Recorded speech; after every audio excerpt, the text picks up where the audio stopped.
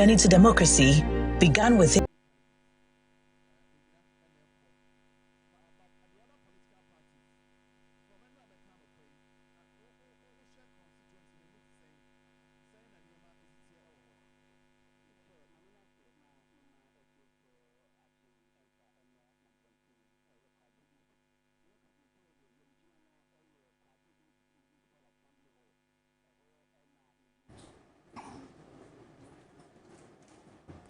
Good morning, Ghana.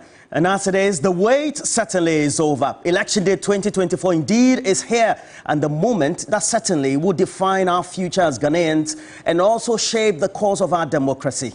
And the big question this morning is, will the former president secure another term, or will the vice president rise to the occasion? Or could the moment be when the yellow butterfly or the marksman disrupt the duopoly?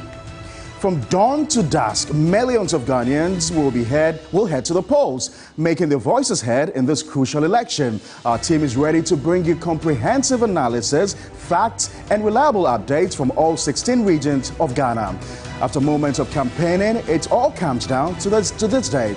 Your vote today is the decision that shapes tomorrow. Trust us to be your reliable partner for accurate, insightful, and timely election coverage. Exactly. And this morning, we will be your hosts on the show. We're on from 6 a.m. all the way till 12 p.m. My name is Na Ashoko, and I'm here with Roland Walker, certainly. Pa Kwesiasari. Exactly. And so we invite you to stay with us. Our election coverage begins right now on your Election Command Center. Ghana, you're welcome to today's show.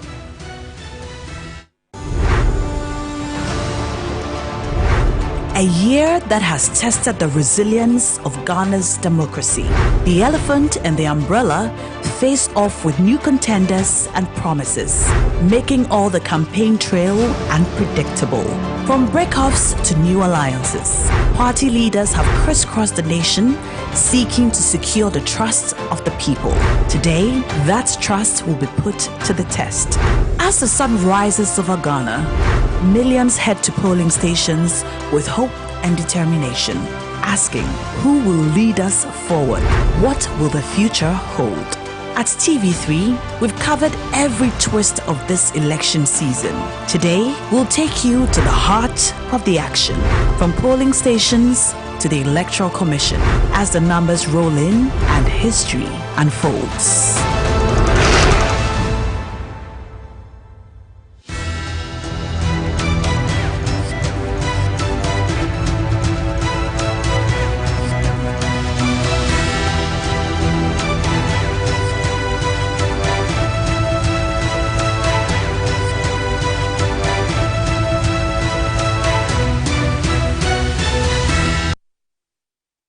You've seen us, you have made that decision, and certainly that choice is going to be yours. What we certainly as your Election Command Center are going to do is to make sure that we also give you that comprehensive information by way of education, by way also of informing you, and so also getting you up to speed with the latest events as they happen, the numbers when we have those provisional results coming in, and ultimately as declared by the Ghana's Electoral Commission. More importantly, you know that we've deployed many correspondents across the country, and certainly we will start already with them.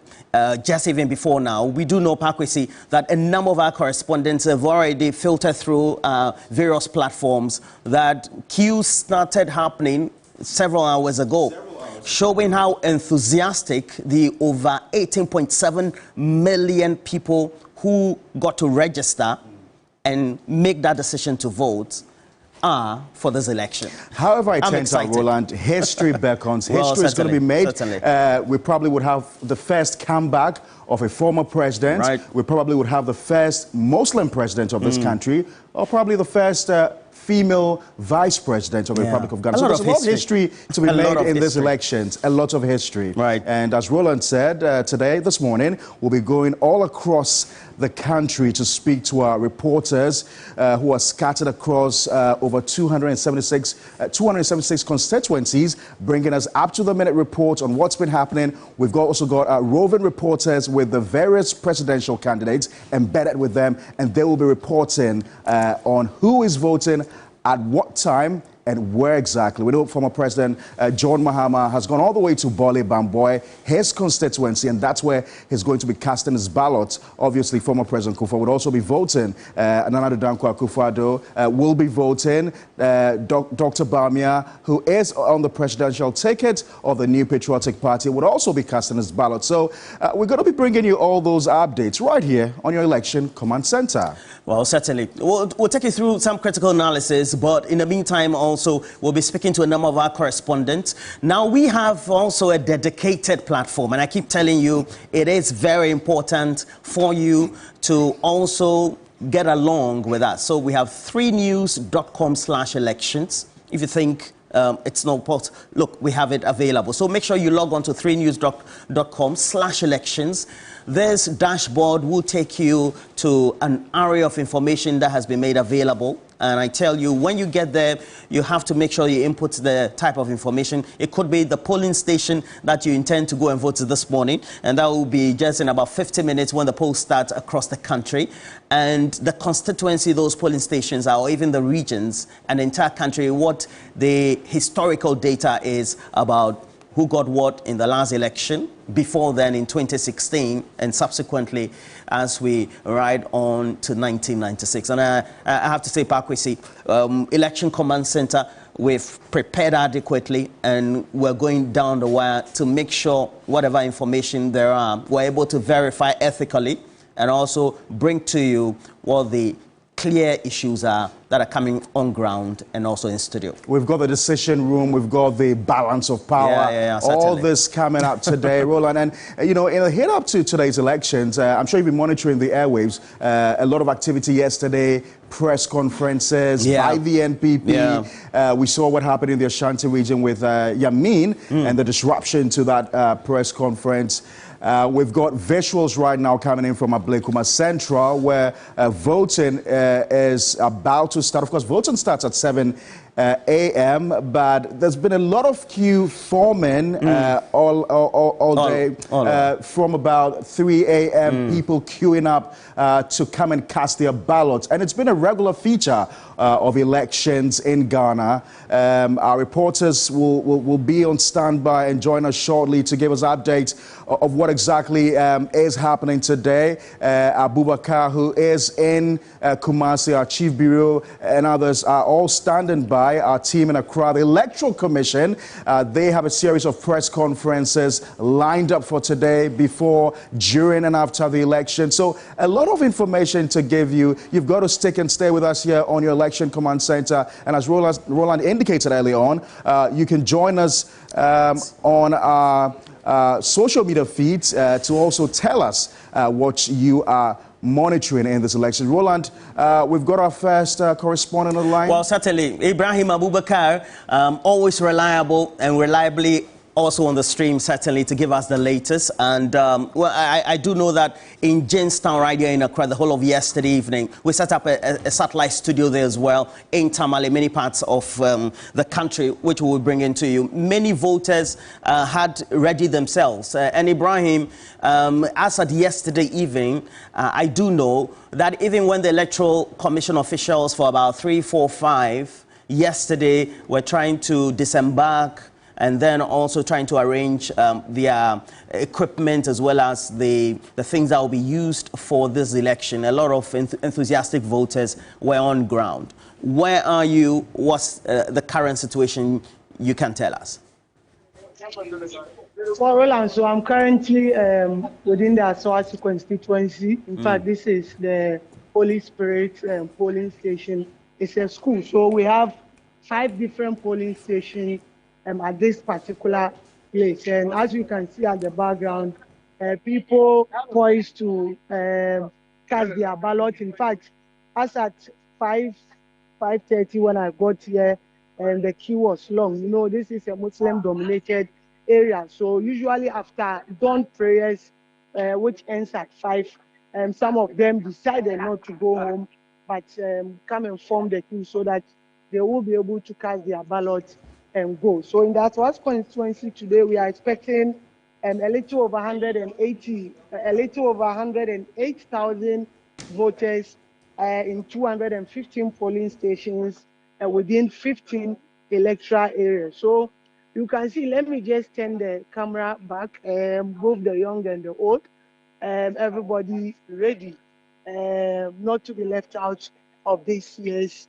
election. And you can also see the security in your shot. I've seen about 7 of them who have been dispatched or deployed to this voting area. In fact, almost all the, not almost, all the 215 polling stations in Asawasi have very, very tightened security here, all just to ensure that the election is being conducted in a free and fair atmosphere and also violence-free atmosphere. So you could see even the aged, they have been provided with benches to be able to sit. The young ones are also there, the youth, everybody hoping that they will be able to cast their ballots early so they will go back to their various homes and wait for 5 p.m. Before they come back for the counting. Well, certainly. So how long have they been there? Were you able to do that interaction? And continuously, if you can do that, if you haven't, that would be brilliant. Well, some of them have been here at 5 a.m. Others also came earlier, but not that early like we've been seeing in the previous years, 4 a.m. or 3 a.m. because most of them live around. So by 5 when I got here, that's when they began forming the queue. But I'll try and engage with 1 or 2 of them and find out how enthusiastic they are and how early they've been here. I'll even try and speak to the agent and see. I know the youth are poised, but I have seen some of the aged here who are also ready. I came and meet them here who have formed a queue. I'll just try and see whether they will be able to speak the P dialect. Good morning. Tambena overdue. I won't say how. About 3 o'clock. Now then, how much is it? How much is that? The members say, vote to, I mean, they can vote to, and it's a Miss Orange Tams. By I won't pay vote to know you were from. I won't say the same 3 o'clock now. Because whenever you know, whenever we vote to serious. Until we saw that watching back. Yeah. That's it. So let me try and get some females to. Oh, good morning. You say about in Anna Moore. Bahabe for. Again, how much is that? I'm a co baby until some trouble in Tamansanama. And it's in a mammy band. So, Roland, you can hear, you've heard some of them. Everybody wanting to vote before they leave to their respective working places and also maybe their various homes. Now, especially in the Asawasi area, do you have other closer polling stations around you? And in which locations are they, if you can quickly do that? Well, we have most of the polling stations around here. We have the Abuabo post office and several others which are very close. I earlier went there.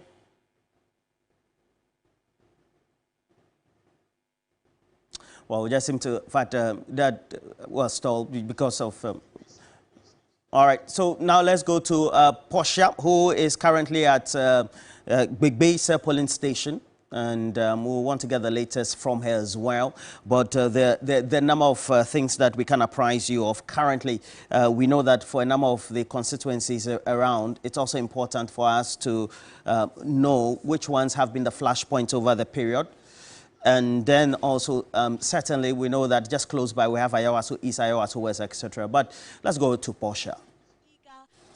Their ballots at exactly 7 p.m. Let me go straight to the first person in the queue. Good morning. What is your name? Good morning, please. My name is Benjamin Labi. And you are voter number 1. How important is it for you to be in the queue to vote at this time? The fact is, this place, we have a lot of the voters. We have a lot of people. So sometimes we want to we have something doing in the morning, you have to quickly just come and sleep over for you to be able to exercise your franchise and leave as early as possible in the morning so that you can also take 1 or 2 activities that you have on the course of the day. That is why I came here overnight to sleep over here. So you are ready to vote at 7? Exactly, I'm ever prepared. All right, so most of the people here who are ready to cast their votes came here. Some even came here at midnight. We have another voter here. Good morning to you, and what's your name? My name is Edward Nihamond. And how important is it for you to cast your vote in this crucial election? It's very important for me to come and vote. And it's like now how the nation is going, we can't. So we need to change our mind or vote for our candidates who can help us in our community.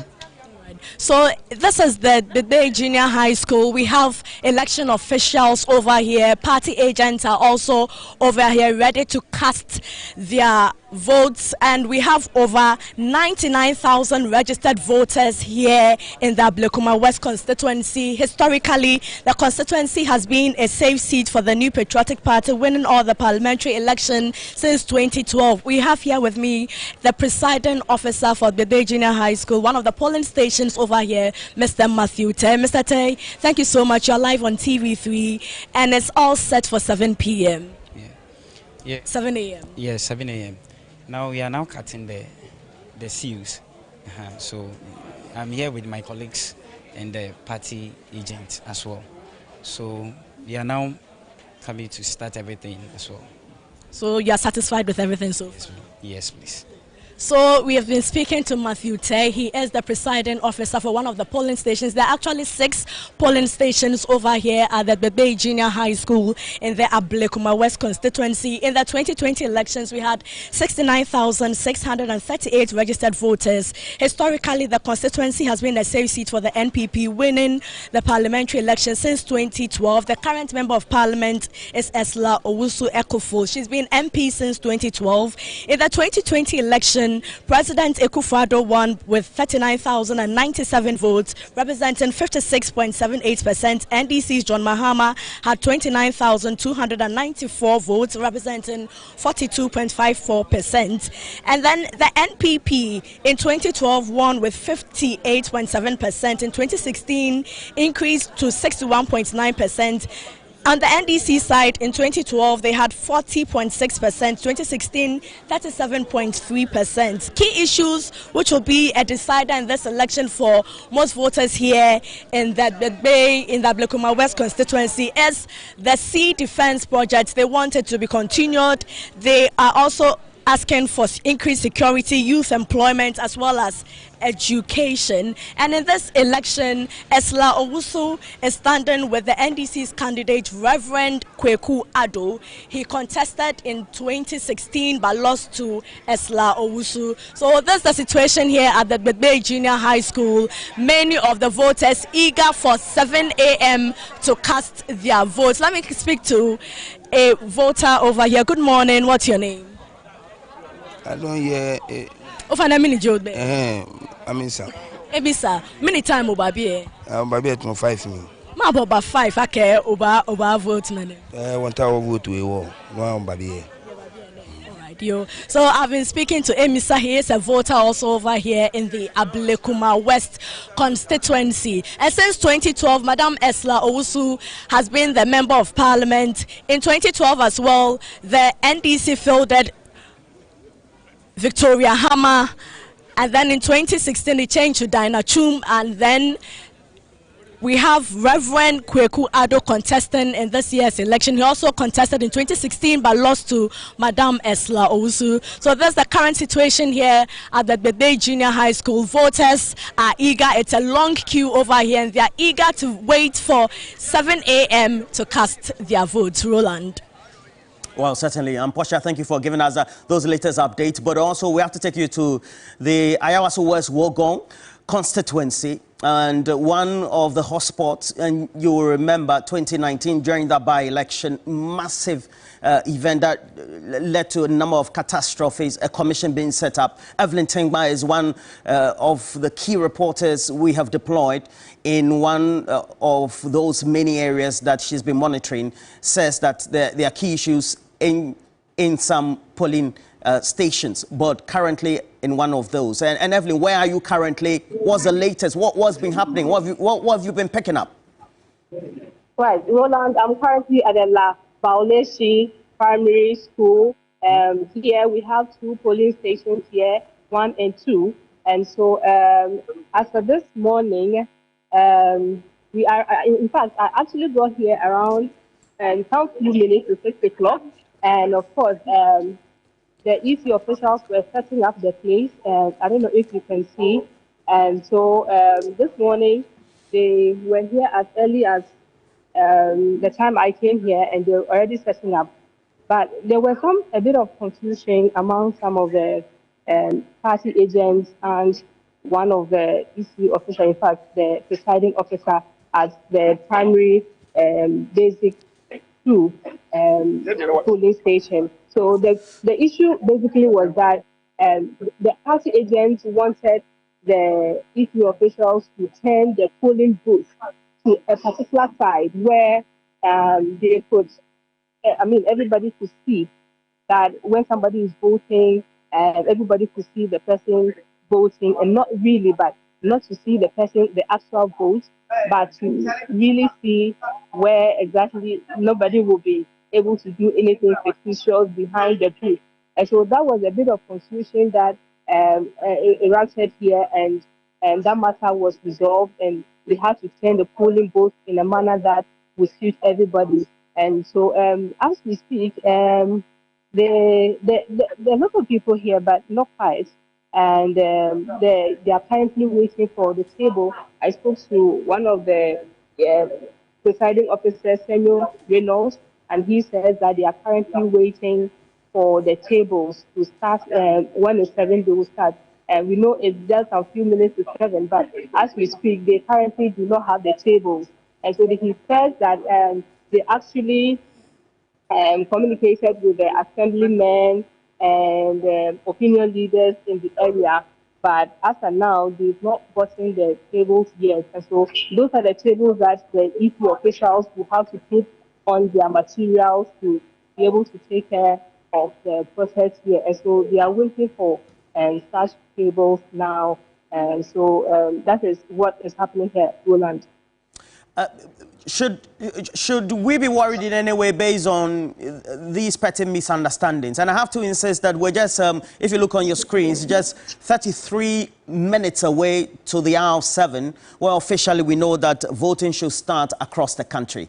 And as you know, we're not only live on TV3, as your election command center with Ghana Decide. We're also on 3FM 92.7. We're streaming across all the platforms. Now, Evelyn, did they say that they intended to resolve some of these discrepancies so that they don't erupt in other polling stations? Yes, exactly, Roland. And so they came to that conclusion, and they had to shift the polling booth in a manner that would suit all of them. Okay. So the party agents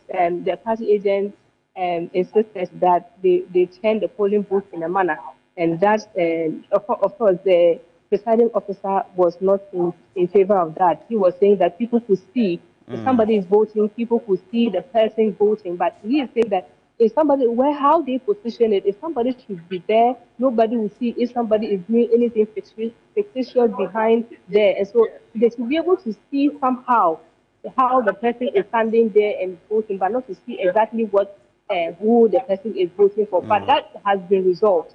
That has been resolved, and in fact, the immigration officer came in here and he also intervened, and that matter has been resolved. So as we speak, this is currently the how they position the box, and this is how they position the polling booth right now.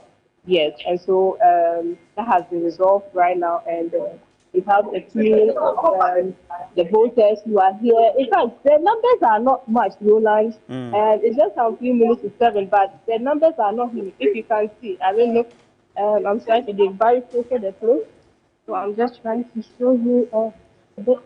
So this is it. So the people are not just much. I don't know. Probably people will come out later in the day to vote, but this is just the queue we have here for the Ladapon Basic 2 polling station. Okay. And even for the basic one, there are just a handful of people who are there, Roland.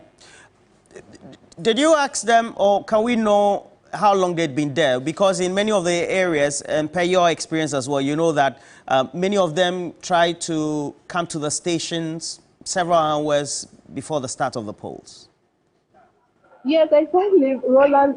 So for them, they just came around this 6 something, because even I got here some 2 minutes to 6, and it was just like 5 people here. And now this is the number we have. So for them, they were not here as early as 2 a.m. and as others would be in other polling stations. I mean, this is just the people here. They came just this morning, around 6. Yeah, so long.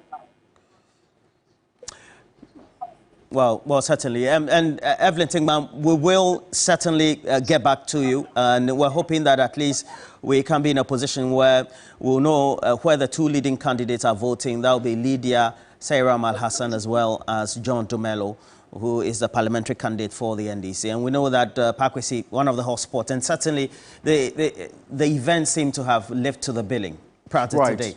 A lot of the things that are happening with all that right happened now in the special voting expected. I mean, we had anticipated all these happenings. You know, a bit of challenges to how the voting pattern should be and all that. They've been a regular feature of elections here in Ghana, and so I'm not surprised at what's happening. Of course, in just about 30 minutes, voting begins, and that's where the real deal starts. And we just hope that there will not be that much disruptions to the voting process. Now, are you surprised about what's happening?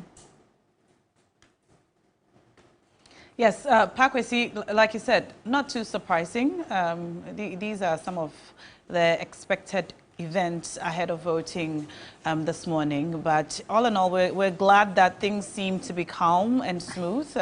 When Portia was reporting earlier, she told us that there were people who had shown up early to vote, and that is also not a surprising thing. Early morning voting has been one of the features of our electoral process. We have people arriving so many hours early, people arriving at dawn, holding their places in the queue with stones and stools and, you know, other personal items. We've seen that happen so many times in the past.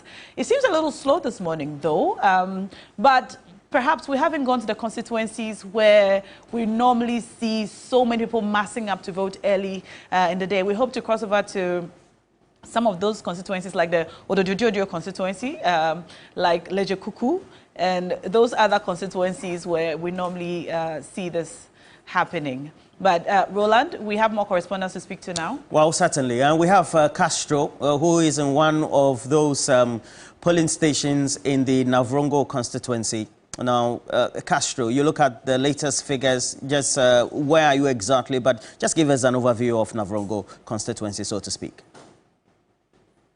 Right, Roland. I'm currently at the Navongo Primary School, which is one of the populous polling stations, if I can say that, in the constituency.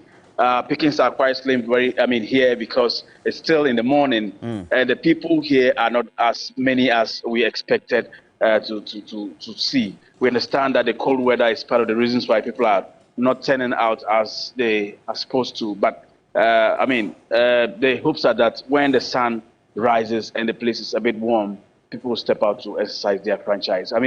People are looking forward to voting and participating in this particular, crucial election. I've been speaking off camera with some of them who tell me that they've been waiting for this day to come, and so they would even come if it's raining to be able to cast their votes to elect the new set of leaders. Back to Roland. Okay, so which of the polling stations in the constituency are very close to you that perhaps within time we'll be able to get an overview of? Right, we can look at the Basna police station, which is in the heart of Navongo. It's one of another very populous polling station with a lot of voters. We are not very certain with the statistics, but we understand that a lot more people are expected there because it's one of the oldest, and in fact, it's the center of town. Another place is also the circuit court, also in the center of town, Navongo town, which is also noted to be very populous. Then followed by the Namolo Primary School electoral area, which is also another very populous electoral area. A lot of the statistics have not been made available, though I've made some requests. As and when I get them, I'll come through to you, Roland. Okay, so where you are, that polling station, just tell us what has been happening so far. I see a number of, and for listeners also on 3FM 92.7, we currently have Castro in one of the polling stations in Navongo, the constituency, and already Navongo Central, so you can find a number of individuals who are just seated, waiting for their turn. But Castro, has the readiness of the Electoral Commission been assured? Do we have the security and the necessary provisions made? Yes, Roland, I don't know if you can see behind me, but quite a number of people are sitting here waiting in a queue. The EC has finished setting up their voting, apparatuses. They finished setting up everything, and the people are now waiting for them to give them the go-ahead, to start the process for them to join the queue and begin to vote. Yes, talking about the preparedness of the EC, I've been engaged. In fact, as early as 4 o'clock, I engaged the municipal director of the EC here in the Navongo area, who told me that they are ready, and in fact, they are prepared to ensure that the elections is credible, free and fair. And they'll be doing that exactly with the police and other security agencies who would be at the various police stations. And yes, indeed, I can see a lot of security men here. I see the police, I see immigration, I see fire service, and I see personnel from the Ghana Prison Service as well. All at these various electoral areas police stations that I've visited so far this morning. And I can tell that they are all prepared and poised. The EC, unlike other elections where we've come to police stations and they are at somewhere around 7 and they are yet to even set up. This time, the setup was even completed even before it got to 6 o'clock. And this shows that they are prepared to ensure that the electoral process is smooth and fluid.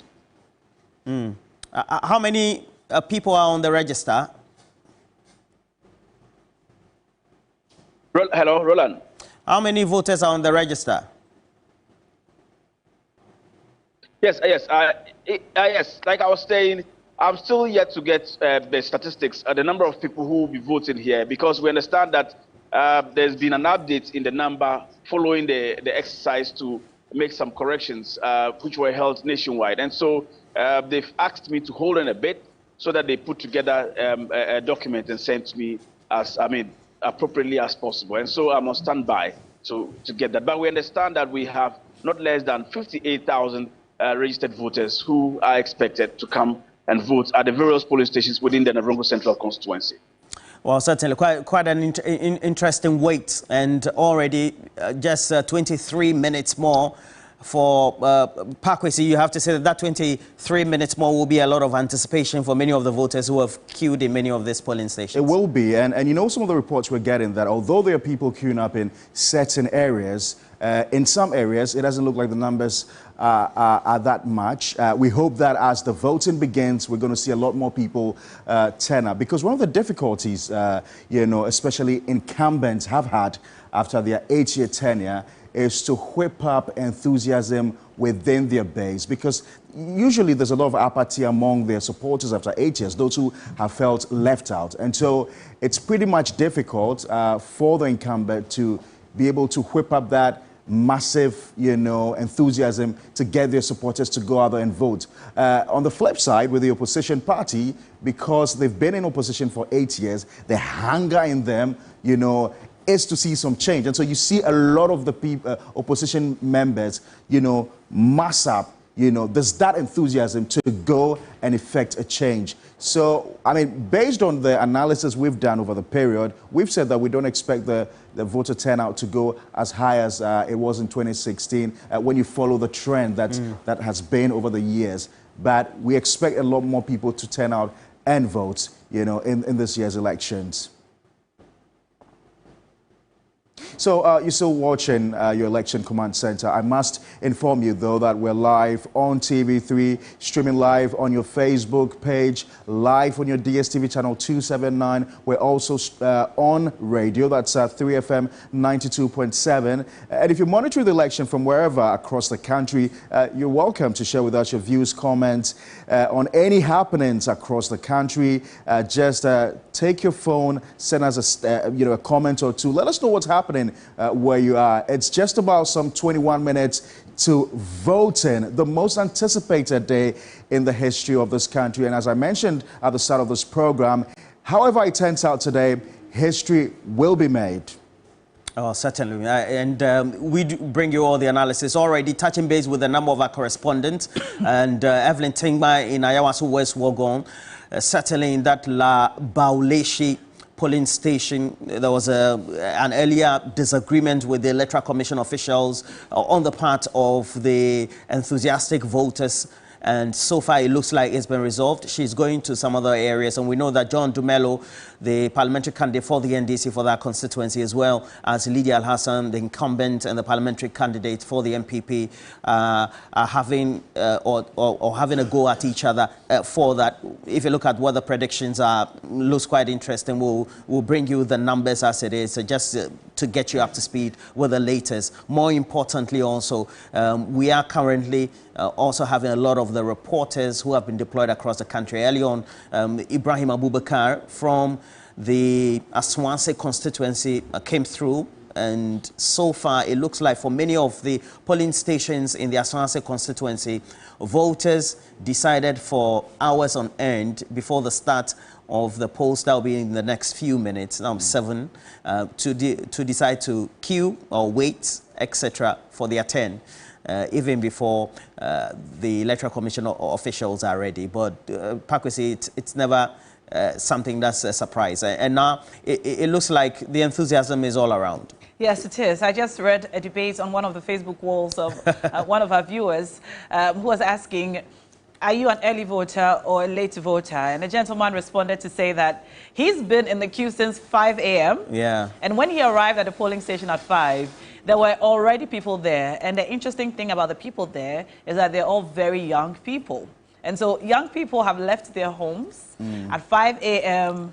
to vote. And I asked if he saw any stones or buckets like we've seen in the past. And he said no. They're representing live. A lot of them are streaming live on their various social media handles to encourage other young people to come out to vote. And I think that's very encouraging. Other people are also saying they're going to wait until about after 3 p.m. when the numbers go down a bit before they go out to vote. But either way, we're happy to hear that a lot of the registered voters are going out to vote. That's what we've been advocating for. It's important for us all to go out, exercise your franchise, do the right thing, arrive at the polling station, cast your vote, do not take pictures of your ballot paper. It is wrong, it's an infraction. You are not allowed to do that. Take your ballot paper, vote, and go home and watch TV3 and listen to 3FM and watch our live streams on all our social media platforms so that you'll be updated, because we're bringing you a very comprehensive coverage. This is your election command center. And Roland Walker Pakwesi and I, soon after 12 o'clock, when we hand over to the afternoon shift, we'll be going to our polling stations also to cast our votes. Is that right, Roland? Right now, and you know, Roland, in the run-up to today's elections, especially in the last few hours, I don't know what you have seen, but I saw very little activity from the other political parties, like the Butterfly Party, the independent candidate, Ala Chairmantin, and the other parties. I really saw very little of them. It was all about the NDC and the NPP and what they were doing last minute to get their supporters, you know, excited and enthusiastic ahead of today's elections. But there's going to be a lot of activity in the Ashanti region, which is a stronghold of the New Patriotic Party. Our eyes are going to be there to get you the latest updates. And pretty shortly, I will give you a sense of why the Ashanti region is very important in this year's election. It has traditionally been the stronghold of the New Patriotic Party. That's where the numbers are for them. And the reason why they think that with over 80% or 75% of votes coming from the Ashanti region, they're likely to win these elections. And this is because in 2008, Nana Akufo-Addo, in his very first attempt at the presidency, held the presidency or held the vote with just two regions, the Eastern and the Ashanti region. The Ashanti region is so huge that the NDC, in order to nullify the votes from the Ashanti region, would have to combine Old Volta combine the OT region, the northern region, you know, together with a few other regions to be able to nullify the votes that come from the Ashanti region. But guess what? There's also the eastern region, which is a stronghold of the New Patriotic Party. And so the path to presidency has always looked a bit easier for the New Patriotic Party compared to the National Democratic Congress. This is because of the concentration of numbers in the Ashanti region. You know, the numbers are there, huge numbers, you know, Roland, and that's why we've got to pay attention to what happens there. And the NPP has realized that there's a bit of a disaffection amongst the people in the Volta region, and that's why they're trying to eat away certain votes of the NDC in their strongholds. So they're making incursions, or they're making inroads into the Volta region, and that's going to be a challenge for the National Democratic Congress. But they also want to counter that with increasing their votes in the Ashanti region. That's why they're targeting some 30% of votes in the Ashanti region. You know, they did that some time back, but that was in the Rawlings era, you know, where they got about 30 or 35% votes there. But when you compare what they did in 2020 to 2016, you'd see that marginal appreciation, although marginal, it's very significant for the NDC in the Ashanti region, because the votes they garnered in the 2016 elections compared to the 2020 elections was an appreciation. Compared to the New Patriotic Party that saw a decline in the votes that they got in 2016. And if history is anything to go by, we do not expect the New Patriotic Party to appreciate that much, you know, in votes, you know, in the Ashanti region this year. So a lot to look out for. The stakes are really high in this year's elections. Roland? Well, certainly. We'll make sure that we get at least many of the areas that we've already visited, and certainly try to speak to the numbers. Navongo Central will be one of them as well.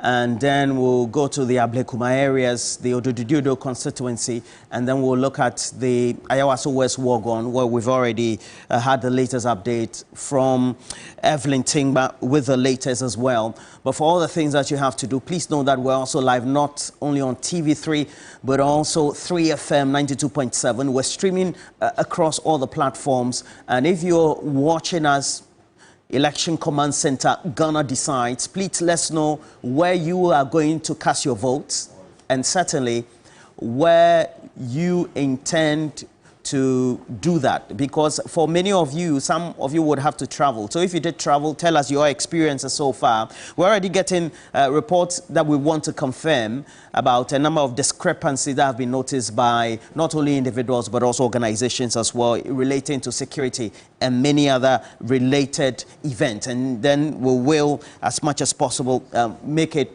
available for you, based on our own ethical standards of trying to rigorously make sure that we are able to verify the best of the information that we tend to have. Again, it's just 12 minutes to the polls, and it also means that as you're watching us, you're getting ready for that latest update. And which of the constituencies can you give us? And now, Portia is at the Assemblies of God polling station in one of the constituencies, and so we'll have to speak to her as well. But yes, more importantly, I guess it also means that many of those voters would have been ready, and the experiences are very varied. You take a look it's exactly 12 minutes to the opening of polls, and Portia has been able to move from the last constituency she was at. She's now at the Assemblies of God constituency. If we have Portia, let's talk to you now.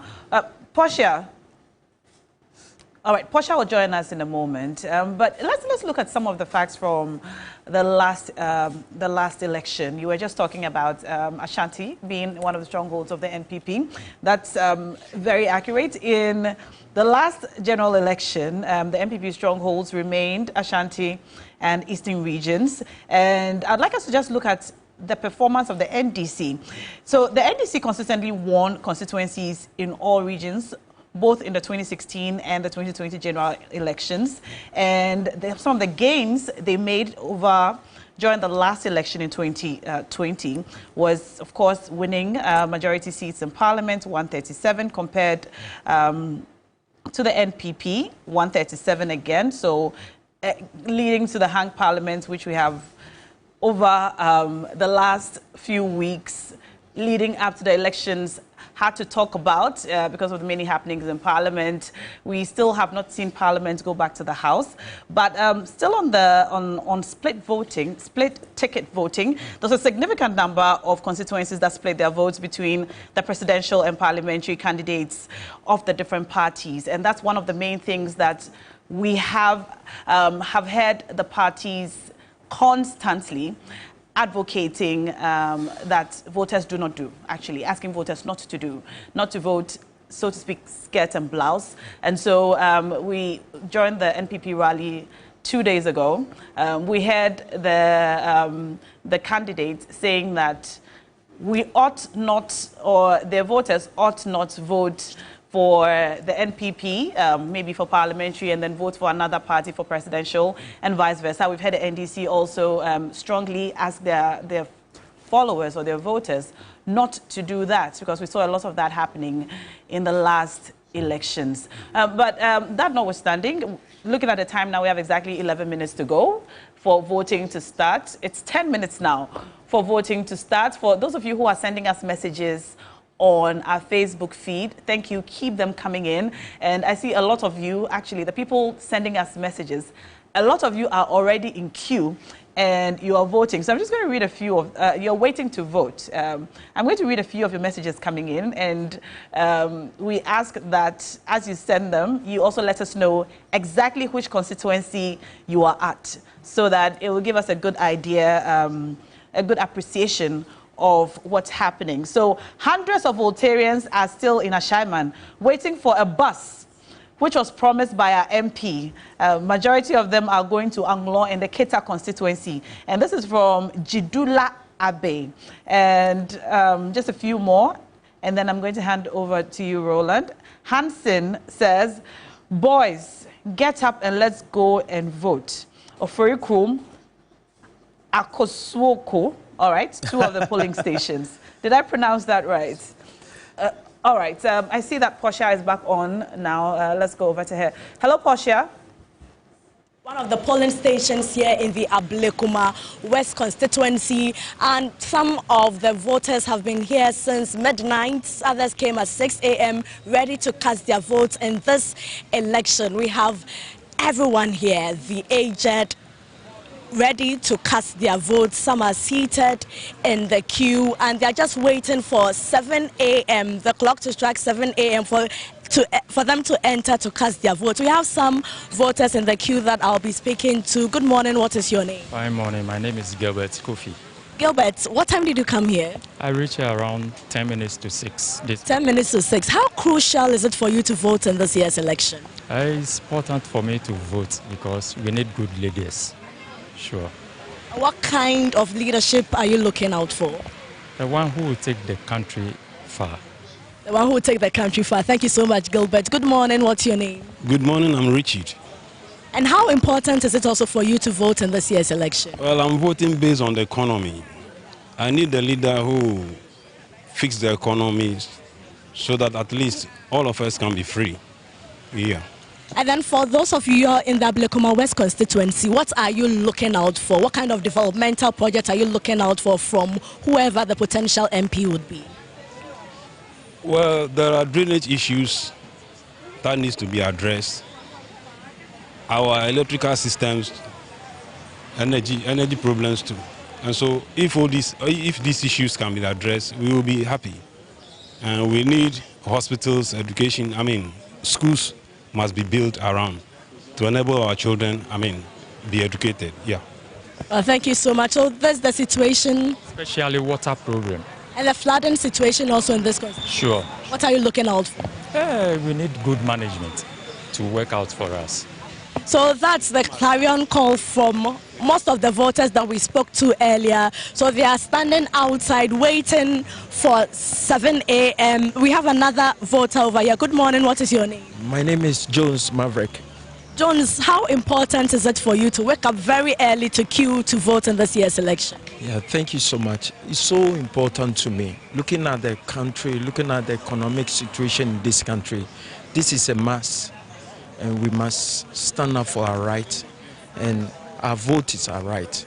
That's the main reason why we are here this morning. Now, you are a voter in the Abluma West constituency. What are you looking out for? Oh, I'm looking for development. I'm looking for good schools, good hospitals. I mean, so that the most important thing, the economic crisis in this nation, so that we will be free. I don't want to buy something which I don't have the means to buy it. We must be free in this country. That's the main reason why I came here very early to vote.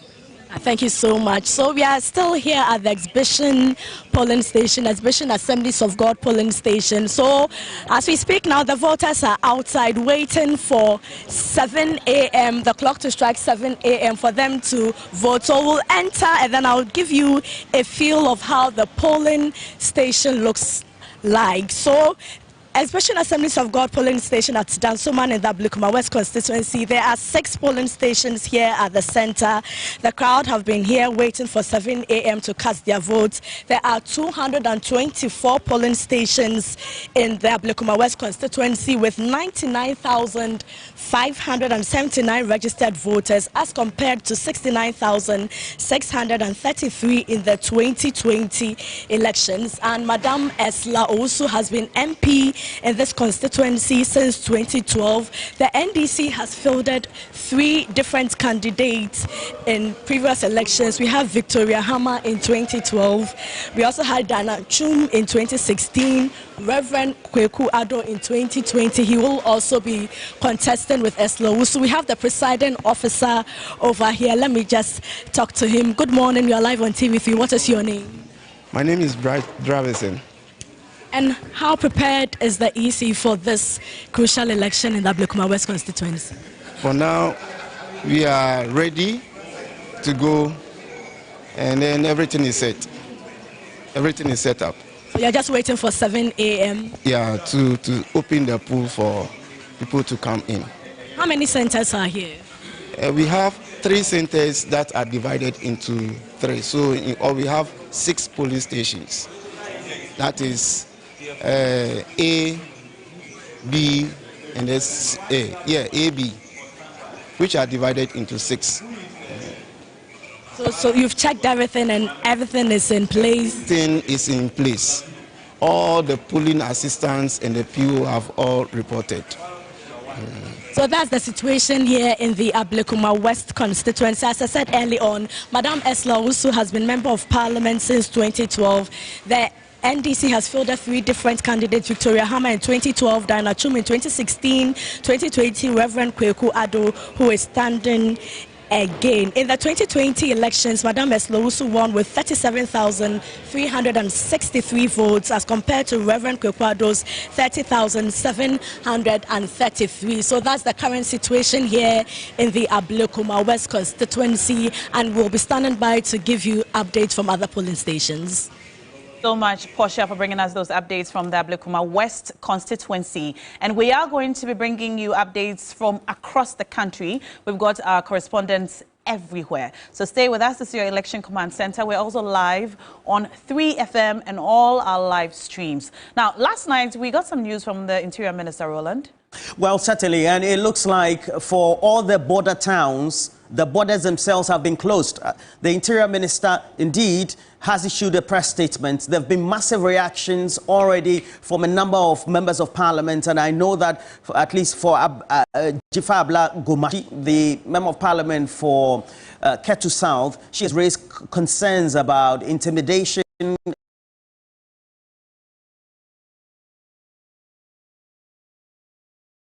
etc. However it is, this is what the statement does indicate. It says that the Ministry of the Interior has ordered the temporary closure of all land borders as part of measures to ensure the integrity of the polls today. And they're saying the temporary closure is with immediate effect, and on up to Sunday, the period where we're going to have the election, that will be up to tomorrow. And so the ministry is also urging all citizens, they say, and then also all travelers to and from Ghana to cooperate with state security agencies enforcing this directive, and a number of agencies have been copied. I see here the Minister of Justice, the Attorney General Department, of course, and then also the various entities that are supposed to know. More importantly, we also have deployed correspondents across many of those parts of the country, across the border towns, to get to know how this is affecting residents and what concerns they are, because there are reports of perceived intimidation, and then also deployment of security services personnel across many of those border towns. They say that there's extensive intimidation leading to many of those concerns. Just in case you're living in many of those border towns or communities, please make sure that we are able to get the latest from you. What is your experience so far with the border closures? If you're watching us on our stream, that will be 3FM 92.7 and certainly TV3 Ghana as well. Let us know what you make of the border closures and whether you think any of your family members have been affected. And so far, I have a number of comments as well. This one is coming from Jidula Senya, who says that, yes, my auntie lives in Lome, wants to come and vote, and certainly that hasn't happened. We're cutting down.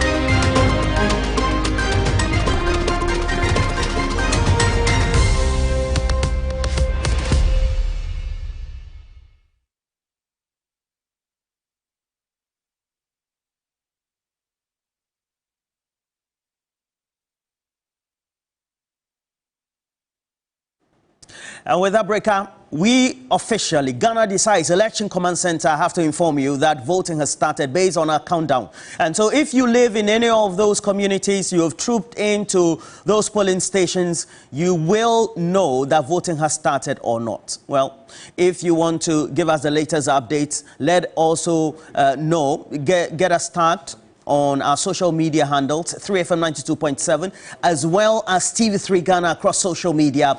And please tag us with your pictures, your videos, your experiences with your voting, as well as your voting attendance and all the things that you see.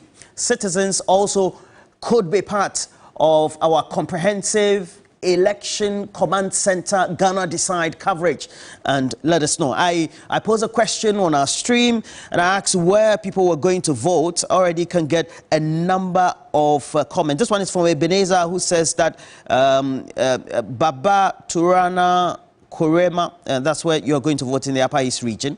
And then also somebody said he needs cash to travel.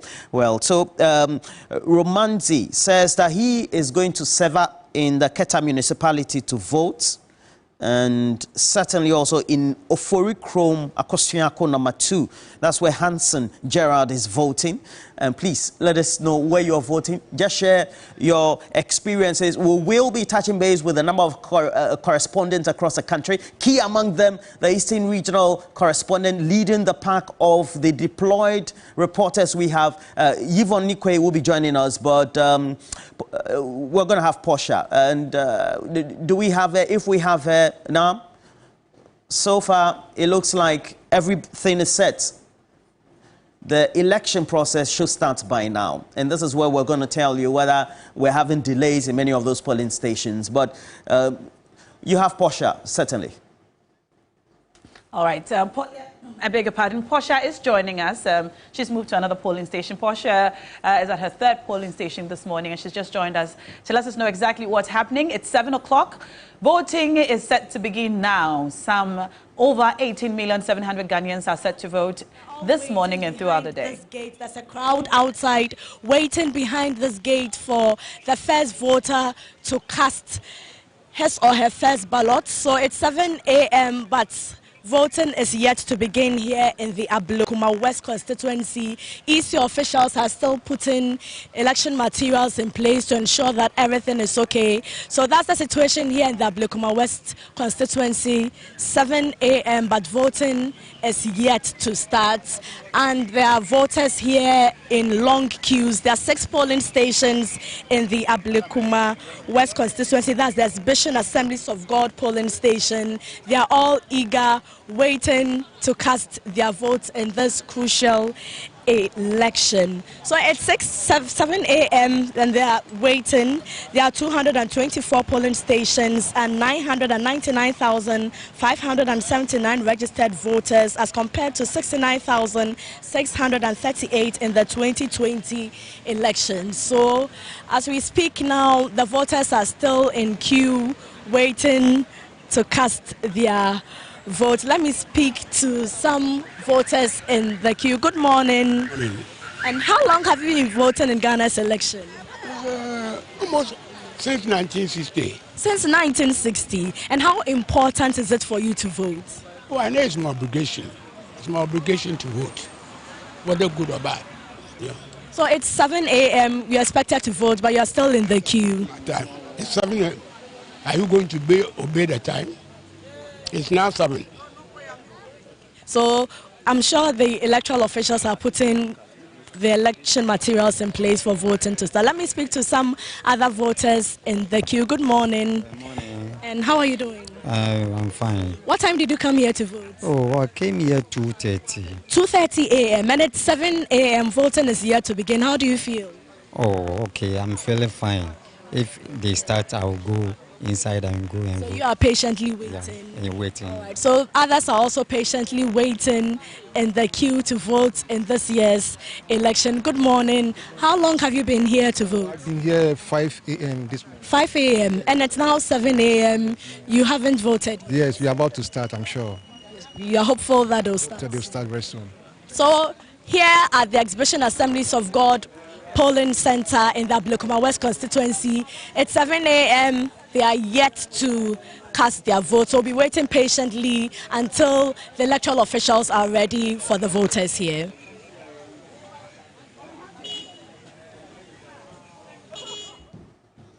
Well, it looks like all is set, and we'll go to the eastern region, but for all the things that we have to do now, as well as PK, everything is set. It looks like the enthusiasm, people want to be part of the process. You see somebody who is aged, but or middle-aged, so to speak, but still very much interested in the polls. And I have a number of the comments here. This one also is coming from Blueprint Isikado, who says that, he says, Senior, by close of day, we're going to have Charles Bissiu emerge as victorious winners, so as victorious, and then a number as well, and then also, but we have to go to Kinto South, and we will touch base with Kinto South. You know that, Pakwesi, it's about the Minister of Interior's statement that has been issued publicly, closing all borders. And I know that for many of those border communities, and very much for somebody very close to Volta region coming from there, I know that there are people who live on the other side of the border. They sleep here, they wake up, come to work on the other side, and it's a very fluid or a very thin line or unimaginary border, so to speak. Look, however you look at it, I've heard people from yesterday condemn that action by the government, because however you look at it, there are Ghanaians who are living outside Ghana who need to come and cast their ballot as part of their civic responsibility. I mean, I've heard people like Senyo Hosi, like Kwesi Pratt, for instance, who say that singular action by the Interior Ministry is wrong and unconstitutional. Let me go and engage with Christopher Marco. He is one of our correspondents to bring us up to speed with what's happening where he is. Chris, first of all, tell us where you are and whether or not voting has started. Yes, can you hear me, Pakwesi? Christopher, I can hear you all the way from Tamale Central. Tell us what's happening where you are. Yes, so here at the Tamale Central, voting is here to commence. This is the SDA polling station here in Tamale. And even though the voters are here in the queue waiting for voting to commence, but EC officials are still putting the arrangements together for the voting to commence. Chris, have you recorded any incidents of irregularities? Yes, so as it stands now, there hasn't been any reported case because the voters are now trooping here at the SDA polling station in Changle. Of course, it is the Tamale Central constituency. That is the constituency of Murtala Muhammad, the incumbent member of parliament, who is contesting with the mayor of Tamale, Sule Salifu. And this constituency has been an NDC stronghold. And yesterday, while interacting with some of the voters, they've been saying that they are going to, as it were, ensure that the NDC continues to hold on to this seat because it is an NDC-dominated constituency. Chris, does it look like people are fired up and gingered up for this year's elections? Yes, so the first person to report at this particular polling station came here around 5 a.m. and the second person also arrived around 5:10 a.m. And so I must say that looking at the numbers in the queue, most of them are geared up. You go to other polling stations, especially in the Sagnargu and Tamale South constituencies, where we have greater numbers of people who are coming out to vote today. More people have already joined the queue and waiting for voting to commence. I've just been signaled by one of our volunteers that voting has commenced in other polling centers. Thanks very much. Christopher Amwaku is our correspondent in the Tamale Central constituency, where he says voting has started. We'll be touching base with a lot more of our reporters scattered across the country to get exactly up to speed on what's been happening there. But this is your Election Command Center. We're streaming live on Facebook, live on your DSTV channel 279. We're also live on 3FM 92.7. Listen, if you're monitoring these elections and you've got any reports of incidents of irregularity, feel free to share your comments with us. Go to our Facebook page, Instagram, or on Twitter. Share pictures with us and share commentary also with us. We're happy to share them with the rest of the world. I don't know if we have any of our reporters on the line right now to interact with. Certainly, and you know, for such situation, they're coming thick and fast.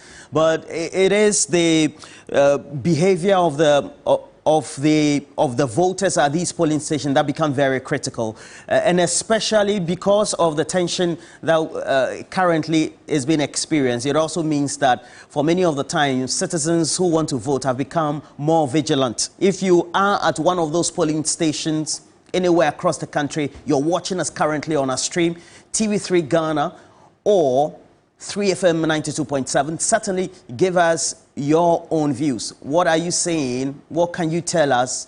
If you can tag us with pictures and videos, we'll be very happy. Individually, right, you can also Roland, go to... that's absolutely right. Let me go to Adams Wompone, who is in Kintampo, monitoring the process there. Adams, good morning to you. Tell us what's happening where you are. Well, I'm currently at the Kintampo Central SDA Church, which is one of the police stations here in the Kintampo North. And what's currently happening is that the Electoral Commission officials are putting things in place to kickstart the voting process. There's a very short queue here. The people here are not quite many. Previously, there were 2 polling stations here at the Central SDA Church, but this year they have divided the police stations into. In fact, they have sent some of the police stations to other parts of Kintampo. So here, this year, there's 1 police station, and as I indicated, the queue here is very short, and the Electoral Commission officials are currently putting things in place to kickstart the voting process. And do you know if there have been any irregularities recorded so far, any incidents?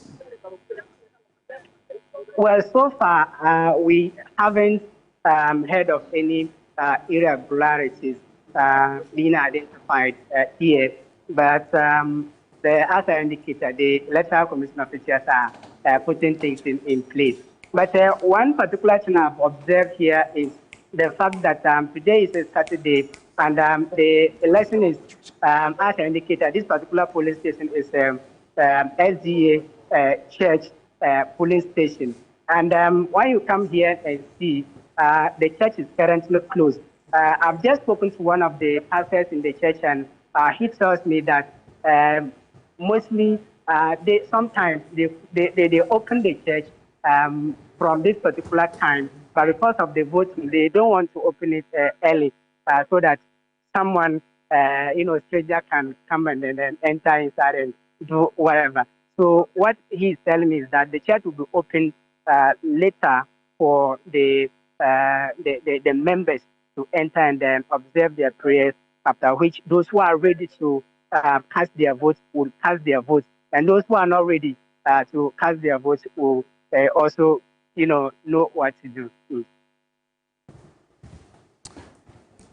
Right, Adam Wumpany, thank you very much, and keep an eye on what's happening. We'll come back later to you to get more updates on this year's elections. Adam Wumpany is all the way in Kinto North, bringing us up to speed on latest development. Roland?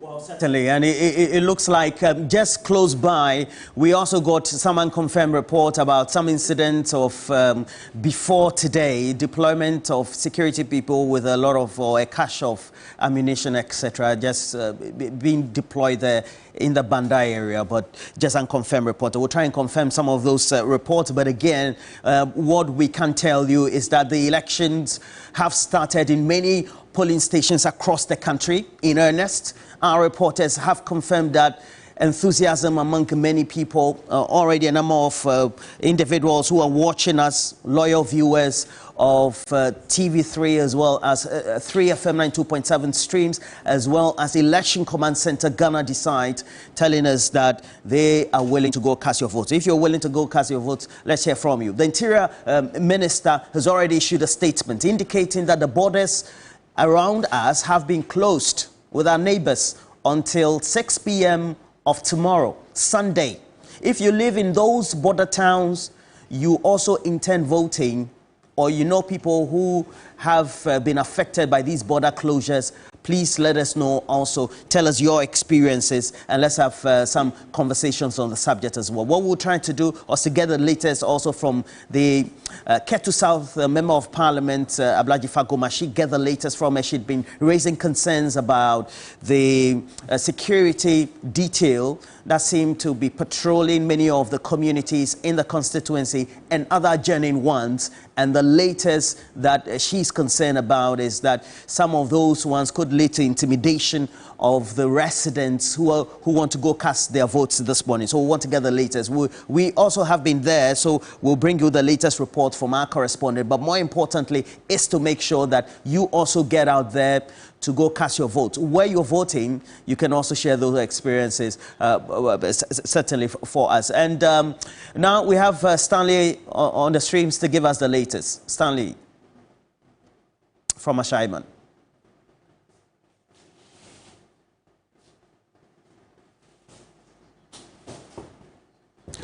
All right, so we seem to have lost Stanley there, but what we're going to do is to make sure that we get the latest as it is. And if you know that you are in any of those areas, you're voting, and you've had experiences, please let us know. Solomon Sanda, also getting ready, a resident of Takrady.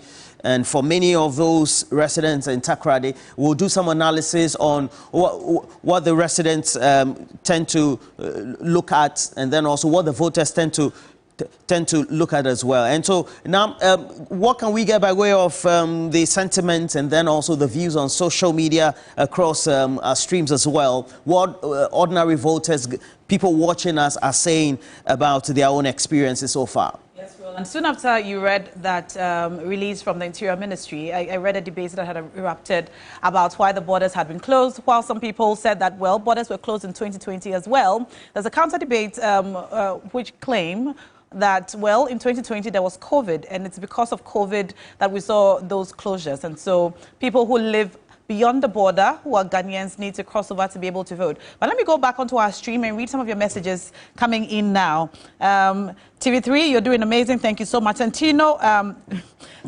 Cheddar will win, all right? All right, everything is possible. And there's a message from a nurse who says, Roland Walker, I'm happy to be voting today. Thank you so much for this comprehensive coverage. It's exactly 7:05. Voting is about to start. The first person is with the table. Security is tight. I can count about 7 different police officers here and 1 immigration officer. I'm reporting to you live from Hohoi, Bikpata, Pentecost Central. All right. Itanyako is asking what can be done. Okay. What can be done about what? I'll just go up and try to find the rest of your message. Ewudema, Ghana. All right. Let me just ask you, please, when you're texting us under the live stream, so that we'll be able to read your messages, please keep your language decorous, all right, so we can share live on air. Hello, Roland. I'm a nurse. I'm currently in the ward. I have so many patients who want to go and vote, but of course they can't go. What do you think the facility can do to help these patients? A lot of these patients are of stable mind, but they can't vote. And finally, before we come back to you, Roland, from Igorich We All says, freedom and rights for all could be compromised by the threat of a 10-year sentence. All right, that's interesting. Hashtag read the family values bill, vote wisely. All right, and many more of you are sending in your messages, but we're going to cross over to some of our correspondents now, Roland. Well, certainly. So we're just going to do this just because it's the early part of the voting process, a very fluid situation. Reporters trickling in with a lot of report. Stanley Niblewu in the Ashaiman constituency in one of those polling stations. Yvonne Ikwe also, the leader of the team in the Eastern region, as well as other reported that she also is supervising in one of those polling stations. Stanley, if you're on standby, what can you tell us? Yvonne, if you're also on standby, what can you tell us? But first, let's go to Yvonne. Yvonne, what's the latest? Where are you exactly? And what overview can you give us so far? Okay, so Roland, I'm currently at the Kwekwe polling station in the New Japan South constituency. This is the heart of the capital, which is in Koforidua. About 1,500 of electorates are voting in this particular polling station. We're expecting across this particular constituency 47,000 eligible voters to partake in today's exercises in 101 polling stations. This constituency has parliamentary candidates contesting, that is Ochibefi, Dr. Martin Ofe, and then Ivan Zapia, who is for the independent candidate. Dr. Martin Ofe is for the MPP, whilst Michael Ochibefi is for the MPP. Across the Eastern region, we're expecting 1,800,000 people to vote in about 40,000 polling stations. So this is the overview in the Eastern region. And where you are, can you tell us whether the experiences of other polling stations where voters decided that before even it was 7, by the onset of dawn, they will be at those polling stations enthusiastic to vote? Have you experienced that as well? What are they saying? Well, I got here about 5 a.m. And before I got here, a number of the voters have already got here. Okay. Let's get to speak to one of the ladies I met here when I got here. Her name is Mary. Mary, tell us, you were here before 7 a.m. to cast your ballot. Exactly what informed that decision for you to get here before that time? Okay, I got here around 4:30 to skip the number of people here, because the queue is very long, and for me to be able to cast my vote early, then get home and get other things doing. So it's the reason why I was here early to cast my vote. So, Roland, we've heard Mary speak to us. There's another voter who is yet to cast her ballot. We'll be speaking to her shortly as well. Yo, me pacho, you're watching about TV3, so me who say what na ha say, piti anopa oba ye, we try so better banana. Me try say me to banana, friend me Georgina. Me to about the kitchen. Me try say commercial see, na me smart to my ba. But me executive. Yo. Roland, basically what she's saying is that she's actually waiting to be able to take part in the process, even though there's a handful of people in the queue waiting to have their turn in this particular exercise. Across this polling station, we have 3 polling stations Kwekutri A, B, and C. That is why we're having about 1,500 voters in this particular polling stations. It's one of the polling stations with that huge figures. We'll be going across a number of polling stations in this constituency and beyond the constituency. Probably we'll take a shot at the president constituency as well to see how he would fare to vote in his last term in office. Okay, so what does it look like? Because I know that if you move out from New Jaben South, that's Kofodia and its environs, you also go up north to go to New Jaben North, and subsequently, how is your detour going to be like, Yvonne? So, Roland, we will do New Jaben South, pass to North, probably see what is happening in Suhum, because of the dynamics that is there. Yeah. And then we'll make our way closely towards the president's constituency because they share boundaries. And so that will be the detour. And then, if it's possible, why not? We want to have a view of what the Akosomo area looks like, because we do know that Honorable Pius Ednam, which is for the MPP, and the NDC, Honorable Nyako, are having a tight contest in that particular area. We're seeing how all of this will be done within the hours now until 5 p.m. when the votes are done. All right, we'll see how that goes. Yvonne Hikwe, just giving us the latest as we have it from the polling station she's visiting currently in New Jaben South in the eastern region, and she did enumerate where her outlines by way of her route will be from that constituency and then get to the next as well. Stanley Niblewu, you are in Ashaman constituency, one of the hotspots. And as we get Stanley on the stream, Pakwesi, Ashaman, one of the most populous constituencies that we have, as they've always been in the last couple of elections, if not the entire Fourth Republic. Yeah. Concentration of the Zongo communities as well. But Roland, I'd just like to take us back to the Ashanti region and why I said the Ashanti region mattered so much in this year's elections. I'd like you to look at this map of the Ashanti region. I'm taking you back to 2016. In the 2016 elections, Nana Akufo-Addo got in excess of 1.6 million votes compared to John Dramani Mahama, who had a little over 500,000 votes. Now, take a look at the numbers and the difference here.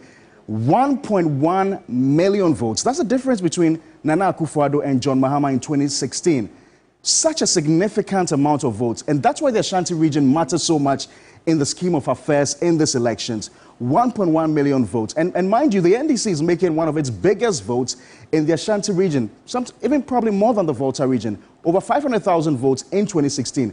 And how are you going to catch up with that margin of 1.1 million votes? You need the Volta region, you need the northern region, you know, and even some parts of the central region to be able to, you know, marshal or match up to the votes that the NPP is getting in the Ashanti region. So when you look at the map, let me just zoom in the map of the Ashanti region.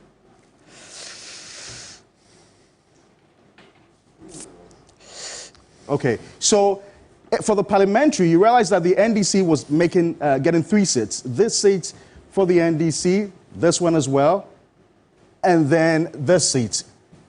So that's the Subin Setra Fram Plains, the Efija Setra constituency. They're all NDC seats. And then you have this huge, you know, enclave here occupied by the NPP.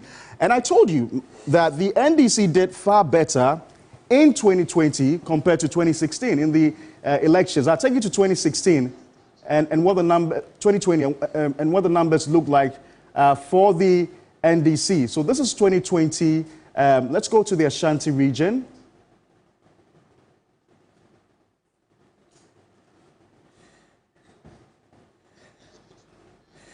So this is the Ashanti region, 2020. This is the Ashanti region, okay? So John Dramani Mahama is making in excess of 650,000 votes in the Ashanti region compared to Nana Dankwa Akufo-Addo, who was doing a little over 1.7 million votes. They narrowed out the difference. Now, I'm going to come back to this graph to elaborate a lot more on it. Very interesting, especially knowing that we spoke to Ibrahim, especially from Asawasi and some of those bordering constituency where he gave us those perspectives. And I think that looking at some of those stronger constituencies in the Ashanti region, give us a certain perspective historically, right? So look at this number, for instance, 650,000 compared to about 500,000 that John Mama did in 2016. So the NDC appreciated in votes. In 2020, very interesting. Yes, while the NPP, depreciated a bit in the vote. So I'll come back to you, and then I'll just go and elaborate a bit more on the map, Roland. Okay. So you take it over and speak to Stanley. All right, certainly. And we have Stanley Niblewu in one of the, I have to say, most populous constituency we have in Ghana, highly populated constituency we have in Ghana as well, and that's all in the Greater Accra region. So Ashaiman constituency is where the young man is. How are you faring so far? Your experiences before 7 o'clock, were voters enthusiastic so far, Stanley, as you tell us where you are? Yes, Roland. So basically, when it comes to the Ashaiman constituency, just as you mentioned, it is the second most populous constituency in terms of voter population in the whole country. And so this morning when I got here, you could tell from the actions and inactions of the electorate that have queued at the time I got here indicates that, well, these people are interested in partaking in the process, and they were happy just to come here as early as 5 a.m. to queue so that they can go through the process to cast or elect a president and also elect a representative to the 9th Parliament of the 4th Republic, Roland. So has voting started in the polling station where you are, or at the polling station where you are, and others that you've surveyed before now? Yes, Roland. So just as you can see behind me, voting has started. The electorates are going through the process, exercising their franchise.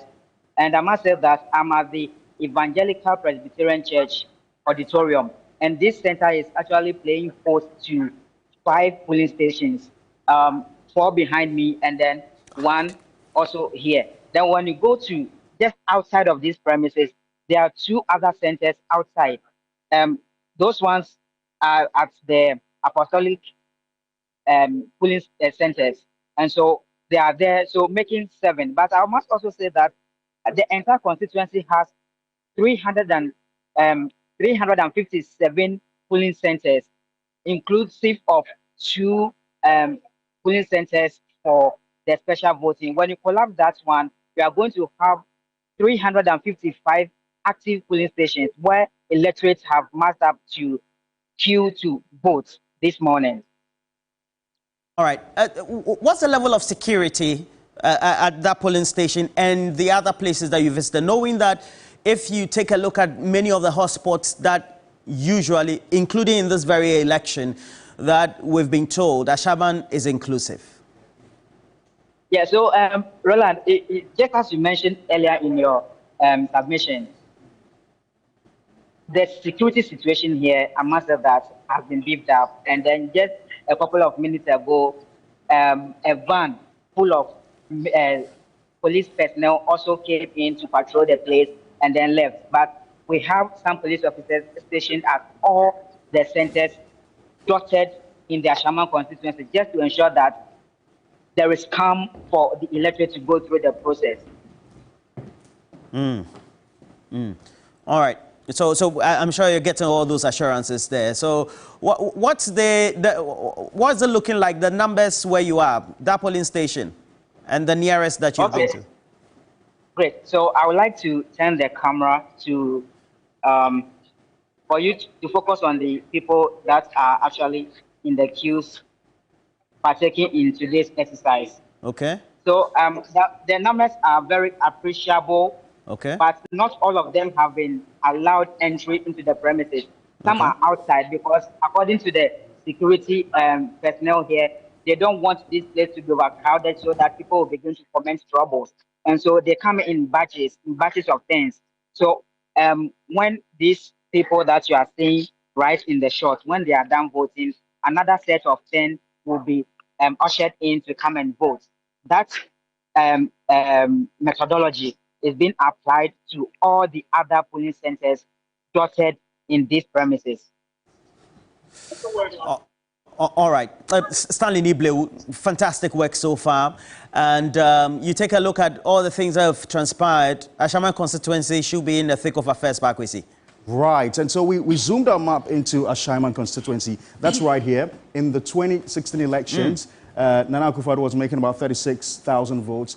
John Mahama making about a little over 50,000 votes. So that is green. Ashaman is very green. Let's see what happened in the parliamentary for Ashaman. Ernest Henry Nogbe, right there.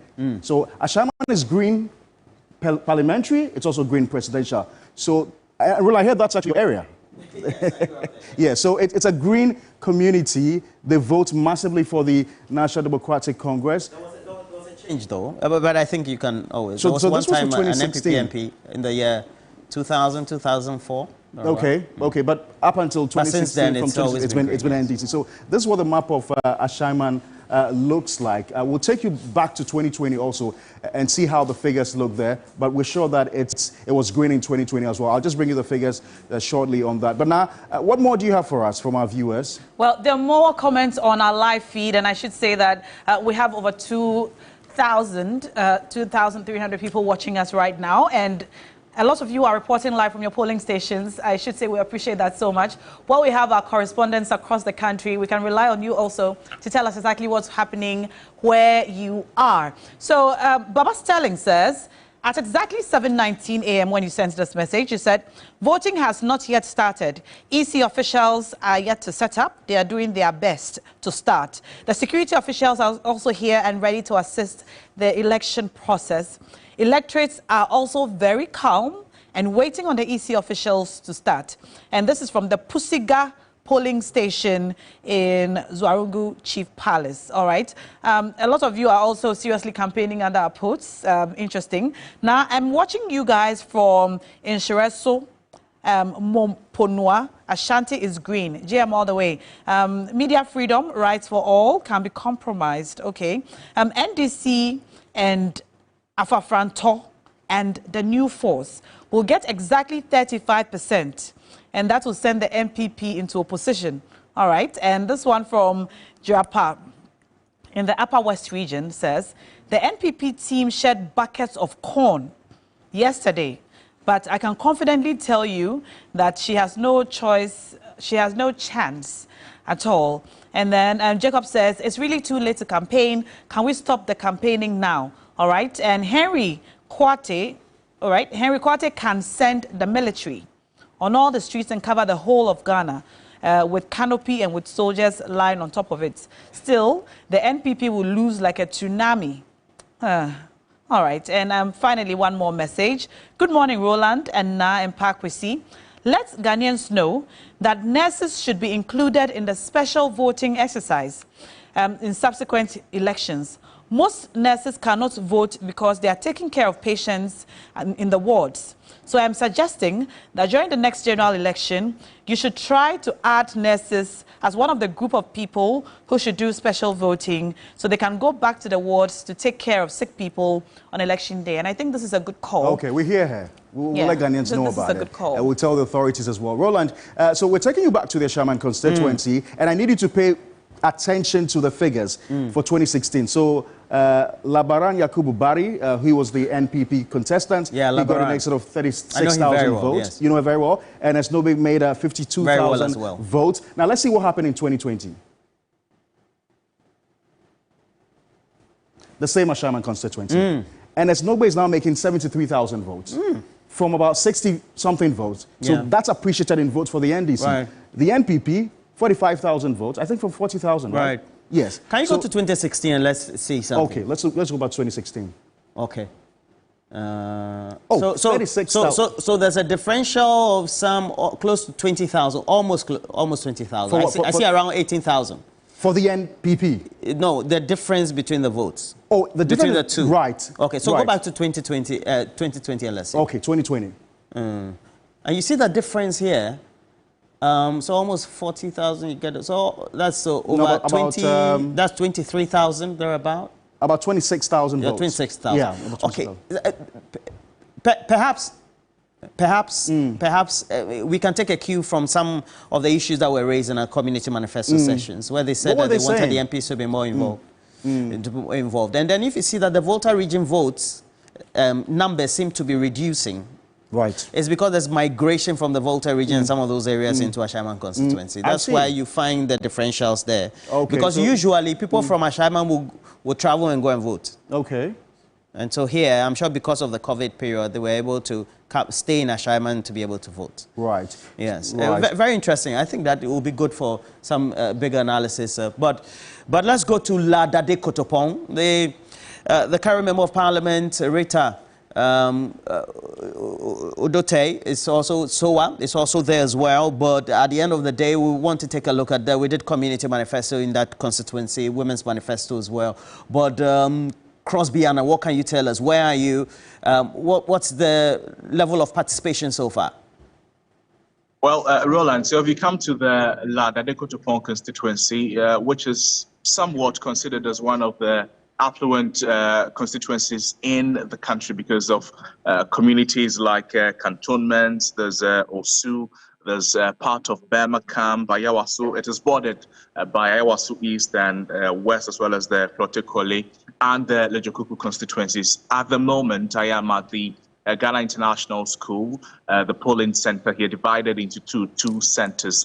And I can tell you that we're expecting some 953 registered voters to come here today and cast their ballots in favor of whichever political party or candidate they will want to vote for. I can also tell you that voting began at exactly 7 a.m. There were some voters who were here as early as 5 a.m. In my interactions with them, they tell me that they just wanted to be here, vote as early as they can, go home and observe the rest of the proceedings or the rest of the happenings of the day on election day through the various television channels, for instance, TV3 for in particular. So the process has been smooth so far. There have been no cause for alarm, no concerns from any of the agents yet. All the verification devices are working perfectly. The electoral officials have had no cause to manually verify anybody as we speak. So it has all been smooth so far. Nothing untoward is happening. There's some police personnel also around. I see two security officials, one from the Ghana Police Service and another from the Ghana Prison Service, providing security for the entire process here.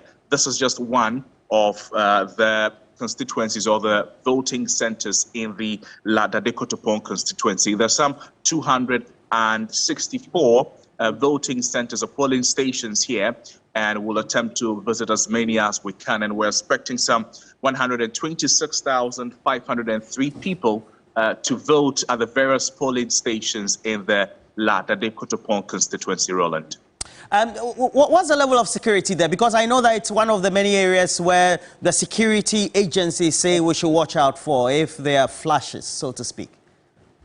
Right, Roland, because of the special voting exercise, and the special voting exercise, it happened at the prison's canteen. I can also tell you that because of the location of the constituency and the installations it houses, for instance, it has the headquarters of the Ghana Police Service, it has the headquarters of the Ghana Fire Service, as well as the Ghana Prison Service. So a lot of security officials, they were able to vote on elections day at the special voting day at the prison's canteen. But we've still cited a handful of security officials who were not able, apparently, to vote on the special voting day, who have come to cast their votes. Some who were not first in line, they asked permission that they have to provide security at other centers, so they were allowed to go through the process. It took less than 10 minutes. They were done, and they headed straight towards where they'll be providing security at. But at the moment, there are two security officials here, one police officer and another prisons officer providing security.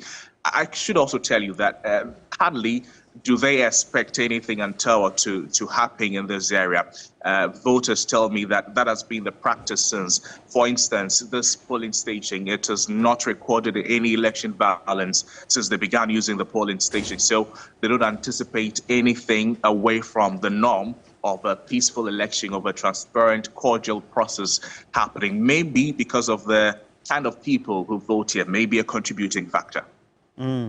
Well, I know that this is a cool area. So once you get to Lamami itself, Wireless area, the Presby Church, that's Nativity and many of those areas, you give us the latest. And then also, let's try as much as possible, speak to the agents and get to see whether we have observers on ground. It's very important for us to know whether the observers, the responses of the party agent, whether they're satisfied, and then whether those observers include international observers, and we'll get some interaction with them. Great report there, and Crosby Annan give us the latest from the polling station that's around the prisons area. And what are the numbers really? Recent historical data, Pakwisi, what can you tell us? Right, so the Ladapon constituency is one of the 12 districts that make up the Accra Metropolitan Assembly. We went into our map to bring you the figure for 2020 and what the numbers look like. So, you know, in 2020, it went green. That's for the NDC. And that seat is currently being held by the NDC's Rita Na Odole Soa. She won by some 47,000 votes, giving us a percentage of some 53.14%, compared to Joseph, who represented the NPP. Rita Na Odole Soa. I said Odote. Right, Na Odole Soa. Rita Na Odole Soa. She made 47,000 votes compared to Joseph, who stood for the NPP, who made about 41,000 votes. Now, let's look at what the presidential looked like in 2020. Still for the same Ladapon constituency, Roland, John Mahama got about 48,000 votes in that constituency in 2020. Nanado made 39,000 votes also. So let me look at Nanado's votes in 2020. Let me compare that to what happened in 2016. So 48,000 for John Mahama, 39 for Nanado. Roland, keep that in mind. Let's go to 2016. Yeah. John Mahama was making 42,000. Did you get the figure for 2016? I need you to write. So anytime I say, yes, so just write them down. Just go back again. Okay, so I'm going back to... You caught me off guard there. Yes, so I'm going back to 2020. Okay. John Mahama made 48,000. Yeah. 48,000. Nanado made 39,000. This is 2020. 2016. 42,000 for John Mahama. So he appreciated. About 3,000 more votes for John Mahama there. Nanado, 37,000 votes. Did you get the number? There was a slight appreciation there as well. So it means that Nanado also gets just an extra 2,000 as well. Yes, an extra 2,000 as well. So that's the constituency we've got. And this year, Rita is going up against Nana Akufo-Addo's driver. Yeah. And then there's also all around. And then there's also a former MP, Vincent Soa Odote. Vincent Soa Odote. Yeah. He was with the NPP. Yes. You remember in 2016, he was deputy minister for communication. Is it sports or communication? I think it was communication. Okay. Yes. And he's falling out of the party now. He's falling out with them. So he has an independent ticket. And what we don't know is if that is going to scuttle the votes for the NPP there. But Rita, you know, appears quite strong. Well, very interesting in analysis that area. Wow. Well, let's go to the Domi Kwabenya constituency. Godwin Asedeba is in the polling station there. Now, very critical for us to take a look at security, observer groups, party agents, whether they're available, and whether voting indeed has started in earnest. Godwin Asedeba, did voting start early enough? Right, Roland. Undoubtedly, this is one of the largest constituencies that we have in the country. Voting started at exactly 7 a.m. And just as you can see right behind me, there are quite a number of people who have turned out to cast their ballots. There are about 8 polling stations here at the Dom MA Basic School. And in as much as voting has started at some polling stations, others are so struggling trying to find time to begin due to some challenges that we will be finding out soon. But most of the constituents have been calm. There have been long queues here where they are awaiting their time to be able to get to the post, get the necessary stuff done before they can cast their ballot. I have joining me here one of the presiding officers of one of the polling centers here who will be running us to speed regarding what processes they put in place to ensure that this exercise will be a smooth one. Many thanks. You're live on TV3. If you can come closer a little. You're handling one of the polling centers here. How many constituents are you expecting to cast their ballots today, and how has it been so far? actually, we are 734 constituents. So they are supposed to cast their ballots at my station. Right. So actually now, so far so good. At least the turnout has been great. We have about 14 people as of now who has been able to pass through the processes and voted for their prepared candidates. So far, that is it. Right. So your name is? Richard. So Richard Oredu is the presiding officer in one of the polling centers here, which is the Domi Anglican Basic School. This part is where he handles, and you can see quite a number of people. We have people from different age groups, the aged, young people as well who have just turned 18, including the middle age as well. Now, there's something interesting that you need to know about this particular constituency. We know that the Domi Kwabenya constituency has been a stronghold of the New Patriotic Party, and since 2004, as the largest constituency in Ghana, it was once again a focal point for the NDC after the whole brouhaha started involving Ayawasu and finally getting Michael Kwe Jr. to be the one who will be aspiring as the MP for this constituency on the New Patriotic Party side.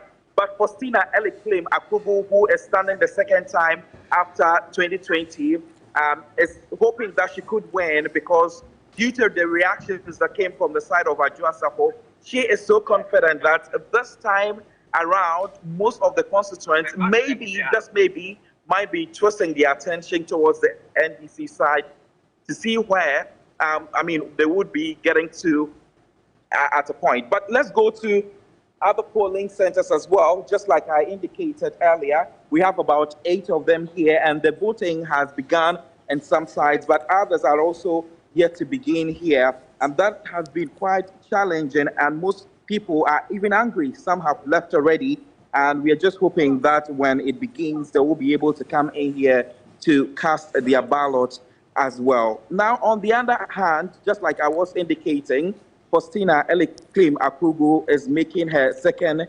consecutive bet for the Domi Kwabenya parliamentary seat, and it is just a mixed bag of reactions from people and also from their side as well. So let me just engage some of the people who are still in queue here to know how the exercise has been so far for them, the time they got in here, and what they're expecting at the end of the day. Good morning. We are live on TV3. What's your name and what time did you get in here? If you can come closer. My name is Brianna. I just got here. You just got here. Are you a first-time voter? Right. So as a first-time voter voting in the Domi Kwabenya constituency, how do you feel about it? It's okay. This is the first time. I've seen how everything's moving, so I'm hoping my vote is also make a change. You are hoping your vote will make a change indeed. Let's also engage more of the people around. You're live on TV3. I know much but your time now by Hanomo say and exercise so far has it been smooth for you? The CN and Evan.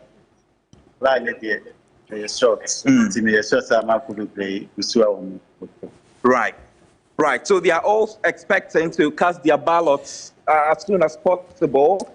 And since its establishment, I am talking about the Domi Kwabenya constituency, it has been represented by only 2 members of parliament. The first MP was Professor Mike Aaron Okwe, who served 2 terms from 2005 to 2012. And we know that Professor Okwe is a former Speaker of Parliament and is also a father of the current NPP candidate, which is Mike Okwe Jr. Now, after his tenure, Professor Okwe passed the baton to Sarah Ayawasu, who has represented the constituency since 2013. Now, in her 3rd term, her tenure will conclude with the current 8th Parliament, which is from 2013 to 2024, making the end of an era as the constituency looks to elect a new representative in the upcoming election. Quite a competitive one, if I should say, and a lot of people are actually anticipating, hoping that at the end of it all, they would get some good news and also hoping that their favorite should be winning at the end of the day. This is another polling center in the Dom MA Basic School where I have come to engage some constituents again who are in a queue to vote. The number here is not that massive. as compared to the other ones that I have seen. But let's engage this young man. Boss, good morning. You're live on TV3. So I would like to know time I over hand say, you know, and yet it is voting didn't really start on time. Or must start a then for so bit me up any this is an American but I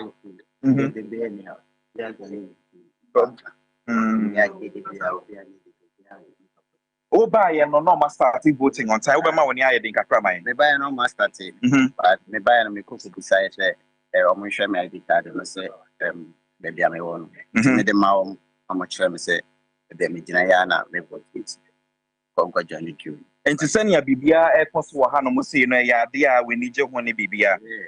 No many do fight. I see alona. The banana for the bobana de so on. I say no 97. Obeka say exercise ni bibia e post so din e wo ha no mo say.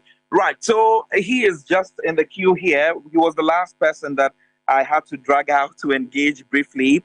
He was comparing last 4 years to this time around, saying that what he's monitored so far at this polling center has been excellent, because previously you would find people putting bricks just to represent them to come later to vote.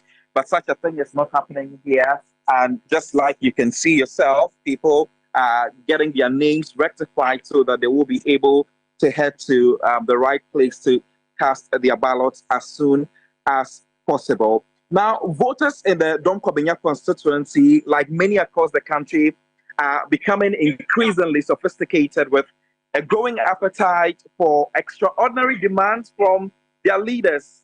This emerging trend is driving politicians to invest heavily in research to understand voter priorities and craft policies that, you know, would resonate with most of the people around. And the constituency, also located in the Greater Accra region, exemplifies this shift. Here, voters are likely to base their decision on the policies that inspire hope and also create opportunities. And that is the reason why most of the aspirants here had to use tactical means to be able to convince the constituents to vote for them. When we look at Faustina Eliklim, for instance, who is with the camp of the NDC, she made promises in targeting security issues and also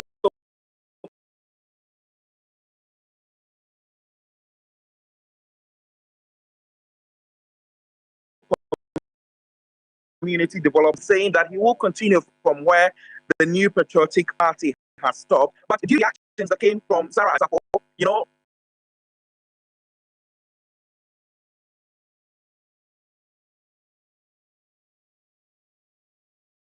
there's been some sort of hope that I lost from the constituents. Look at someone who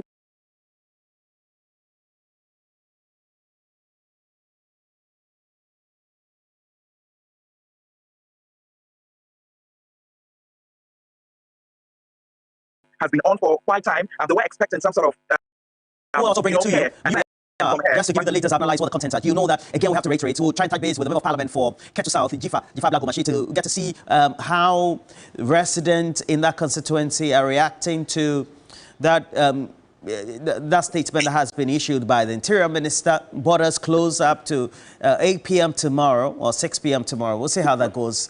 But PK, Domi Kwabenya, beehive of activities, strong constituency, heavily populated. Yes, Roland. What does lots of numbers to get from Domi Kwabenya. Right. That seat currently is occupied by 42-year-old Sarah Adwoa-Safo, who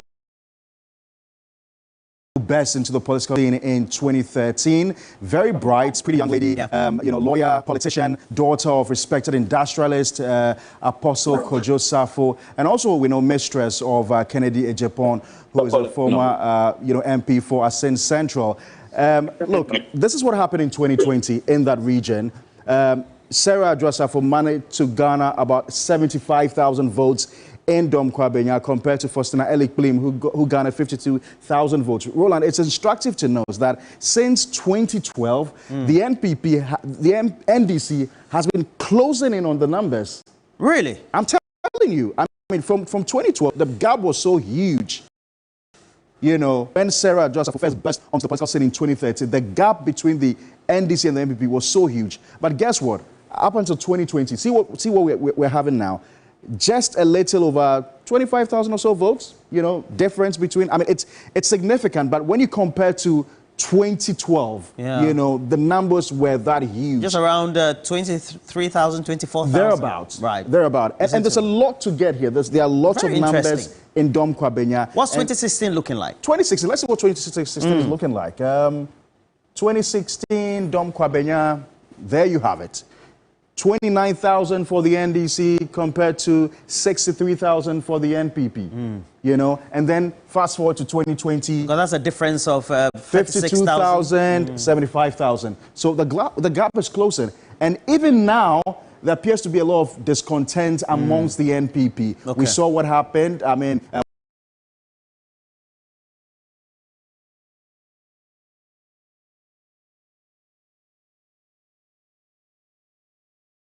with Sarah Joseph, who wanted to go again. This time she lost, you know, to Mike Okwe Jr., who is son of, you know, the former Speaker of Ontario, Mike Okwe, who has served 2 terms in that constituency. We know that even in 2020, it had to take, you know, the support of Kennedy Japan and a few other people to go rescue Sarah Joseph because the ground wasn't looking good for her at all.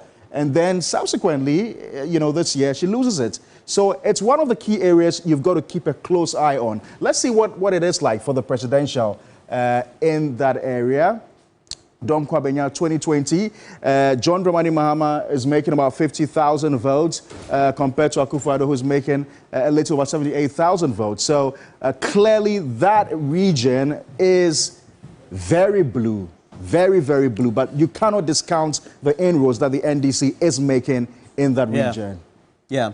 Well, let's take you to Christian Yale, who is in a polling station.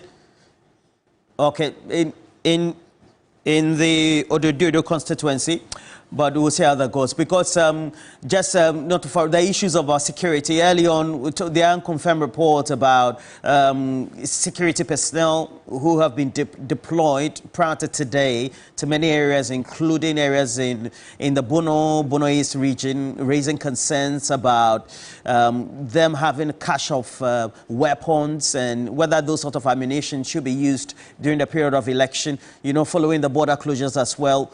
The Member of Parliament for Kinto South raising concerns massively about the intrusion into the communities of security personnel, etc.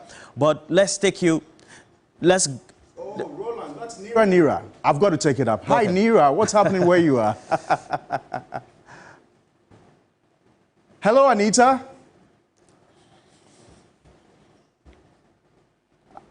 Nira, can you hear me? I hear you're in the Ashanti region. What's happening there?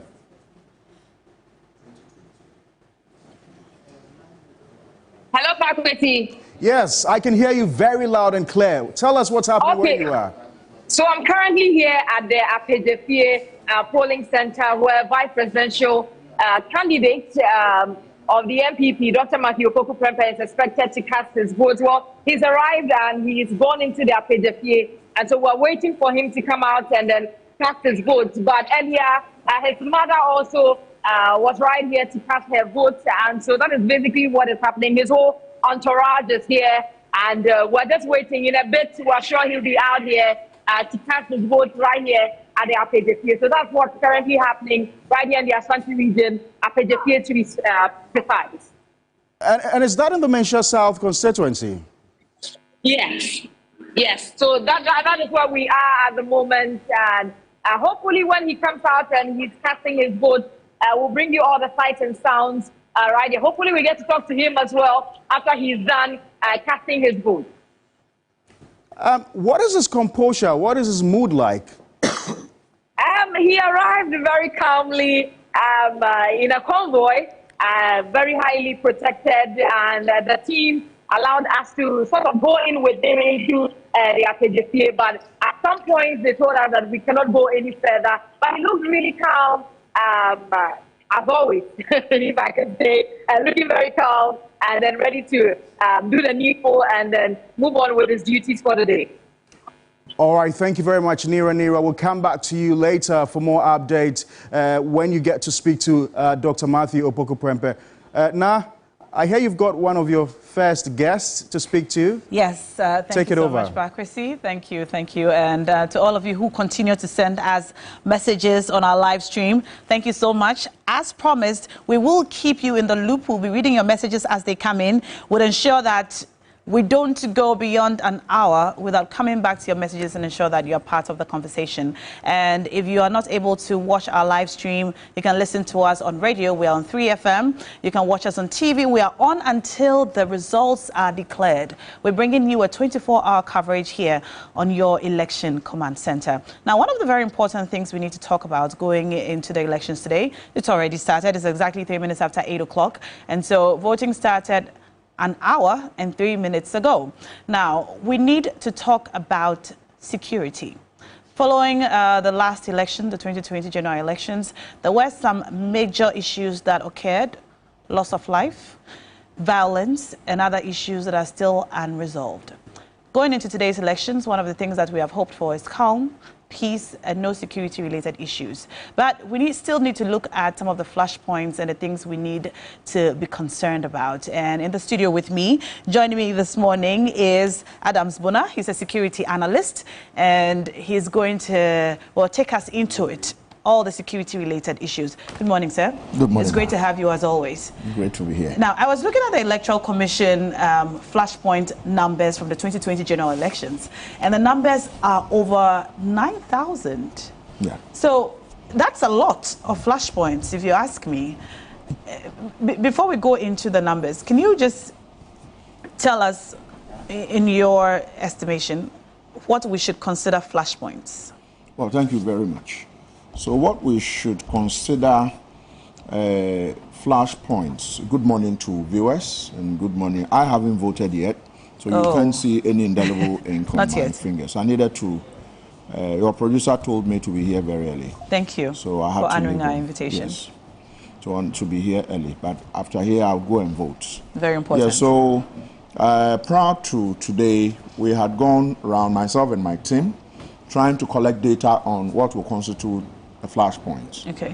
And so when throughout the country, the 16 regions and the constituencies trying to, you know, because sometimes you get data, you need to be able to verify the data to be able to tell whether what you have, you know, those on the ground would corroborate whatever you have to be able to see. So we came up with some thematic areas that would inform how, why a location or a constituency should be. And it included political polarization. Okay. Also, whilst I speak, I will zoom in into some areas. So, for instance, you take Ayawasu West, where John Domelo and Sejuram Al-Hassan are standing.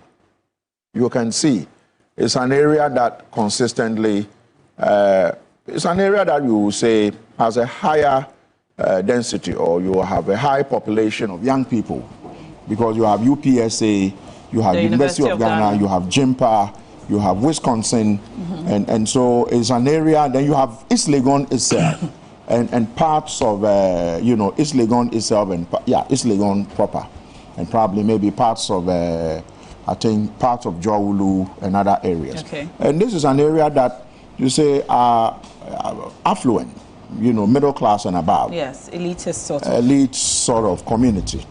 And so you shouldn't be expecting violence. Exactly. But if you saw what happened during just the mere special voting exercise, when I say mere, it's supposed to be just few people. If you look at the population, the population size of special voters, per the EC data, it is about 135,000, as compared to almost 19 million voters who are likely to be voting today. And so we have history of violence. Ayawasu West, the mother of all violence took place in Ayawasu West. We've had a Tiwa, we had Talensi, we had various Ododio, Techiman, and then we have ethnic and religious conflict. As of today, I'm not too sure whether my brothers and sisters in Boku are going to be voting, because then the EC says they are going to vote, but I'm not sure what practical steps have been put on the ground to, you know, allow them to vote and vote transparently and freely. Then we have...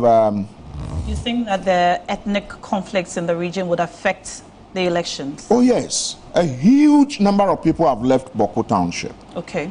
In drums, they've left. A huge number of people. The only thing is that no one is talking about it.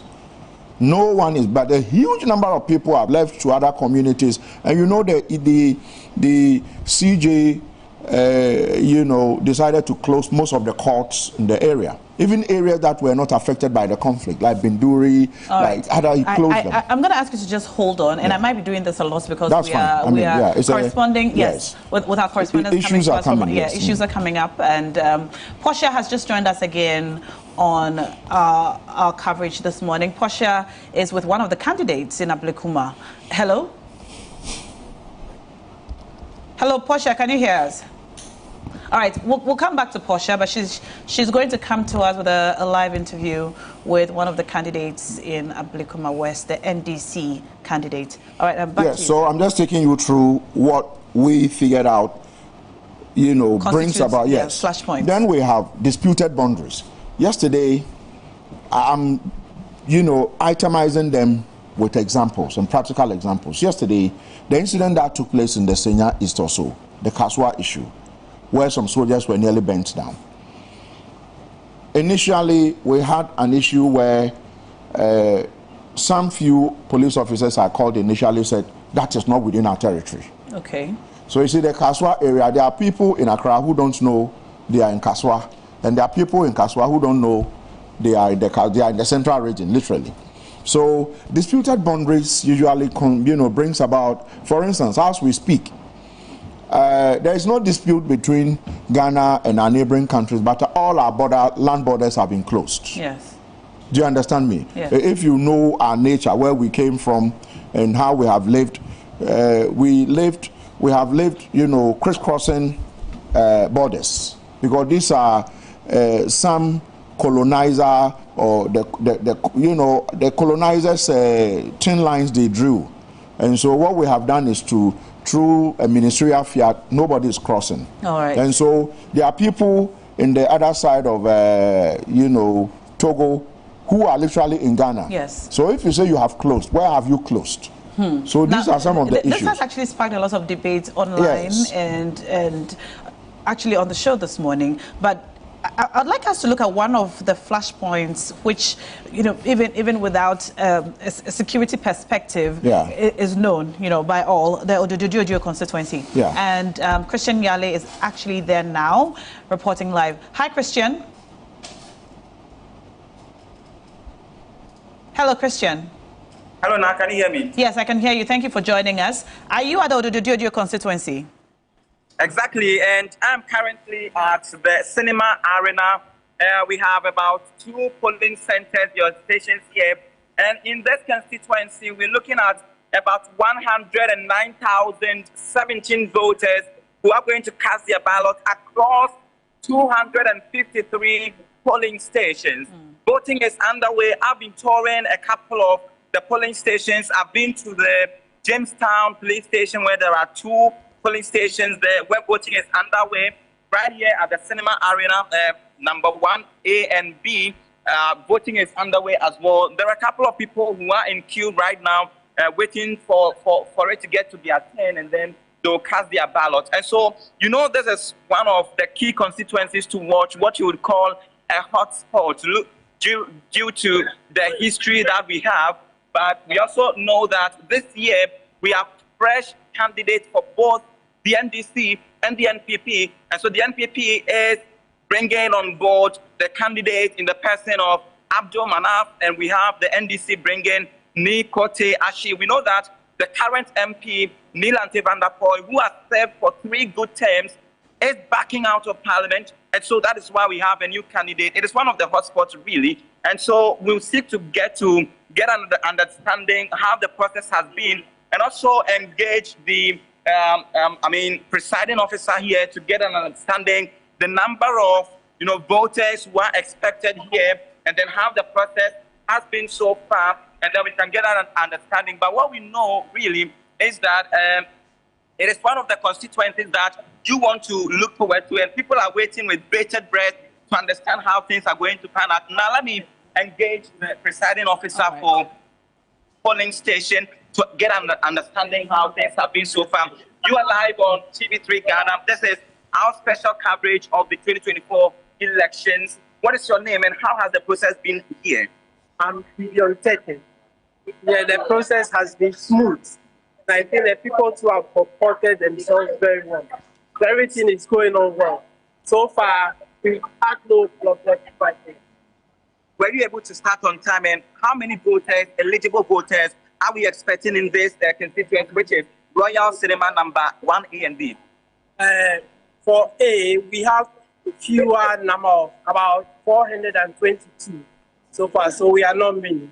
Yeah, and I think so far we've had about almost 50 have voted so far. Yes, so everything is moving on well. Yes, so far no problem.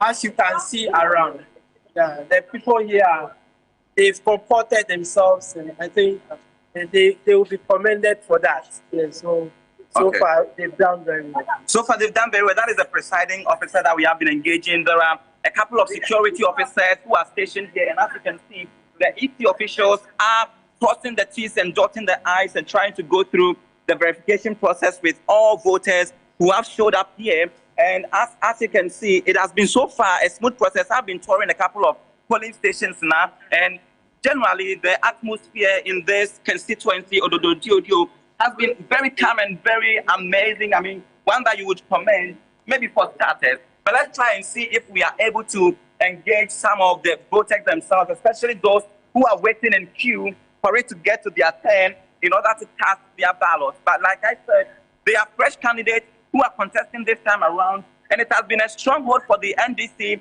over the years. I mean, since 2004, NDC has, won this constituency back to back. And so this year, really, we are asking, is the NPP able to turn the tide and take over this constituency, or the NDC is going to continue its dominance of this constituency? I have one voter here to engage who has come. About the process, how has it been for you so far? Now,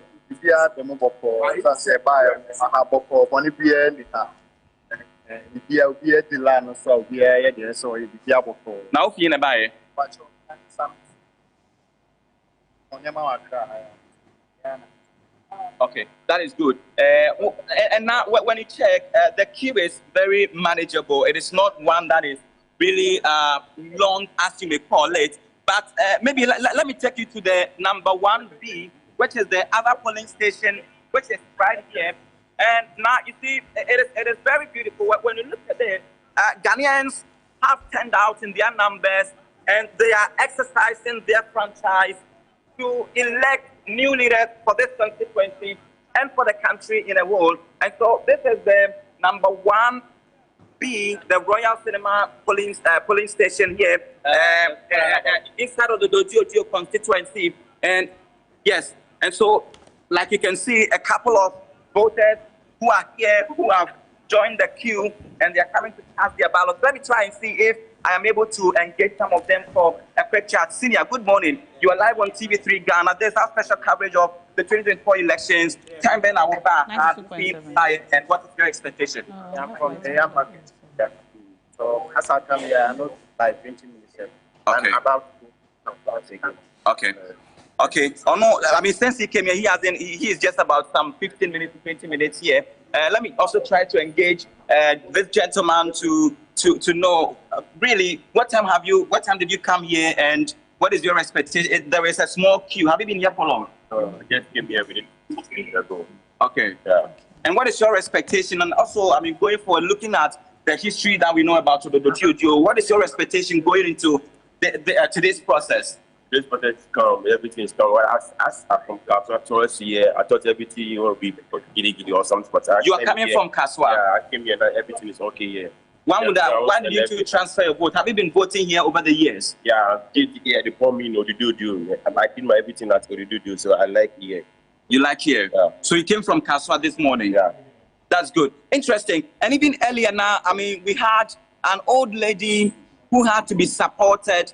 She can barely walk, she can barely move around, but she came here to cast her ballot. That tells you about how patriotic some of these voters are she was assisted by one of her daughters to cast a ballot, and she has returned very successfully. And so that is the process here. Very soon, would engage some of the parliamentary candidates for both the NPP and then the NPP to also gauge their mood going into this election. But I can promise you that when you look at the Jamestown police station, for instance, there are police armored vehicles that are there. There are ambulances that are stationed there. Maybe a final one for you, a final one, and then yes, we'll cross over I wanted to ask you about the security, really, because that constituency, Odododio, is one of the flashpoints to look out for. If history is anything to go by. So just tell us briefly about the security. You've mentioned one armored vehicle. What else do you see?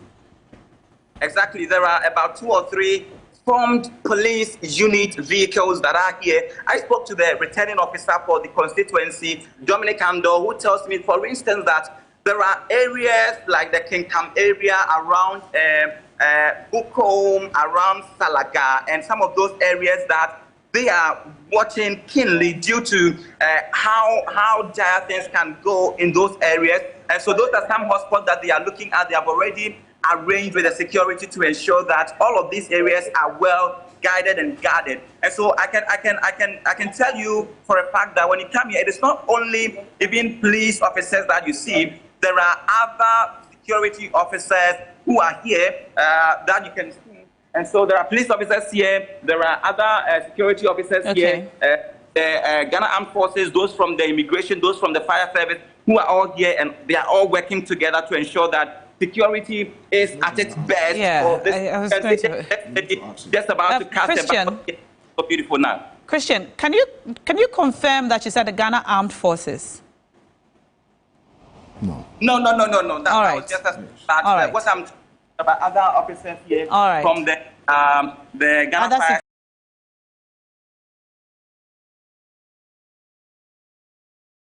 Security agencies. All right. So it's just but there is no Ghana Armed Forces officer who has decided yet. Sorry for that. But we're looking forward to one that is going to be heated, one that is going to be closely contested. Back to you now. Thank you so much, Christian Yale, for bringing us that report from the Odododio constituency. We'll come back to you when the parliamentary candidates come to vote, and then we can listen to some of the interactions there. But back to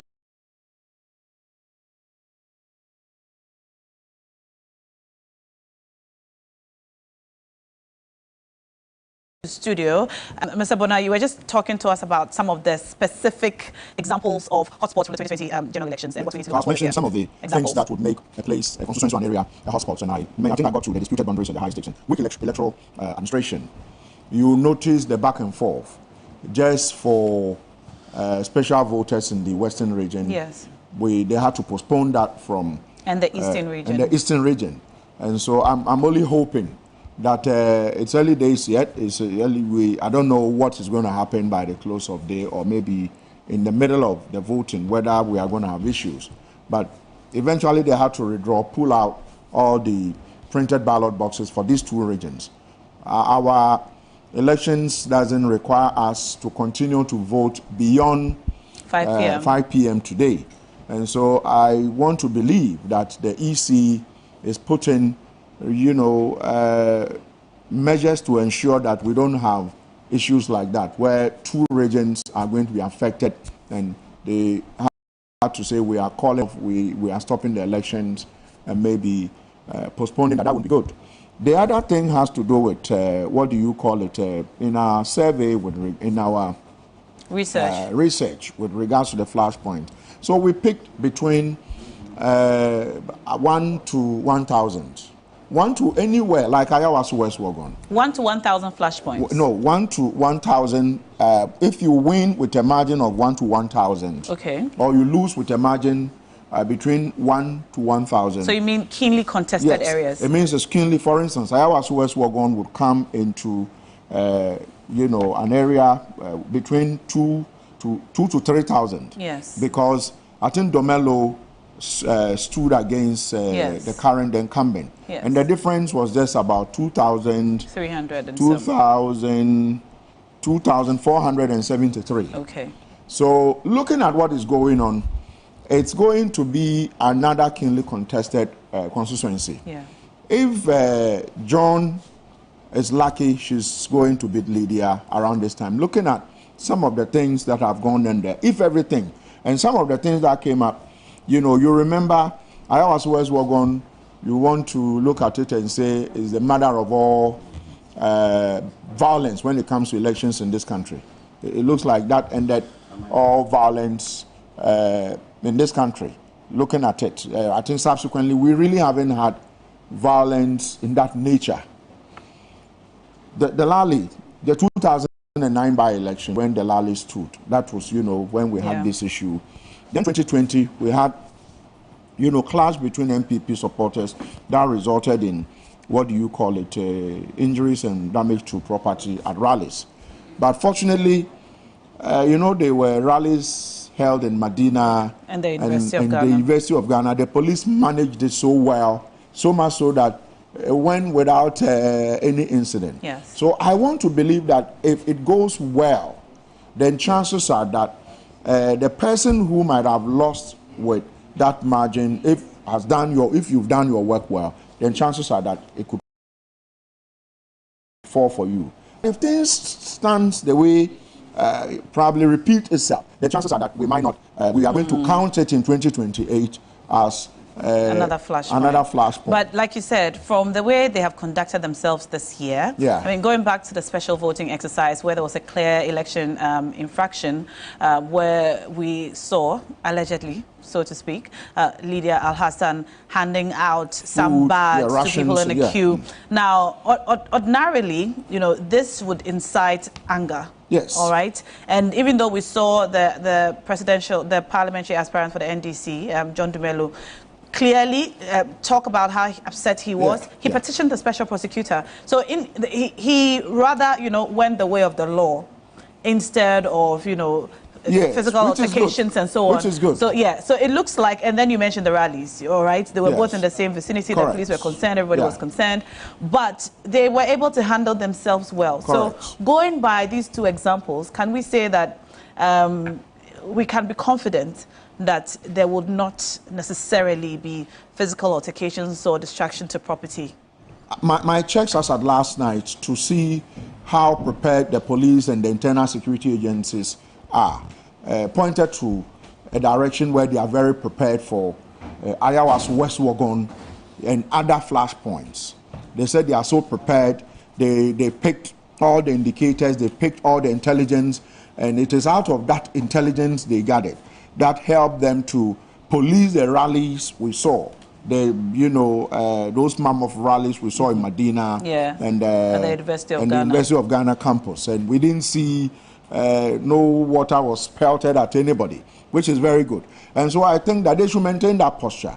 I want to believe that this time around, Madam Sejiram Al-Hassan will stay away from that posture of giving food and doing things that would undermine the process, because then you see when you do that, the Ayawasu West Wagon constituency or that community is an elitist community. So that posture of hers recently has angered a lot of people. You know, giving food, and if you've listened, when it happened, I mean, we've gone recently, just before today, to the ground, and people are asking, if you could give bribe, they called it bribe security officers with food. And these security officers were collecting the food with their two hands.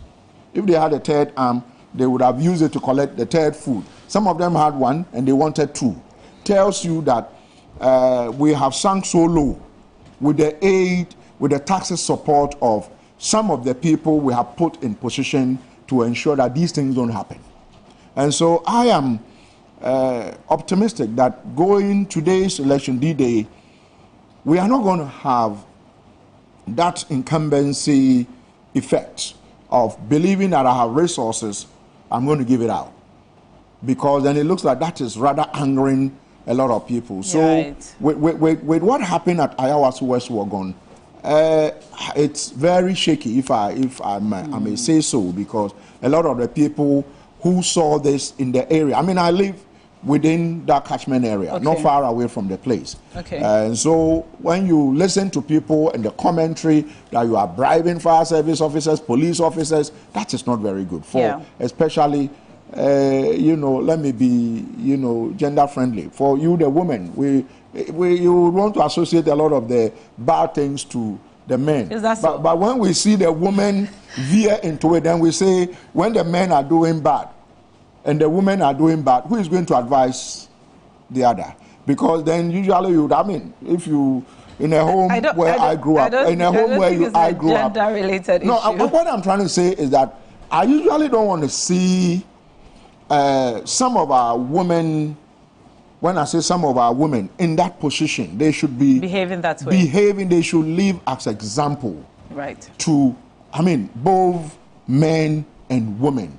Because then, when there is a fight, usually among children, the women will come and separate, hey, and you have to just. Right. But when you see those of them these days, at certain age and certain positions, ranks, promoting this type of behavior, then we have to call them out and tell them that this behavior is uncalled for. So I think that Madam lied. Eventually, she was caught on tape. She hasn't apologized. I don't know if she's done that. We haven't heard anything from anybody. I was expecting her. You see, that would have made a lot of the people, it's an elitist community, say that, well, we can all be wrong. So if she did it, lied, and has come to apologize, can we forgive her? It might not be everybody forgiving her, but it's almost like, yeah, well, her opponent has petitioned the special prosecutor, and we wait to see what will happen. You know, the special prosecutor himself, I must say, he's doing well. Kisei Jabin is doing well, but I must say that his head has been on the chopping board, so he does some of the things, but he's careful. You know, the special prosecutor's law has made it, you know, not so possible for him to do prosecutions the way he should do them. Because he has to work with attorney. Of course, every prosecutions are done for and on behalf of the attorney general, isn't it? And so, as far as I'm concerned, it's difficult for him to do things. Look at the Cecilia Dapa saga. When some assaulted and some assaulted, recently, I think she has petitioned. What's the name? I'm not trying to divert, but petitioned. What's the name? The Shroud not to investigate any further the petition that has been said. But mine is that I think going into 2024 elections today, as it is, it's going to be interesting. I think a lot of big weights are going to, a lot of the big guys are going to fall. So by 7. You strongly think so? Oh, yes. I want us to go to Wale Wale. We'll come back. We'll come back to you, sir. But let's go over to Wale Wale now, where our correspondent Solomon is on standby. We understand the presidential candidate for the NPP, Dr. Mahmoud Bawumia, Vice President of the Republic of Ghana, has been there to cast his vote. Hello, Solomon. Hello. Yes, Solomon, what can you report from the constituency you are right now? Which polling station are you? Okay, thank you so much. I am at Wale Wale right at the CA primary school.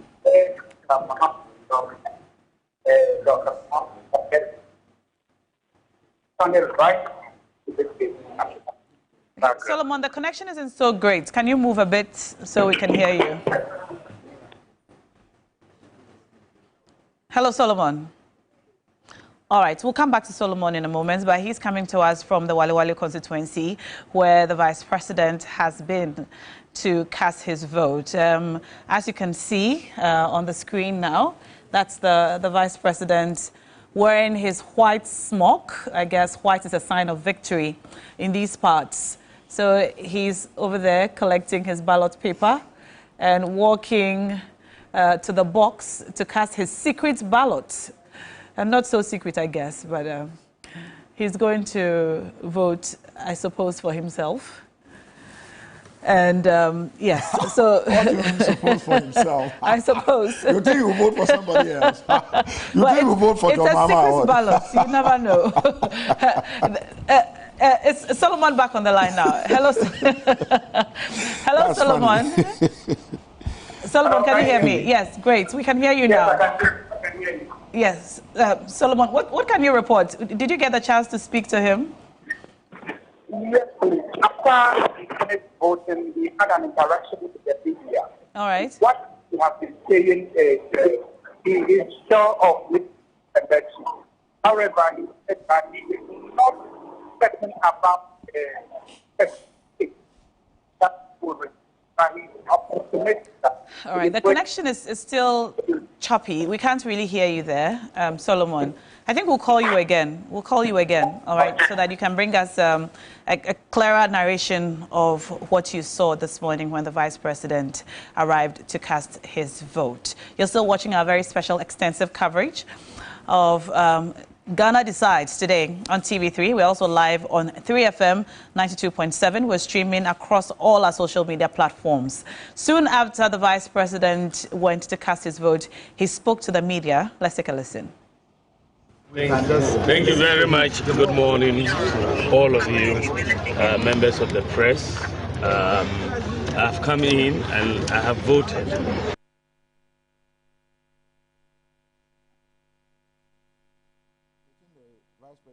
The process has been smooth.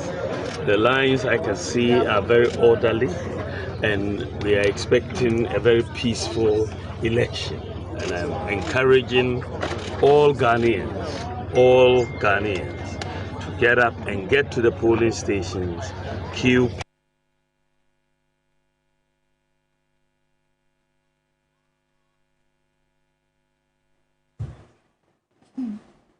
All right, that was the Vice President speaking there at the Wale Wale constituency after he went to cast his vote. And I see a lot of you sending interesting comments under our stream suggesting who the Vice President might have voted for. He voted for who? What are you saying? Well, I guess it's just you know, just light-hearted conversation exactly. Over there. But back to the flashpoints. Now, the Electoral Commission report suggests over 9,000 flashpoints from the 2020 general elections.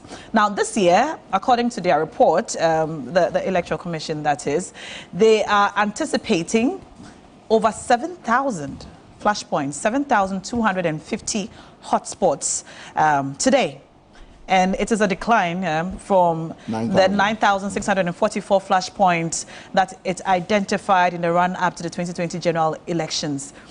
This number is high. Yeah, I mean, even though it's a decline from last election, it's really high. Really? And I mean, before I read this report, I would not have thought that we had that number of flashpoints. And that's why I wanted you to, initially when we started talking, explain what exactly the Electoral Commission considers a flashpoint, if you can. Now, you've given us examples of things that could make certain areas potential flashpoints, but the numbers are high. I haven't read your report what will constitute a flashpoint, but I can hazard a guess. And the guess would definitely include some of the things that you have described. And I'm sure it would also include issues such as recounting and challenging of the results in court, and dispute with regards to transfer of voters, the process of transferring from one, So they could be minor?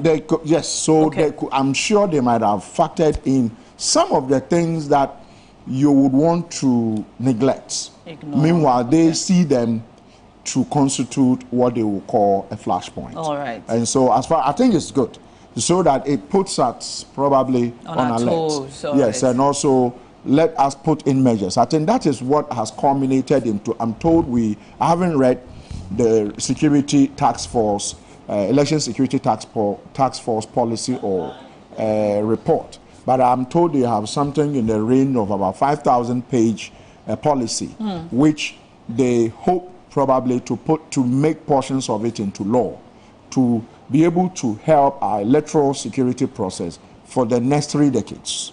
If they are able to do that, I hope that this elections would change the face of elections in Ghana. You can see the military coming out to say they don't want to be part of elections, but unfortunately, some unscrupulous, some people within the military and some people within Jubilee House, which is not far away from you, are scheming to get hoodlums within the military or hoodlums who are wearing military uniform to go into the communities and foment trouble. And so all of these things increases the tension, and all of these things would let Electoral Commission pencil out a place and say this place is a flashpoint. For instance, Doma, I'm sure you've seen the images in Doma, what happened last night, where military officers dressed in military uniform with guns have stepped into town, some of them wearing face masks. Meanwhile, we are told that no security official should wear it. No they are not even supposed to be in town. But unfortunately, these things are making the whole process look as if we are in a war-torn country. You won't believe it, but the CDS, the Chief of Defense Staff, has been sidelined. Has been sidelined? Sidelined. What do you mean? Yes, by the powers that be at Jubilee House, by the powers that be at probably, Army headquarters. Sidelined. Sidelined, so he's not involved in the security arrangement we are seeing. For the elections? For the elections, by the military. They've sidelined The Chief of Defense? Yeah, the Chief of. He's supposed to be in charge of the Ghana Armed Forces. He's supposed to be. Prepare. Let them call you and tell you what I'm saying is not true. What are the reasons for this? And the reasons is because I'm sure you are aware that they've come up with a fear that they don't want the military to perform frontline electoral duties. When they have issues, the police would usually sign to say we want A, B. So there are protocols you go through. The police will go through to call for support from the military. And without that warrant, I will call it a warrant, military officers are not supposed to be deployed. But you saw that in Senya East, that place, Kaswa. Kaswa yesterday. You saw military officers who are taking position in a hotel. People dressed in military clothes. Well, you see, my point is that the military has not come out. So I won't call them people dressed in military clothes. This thing is getting to 24 hours now. The military hasn't come to tell us if those guys, but I can tell you that they are military officers. I checked my sources. They are military officers. They are military officers who found their way there. Go around the trade fair. There are some hotels there. There are military officers who they've put in those hotels. Who has put what? In those hotels? Some of the guys who are intending to foment trouble. They put them in some hotels. Military people. Military people, yes. You know what is happening is that. You know this for a fact? Oh, I know this for a fact. Now, I take my work so serious. I take my work so serious to come and sit on a national TV and say things that are, they know. We've been calling them. I've just told you the CDS has been sidelined. I know this for a fact. Do you understand what I'm trying to say? Who's issuing out these orders to these military people? Exactly. That's why yesterday I think I spoke to your station that the military seems to be headless. Headless? Headless. It means there's no leadership. When I say headless, it means there's no leadership. You can see on the part of the police, there's a head. There's a command and control. The structure is there. Okay. You go immigration, command control is there. Fire service, command and control is there. Prisons, command and control, everything is properly in place. So you will not, if you're an immigration officer, you are going to be taking instructions from Techi Swat, the controller of immigration. Yeah. If you are a police officer, you take instructions directly from the IGP. Prisons, you take from your boss. Fire and the rest of them. These are regimented, highly regimented. But you're saying the same is not the case for the military? It's not the same for the military. Unfortunately, the military used to be the leaders when it comes to... That's the expectation. It used to be in terms of the example you go to. If you want rigidity of protocols to make sure that you follow certain protocols. Today, it is... I won't want to use any organization as an example, so I will be cited for maybe undermining that organization. So I think the military, we've gotten to a point where the military, maybe after these elections, there has to be a whole reorganization of the military. Wow. At the moment as we are today, our military is in disarray. Well, you've said a lot of things, right? Yeah, you said a lot of things this morning, quite unexpected, because what we know is that we're not expecting the military to be I'm saying that a part of this I'm saying that electoral because process and security. I'm saying that, I'm not cutting you, but I'm saying that because usually election violence begins to happen when the counting starts. I don't know if you get what I'm trying to say. I guess what you're saying. So we need the military to stay where they are. If they put you in a hotel, don't come out until you are invited to come out, because it is discomforting this morning to say that the whole of the chief of defense staff is sidelined. For me as a security person, because we cannot, for me as a security person, we cannot, Mr. Bona, we cannot verify the statement that you're making right now. And even though even if you verify, you won't get you have verified it. We can't verify it at the moment, and we have a lot of people watching us this morning. So I'm going to have to dissociate the station from that statement in line with our editorial policy. Unless we can fact check this information, we cannot associate with it. That's fine. But the things you said are quite troubling. Yes. Of course, if they are true, I mean, you say they are, but we don't know that for a fact. And it's very troubling. And I'm hoping that, like you said, they stay where they are. They stay where they are. Yes. Mine is that, you see, I'm saying all this so that the country, because you have millions of Ghanaians from all over the world and including Ghana watching. So people, when you see a military officer who gets out of a place heading to a location, hoot at them and chase them away. No. No, wait. You see, the truth is that no, please. Don't let me, please. Now, I'm saying this because the country belongs to all of us. Yes. So you don't want a situation where we had Techiman. If you say no and I say no, or let's allow them to go, and people are shot at, and people are killed. You know what happened yesterday in, what's the name? Is it K2 South? No. The press conference? No, the one in Senya area. Kaswa. The guys were firing, the military officers were firing from inside like this building, and the civilians were also firing from outside. I don't know whether you heard about it. Not to that extent. Okay, yes, that's what I'm saying. I had a call from some of the guys, I don't even know them, who said they were going to buy petrol to touch the building. They told you? Yes, on phone. And I'm guessing I told them to stop. So I immediately called the attention of the security agencies and said, you need to run there and de-escalate. Fortunately, the second in command for the Kaswa area, the police commander there, the second in command, I think ACP Incho, quickly ran there and de-escalated there. Once he got there, I think tensions calmed down. So you see, if we continue to say no, and people step out, arrests? Well, they were in military uniform.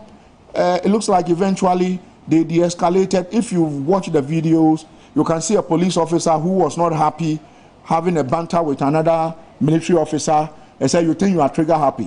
Whatever will happen. Really? Watch the videos. I'm sure your producers... we have some of it, but... Take your time and watch. You see a very, I think a minute or so. The military officer spoke and the police officer spoke back and say, you think you are trigger happy? You think you are only people who can be trigger happy? Whatever can happen, can happen. And this is a police officer who is fully geared up, a military officer who is geared up. These are two entities that are supposed to be protecting us. So I'm putting this information out to say that we don't want the military deployed as they have said. You know, even yesterday, the oppressor that came out, they said that they do not want, they are not going to deploy.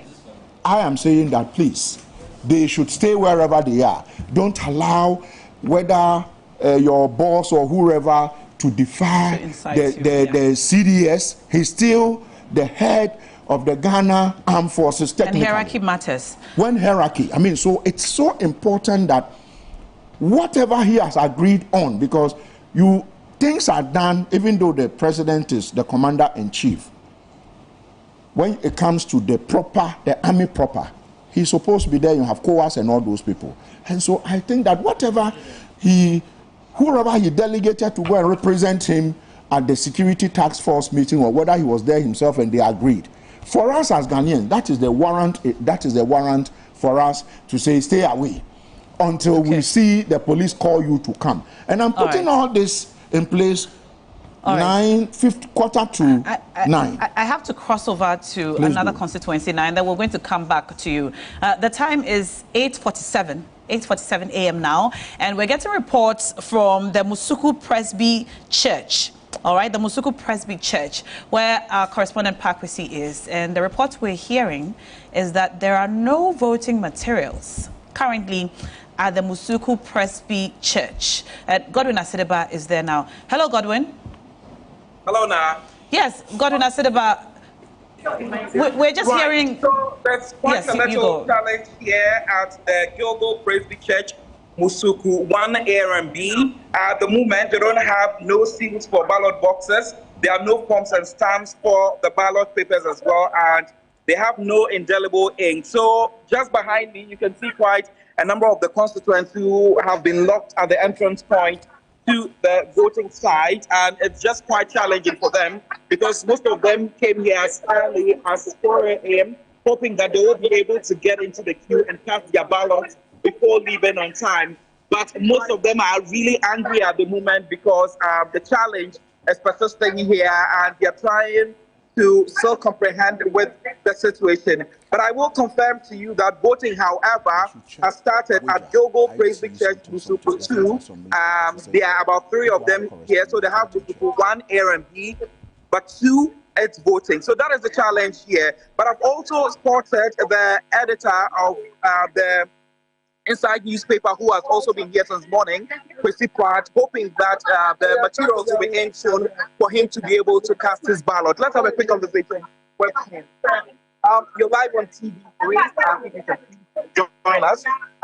It's quite challenging. We've seen a number of people at the entrance not really happy about the situation. Can you tell us the time you got in here and what the challenge has been for you? I got in here about 7 p.m. and the queue I joined was not before. Because the election officials said that the queues for the elections have not arrived yet. Right. I have no idea when they're going to be.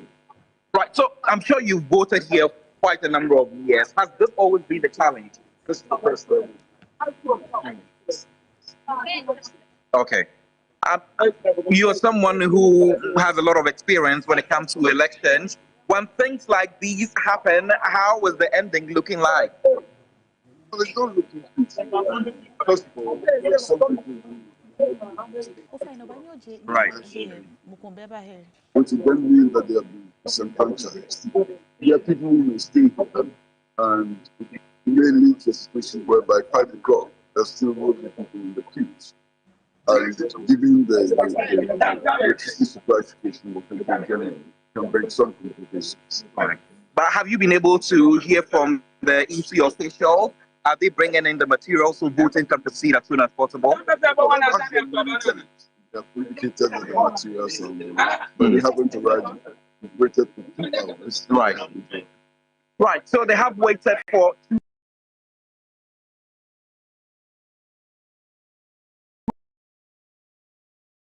hours. Thank you so much for your time. Chrissy Pratt is the managing editor of the Inside newspaper. But let's get to some of the constituents here who are also really not happy about the current happening here. So I'll just step out quickly and have a conversation. I can hear you now. Yes, before you talk to more constituents, have you had the chance to speak to any of the EC officials?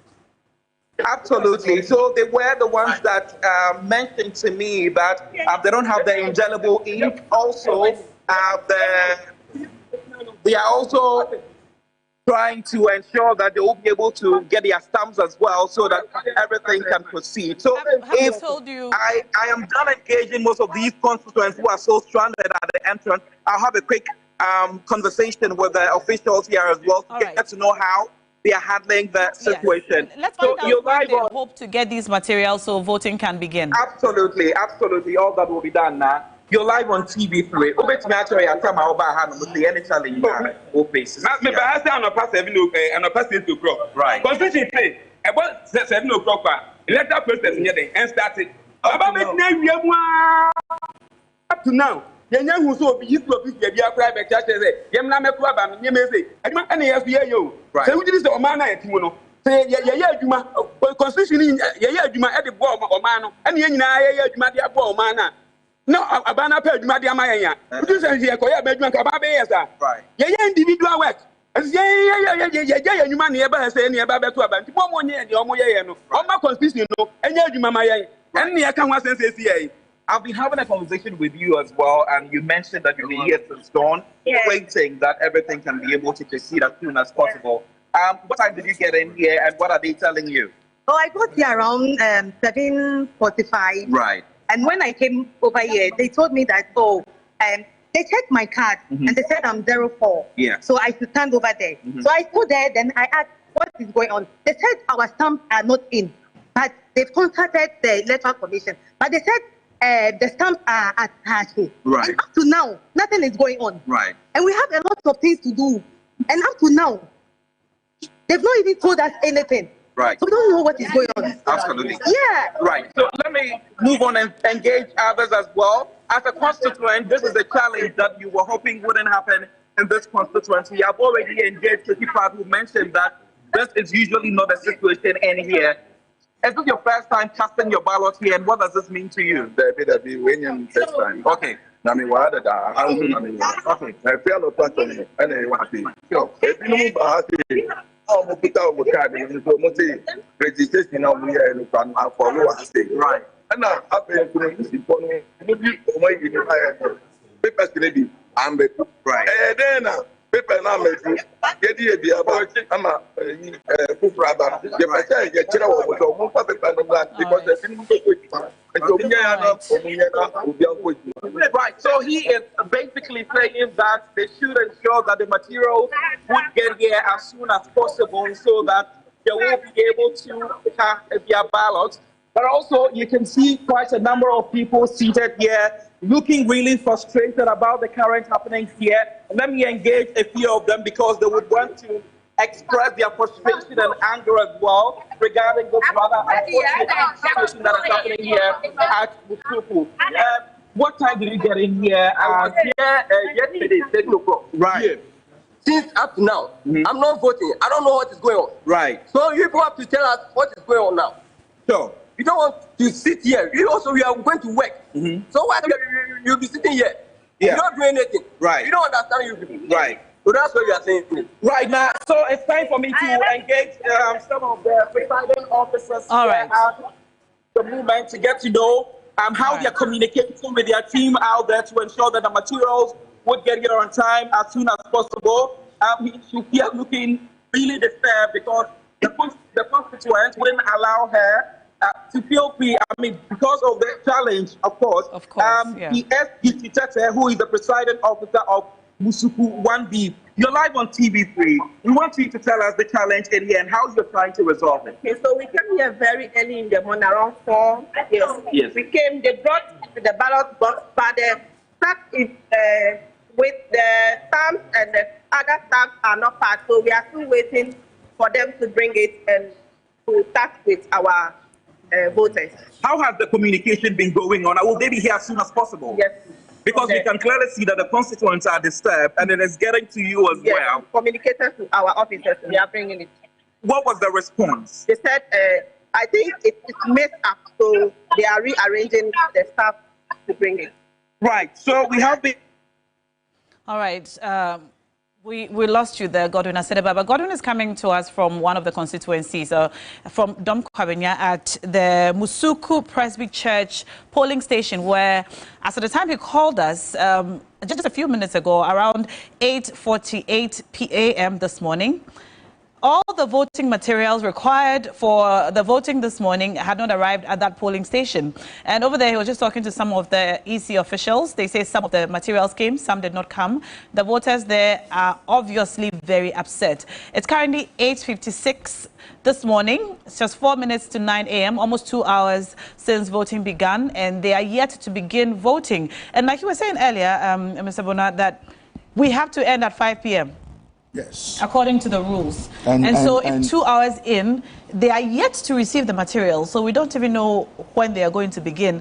That poses a problem, and it's a very big constituency too. So if EC does this and turns around to say the place is a flashpoint, then you see chances are that the flashpoints, the number of flashpoints would go up.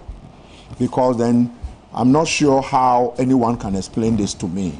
We usually would say, well, there's an error. But what type of error is this? That, you send part of the voting materials and part have not been sent. When you know that just a stamp, if you don't have a certain type of stamp, the elections cannot start. So you should have a checklist. So wherever you are going, if the items arrive there a day before, make sure your checklist, everything is there. Yes. If you say 7 a.m., everybody starts. Yeah. But if these people are going to start voting, nobody knows, maybe 12 o'clock, maybe 10 o'clock. And the voters are clearly upset. And they are some upset of them because got there at 4 a.m. some might leave and might never come back again. I'm only hoping that it is not deliberate, that someone is doing this to disenfranchise some people, because then it is difficult to trust, officers who are playing various roles in the electoral process. Various officers who officially are supposed to play roles. It's difficult. I mean, we do hope that it's not deliberate. We hope it's an error, and even so, it's an unfortunate error. Because voting has been going on for the last 2 hours. Yes. And this is Accra, right? Yes. Is it not? I think it's Accra. Yes. So Domi if Domi Kwabenya is just a stone throw.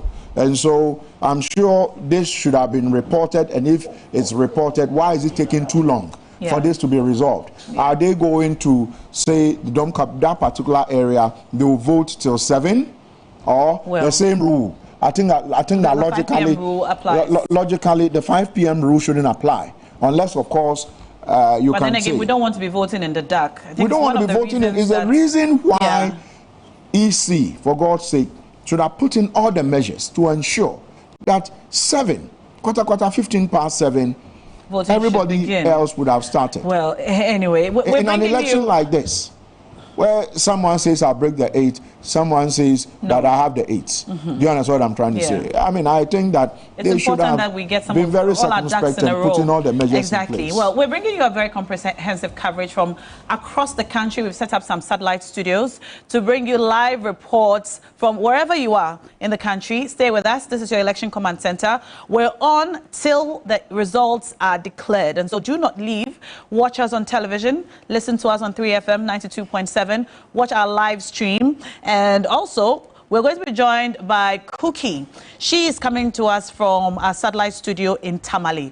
Anita Ekufu will be joining us from Kumasi. We've spoken to her once today. Henry Yankee is in Takoradi. And we also have some data updates which will come through from our situation room live on the show today. Every hour, we'll bring you the election brief as well. So you stand by for updates, breaking news stories, and everything you need to know, analysis, and all the things happening across the country will be brought to you live on the show today. This is your Election Command Center. You're watching us on TV3. It's exactly 9 o'clock. As promised, we bring you the news brief on the hour.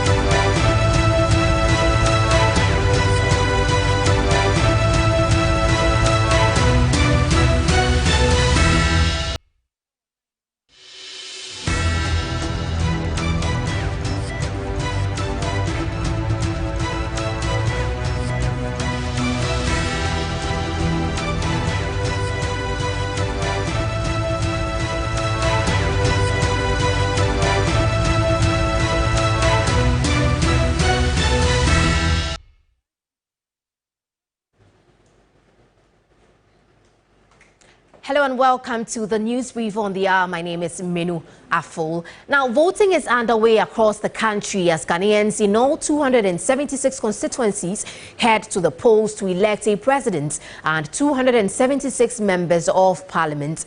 Over 18 million registered voters are expected to cast their votes today, December 7. This crucial election will determine whether the NPP retains power after 8 years or the NDC wins back power after 8 years in opposition. Presidential candidate of the NPP, Dr. Mahamudu Bawumia, has voted in his hometown of Walewale, whilst his running mate, Dr. Matthew Opoku Prempeh, has also voted already.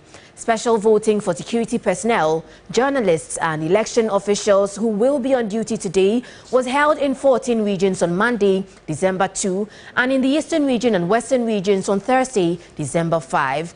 Voting is expected to close at 5 p.m., but voters in the queue at 5 p.m. will be allowed to cast their vote.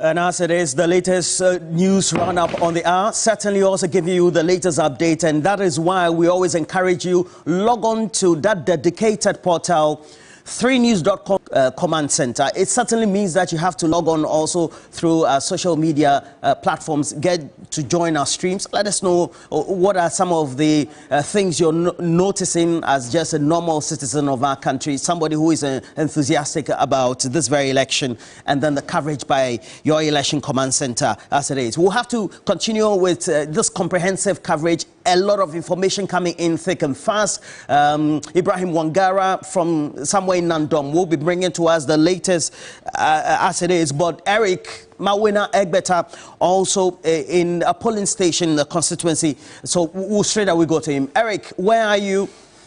Where are you? And so far the Electoral Commission where you are, what's the latest from the Electoral Commission premises?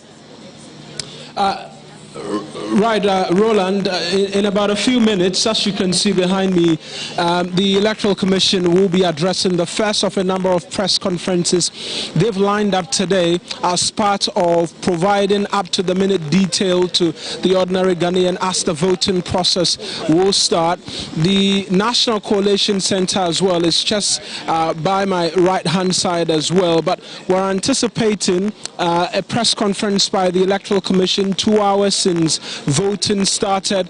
A number of areas for myself as well. I took the opportunity to be able to vote this morning and visited a number of constituencies before making my way here. But what we know and what we expect is that the Commission says that they will be providing details at 9 a.m. It's already past 9 a.m. We are waiting the designated official who is expected to be speaking to these issues when they come up, even as the voting process continues across the different parts of the country. My colleagues have been reporting voting starting, voting not starting in some areas, and the numerous challenges which will bedevil the entire process. The Commission says they will be ready and steadfast to be providing the details as they come through, and so that's what we're waiting for at this particular point in time. The expectation is that any moment from now, the officials from the Electoral Commission will come through. We're not quite clear just as yet which said official will be addressing us, but already we've seen a number of individuals from different parts of the country who've made it all here, ready and waiting to be a part of it. We know that the deputy commissioners are up there in the headquarters of the Electoral Commission. As to whether or not they will be the ones who will come through any moment from now, we're waiting, ready to be able to bring those details to you at this particular point, Roland. Knowing that the history of this current composition of the chairperson and then also the deputy chairs in charge of the various areas have been noted from the last election they organized to be having a number of press conferences. This is anticipated. This will not be the first for the day, is it? Most definitely it will not be, and if I could just provide a bit more in terms of the context.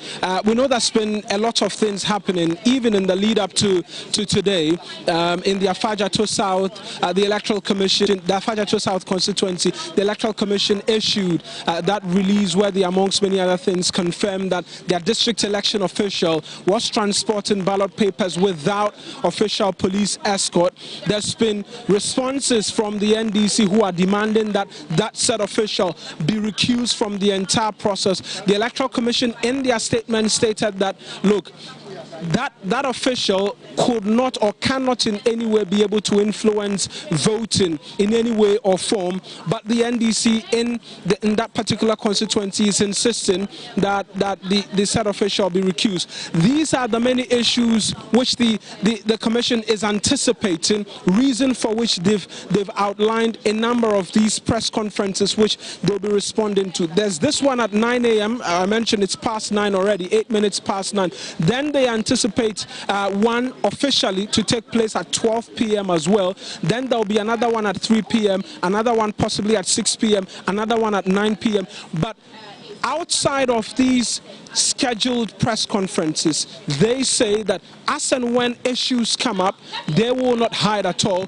They'll come up again to this podium and provide details. What they are seeking to do is to be able to deal frontally with a concern of misinformation and disinformation, which will be rife. It is something that there's been a lot of concern raised, and a lot of the watchers of the space have urged the Electoral Commission that as much as possible, they come frontally and address the issues as they come forward. They appear to have picked up that cue, and so they say as and when there will be issues, a number of which we've mentioned already, also the allegations which came forth yesterday about transportation and arrest of persons in the Volta region and the likes, all of that will be addressed expectantly this morning, and then as the issues continue to come up every now and then, they'll be here as well to be able to address those.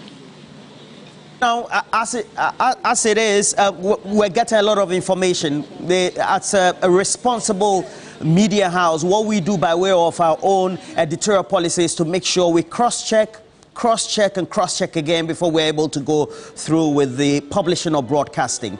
And in the Ashanti region, just to get you to know, unconfirmed report just indicating, even with accompanying videos, that you look at the distance between the agents, whether it's for the parties or the observers, they are so far off from seeing the process where ballot papers are given to voters, whether to have the ability to stamp or to certify whether they have been stamped or they have the right sort of information before that issuance is undertaken. And this is taking place in a number of areas, including the Ashanti region, and we have to confirm that. So the next time, perhaps you're able to get close to any of those officials of the Electoral Commission, ask them, these are the concerns being raised by observers and party agents. Why is that? The distance from the party agents, from the polling area where they have to observe, if it's out of sight, certainly then it comes to naught, so to speak. Egbert, just by way of information. All right. Right. Well, even outside of that particular concern as well, in the number of constituencies that we've gone through as well, there are lots of individuals in part of the Abluma West constituency as well, where I was earlier this morning as well. Some persons voted without using the indelible ink as well. There were a number of voters in the queue who were questioning why that didn't happen as well. And so these and more, some of the things that I have seen personally whilst visiting a number of voting centers this morning are things that most definitely will be seeking to get responses from the Electoral Commission. And like I said, they are anticipating a number of these irregularities. In fact, in the lead up to today and the conversations we've had with the Commission, they maintain that, look, there will be irregularities because the entire process will not be smooth all throughout, but the concern or what must always stick out is whether or not these irregularities are planned in an attempt to cause the election to go in a certain way. In fact, there will be instances where things will just not go right because things have just not gone right. It's one of the explanations the Electoral Commission has been offering in the lead up to today. But it doesn't take anything from us from being able to put these questions to them and ask them these questions as to some of the irregularities that we've seen where a number of the voters, even at some of these voting centers, have been raising the concerns. And most certainly, we'll be bringing the details to you here from the headquarters of the Electoral Commission here on your Election Command Center, Roland. Of the Electoral Commission right here in Accra is where he is based, certainly positioned or deployed there to make sure that up to the minute information is given to you as our regular loyal viewers. And with Ghana Decides by your Election Command Center, we certainly would have to give you that sort of information, trusted, well verified, based on Media General editorial policy. And that said, Ghana Decides Election Command Center is also live, not only on TV3, but also 3FM 92.7. And we're streaming across all platforms. There's also a dedicated platform, 3news.com/elections. You get there and you can verify, navigate, input any information that you want. Pakwesi. Right, Roland. Let's touch base with Emmanuel Samani, who's also been in the Ledja-Koku constituency. He reports of some irregularities that have occurred there. Somani, if you can hear me, what's happening where you are? Advocacy, good afternoon. So I was currently at the sub-A school in the Ledja-Koku constituency, but prior to moving here, I was at the library A and B polling centers. Now, there were some few tensions happening there. The residents say that there are some individuals who are not residents of the area, basically calling them aliens, who have come into this constituency or those polling centers to vote. And so they said they were not going to allow them to vote because they don't know them. Because if you are familiar with the Teshi area, the Ledja-Koku area, predominantly Ga community, they are basically like family. And so they know each other and they are each other's keepers. So they're saying that some residents or some individuals who had come into the constituency to vote are not from there. So they are not going to allow the individuals to vote. However, the presiding officers were saying that, fine, they might not be from there, but let us check from our database to see if indeed they are not from here, because if you're not from here, they won't be allowed to vote. But the residents still say they are not going to allow it because they are thinking that they've just bought some individuals to come and vote there at the library A and B polling center. So that's what led to some skirmishes there, quite some few word exchanges over there as well. But there was a fire officer who was able to calm the situation. But before leaving there, people were still a bit agitated and still, going about the issue. So that was it at the polling center at 30 Library A and B. And so has that challenge been resolved now? Well, prior to leaving the place, calm had prevailed, but there were still some tensions here and there. People were still around, there were some syndicates here and there, talking about the issue. So I'll go back there and check on, but prior to leaving, calm had been restored to some extent. I see a few people behind you. What's the voting process like? Is it going very fast and brisk as we expect? Right, absolutely. With a voter population of about 162,058 compared to 2020's 142,000, we know that the number of polling centers have been increased. And so as a result of that, you're seeing less queues at the polling centers. And this cuts across, with the exception of the library and where I was earlier, where the people would seem to have found into this particular polling station. But here at the sub-school, as you can see in the background, the voting process is quite smooth. I can count, give or take, about 20 individuals here, and it's touch and go. So not so many people, and it's been quite smooth, as I reported earlier. And so that's it by way of Ledja-Koku. So far, so good, with the exception of some skirmish at the Library A and B at the Teshi Enclave. Thanks very much, Emmanuel Somani, our reporter at Ledja-Koku, bringing us up to speed with latest developments there. Top of the hour news coming in from our election command center is that voting has started in many areas across the country. This is your election command center. We're live on TV3, also live on 3FM 92.7. We will soon be touching base with Cookie T, our reporter who is all the way in the northern region. She's been monitoring developments there, Roland.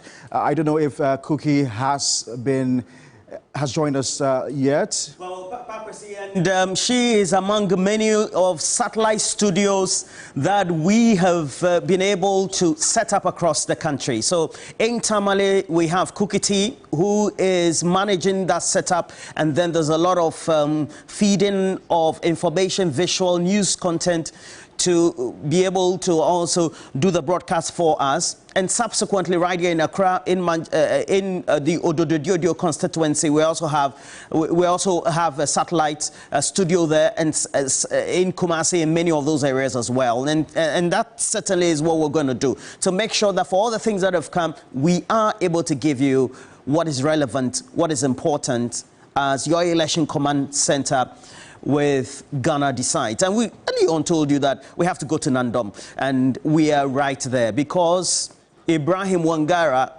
is ready with the latest. Mr. Wangara, what can you tell us from Nandom? From the Nandom constituency, Yes, can you hear me? Please go ahead. From the Nandom constituency in the Upper West region, we have been to particularly the local council polling station 1 and then the local council polling station 2. These 2 polling stations, among other polling stations, recorded a delay in the start of today's important exercise. The local council polling station 1 started at exactly 7:44 a.m. And at that particular polling station, we are expecting a voter of 627. But currently, as we speak, after 8, a minute past 8, we recorded a new vote already in that particular polling station. And then taking you to the local council polling station 2, we are equally expecting a voter of 734. And then voting started from that polling station at exactly 7:29 a.m. And as at 9 a.m., we had 48 votes cast already. But some of their constituents who were in the queue, who reported somewhere 3, others 4 to 5, expecting to cast their ballots early before they embark on their daily activities, have been expressing frustrations about the delays in the exercise, while others are calling on the Electoral Commission to, as a matter of fact, not do away with the time that they have allowed them to wait, but rather to extend their time. If they are expected to close at 5 o'clock, then the time that they have wasted should be added to them, because it isn't their fault for the EC to delay the exercise. So that has been the call in these polling stations. But Nandom constituency as a whole, we are looking at a voter population of 34,887. And you recall that in the just ended special voting, we recorded a number of 1,279 voting population within the Nandom constituency as a whole. And currently, the place consists of 88 polling stations across the constituency. But this time around, we only have Ambrose Derry, the former Interior Minister, who is representing the New Patriotic Party to contest for the seat on the ticket of the NPP, while we also have Richard Area of the National... Well, certainly. Brian Mongara giving us the latest from Nandom, and we will go back to him, and he's been exploring a number of the constituencies in that region to get the latest update. But Nandom, very interesting constituency. You look at the historical dynamics and what the data do indicate for the recent past. It means that we have to do some analysis before we go to Parkway City to get something on Nandom. The number of comments already here. This one is coming from Mr. Baini, says that irregularities you spoke about on air, same is happening at Bonkataman, so specifically Bediakom, where they are not using indelible ink, but a marker is being used, and the polling agents are staying far away from observing that. You only get to know if you get to go and cast your vote, and that's the experience. Again, same has been reported by a number of people in the Ashanti region as well, and a number of the constituencies across the country. And Pakwesi, what can you tell us about Nandom? Roland, I can tell you a lot about Nandom. Nandom, as you may be aware, is in the Upper West region, and as you can see right here on the map, about 11 constituencies are all green. All green. Now, in the 2020 elections, John Mahama beats Nana Akufo-Addo by a little over 1,000 votes. A little over 1,000 votes. Now, I'd like you to check what happened in 2016. Because if what we're seeing here in 2020 is anything to go by, the NDC must be very, very worried, you know, about what's happening in Nandom. Now, see 2016, okay? In 2016, John Mahama was leading Akufo-Addo by nearly 6,000 votes. 2016, Roland? Yeah. Nearly 6,000 votes. That's how much John Mahama was leading on Akufo-Addo, 6,000 votes. And then you come to 2020, the gap narrows to a little over 1,000. And if you're in the NDC, you must be worried about what's happening in Nandom. Okay? Let's see what's happening in the parliamentary. So this is 2020, Ambrose Derry. So although John Mahama is winning For the parliamentary, Ambrose Derry of the NPP won the Nandom seat.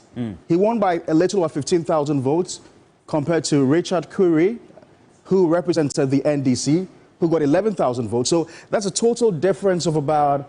in excess 4,000. 4,000. So it means that the people of Nandom are voting skirt and blouse. 120 some. Yeah, they're voting skirt and blouse. And this is in 2020. Let's see what happened in 2016. Same parliamentary, 2016.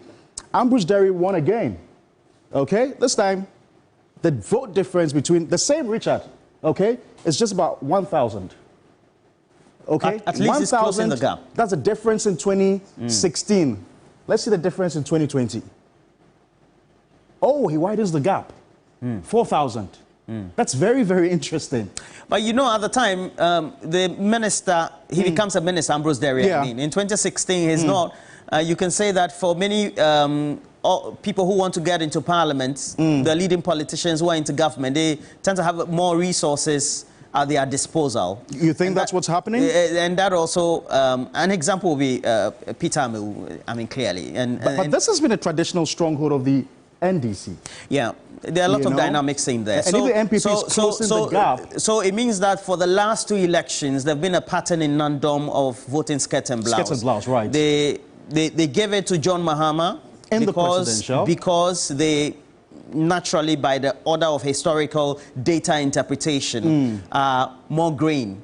And then when it comes to the parliamentary, then they go for the individual. So in the parliamentary, as you can see on the map, the NPP wins about 3 seats in the Nandom area, in the Upper West region, I beg your pardon. So that's about 3 But for seats. presidential, they are all green. For presidential, and a number of things could also account for that. You take the personality of Ambrose Derry, long-standing politician, had played instrumental roles, also as a member of parliament, subsequently the Kufuor administration, also gone through through the mill, well-experienced legal practitioner as well.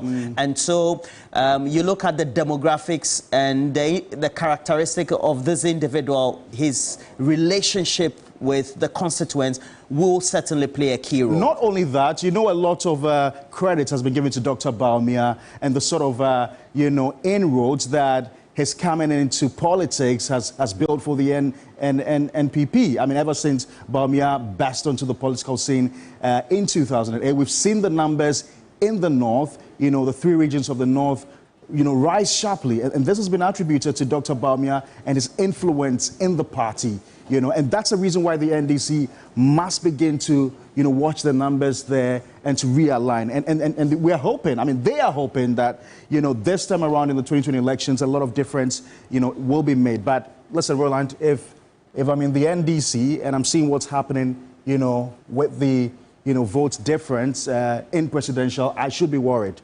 I should be very, very worried. Well, certainly, and that's why our correspondent also on the ground to give you the latest. We're also live, 3FM 92.7, streaming on their platform as well. Go search for them, 3FM 92.7. And we're also right here. But let's go to Ewutu Senya East constituency. There's a polling station there where we're having some issues. So, Ms. Ado, Kwesi Ado.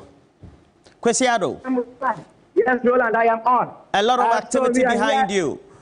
What's happening? Yes, I just want to find out exactly what's happening. I saw the police seeming to be escorting this man. Let's find out. Chief, good morning. This is CP3. What's happening? He says he is not in the mood to speak to us. But all that I saw was that man was in the polling booth. Then a few seconds later, I saw him being escorted from the inner perimeter of the voting center to this particular area. It is not clear what actually happened that made the police officer to escort him from the inner perimeter of the voting center here at the Roman.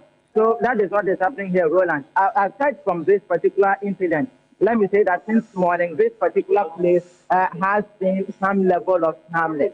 And this is the voting center where the Honorable Mavis Hawakum, the Kaswa MP, cast her ballot. Just a few minutes ago, she followed the voting process and then she casted her vote. We have been speaking to her, and what she is saying is that she is expecting that the calm atmosphere as witnessed since 7 a.m. across the constituency is maintained until the entire voting and then collation processes are over. She is anticipating a 60% win, and then she's been telling you that she regrets the 2020 incident where gunshots were fired at the self-described voting center, and she believes that it affected her, and so this time around, she's going to stay peaceful throughout the entire process. So let's hear the Honorable Mavis Ayawasu speaking to us here on TV3. Well, so does it mean that the number of people milling around are coming to vote, or they are witnessing the scuffle or near scuffle that erupted just a few minutes ago? All the people around you say in our thoughts are here to vote. This is one of the voting centers with high numbers in the Ayawasu East constituency. Okay. And this is called Roman. All so right. If you come here, we have about 8 polling stations put together, and they are all having, they are all following the voting. All right. So it's the reason we are having these numbers too. Akwesi, there's a critical issue. I don't know whether you can get visual of the Member of Parliament, Howard Kumsin, and we know that. Okay, so she's facing off with Nakoyo, who is also the parliamentary candidate for the NDC. Ewutu Senya is a beehive of activity. We know that that famous event that happened in the run-up to that 2020 general elections during the registration process, where guns were flying left, right, center. It's led to a number of incidents recorded. When we went to Ewutu Senya East for Community Manifesto, we also saw an incident where the two went at each other and held, I won't say insult, words at each other, so to speak. That also gives you a vivid description of the type of competition that is between the Member of Parliament, Mavis Howard Kumsin, and then Nakoyo. This is the second time, though, Nakoyo is contesting on the ticket of the NDC. So a lot is at stake in that constituency. And as you see, Kwesi, there's a number of, or a plethora of reports that we're getting, whether it's from the Ashanti region. I'm also getting a number of them from the Bono region as well. Even here in Greater Accra, I got a couple more, Taming Punkatamanso, etc. Can you find out whether they are using the indelible mark or the indelible ink to do the marks on the fingers, and whether before they do that, they let the voters dip their hands in water? Because we're getting some mixed reports like that. Just confirm that as well. We'll come back to you. And then also the last one. The party agent and the observers, are they sitting far off from the voting area where they cannot observe some key issues? Indicators like one. When the ballot paper is issued, the party agents are supposed to at least witness from not to a distance whether the ballot papers are well marked with the right stamps, the serial numbers are okay, etc. Are they able to do that? Try and verify that for us in all the polling stations, including where you are. And then when we come back to you, you can give us the right responses on the subject, because it's a very critical area. And Ewutu Senya East Parkwesi, an important constituency, one of the, is it flashpoints? Well, it's becoming a hotspot. Okay. Yes. Yeah. So it's moved from just being a flashpoint to a hotspot. It's a hotspot. All right. Akwesi Addo, great work you're doing so far. One of many reporters, correspondents, or reporters that we've also deployed across the country. Great work he's been doing and crisscrossing the central region to give us the latest. Akwesi, what can you tell us? Like I mentioned, Ewutu Senya East has become a hotbed of political activity. When you look at the map there, you know it's in the central region, of which the NDC won about 13 seats in the 2020 elections, with the NPP taking about 10. Now, in 2020, the Ewutu Senya East constituency, it was Mavis Howard Kumsin, who's a minister, up against Phyllis Nakoyo Okuno. And the vote difference there was a little over 5,000 votes. And that number is narrowing when you compare that to the 2016 figure. You could see that there was about 10,000 vote difference between Mavis Howard Kumsin and at this time around it was Adams Hunu. I don't know why they're not. Okay, right. So that was Adams Hunu. You know, so the vote difference.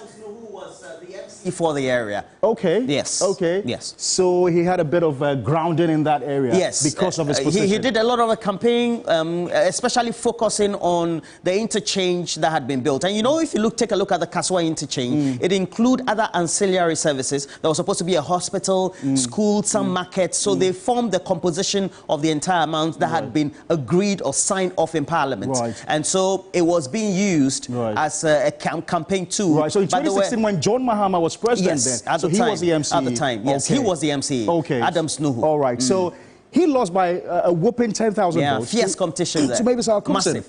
And that number seems to have narrowed in 2020. Significantly in 2020 when they had Phyllis now came into the picture.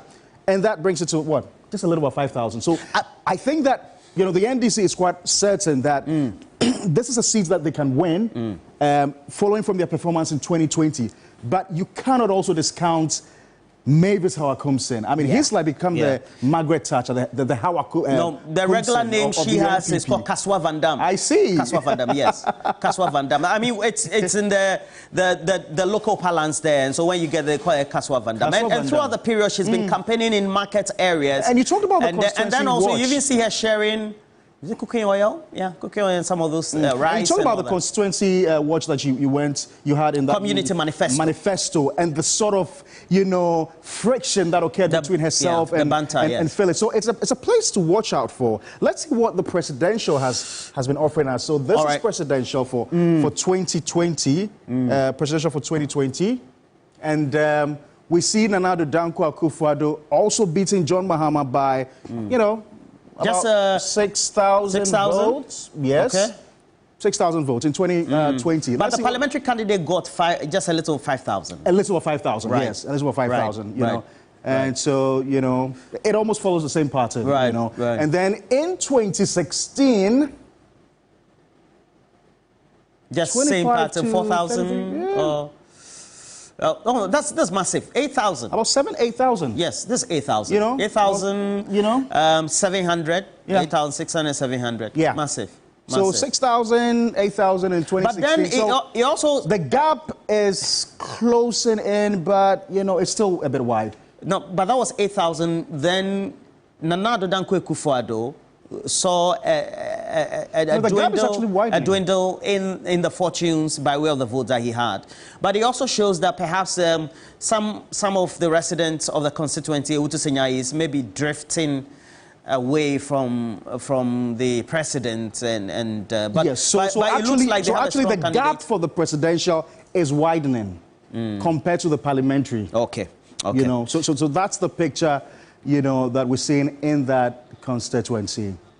Right, so you're still watching our Election Command Center. There's live coverage of Election 360. We're bringing you updates all across the country. We've got roving reporters embedded with the presidential candidates. As you may be aware, Matthew Opoku-Prempeh, who is the running mate for Nana Addo Dankwa Bawumia, has cast his ballot. Dr. Bawumia has also cast his ballot in the Waliwali constituency. Roland, we've heard very little from the NDC, John Mahama, and his running mates, Jane and Opoku-Agyeman. They must have voted by now, haven't they? No, John Mahama hasn't voted, according to Komla Kluche, who is monitoring the movement. He's not with them, though, but he says that we're going to get the latest from him. He's on the way to Bole to get his vote cast, or his vote cast, so to speak, and then we will get that for you. But so far, we've had Dr. Mahmoud Bawumia cast his vote, as well as his vice presidential candidate, Dr.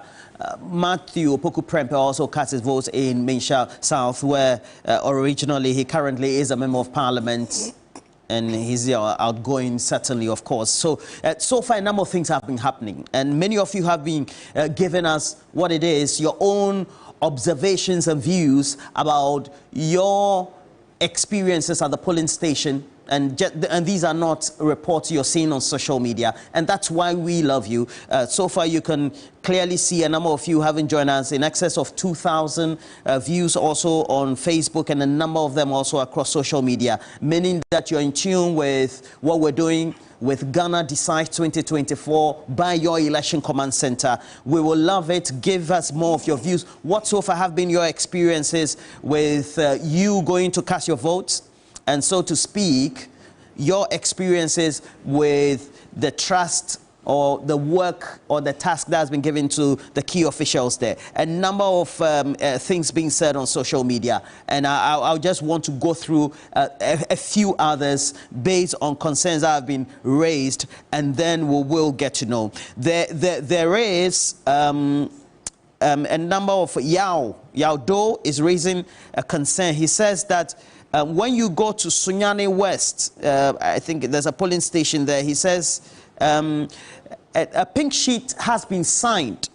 And so this was detected, and the EC official had been confronted on why he did that. He said he did that to soak pressure.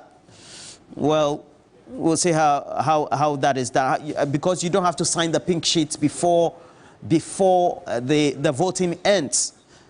And that will mean that a number of things will have to be done.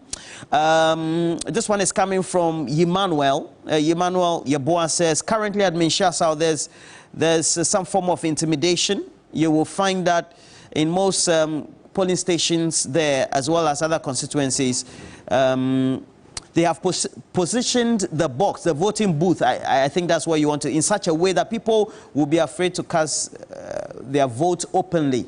Because you find that people can see the vote that is being cast in such a way. We'll see how that goes. Please make sure you give us more of your comments as well. But Park, we see a lot to think about. A lot to think about, Roland, before we go to now. Now, I was telling you about why the Ashanti region matters a lot in this election, because of the number of votes in that region. The Greater Accra region also matters a lot, because there's also, you know, it's the highest in terms of numbers, followed by the Ashanti region. Now, but it's not very significant. Now, even though the NDC won the Greater Accra region in 2020, you could see that they did not win the national elections, which didn't follow through from the historical evidence we've seen, because historically, every party that has won the Greater Accra and the Central region has ultimately won the national elections. Now, the NDC won the Greater Accra region in 2020, but look at the margin of votes there. A little over 70, 80,000 cities. Because in the Greater Accra region, very cosmopolitan, it's almost like sharply divided, you know. So even though, you know, you're winning in that region, the margin of vote is not as much as you'd see in the Ashanti region, where the NPP is winning by over 1 million votes. You know, so that's how, so if the NDC has to win Greater Accra region again, they've got to win by a wider margin, you know, from the margin they won in 2020. So that's some nuggets, you know, something that, you know, the NDC has to think about, you know, going into this election. Well, certainly. Let's go to Christopher Mwako. And Christopher, are you in Savannah or you're in the northern region? Where exactly? So, Roland, currently I'm in the Savannah region at Sankpala, in the Yape Kusogo constituency. Where exactly? You said Sankpala? Sankpala, yes. Sankpala. In the... Yes, on the main Tamale Bupe highway. And this particular community, a lot of people are expected to vote here. There are 4 polling stations in this community alone. As you can see in the background, Roland, more people are coming out in their numbers to take their turns to vote. This particular polling station, as it stands now, more people, over 100 people have voted so far, and others expected to vote. I have a communication member of the ruling New Patriotic Party, Hajia Lauratu Saka, who votes here in Sankpala. Hajia, you just voted. I want to find out from you, how has the process been so far? And would you say that security-wise, everything is in place? I think it's been good morning to our viewers. Who is it Paparo? Yes, that's Roland. Okay. Paparo, good morning. Good morning. It's been pretty peaceful. You can see from here. nothing really untoward going on. And I think the decision of the EC to split the polling stations into sizable numbers is really working here. So it takes really a short time to vote. I'm not too sure about where about the populated areas, but so far I've been around about 4-5 polling stations before I came to vote, and it's been really full of power. Yape Kosovo is one of the biggest constituencies, if not the biggest, in the Savannah region, with some over 71,000 registered voters. So it's been peaceful so far, and we just hope and pray that it continues like that. So you've been crisscrossing the polling centers in the Yape Kosovo constituency. Talk to us about the turnout. Are you impressed? Because earlier there were some researches conducted indicating that voter apathy is something that we'll experience in this election. Are you impressed with the voter turnout so far? Yes, I'm quite impressed with the voter turnout so far, and it's quite encouraging that citizens have come out to exercise their civil duty this early, because usually people come very early, around this time. It's pretty slow, then get into the end. But it looks like all the polling stations that I've been to, the turnout has been very impressive, and I hope that we'll keep it that way until then, because the Kosovo numbers are quite, I'm not too sure what is happening in Ife, in Mpaha, in Kosovo, which are also quite populated relatively in the constituency. So hopefully, this turnout being from Sankala, I hope is still the same in other electoral. Are you expecting any surprises? Because, of course, you know, this is one of the strongholds of the NDC, and it is even touted as the headquarters of NDC in the Savannah region. Are you expecting any surprises? The last time I met my brother, the incumbent MP, he had lost his voice. So that should tell you how tough it has been. I mean, for 32 years, the Yape Kosovo constituency has been voting for the NDC, and we can all see what is happening now. But, I mean, with the work that has been in this constituency, we went to Wongo, went to Kosovo, and a few other areas. And the feedback was good. People are poised for development, and hopefully this may be a surprise. Yeah, so Roland, you can hear from Hajia that she's not even too sure whether the surprise will come, surprisingly, but I think that the Yape Kosovo constituency, as she indicated, have been voting for the NDC over the years. And so even though they have put in place some developmental infrastructure in the area, they feel that that will come to play in this election. More people are coming to join the queue to vote, Roland. And this constituency, I must emphasize that it has over 71,000 registered voters who are expected to vote. Even though some have already voted in the special voting category, we still have quite a number of them expected to go through the process. Roland, let me run by you before leaving the northern region to the Savannah region. I must say that as it stands now, some incumbent members of parliament have voted in the Tamale constituency. I can talk about Murtala Mohammed for Tamale Central, who is going to cast his vote. Suini for Tamale North is also on his way to go and vote. We are told that the former minority leader and MP for Tamale South constituency, Haruna Idrisu, is also expected to vote later in the day. So a lot more people coming out.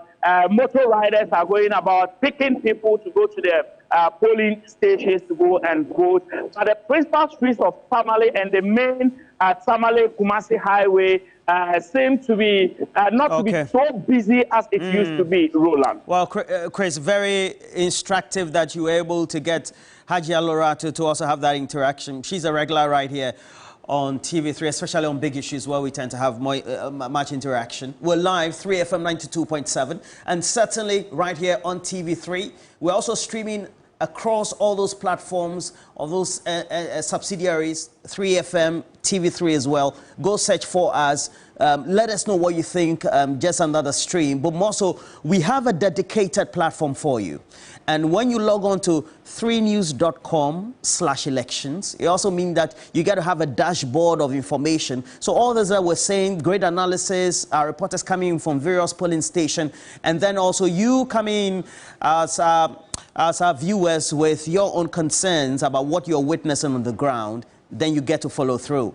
Very soon, we'll bring to you pictures live of Jane Nano Pukwajamang, who is the vice presidential candidate of the NDC, also casting the ballot. But as it is, we also get many reports, and it is important also for us to tell you that the Electoral Commission, where we have at the headquarters, Eric Egbeta stationed there to bring to you up-to-the-minute information, is just about holding the second press conference. The number of issues that I even told Eric Egbeta to ask the Electoral Commission if he will be allowed. Already, we have this one. Michael is already sending a video on the University of Cape Coast campus. We have a military truck where we have the military personnel on board. They are just roaming the streets of the polling stations around the University of Cape Coast campus. And the question is, we had a statement coming from the Ghana Armed Forces. They said they were going to patrol the communities. I don't know whether if you do that close to a polling station, is it you backing down your word or not being truthful or not? We'll try and verify that. Dr. Adam Bona is also here, so we'll just oppose all that, what he makes of it as well, and what we can do. But when it comes to all those infractions that have been announced, for example, the party agents sitting far off from where they can see the ballot being issued. And just by way of some education as well, because that's what we do right here on your election command center, Ghana Decides 2024. When you're issued, you have to make sure that you find out whether it is stamped. The Electoral Commission will have to stamp your ballot paper. So as somebody who is going to vote, please make sure that you verify whether that stamp is there. More importantly, there's supposed to be a serial number. It needs to correspond with the one that has been printed on the surface of that ballot, and then behind there's a stamp corresponding to that serial number as well. Make sure you do that, and then you don't soil the ballot as well, because we're getting a number of concerns being raised across, whether it's in Sunyani, Bono, or Accra right here in the Ashanti region, elsewhere in Kumasi. Concerns are being raised about some of these things, and that's why how voters in Ashanti Parkway see turnout is very important. Why do they turn out the way they do? Well, Roland, you know, Ghana is largely a Khan, and the NPP has, you know, for a long time been criticized as being an Akan party. I mean, there are two sides of the coin. Some say, listen, there's nothing to be shy about that. You know, Ghana is largely made up of Akans, and so if we're an Akan party and that's what's given us the numbers, why shy away from it? But there are others who have been worried over the years, because of the issue of inclusivity. So there's a perception that because it's largely a Khan, you know, other ethnic groups or other ethnic groupings are not attracted to the party. And that's why there's been a lot of excitement since Dr. Bawumia was elected the presidential candidate of the NPP, you know, because for the very first time, they are fulfilling the trinity of the Dankwa Buzia Dombo, you know, tradition, where President Kufuor came from the Buzia, we have Nandom from the Dankwa, and then, you know, Dr. You have to enable us address this in a timely manner. We encourage you, the citizens of this nation, to walk this journey with us. A journey of transparency, a journey of responsiveness, a journey of accountability to you, the citizenry, and a journey of inclusiveness. We are keen to ensure that we include you in all aspects of our work, and that any interested citizen will, in the comfort of their homes, be able to follow our processes. You are our stakeholders, and it is in that spirit that we provide you with the details and all aspects of our work. We thank the good Lord for what He has started. Indeed, reports reaching us indicate that the elections are proceeding well across the length and breadth of this country. And we are confident that the good Lord who has started this process, this good process, will bring it to a good and expected end in Jesus' name. Amen. We declare the National Policing Center opened in the name of God the Father, God the Son, and God the Holy Spirit. We thank all of you. May God bless our homeland Ghana and make his beloved nation great and strong. Thank you.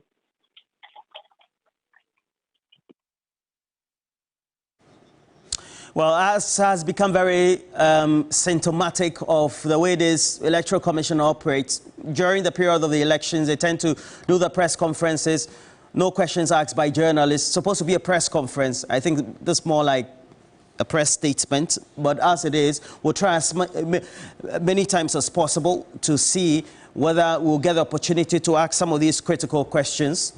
Very important for us to do that. And Eric Egbeta, if you're ready, what the Electoral Commission is saying, on behalf has it?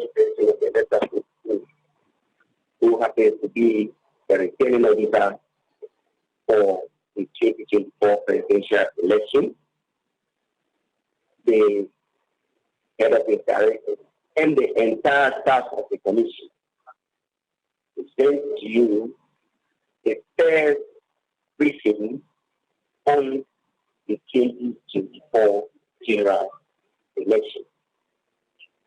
We all know that schools are expected to start at 7 and end at 5 p.m.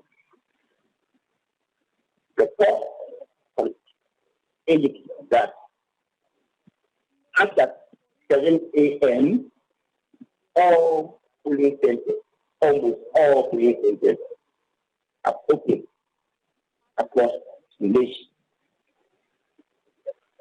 About 99% of all our polling stations are open and working.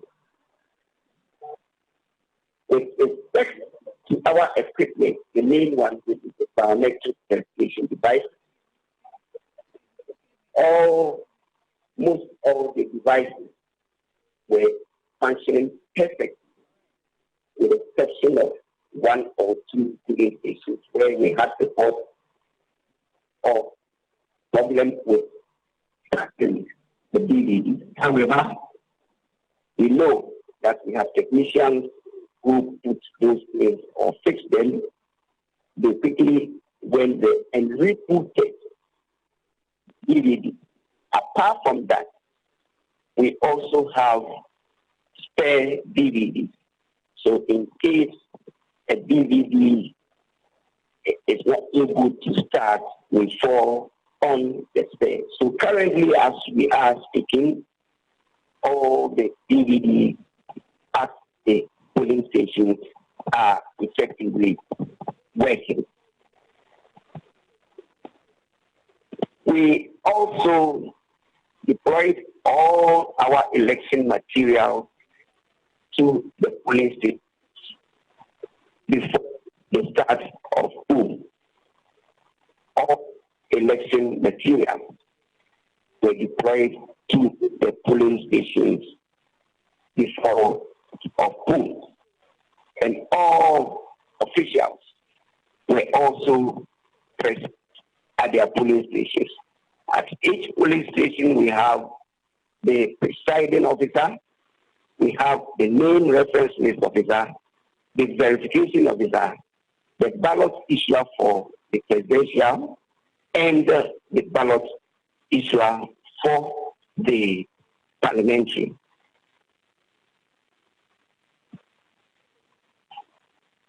We have also noted that at all the polling stations, we have the presence of the security personnel.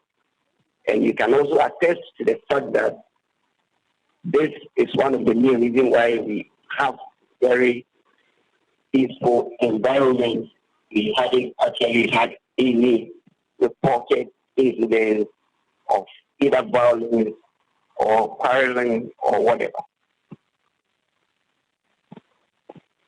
with respect to agents at the polling stations, the two main political parties have their agents at all the polling stations. However, the other parties either have some of them, some of the polling stations, others also not there.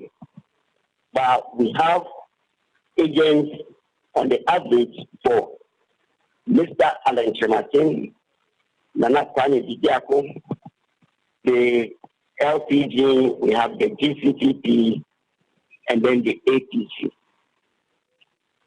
We also have reported cases of the presence of election observers, both local and international. We have the IDEC, we also have CODIO, we have ECOWAS, we have the presence of the EU, as well as the Commonwealth. So basically, this is a brief report from the start of school at 7 till this time. We'll give you the next update when the time is here. That's at 12 o'clock. Thank you. Yes, sorry. The toll-free number is 0800 324 324. I repeat, 0800 324 324. Thank you.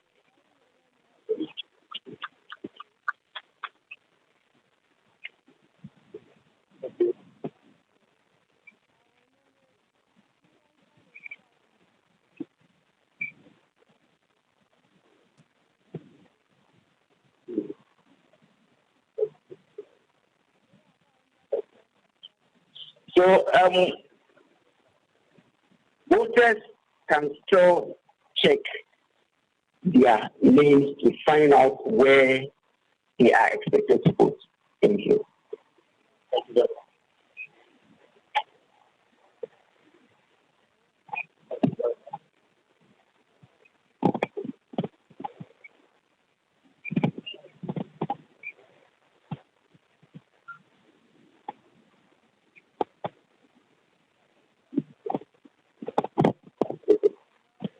Thank you very much, Mr. Keke. At this point, we'd like to invite some few questions, maximum 5 questions, if you do have, for the Deputy Chair to respond.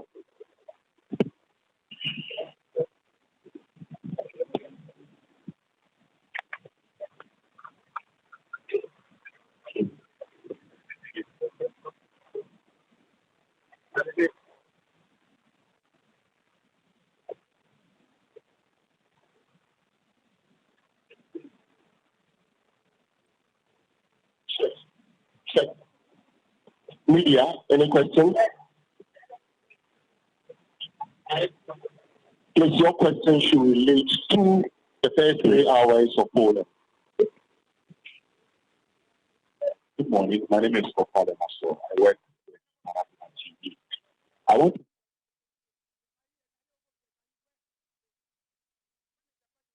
for the military being involved in the elections already, because we have received reports that there are some men in uniform at some polling centers, and we do know the fact that this is not allowed. Under whose purview does this fall, and then what's she going to do about it? Thank you.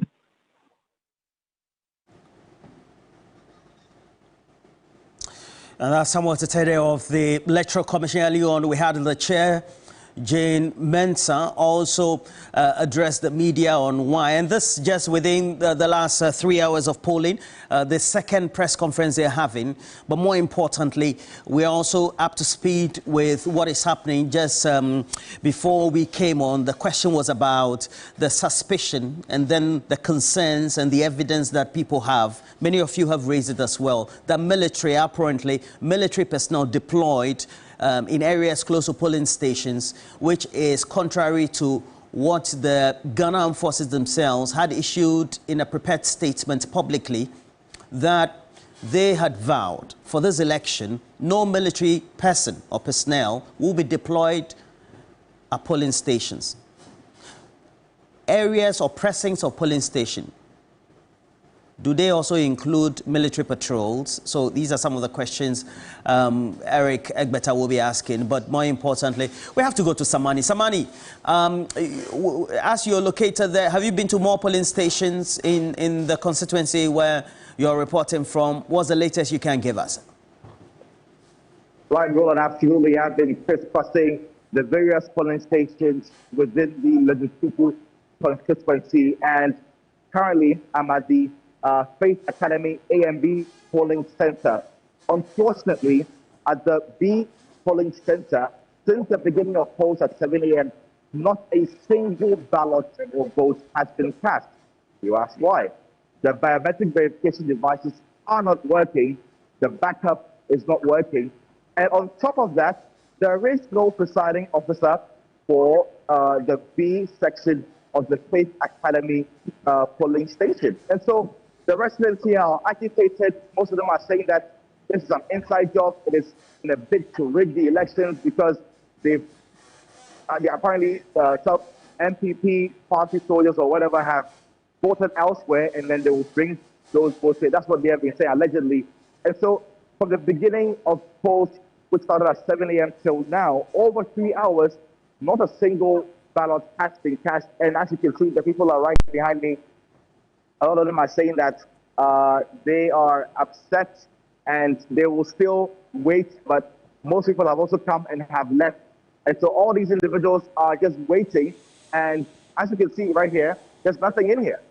It's an empty box with not a single ballot being casted here at the Faith Academy. And all of these individuals are just waiting for EC officials here to rectify the issue of the malfunctioning biometric verification device, the BVD. And the assistant presiding officer tells me that they are waiting on communication from the Electoral Commission as to what to do next. But in the meantime, all of these individuals are just waiting until the machines begin to work again. So as you can see over here at the A side of the polling center, this is the A side, the Faith Academy A side. Clearly, voting is ongoing. Everything is working. It's seamless. Not so many people in the queue. However, you pan over here and the situation is different. Elderly women, I can see one in a wheelchair. Let me just briefly engage her. But first, let me engage this particular lady. Omi, hi. You're live on Ghana Decides, your election command center on TV3. Chow language. Then it's coming over. Okay, Samani, we have to let you be for now. Just keep interacting, and that's the most important part of the conversation and the work you're doing on ground. But more importantly, we have to go back to the Electoral Commission, the address by Samuel Tete.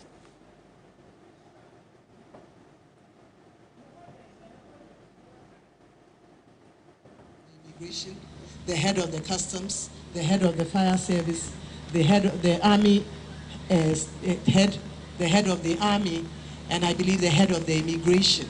And as the Electoral Commission also sits there. But we, as we mentioned, our involvement is really restricted to the movement of our activities, the protection of our installations by the police, the supervision or the observation of the printing, and so on and so forth. As to the security deployment, we are not aware, and we are not privy to it.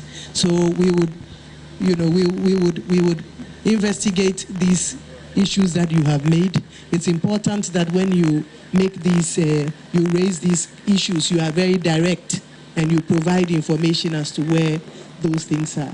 But in terms of security, we have no hand in it, and we do not make security arrangements. Thank you very much.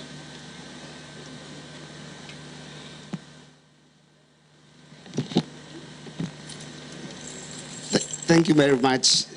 Madam Chair, the returning officer. So we have two other questions. The first one is the distance, the sitting distance. And I will not say that we have maybe 100 meters, 200 or 3. The rule is that the agents are to sit at a place where they can observe the process.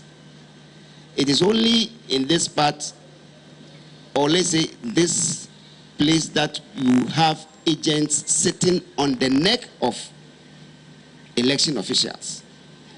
This should not be so. You find agents very close and then sitting on the neck. They don't even have a space to breathe.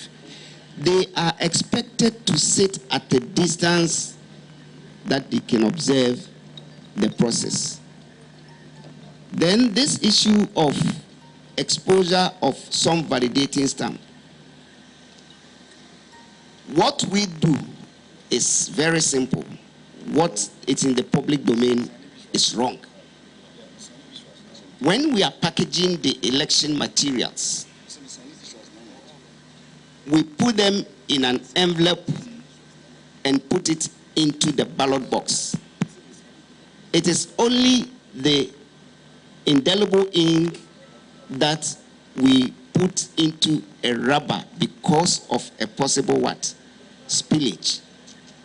So the assertion that we have exposed validating sums is not correct. Then, which other question? Yes. Yeah, the wager Bawe, that one, it hasn't actually come to our attention. So we will investigate and then give you a report on it. Thank you.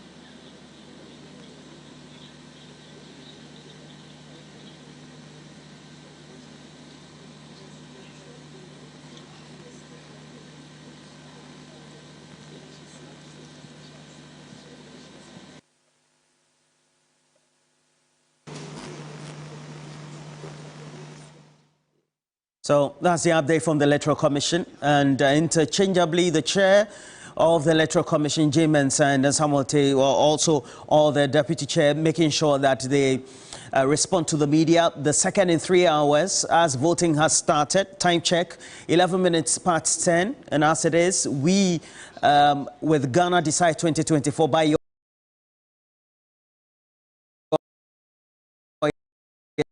on 3FM97 as well as TV3, always making sure that we bring you the latest. We will go back to the Electoral Commission when... That's the update that we have. Thank you. So voting is still ongoing.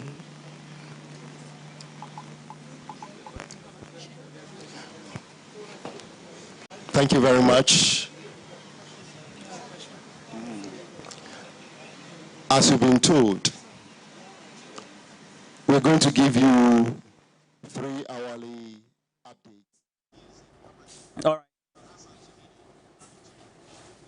A lot of activities happening, and from the headquarters of the Electoral Commission, as we do it, we have to go to our satellite station in Tamale, Kukiti, having an interaction with a number of voters, but more so some key figures as well. Kukiti, take it over. Are we on to go? All right, so this is still your election command center. We are in Tamale North currently, and just a few minutes ago, Honorable Sweeney finished casting his vote. And Honorable, did I hear you say 85% for the parliamentary this time around? Well, in Tamale North constituency, inshallah, 85 for the parliamentary, 85 for the presidential. But generally, nationally, I'm predicting about 53% for His Excellency John Dramani Mahama. But 4 years ago, you had more than the votes that were gotten for the presidency. What's making you confident that this time around it will be 85 for both?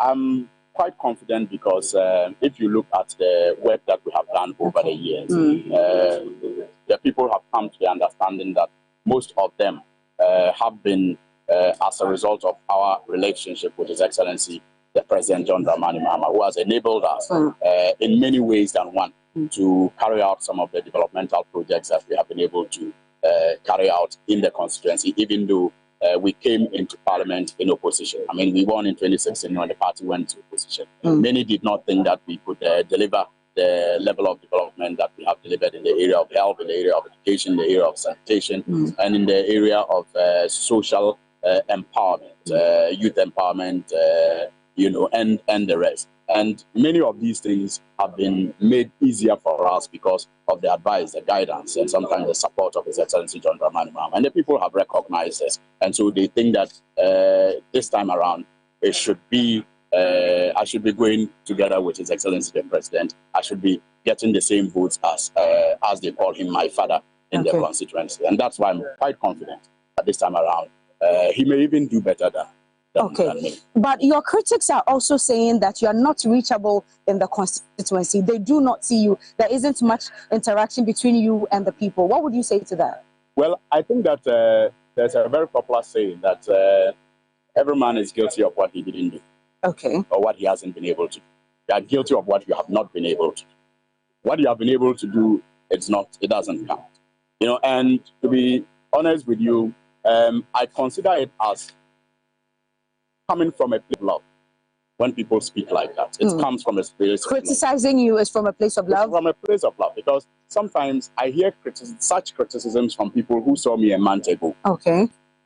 They would have met me a month ago or 3 weeks ago, but then they will complain that they are not seeing me. So the point is, in fact, in our campaigns, when I interact with them, all they tell me that we just want you to be sleeping with us in our house.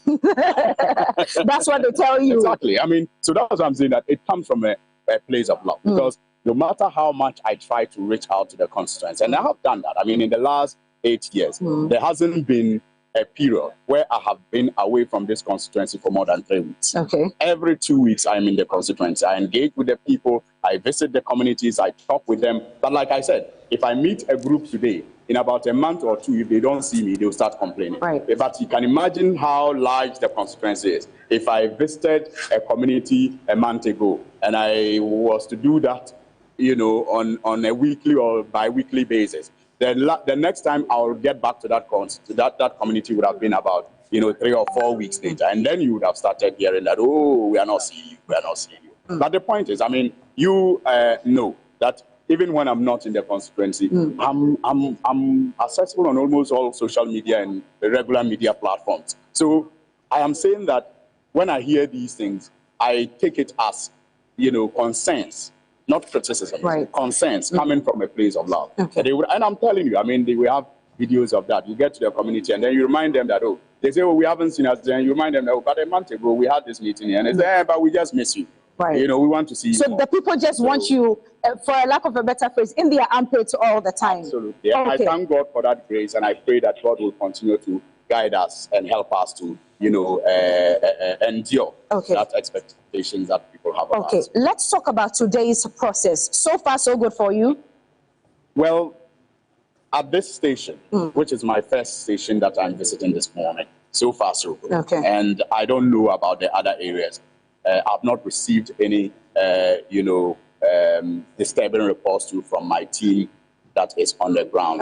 I have, however, noticed, you know, the diabolical game that our opponents are playing. They have listed the numbers of some of my very key team members, and they are sending bulk messages around that they are with funds to give them transport, so they should call them. I mean, how disingenuous can one be just so that you can win an election? But we are not surprised that the NPP is playing this game, this trick, because that's what they are known. So you can confirm that you are not buying votes from anyone, you are not inducing anybody to vote for you? In fact, if you engage the community and if you go on social media, you see how many videos and pictures are all over the place of them sharing 20 Ghana, 10 Ghana with their, you know, ballot samples. You wouldn't see that about me. In fact, it's one of the problems that I have with my constituents, because I'd rather empower people and teach them how to fish than to give them fish to eat. Okay. Honorable, Tamale has been recorded as one of the hotspots when it comes to elections in this country. So far, we've seen the presence of the police, but not the military. What's your expectation all through? Well, from last night, we started getting reports, and I personally saw some of them. In fact, on this road, at about 10 p.m. yesterday, I saw a number of military men, myself, with their military vehicles, moving towards the Tamasco area. And many people expressed concern about the numbers of military men that they were moving yesterday and the vehicles that they were moving yesterday. I do not think it is a very good sign or good signal to send to the communities, because it has the potential of doing one of two things. It will either intimidate the people or it will provoke them. Either ways, you are not helping the process as we all expect it to be assisted for us to get the best outcome out of it. So I am quite happy that this morning I have not really seen the military around yet, but we also picked up signals that some, people who are in military uniform, I don't want to believe that a disciplined military man will engage in that, but we picked up information that some people in military uniform had been put somewhere to print, ballot papers and stuff the ballot box, and then later cause confusion at certain polling stations and get the opportunity to swap the boxes so that they can rig the process. But I am very confident that our people are vigilant. I am just surprised that on the back of this information, when we requested for the serial numbers of the stamps that are used to stamp these ballot papers before they are issued to voters, the Electoral Commission was not forthcoming to give us that information, because that's the only thing you can use to verify if a ballot box has been swapped or not. But even though they are not giving us that information, we have alerted all our agents on the ground to take the serial numbers of the stamps that are being used to stamp the ballot papers before they are. I'll quickly just ask you the last question. You've already hinted that you are predicting an 85% win for yourself. Sure. Honorable, what if you don't win this election? Would you accept the results? There is only one outcome in this election in Tamale North constituency and in the region as a whole. Our team is either we win or we win. There's no complacency. There is no other way. We have done our work well, and we have done our research, and we know that we are winning this process. We are not even contemplating a loss. Honorable Sweeney, thank you so much for your time. This is still your election command center. We are still here at Tamale North, where a total of approximately 54,000 electorates are expected to cast their vote in this constituency. 4 years ago, Honorable Sweeney won by some 64%, but he's predicting that this year he is going to win by 85%. And he's also predicting that for the presidential results as well, ex-President John Mahama would also garner some 85%. We are still on ground. We'll go to the other constituencies in this region and bring you more updates. Thank you very much. It is still your election command center. I am Cookie. Well, quite an interesting conversation there. Live 3FM 92.7. And also right here on TV3, Ghana Decides by your election command center. Many of you also keep posting your comments. You're saying that a number of them as well. Suhini is a good man. This one is coming from Idi Brima. Good morning to Idi Brima. And thank you for Manini Mani, regular watcher. Patrick Kugbesika, regular watcher of the channel, also on stream. But as it is, we also know that Harriet Thompson, the British High Commissioner to Ghana, also made some regular observational inspections at Koliklote and many of those polling stations in that constituency. Let's take a word from her of her observations.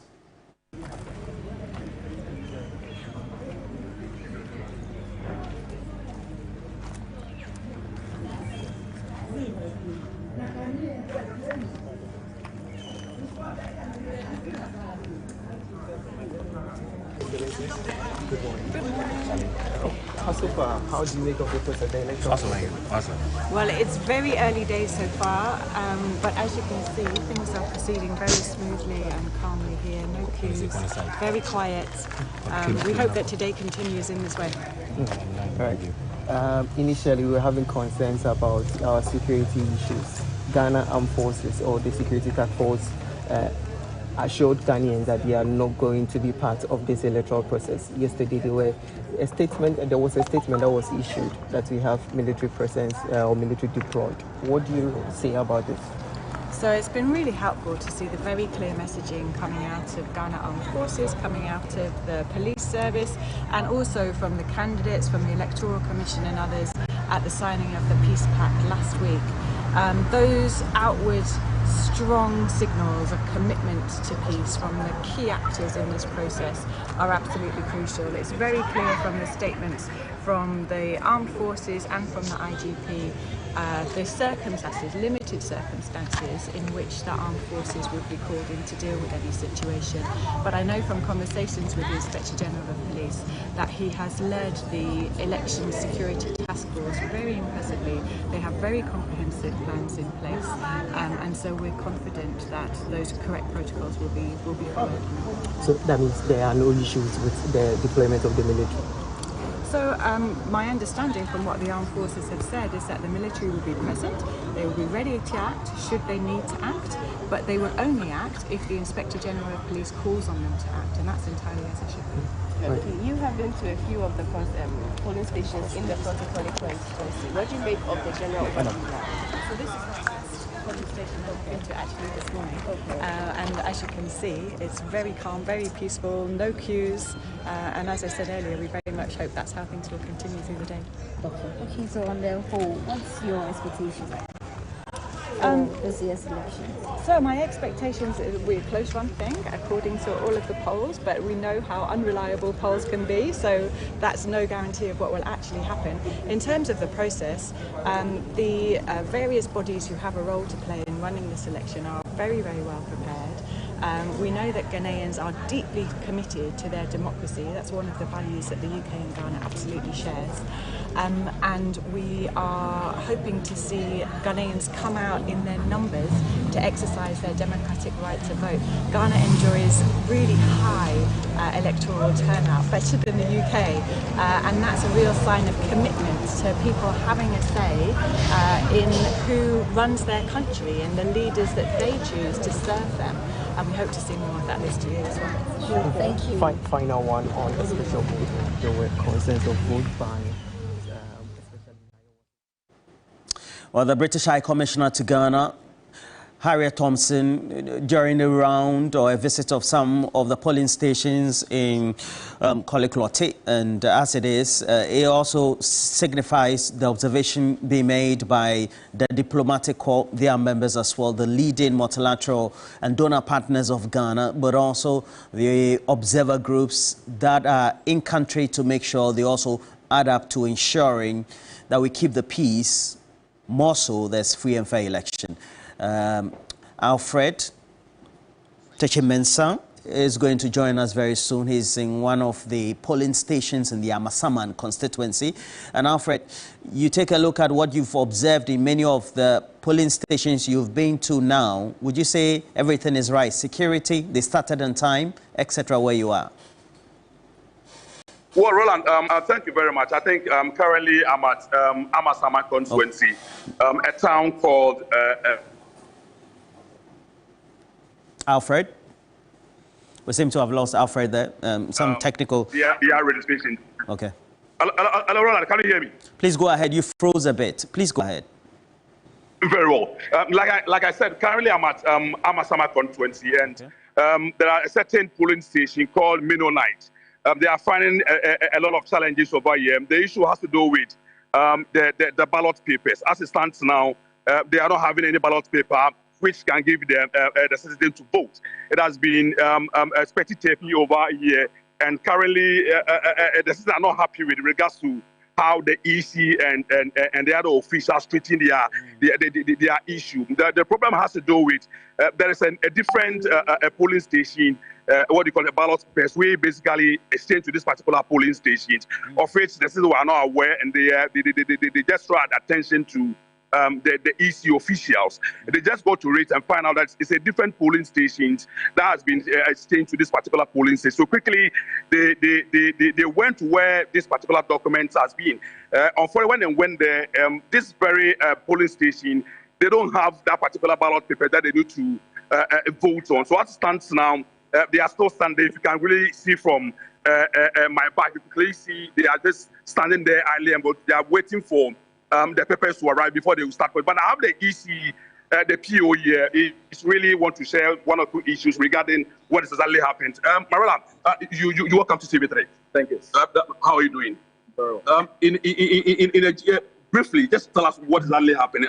It's almost 10 p.m., almost 11. You guys are not voting. Oh, okay. So around 6:50 a.m. in the morning, when we opened the ballot box, we saw a voter register, which doesn't actually match this polling station.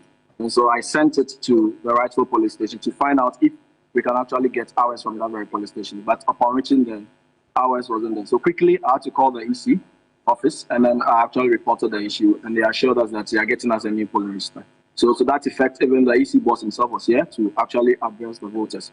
And then as I assured them that in the next 45 minutes, they would have a new voter register so that we can commence with the data. Right, but the voters are saying you guys have already had discussion with them. Immediately after 5 o'clock, whether you have voted or not, you don't allow them to vote, but yet the voting has not commenced. What actually is the issue concern that particular time? I think the extension has already been given in the CR. So after 5, if you are in the queue, you'll be allowed to vote. But if you are not in the queue, you will not be allowed to vote. Very well. I'll come back to when the papers arrive. Roland, so this is the view for the polling station, midnight 8 here. But let me try if I can see. I can get one or two voters if they can share their opinion about what is exactly happening, so that we can also have the side of the story. There's one man here that I want to lecture to. Daddy, good morning and welcome to TV3. I hope you are doing well. Yeah. Yes, I want to tell me how frustrated you are looking at this party town. When did you come here? I was at 5:45. 5:45, and yet you have not voted. What's going through your mind on this situation? It's so bad that up to now, this is telling us that they don't have the register for us. And we're here for far too long.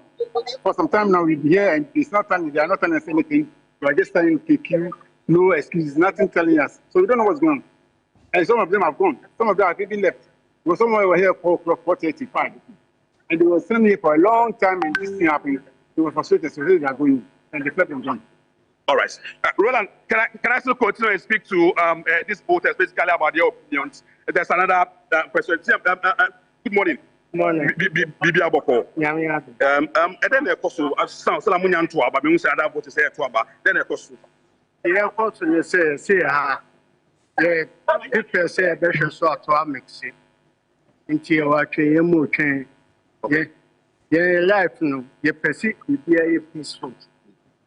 I know all right. Roland, I don't know whether you have any question for the EC or maybe the voters basically that you want to ask. Okay, just as a follow-up, for some feedback we've been getting from our audiences or the spectrum of the viewers, they are raising concerns about the late arrivals, etc. You've established that at this place. How many ideally, in terms of the number of voters, were supposed to have been on the register, for which then we can make that comparison with the time that, as it is now, 31 minutes past 10, and if these materials have not arrived, how then can they be able to vote? How many people are on the register there? Yes, they are expecting 631. These are people that are expecting for them to vote on midnight A. We have A and then B. Currently, the Bs are voting, but the As are not voting. The As are expecting 631. But stands now, I can just count almost about 200 people who have lined up here waiting for the papers to come. But like the EC really said, the director of EC for this constituency assured them that they should give about 45 minutes. They will try its maximum best so that when the papers arrive, we just give them ample time for them to vote. So that's what currently they are there. Just on your screen, there's arrival of a police camp. About 6 of them, they are here. Want to come and see that things will be very okay. So we are still here, trying to monitor the situation so that we can just bring our listeners and viewers up to speed as far as this election is concerned. All right, so get the contact of the EC official who is in charge in terms of the supervisor or the one detailed to supervise or make sure the deployment is undertaken so that we're able to speak to that person as quickly as possible to ascertain why we have some of these delays. We also know that the vice presidential candidate of the NDC, Nana Jane Opoku-Agyeman, Professor Nana Jane Opoku-Agyeman has also voted, so we'll bring you those visuals live right here. And she votes subsequently, meaning that she would take that turn, and subsequently we have the presidential candidate of the NDC also voting in Boli as well, and she votes in the central region, in Elmina more precisely. And so these are live pictures being brought to you. Nana Jane Opoku-Agyeman getting ready to cast her votes. Professor Nana Jane Opoku-Agyeman is the vice presidential candidate of the NDC. And getting ready to vote.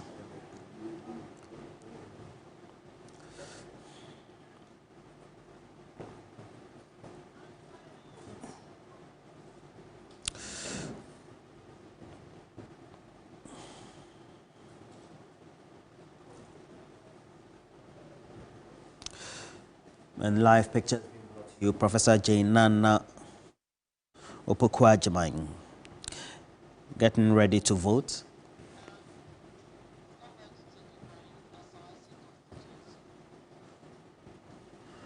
Okay, live pictures. Professor Nana Jane Opoku-Agyeman, the vice presidential candidate of the NDC, getting ready to cast her vote. Also alongside, she had been making a number of stops, according to reports from our correspondent.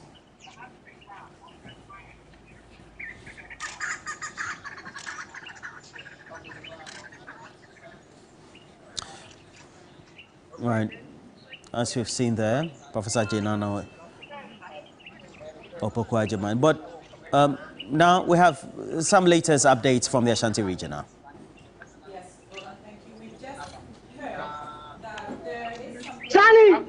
The constituency, and our correspondent Ibrahim is on standby to bring us all the updates from there. Hello, Ibrahim. Hello, Ibrahim.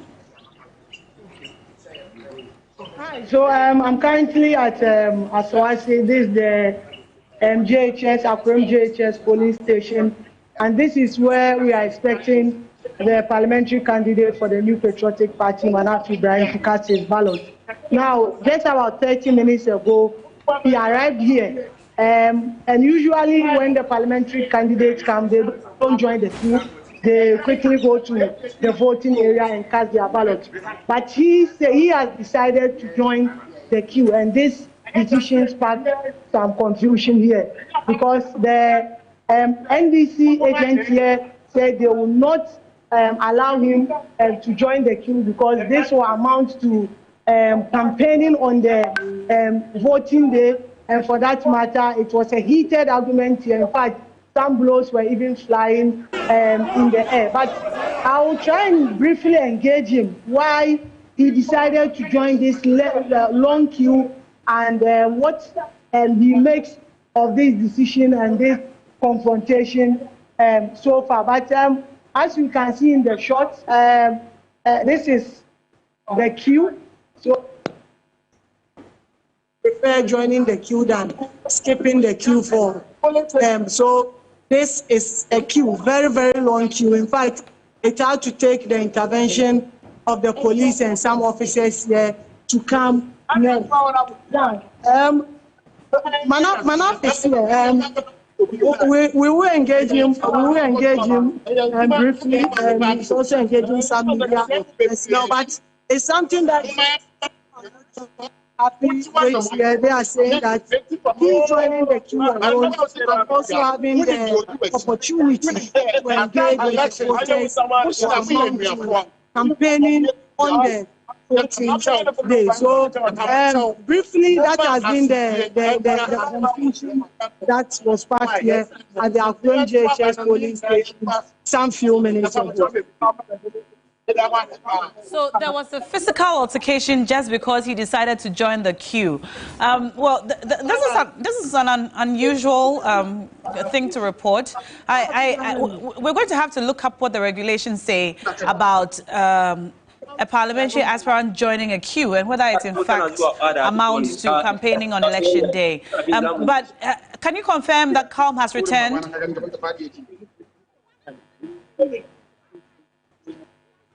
Ibrahim, can you confirm that Calm has returned to the constituency now? All right, looks like we lost Ibrahim there, but Ibrahim is reporting from one of the constituencies in Asawasi constituency, and he says that the parliamentary aspirants, one of them, decided to join the queue, you know, like everybody else, and vote.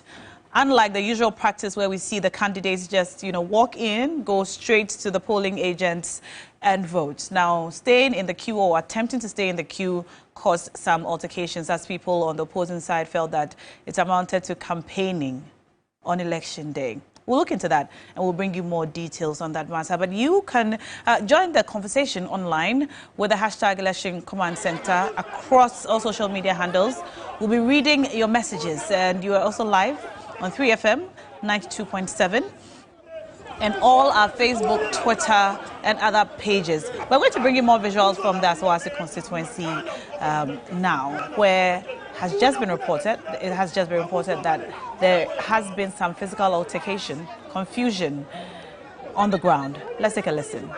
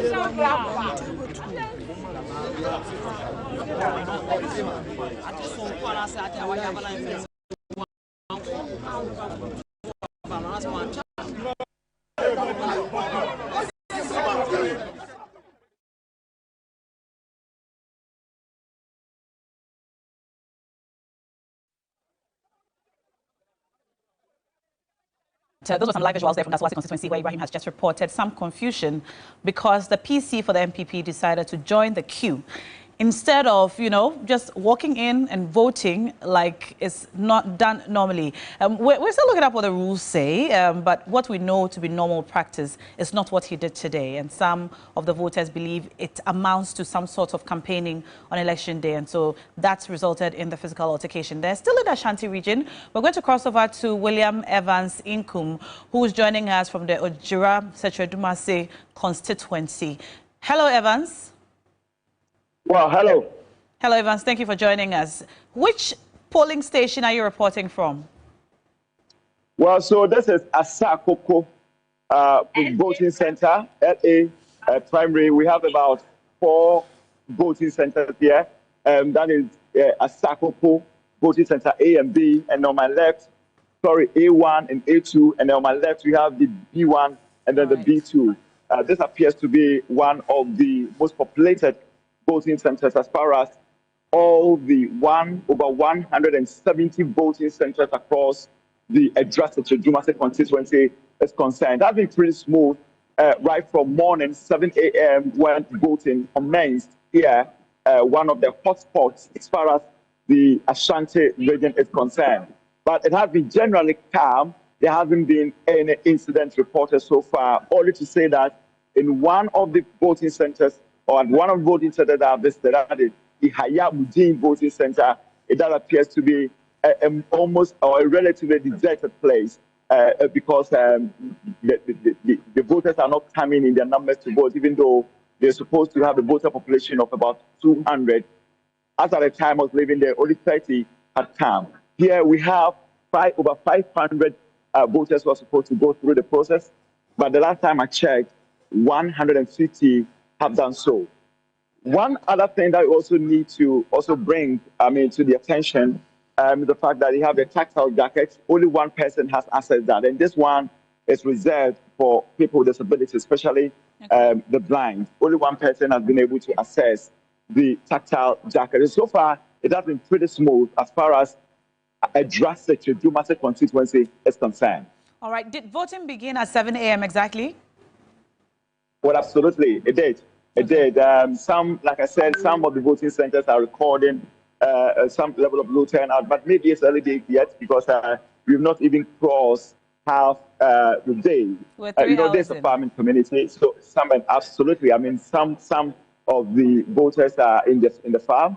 I'm just hoping that maybe later in the day they should come out in their numbers to vote. Adra is known for normal high turnout as far as elections over the US is concerned. So if you engage in some of the political watchers who have been frequenting or moving from one voting center to the other, they're anticipating another high turnout, which has been the convention as far as this particular place is concerned. All right, thank you so much, William Evans Inkum, reporting live from the Ejura Dumasi constituency in the Ashanti region, reporting a fairly calm atmosphere, everything going on well. Voting started early, something or sort of a low turnout in some of the polling stations, but like he said, it's still early days yet. Back in studio, I'm still here with Dr. Adam Bona. Doc, we're back. Now, since our last conversation, or since we were last on air, we've seen some videos and comments on social media which sort of go to buttress the concerns you raised earlier about the military's presence today in the streets. About the military being headless. I want you to reiterate that the military is headless. At the moment, I said it, you didn't want me to say it, but I needed to confirm first. But you have had your confirmation on the streets. Yes, we've had some people send in visuals from the streets. Yeah, your confirmations you've had them on the streets that the CDS has been sidelined. I would want the CDS to speak. He should speak up because the honor still rests on him. If there are atrocities committed today or any day after whatever today by the military, we are going to hold the military responsible. If there is any commission of inquiry, if there is anything, even if he or COAS, the chief of army staff there, will call him to come. So I think that he should come out and distance himself from. Is he not a member of the National Security Council? No, the military are supposed to be. Now, when I say the military, we have institutions that are members of the National Security Council. Mm-hmm. We have security agencies that are members of the National Security Elections Task Force. The military is part, but Ghanaians have said it clear that we don't want the military to be involved in our internal affairs. And the military themselves understood the language and said they will not deploy security officers to be running around our streets. No, I'm asking you a question. No, I'm still answering that. Okay. They won't deploy. If you won't deploy, that is good. Later, we saw some military movements. Yesterday, they came out with another release to say they are moving them to locations so that in case the police needs them. But what we are seeing this morning from Cape Coast University, from Kumewu, Bejuasi, or wherever, they are all over the place in some locations. And mine is that it doesn't augur well for us as a state. It doesn't matter how anyone would feel. Once state authorities come out to speak, those at the helm of affairs are going to be held responsible. I don't know if you agree with me. I understand. Yes, so what I'm saying is that the military have their image today in the slaughterhouse. Either they would allow themselves to be slaughtered or they will be slaughtered. So as far as I'm concerned, they should stay away from our streets because people are hooting at them. I'm sure you've seen people, the moment people see them, they begin to take photos and shout and hoot at them. That's not what we want our military to be. It's supposed to be one of our most revered state organizations. But unfortunately, what they are doing today is not good. You have, you know, the National Security Coordinator himself, some 45-year-old or less young man. You can't take all of us hostage. Ghana belongs to all of us. I pay corporate tax, I pay income tax. It is my money that is used in, you know, attiring what you call the military What do you officers. mean take all of us hostage? No, because at the moment, the CDS and its people say no military deployment. What are they in town doing?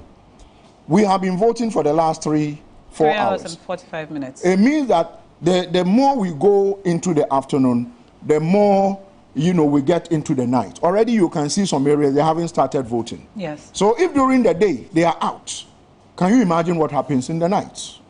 And you know, counting goes into the wee hours of the following day.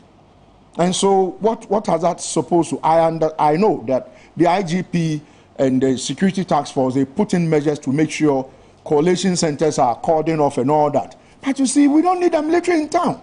It is despicable. They should move away. Well, like I'm saying, it's one of our most revered organizations that we respect. If you look at the Afro Barometer rating, it's supposed to be up there. But today, I'm sure if you were to poll or survey Ghanaians about the military, they would rate them down there. Because of the happenings today? Because of the happenings today and before today. Okay. Because, like I'm saying, the military is headless. The CDS sidelined, and you don't know. So you have people. So in all military the today, you see, the military today is not in charge of the military. The military today is not in charge of the military. Who is in charge of the military? Some people who probably don't have an idea of how a military architecture is run. Who are in the military?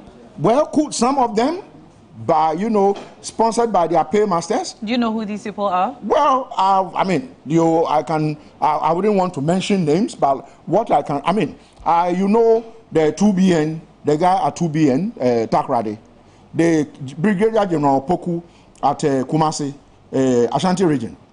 I'm sure you have seen images coming from Ashanti region, haven't you seen them? So at least I've given you some names. If you go to 2BN, the guy is there. He's doing his own things. We have seen motorbikes being assembled. I have some names on my phone. I can go through the phone and mention names. I don't think we are afraid of anybody. No, we are not afraid of anybody. Ghana belongs to all of us. So they should back off and let us vote. They have done their voting. And what I can also tell you that a large segment of military officers have been disenfranchised. They should be thinking about that. They could not vote during the special They couldn't vote because someone asked them within the military to bring their names for them to be entered into the special voting. And their names were removed. Really? Well, their names were not added. Yes, I'm telling you, for sure. Yes. They did not register with the Electoral Commission? They didn't send their name for special voting. As at this morning, so those who couldn't vote on what do you call that? The special voting. The special voting day, the one that took place first and the one that took place Wednesday, Thursday or so.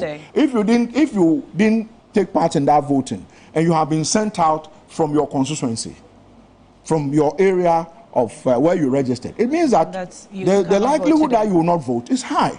And so mine is that, you see, I'm old enough to have seen the coups before 79. And I'm old enough to have seen 79. I'm old enough to have seen 83 coup. And I saw the atrocities that took place in this country. And so you see, some of us will not just sleep and allow some people who don't know what they are doing to take control of the country, I don't think that the current military is not in charge of the military. And that is sad. At every given point in this country, the military has always been in charge of the military. But the current military is not in charge of the military. It's like saying Media General. Media General is not in charge of Media General. You know what that means, right? I mean, somebody is sitting somewhere and calling the shots. And that is what is happening. If not, how do you tell us military officers shouldn't step into town? and we see them mounting on, you know, district assembly vehicles. When did military officers mount on district assembly vehicles and, you know, hired vehicles, rented vehicles? So this is a revered institution. I think it is sad. We shouldn't do that to the military. No, I don't think we should allow that to happen. In the meetings where security for the elections were conducted, was the CDS part? Well, he's supposed to be part. Well, I mean, constructively, when I say constructively, whether he delegated someone to be there, but I am aware he was part of these meetings, yes. So he was part of the people who made the decision? Yes, he's part of, I mean, if he wasn't, but I knew he was part of it because I saw some images.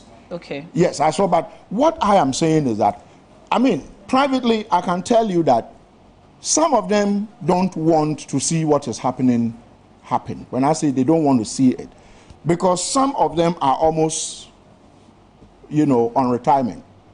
They want to go home and play with their grandchildren. They don't want to go home and there is some other that come and sit in the full glare of the cameras and tell Ghanaians how these people died. They want to go home and go home. And so mine is that I think let's respect authority. They have a warrant. There is an order that military officers don't step into. What should they do now? I mean, I'm sure the leadership, I'm sure they're watching you now. I wish the CDS will, you know, speak. I doubt he will do that, but I wish he will do that. If not, the military officers, I am told at the moment they are talking to themselves. You know, I'm told they are talking to themselves. What's that? When I say they are talking to themselves, what does that mean? You know, obviously, there are some of them who are superior to the others, and so there's division. So when there's division, those who seem to be have been paid for by their paymasters to do the things that are not right are being spoken to tone now. I know the president met heads of security yesterday, I think yesterday or so. I don't know whatever conversation that took place, but was the CDS there? Definitely he will be there. He's you know, and so mine is that I keep asking if he was there, if he was present, because you said he had been sidelined. No, he's been. You see, so you mean that physically he appears to be in charge? You appear to be in charge, but you that's what you mean. Some people who are not in charge of the military, who have no military brains, who are doing these things. They don't have any idea with regards to how the military must function.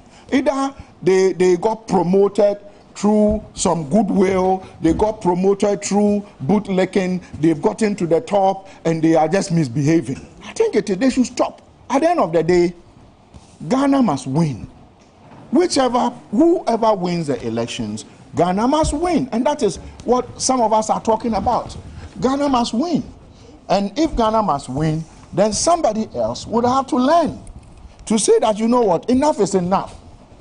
Even if Rawlings, Almighty, the late Jerry John Rawlings, you know, gave power through the ballot when NDC lost their first elections, then I don't think that we should be afraid to speak about these things. I don't think we should be afraid to talk about them. I don't think we should. So for me, we should openly talk about them and call their bluff and tell them that, you see, we know you, you know us. You can't hide, we can't hide. I'm told some of them are not happy. I say, you know, you are not happy, so what? You are not happy, so not what? happy in terms of what? In terms of some of us are calling them out that do the right thing.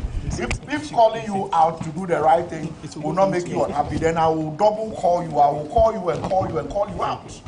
Because then you are doing things that are not right. So now all that some of us are saying is that let's get it right.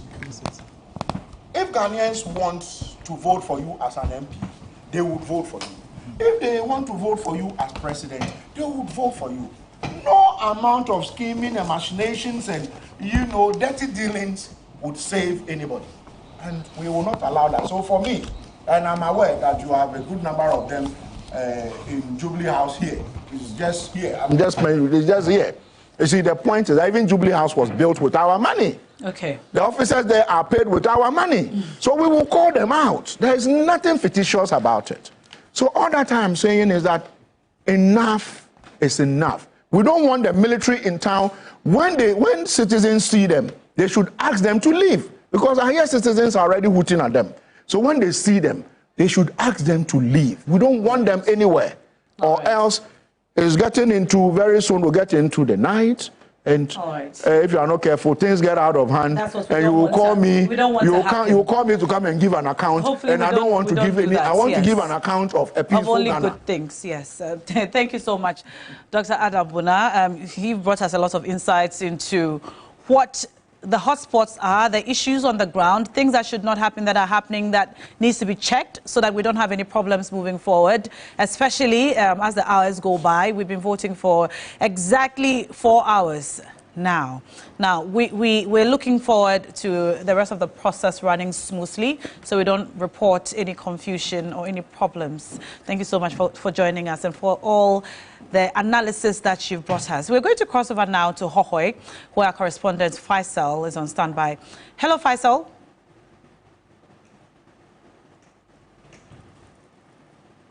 Faisal. All right, while Faisal joins us, Faisal, can you unmute your microphone? Yes. There you are. Good morning. All right, Faisal, which constituency are you joining us from in Hohoi?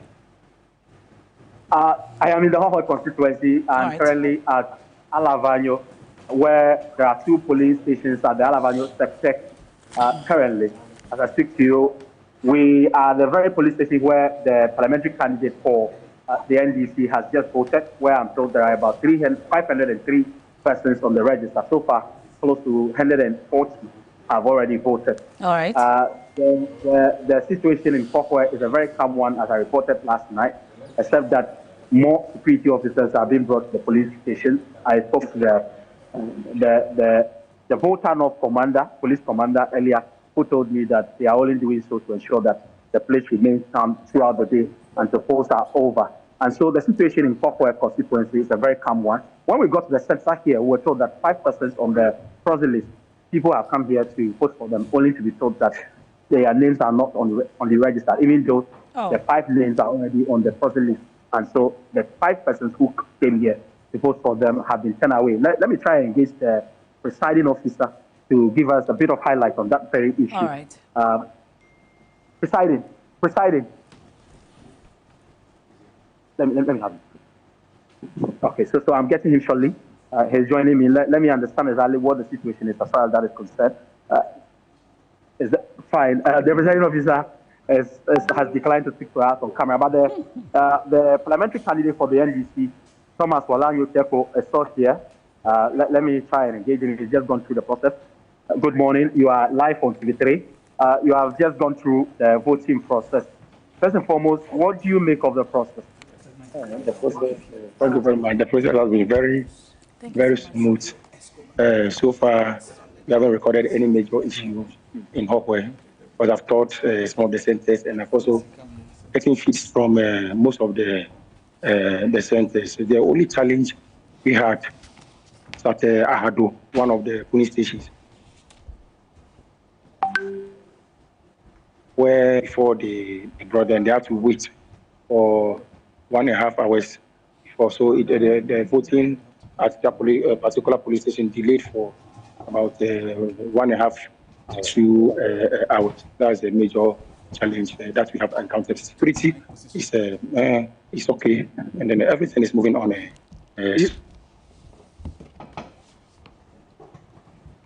Hello, Faisal. Faisal. Yes, that's what I said. Yeah, we don't know what will happen. I can hear you. Yeah, we don't know the plans they have. Yeah, but if it's to move like this in Hohoi, then I don't think we have a much problem.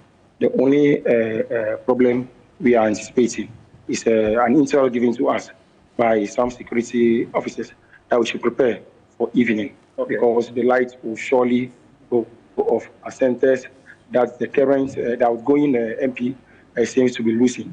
So the light will definitely, and we believe security is telling you that you should prepare. Yes, we should light out. Yes, he said the light will surely. That was the word, the statement of the person who gave me the intel, that the light will surely go off. And I believe that statement because during our campaign, wherever I go in the evening, they deliberately put the lights off. Immediately I finish my program, they put the lights on. I will not be surprised. Areas that the MP thinks that outgoing MP thinks that he will lose. They will deliberately put the light on. And balance staffing It's something that people have been caught and have been reported to the police. You don't know what they have done about it. A ballot box is being tampered and kept in ballot boxes. But we are also going to be very vigilant. You reported this to the police? Oh yes. Oh, it yes. hasn't come to our attention. The police are aware of this particular report. Now, and a classical example is what was found in that returning officer's car at Golikwati. The case was reported to the regional police commander. Still, they are still massaging the issue. So we are with eagle eye, and we are also prepared for their plan to put the lights out. We are prepared with our generator and then the fuel at the collation center in Bokwe and all the police stations. We are prepared with our torchlights that we'll use. Because finally, though they are pretending to be doing well, the police, we don't know whether they are also pretending. But until we are done and everything is peaceful, we can't say everything is all right. But so far, we can't. Smooth process. You agree with me? But finally, before you go, you've gone through the process. How do you feel voting for yourself? You mentioned that earlier. Oh yeah, I feel good. I feel very, very, very good. Not just voting for myself, but voting for the next president of the Republic of Ghana, President John Dramani Mahama, because he's the one coming to reset Ghana. Ghana is in a very huge, deep pit that we need someone who has the experience to come and then take Ghana out from that pit. We are also going to help him as an MP for Hawkway. Well, now, what the current MP, you see, sometimes when you try to pay some media houses to hail you, to tell stories that does not exist in your constituency, when it gets to election time, as Bamiya said, it will expose you. Today, the MP himself is going around sharing sunlight. Oh yes, sunlight, and we reported to the police, and they have to move him out of the police station, at Palamafu police station, to be specific. You see, sunlight and 50 Ghana cities. That's why he's going around sharing to the people. If you are someone who said he worked, who has done it, who has done it, why do you now try to induce voters with 50 Ghana cities and sunlight? We are not doing that. We know the people want change. The people want Walano Chepo to be their MP because they know the track record. Comparing Walano Chepo 1 year as a parliamentary candidate and John Peter Mewu's 4 years as MP, he has nothing. He has no story to tell. We have stories to tell. You know some of the stories. We have told some of them. TV3 has told most of our stories. And I'm very confident. I am very confident. Very confident that Walano Chepo by 7 o'clock. By 7 o'clock, when the results are being declared, Walano Chepo will elect the MP of Hawkway, and President Yomama will be our next president. We wish you well. Thank you very much. And so that's the parliamentary candidate for the NDC for the Hawkway constituency, Walano Thomas Chepo, speaking to us. A few allegations is made that have not come to our attention yet. But since we are working with the police, we'll be crossing over and be cross-checking some of these claims that he has made and the others as well now. All right, thank you so much, Faisal. And we are going to be bringing you constant updates from constituencies across the nation today. We will continue to be on air 24 hours every day until the election results are called and declared. So you stick with us. This is your Election Command Center. We're live on 3FM as well, 92.7. And on our live streams, you can connect with us with the hashtag Election Command Center. I'm here with Roland Walker and Pakwesi. Roland? And our 24-hour broadcast for each of the days until the last ballot is certified and then announced by the Electoral Commission. As your Election Command Center is brought to you by a number of great partners and sponsors: Yas Sanitary Pads, Franco Trading Enterprise, Piva Drinking Water, and then My Life Insurance, Bell Beverages, and Bell Aqua Mineral Water, Syntex Tank, Dreams Cosmetics, Slam Body and Splash, Techno Common 30S, Top Choco Chocolate Drink, Mont Mineral Water, Petrosol, many other related partners. And you also watching us through streaming platforms, whether it is for 3FM 92.7 or TV3 Ghana. You also know that we're live on 3FM 92.7, and certainly for all the relevant platforms, we also have TV3 Ghana as well. And we have to again give you many related issues, all that has been happening, etc. And we have to take you to Western North, where we have Matthew Ahiave, who has the latest for us. There was just some few minutes ago a report of a scuffle. Matthew, what's the latest where you are? Which polling station, which constituency in Western North?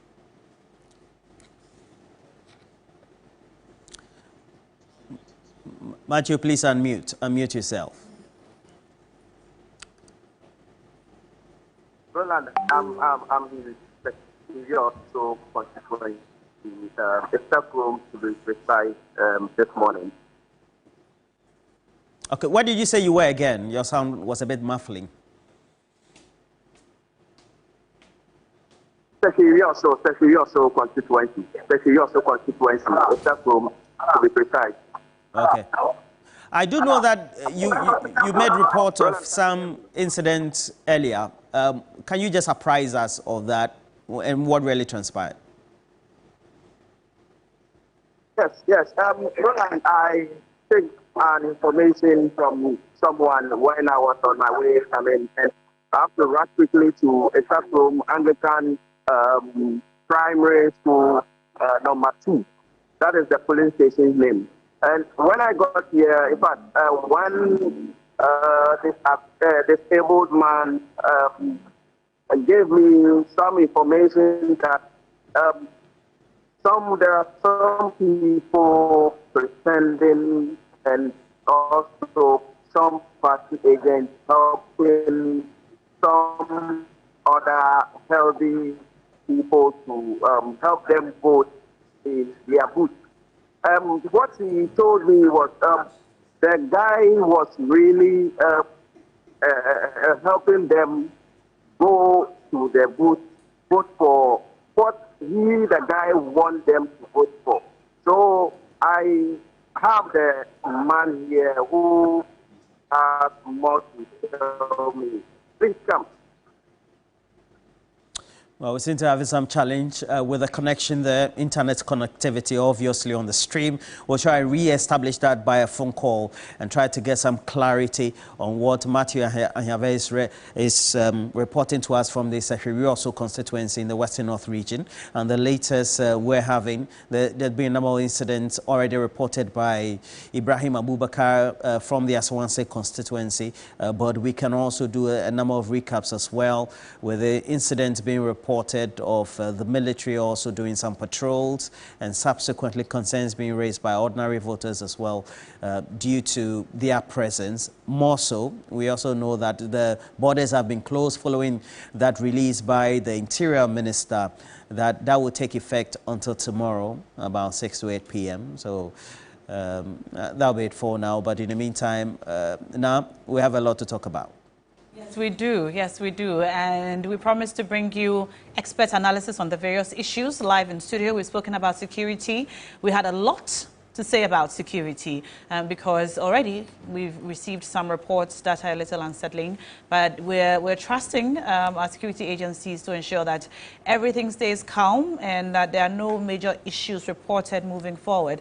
But back in studio, I'm joined by, again from yesterday, Dr. Kobi Mensah, Senior Lecturer at the University of Ghana, political marketing expert extraordinaire, has joined us for more conversations on today's elections and more. But while we are in studio, we're also going to bring you more visuals on things happening on the ground. Currently, we're bringing you a live visual from Ayawasu constituency, that's Abluma West, and she's about to cast her vote. The Minister for Communication and Digitalization, Ayawasu, is behind the box now, if you can see on the screen. Yes, there she is, behind the box. She's in the process of casting her vote. Live from the Abluma West constituency, Portia Gabo is there now, and we see Ayawasu going through the process. She has just completed the parliamentary process. Yes, she has just done the presidential. So now she's going to cast her vote for the parliamentary aspirants. Again, hopefully. Yeah, she seems to have moved to the presidential. Well, we can't really tell from looking at the cameras, at the pictures on screen. But basically, she has just finished casting her vote live from the Abluma West constituency. That is the Honorable Minister for Communication and Digitalization, Honorable Ursula Owusu-Ekufo there. We'll continue to bring you visuals as our members of parliament and other notable figures go to cast their vote. And we continue to encourage you to abide by the rules when you go and cast your vote. Go quietly, stand in line, cast your vote, go back home. If you wish to watch the counting process, you may return after 5 p.m. when voting ends, all right? We're live on 3FM 92.7. We're live on TV3, your election command center. We're live on all of our live streams, and we encourage you to stay with us. Back in studio again, Professor Kobi Mensah is here. Also, the man who wrote a book on the elections 2020 that we've all been reading and immersing ourselves into. So happy to have him in the studios with us this morning, Mr. Alex Ketre Duku from Pong. Good morning, gentlemen. Good morning. Yeah, welcome to our studios. Yes, great to have you again. Good to see you, sir.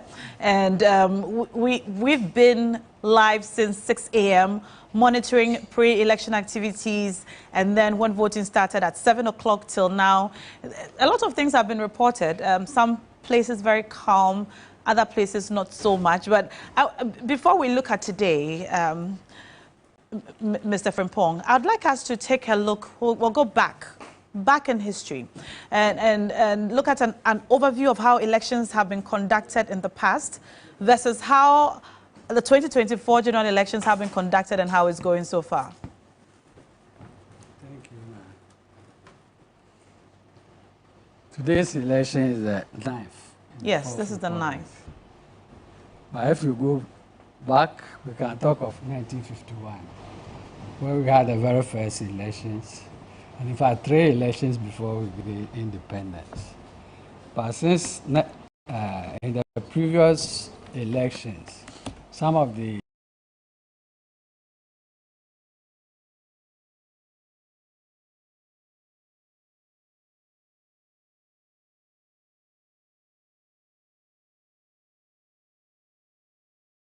tenures were short. In 1969, we had only one election that ended, successive election. And that in itself is history. It is also interesting that over the 8 previous elections, we have had 2 parties alternating power. Yes. And I would say they have each scored 4 goals. Who scored the winning goal? And that's one way to look at it. Is what we are here talking about. In terms of the elections, we started in 1992 after a long period of military rule. So what we had was a transition election. And transition elections have their own challenges. For more than a decade or so, there had been no national elections. So the system for conducting the elections had serious challenges. People who have idea about the last election or who took part in the last election may no longer be there, and so on. But the good thing is that after the acrimony of 1992, we have made progress. And one of the factors which helped us move forward was the emergence of the Inter-Party Advisory Committee, where the ruling party, or the ruling alliance at that time, and the opposition at the time, together with the Electoral Commission, tried to meet on frequent basis to see if they can have some reform. And it is interesting that the 3 major groups at that time agreed that there was a need for such reforms. In 1992, the NDC, PNDC has transited to NDC and had won the election all right. With the boycott, it also completely dominated the parliamentary parliament as well. So it will appear they were having it good. And yet, with the boycott, the voter turnout was so low, I think 29%. So somehow, anyhow, it affected how people perceive the election. And the ruling government itself thought if something was not done, maybe some other soldiers will come and disrupt the whole process. The opposition groups also found themselves outside parliament. But they soon came to realize that if we don't come to some form of consensus to have some electoral reforms, then by the next election we'll be where we were. Then the Electoral Commission, for the first election, it was an interim Electoral Commission, which was created by decree. By decree? Yes. Okay. But the Constitution has made provisions for a permanent Electoral Commission with all its powers and its independence enshrined in the Constitution. So, be it as it may, the new body which came in also felt that whatever challenges occurred in the previous election was somehow affected the legitimacy of the EC. So the new one also was prepared to do something. I'm saying that it was this consensus, the fact that three major stakeholders found the need that something should be done. And that is what started the process of the Inter-Party Advisory Committee. And it is through that body that a number of reforms were made. All right. All right. That's a very interesting overview of where we have come from 1951 all the way to now. Now, I want you to come in, Prof. We have seen, oh, Doc, I beg your pardon. Doc, I keep, it's actually Prof. Why? Pardon me. I have because confused. Of the relationship. Yes, I know. Now, yesterday we were talking about our communication and how things have been handled and how it would affect today. Now, we've been voting for 4 hours and 19 minutes. What's your assessment of all that we've heard so far? I'm sure you've been following what's been happening all day. What's your assessment of what all that's been happening so far? Well, I think that so far you would say that it's been appreciable. Appreciable. I think people had actually gone to the polls very early. In fact, I was there myself, approximately about 5:15. To vote? Exactly. And you too? Exactly. So early? Very early. And by the time I got there, people had already been there. Were there stones and buckets in the queue? No. Human beings. The human beings themselves were present. Exactly. I thought I was going to be first. Unfortunately. At 5:30? Yeah. Which polling station or which constituency? And Ekwafuho. Okay. So the students were there? Yeah, not only students, but, faculty, other people live around. Yeah. In fact, some people, I heard one lady, she actually registered at the time she was student. I mean, I'm talking about years ago. Someone my age. It means that she registered years ago and she keeps, coming there to vote. And you could see quite a lot of people like in that category. I think Commonwealth, there were quite a lot of older Commonwealth people there, So you realize that people keep the tradition, to come on campus and to vote. And so, yes, by the time I got there, I was just about, I think I was about between 10th and 12th. Okay. In the queue. Not too bad. Exactly, not too bad. And so, generally speaking, obviously from the perspective of the campus, very serene, the process very much orderly. I think one thing that I observed, which I think the EC has to take into consideration, because if it was a commercial product, you wouldn't buy. The logo on the EC, the emblem. The emblem. What's wrong with it? One is the old one, one is the new one. Yeah, in marketing, if the brand, the logo of the product, you're going to suspect fictitious, product. Okay, so there are two different logos, you're saying? Exactly, of course. I mean, nobody would challenge that. But I think it's important that we are very particular about what we're doing, If you have changed the logos, they have to be completely changed for every booth so that people wouldn't have the basis to mistrust. These are little things, but we have to be particular about them. And then also, in terms of the inscription, which one is presidential booth, which one is parliamentary booth. Look, I'm a just now person. We were trying to figure that out while watching the video. I thought that they could have the inscription, even if you could, rotate them, maybe be used for something else. Just a paper, a sticker with a sticker, that you can always peel off.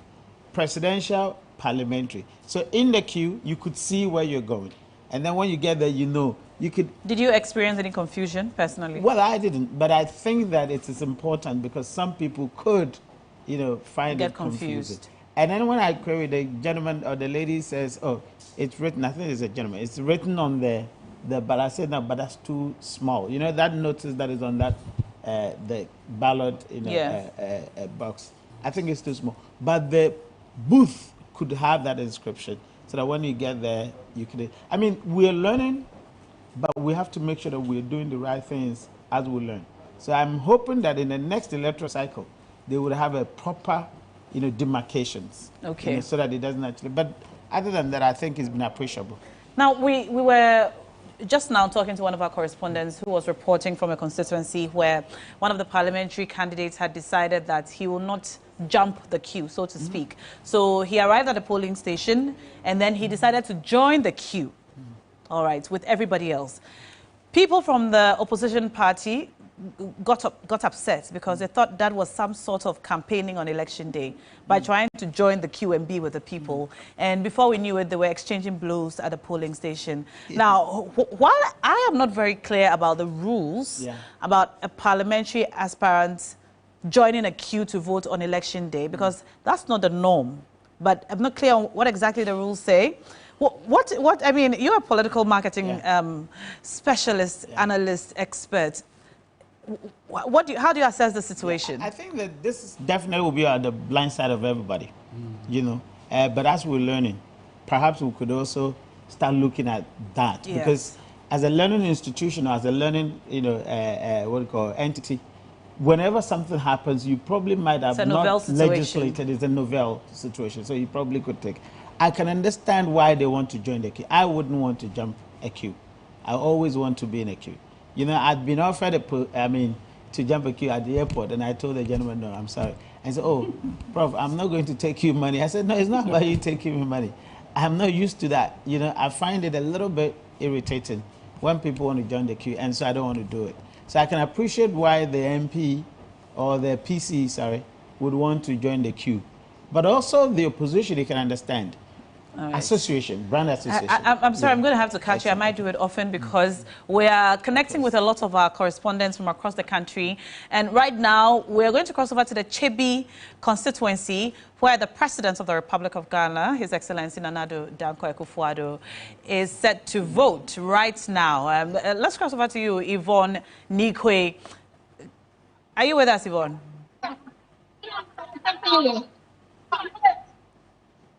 All right, Yvonne. Yes, Yvonne. Yes, tell us, has the president voted yet or is he about to?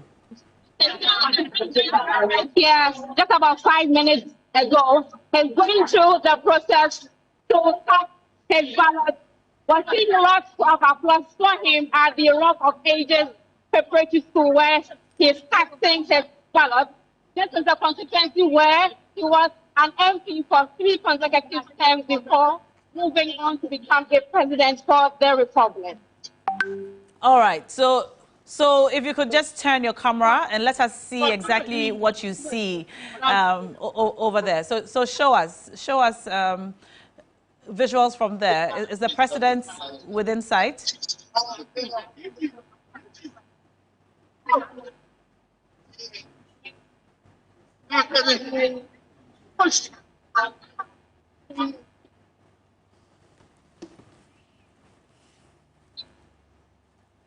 All right, so there we see the president with his security detail over there. All right, Evelyn, if you could just adjust the camera properly so we can see better. Yes, thank you so much. So there he is, also in white, the President of the Republic. And we would like to please see the President still, Yvonne. So just turn your camera to the President, okay? Just turn your camera to him. Yvonne, if you can hear us, turn your camera to the President. Turn your camera. Turn your camera. There's so much noise here. Turn your camera. I can't hear you clearly. Yvonne, turn your camera. All right. Yvonne cannot hear us. Okay, there you go. Okay, obviously there are lots of pressmen there, all trying to catch a glimpse of the president. And Yvonne isn't the tallest correspondent we have, and so she's not able to get her camera to go above so she can get good visuals for us. But we're going to try to fix that, and then we'll bring those visuals. We'll bring those visuals to you more clearly. But just to let you know, Yvonne, our correspondent, is coming to us live from the Rock of Ages Preparatory School in Chebi, where the president is set to cast his vote this morning. He's already there, clad in all white, with his security detail there to vote. And that constituency is actually his primary constituency. He's been member of parliament for that constituency 3 consecutive times. And so he's no stranger to that constituency. And we will continue to bring you that live feed when it's better. And also, all the notable figures in our country are members of parliament, key members in government, and so on, who go and cast their votes today. We'll bring you the live feed. Also, on our Instagram and other pages, we're bringing you some of the videos and images which we are not able to bring to you on TV. But you be on standby. Already, we've seen the president. We have also seen earlier going to cast his vote. The vice president, the MPP presidential candidate. We are yet to see the candidates for the NDC. We're yet to see the candidates for the New Force. We're yet to see the candidates for the Alliance for Revolutionary Change.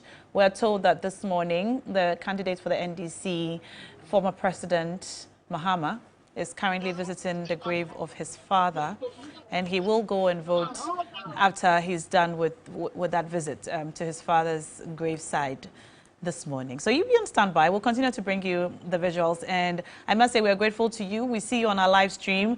The numbers keep going up. Thank you for choosing us. We appreciate it, and we assure you that we'll continue to bring you a very comprehensive coverage, analysis, data, breaking news, and everything you need to know today, all the way till the results are declared. Back in studio, I think, Prof, you were speaking before I cut you there. That's right. So you think this is something that's happened at the blind side of the law, and that after today we need to fix it? Yeah, I suppose, because obviously, you know, one would say that what would the presence of a candidate do in the queue for the last moment? But maybe you whisper to the person in front. Yeah, but you see, everything is science, you know. Yeah. The effect should be investigated, you know, and then of course could be told. But from a marketing perspective, I always say that, look, there's a reason why a brand would just flash without any sound, you know, and then it would actually fall in your memory. So maybe whilst they're campaigning, you know, you don't want it to wane, you know, over time it will wear off. The campaign messages will wear off. Here's an idea. Mm-hmm. Maybe it's for the top of mind awareness effect. That's the kind that we're talking about. Nobody's allowed to loiter after voting. No. So if you just vote and go, then they won't remember you were there. That's right. So if you stay in the queue, you remain top of mind. Absolutely. You see, so you could have an effect, you know, without people realizing that you're having an effect, you know, because your campaign has worn off. I mean, it wears off over time. And I was even thinking the transition between that day that no campaign happens to the election day. The one day. How much would election candidate or electorate lose in terms of presence? Heavy, you know. And so maybe the EC must take into cognizance that also, you know, because the genuine concern. Exactly. And Mr. Frimpong, you've also been following today. You've seen and heard the reports from the various constituencies. What's your general assessment of how we are doing so far? Okay, that will begin from my own police station. Yes, like sir. I said, I went there early At 5? Yes, 2 polling stations. I happen to be the first in the B polling station. Okay. Everything was okay. At 7 it started. And the voting was going on. I was called, I got there, and they say the machine is malfunctioning. I'm sorry to cut you, sir, and again, I might be doing this often, but these are live visuals we're bringing you from the graveside of the father of the former President Mahama. We told you earlier that he was visiting his father's graveside. He's the one who's in all white. It appears today white is the color of the day. So he's in all white. He's visiting his father's graveside before he goes to vote this morning. So to all those who have been asking why he has not voted yet, this is why. He's performing a personal visit to his father's graveside. Maybe later when we talk to him, he would tell us why he decided to do that on this day. But while he does that, we will give him the privacy that this requires so that he can finish that, and then he will go and vote, and then we'll have that conversation with him. All right, so back in studio, Mr. Frimpong was just telling us about the smooth process at your polling station. My polling station, the two of them, I was in B, and A was moving on smoothly. They said our machine was not working. Which machine? The verification. But this one... Your BVD was not working.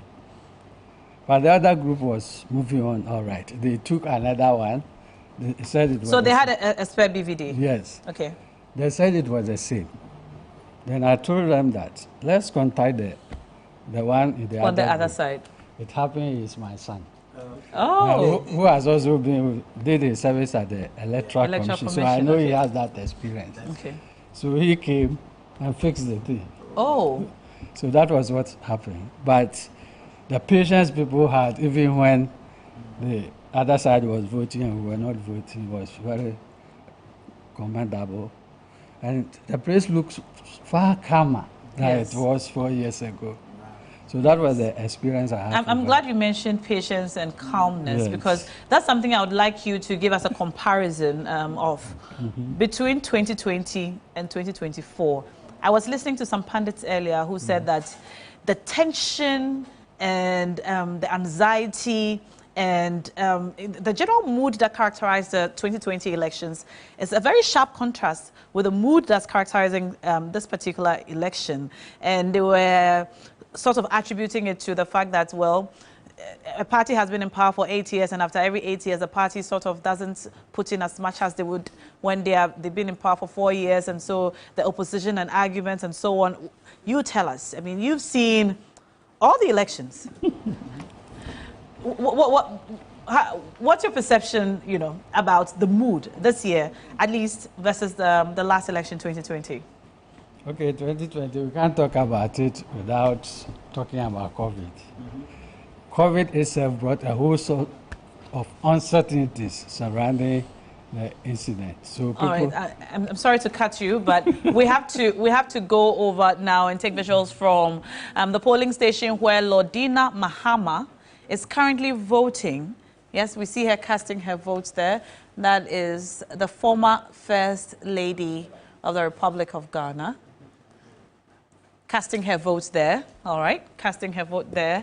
And for those who are asking where are all the notable people who are supposed to be casting their votes to encourage people to go out to vote, well, now we're bringing you visuals. That's Lordina Mahama there voting. We've seen Dr. Bawumia vote. We've seen Honorable Ursula Owusu vote. We've seen His Excellency the President vote. We'll continue to bring you visuals as they show up at their polling stations. Know that we have covered all the polling stations. Well, we're everywhere. And so for every visual that you need to see, you will see it on this platform.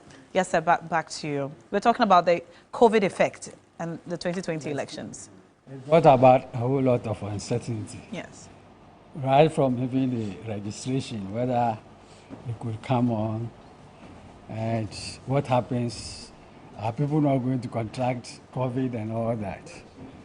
But you come to this year now, and those challenges are not there. And I think also that there has been much education, talk about peace, and so on. So it looks like all right. Now we have to go back to the visual there. We see the former First Lady now in one of the boxes, presidential or parliamentary. She is casting her secret ballot. Also in all white. White is the color of victory, right? Yes. So she's putting her ballots, her secret ballots in the ballot box there. And now she's moving over to the second box to cast her ballot, again, either for presidential or parliamentary. I think Professor Kobe Mensah's comment about the need to mark the boxes clearly is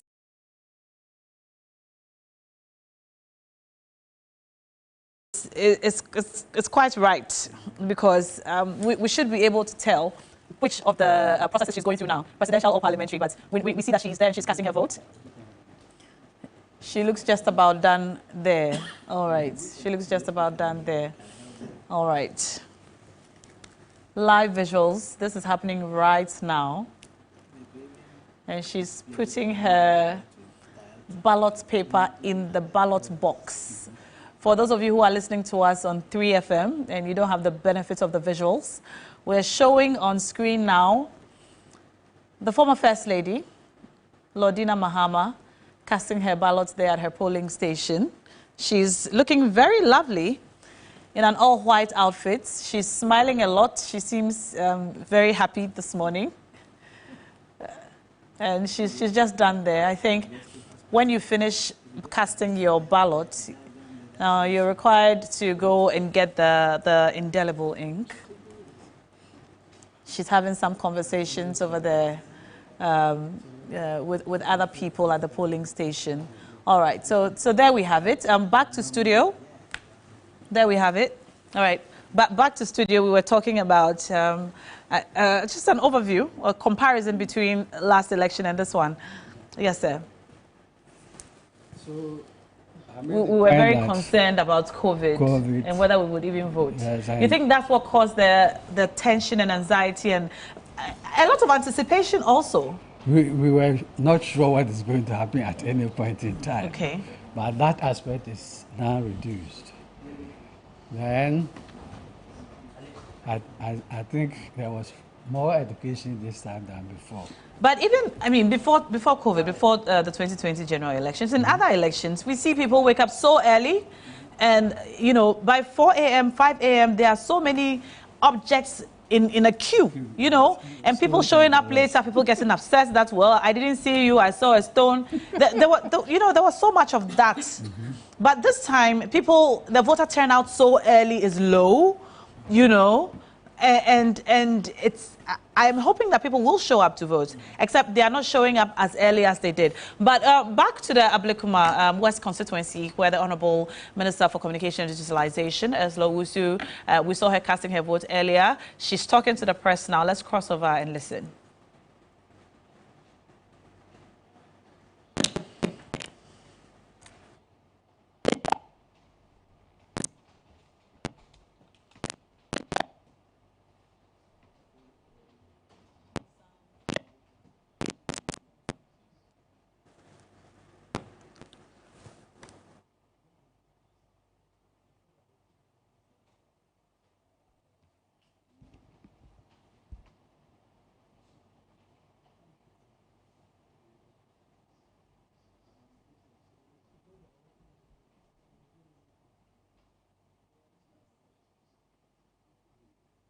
All right. That's Honorable Ayawasu there. She just voted. She was granting an interview to my colleague Portia Gabo. Unfortunately, the sound isn't so great. I think we have sound now. Let's listen to her. I think we have sound now. Let's listen to her.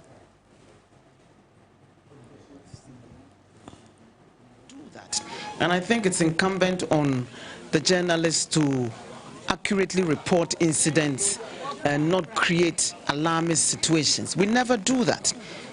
All our agents here are fed. We've asked them to work for us since dawn. We have to ensure that we've given them breakfast, we've given them lunch, and we've given them dinner. And so we have cars going around distributing food to our agents.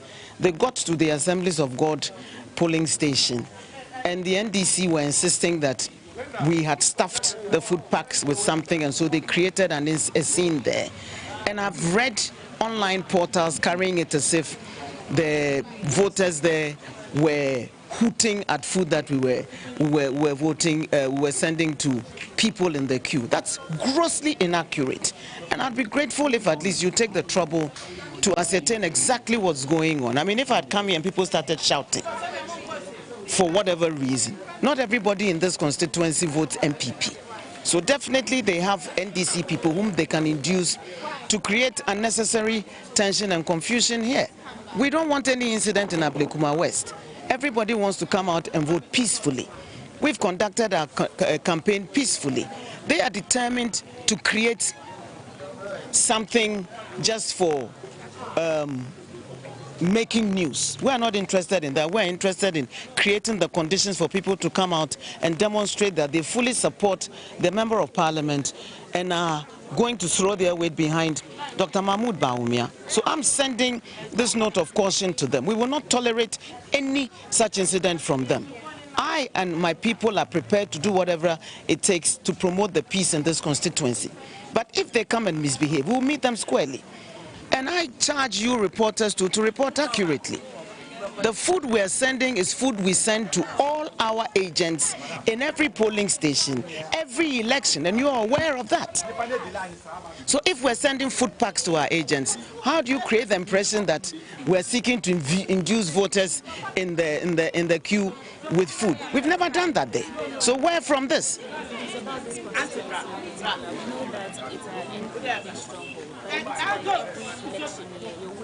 About where you're getting those statistics from. 2012 was 58, 2016 was 57, 2020 was 54. Our winning margin, the percentage. But numerically our winning margin is not decreasing. Because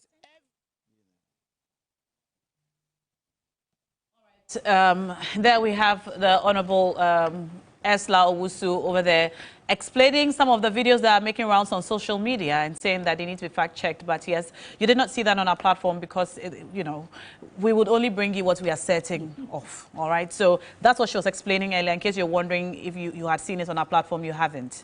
All right. Still bringing you updates on who's voting and who's arriving at their polling station.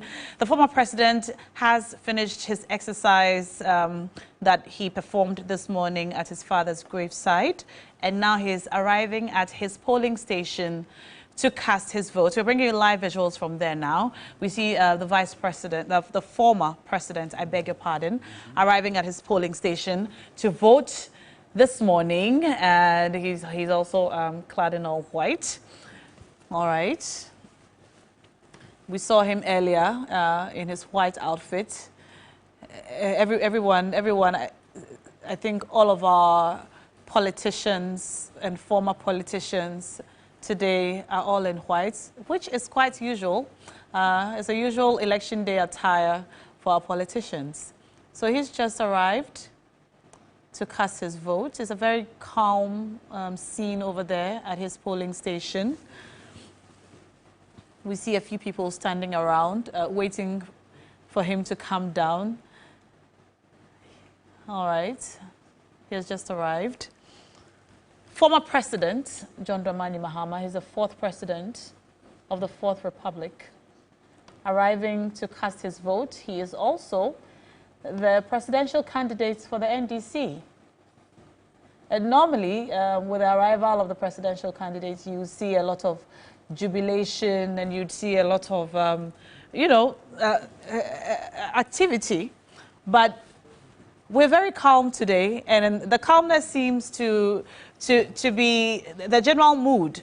Most of the polling stations are characterized by calmness today, and I think it's to be appreciated, It's to be appreciated as we ask for peace and we pray for calmness.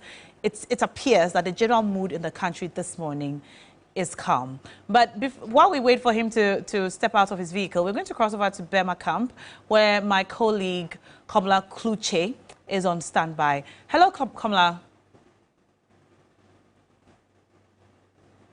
Hello, Kamla.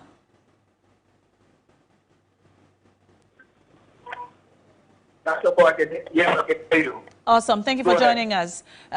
You're coming to us live from Bema Camp. What's happening there right now? What can you report?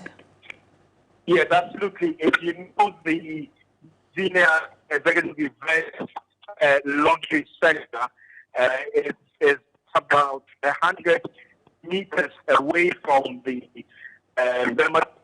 Burma Camp traffic line on your way towards the Amoy Junction or the state side. Now, group of people, their numbers, over 50 at the event center, and the allegation is that they have been come here and bits of their voter ID card are being taken with laptop reports of some 3 individuals allegedly, supposedly doing a transfer for them. Now, the police have arrested a couple of them. They're still doing arrest now. About 15 people have been taken to the cantonment police station. Now, another batch of people been arrested, put into capture belonging to the services, and they are taking these people to the cantonment police station. Now, the issue is to the fact that these people have come all over part of the Great Accra and also the station. That is the home area, some from Swede Group and some from there is one side who are contrary their vote. These are allegations actually. It is caused people, these people have been in custody, and the police or the security services have come in. Now, all of them actually have been arrested now, and then they are being taken to the cantonment police station. In speaking with some of them, what they say is that they were only being told why they brought them here. They were only told that they were going to vote, and they ended up at the event center at near over here. They do not even understand what actually is going on. Some are saying, but it does appear that there's some mishap, and these people have been taken. As I speak with you, the ring leader supposedly has been put into the police pickup truck, and they have been taken to the cantonment police station. There's scores of people who are here, but just like I did a short while ago, these remain allegations yet to be given approval. But you could see a lot of them have their voter ID cards, and there's a booklet where details of them are captured, and then a laptop supposedly where a transfer is based on. The veracity of them are able to talk. But as we speak, police have taken over control of the civil services have taken over control of the station. They have arrested them and they're taking them to the police station. Wow. Thank you, Komla, for bringing us that report. Unfortunately, the connection wasn't so great, and so we missed some of the things you said. But if we heard you clearly, you're saying that several people have been arrested at a Zina Luxury Event Center around Burma Camp on suspicion of having their votes being transferred today. It is unclear what their crime is, clearly from what you said, but there's heavy police presence there, and they are trying to ascertain exactly what's happening. But from what you said, if I heard you clearly, they had a laptop and they are purporting to transfer votes today. Absolutely, that's what the situation is. These people carry a laptop. There's one laptop which is doing the decimal. Okay. Decimal behind the laptop. Okay. Doing the, but they are capturing their details in a booklet. And did you say 50 people? Did you say 50 people? Say that they were asked to come to the place, and then they were not really told why they were brought. All right. Unfortunately, the sound isn't so great, so we're going to have to circle back. But thank you for bringing us that report. We'll continue to follow this update very closely and make sure that you know all that there is to know about happenings at Burma Camp right now. But we're going to cross over now to the polling station now. The polling station where the former President Mahama is going to be casting his vote. This is the Bole constituency. Yes, that's his constituency, the Bole constituency. He has just arrived now. We saw him earlier. He hadn't stepped out of his vehicle. He was out visiting the graveside of his father earlier this morning. And now he's made his way to the polling station where he's going to cast his vote. He has just arrived now. If you're listening to us on radio, we see him arrive in an SUV. He's yet to step out of the vehicle. Some of his security personnel are out of the vehicle. They're having conversations. We don't have sound right now, but from what we see, they're having conversations before he comes out of his vehicle. We see some other security people waiting outside the vehicle for the former president to step out. We saw earlier the former First Lady, Lordina Mahama, cast her vote, also dressed in a white outfit. We have seen Dr. Bawumia, the vice president, as well as the presidential candidate for the MPP, cast his vote.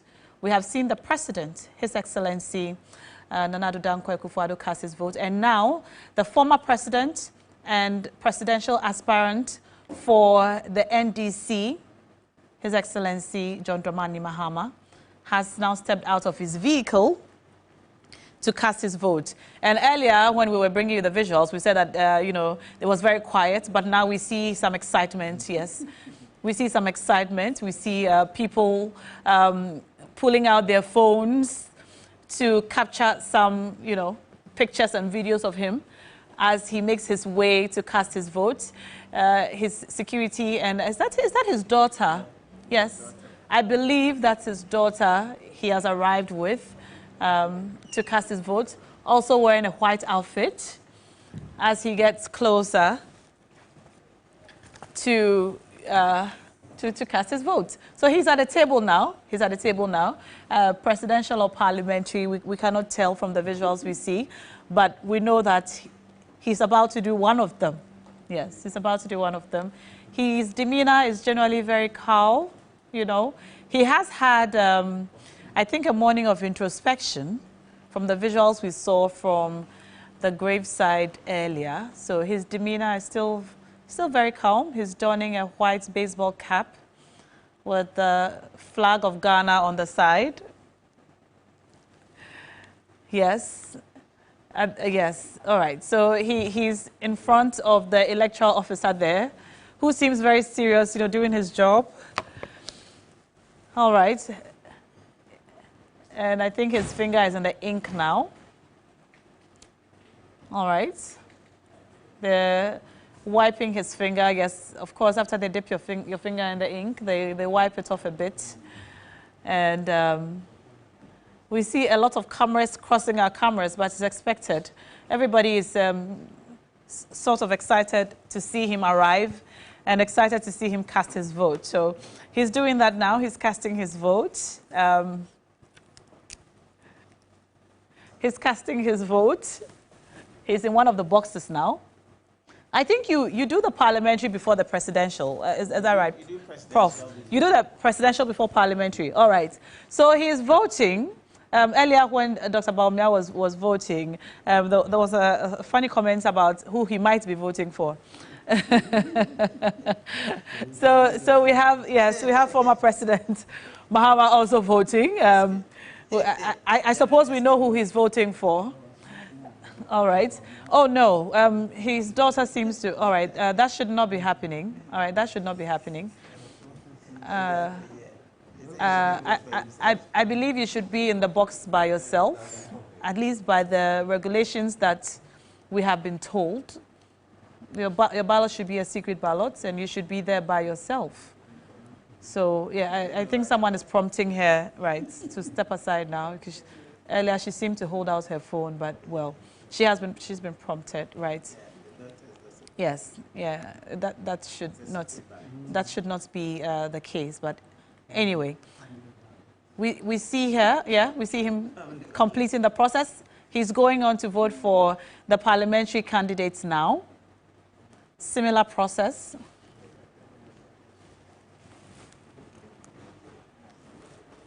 Similar process there, all right. I believe when you arrive at the table, the officers explain to you what you should do. So yes, that's what's happening now. That's what's happening now. And you know, Roland, I think it's interesting.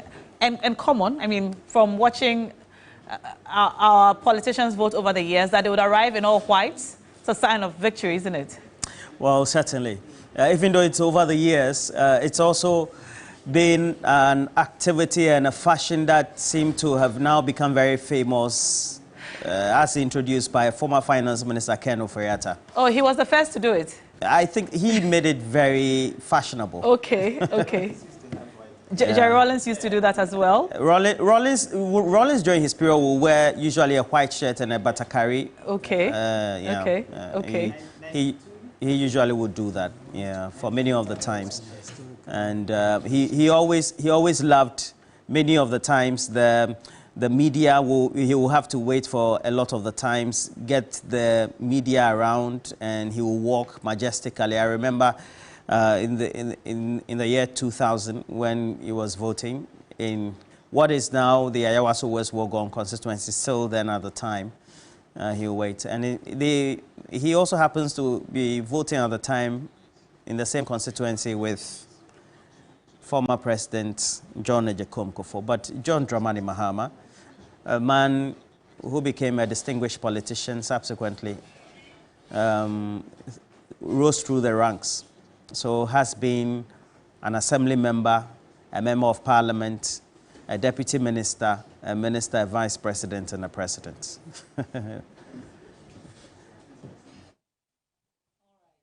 Now, earlier we saw President Mahama by his father's graveside, and people have asked why he chose today to do so. But Mr. Frimpong, you know, I mean, about these things and the former president, his relationship with his father, and so on. What can you tell us about that? Thank you very much. There are interesting anecdotes about the two leading presidential candidates and their fathers. Mahama's father wanted to go to Parliament in 1951. But at that time, it was the chiefs in the North who chose the candidates. Chose the candidates. It was an electoral college sort of. They needed 19 members, and there was a tie on the 19th position between Mahama's father, who was a teacher, and a chief. Interesting. Then the regional commissioner had a casting vote, and he voted for the chief. So that was how Mahama's father didn't go in 51. Because someone chose somebody else. Yes, I see. It was a casting vote. And interesting. He rather went from 54. On the other hand, Baumia's father at that time was the secretary to the North Territorial Council, so he did not contest. Okay. But along the line, there was a by-election, and that was how he got in. Right. Well, thank you for bringing us that very interesting story. And I look forward to hearing more interesting stories like this from you, Mr. Frimpong. That is what I do. Yes, I mean, history is good to know because it helps us understand where we have come from and where we are going. And, you know, our present circumstances has a lot to do with things that have happened in the past. We've been on your television, on radio and online since 6 a.m. this morning, bringing you a comprehensive coverage of today's elections. We're going to be running for 24 hours, starting today until the final results are declared. And so we encourage you to please stick with us. This is the daybreak shift. We start the day. Shortly, we're going to cross over. All right, let's cross over now to...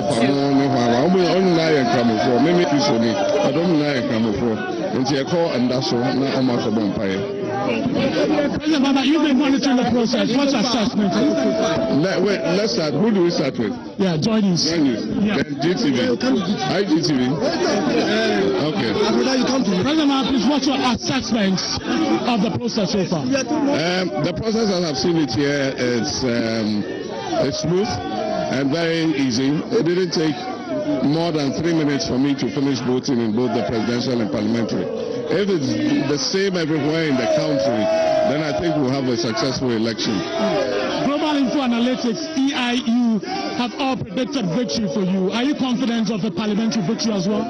Yes, there's one election that almost everybody can see what the result is going to be.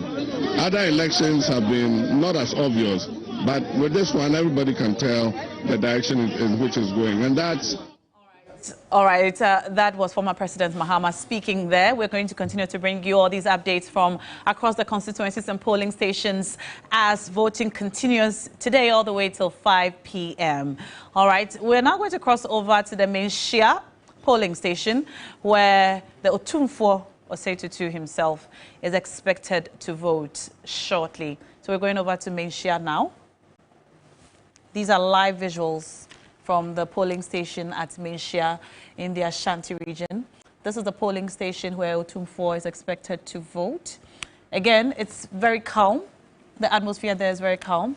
But calmness is what has characterized a lot of polling stations today are very calm. We see press people with their cameras waiting, capturing the processes, while keeping it still very private for those who are in the boxes voting. There aren't many people at that polling station from the visuals that we see. Perhaps if we see the other side as well, we'll be able to ascertain correctly the number of people who are gathered at this polling station in Menshia this morning. But Otumfuo is expected to vote shortly. He has arrived at the polling station. There are a few people gathered. All right. All right. If you have just joined us on radio, this is 3FM 92.7. This is our live coverage of the general elections today. And we're currently bringing you visuals from the Menshia polling station, where Otumfuo is expected to vote shortly. We can confirm that he has arrived, but hasn't voted yet. We can confirm that he has arrived, but he hasn't voted yet. All right. From the visuals we see, well, it appears, yes, we see his special aide, yes. We see his special aide just going through the process, talking to some of the officials there. All right.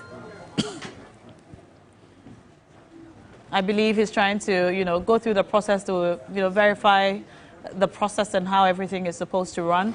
We know that when you arrive at the polling station, the EC officials will speak to you and tell you what to do, how to do it, and what not to do. And as we understand traditional leadership, there are certain things that, the special aide must do. And so as we see him going through the process without actually casting his vote, it appears that he's inquiring to understand how the process works so that he can advise accordingly. All right. So there he is over there, led by one of two people in jackets with the inscription monitor. I believe they are Electoral Commission officials. All right. All right. We'll continue to bring you the live coverage, all the updates on what is happening, what you need to know about the various polling stations,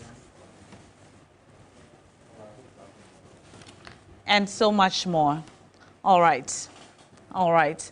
Now, back in studio, we told you earlier, we are on from 6 a.m. to 12 o'clock. We are the daybreak shift. We start the day with you to let you know exactly what's happening and also bring you some education on the do's and don'ts of the electoral process so that when you go out to cast your vote, you would know exactly how to comport yourself, what to do and what not to do. We're going to be handing over to the afternoon shift in a moment. I've been in studio this morning through to this afternoon with Roland Walker and Pakwesi Asari. Roland? Well, certainly, and greatly anchored by PK as well as Michael. Well, the transition is on. And certainly, but we've loved it. Great comments and feedback coming from you as well, especially for our loyal viewers who tend to go to the various polling stations across the constituencies in Ghana and give us feedback on what they have seen, their own experiences so far, and how it has had a bearing on our coverage. But we have to give it to the next team, Bella, Michael, Beatrice Edu herself. Okay, so that'll be it. And Michael. Great job to you guys, and kudos to all the work. I can imagine how it's been having to come here so early this morning, but kudos to you. Yeah, that's the hard part. We're monitoring you and watching you. Kudos. So hello there, good afternoon. Welcome to the afternoon stretch here on Ghana Decides. My name is Michael Obodu. I'll be doing this with my colleague Beatrice Edru and Bella Mundi. We'll be taking you around all the 276 constituencies across the country where all of this is happening. All the election details. We'll be bringing you updates across the country on how the electoral process is going so far, and once the process is over at 5, we'll be bringing you updates as and when they come on how the results are faring. This is the afternoon stretch on Ghana Decides here at your Election Command Center. Please stay with us. We'll bring you more shortly.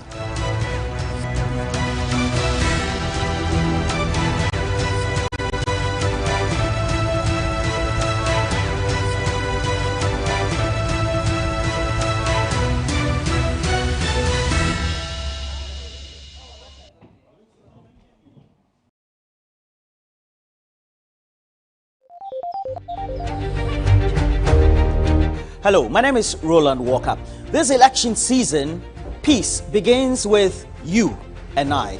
Make sure your utterances, your behavior, your relationship with everybody else, could be your brother, your sister, your neighbor, a friend who is in the political party or doesn't support your cause, be right. As you do that, go to the polling stations peacefully.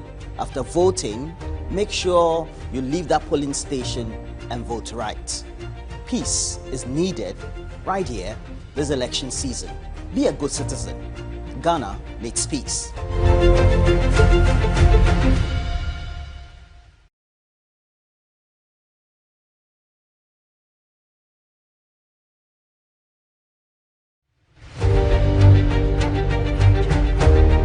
Hi, I am Cookie, co-host of TV3 New Day.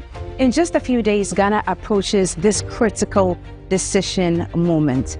It is imperative to remember that peace is the bedrock of our democracy and national progress. It's not supposed to be a battleground or a battlefield, but a reflection of our collective voice. Now, to our leaders, to our candidates, and to the entire citizenry, I pray and hope that we all choose words that inspire and not incite. Let's deal with each other in a very civil manner. Let's also choose words that build and do not break. There's only one Ghana, and our Ghana is bigger than the 2024 elections.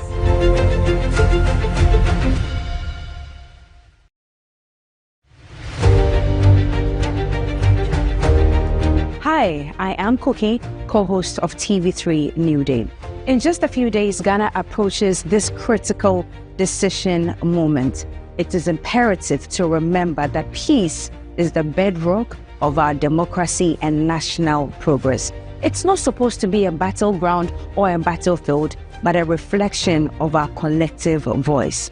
Now, to our leaders, to our candidates, and to the entire citizenry, I pray and hope that we all choose words that inspire and not incite. Let's deal with each other in a very civil manner. Let's also choose words that build and do not break. There's only one Ghana, and our Ghana is bigger than the 2024 elections.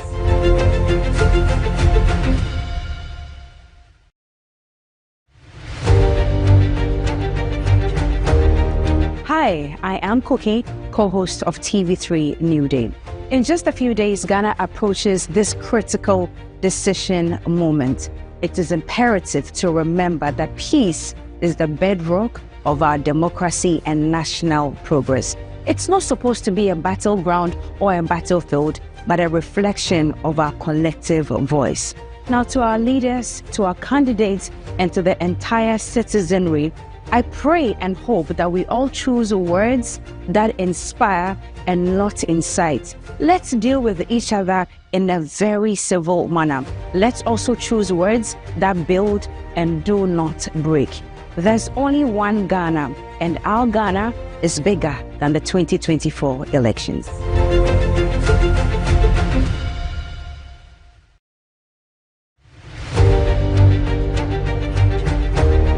Hi, I am Koke, co-host of TV3 New Day. In just a few days, Ghana approaches this critical decision moment. It is imperative to remember that peace is the bedrock of our democracy and national progress. It's not supposed to be a battleground or a battlefield, but a reflection of our collective voice. Now, to our leaders, to our candidates, and to the entire citizenry, I pray and hope that we all choose words that inspire and not incite. Let's deal with each other in a very civil manner. Let's also choose words that build and do not break. There's only one Ghana, and our Ghana is bigger than the 2024 elections.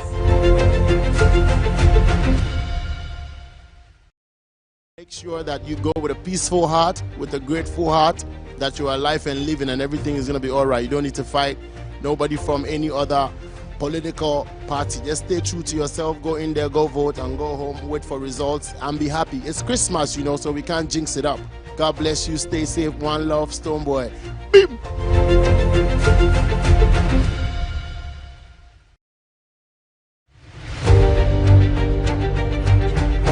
Yo, what's up Ghana, what's up where I go by the name Stoneboy, and all I want to say is that come the elections on December the 7th, make sure that you go with a peaceful heart, with a grateful heart, that you are alive and living and everything is going to be all right. You don't need to fight nobody from any other political party. Just stay true to yourself, go in there, go vote and go home, wait for results and be happy. It's Christmas, you know, so we can't jinx it up. God bless you, stay safe, one love, Stoneboy. Beep.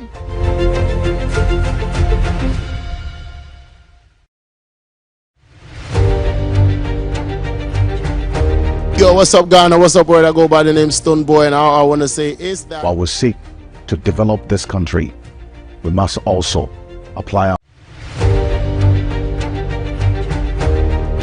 A leader must have followers. The only thing that makes a leader who he is the people he's leading. A leader without followers is really no leader. And so as we go into this election, before, during, and after this crucial 2024 presidential and parliamentary elections, as we talk about development, there cannot be development without peace. So, while we seek to develop this country, we must also apply our minds to the need to uphold peace in every way possible, while the continuous ask for a free, fair, and transparent election. My name is Alfred Okanse. I'm the head of the political desk here at Media General. Together with my colleagues and everyone here, we commit to peace.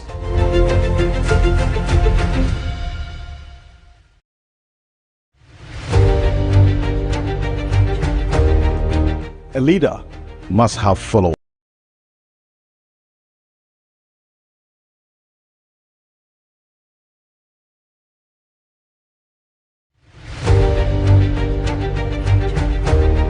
Hi, I am Koke, co-host of TV3 New Day.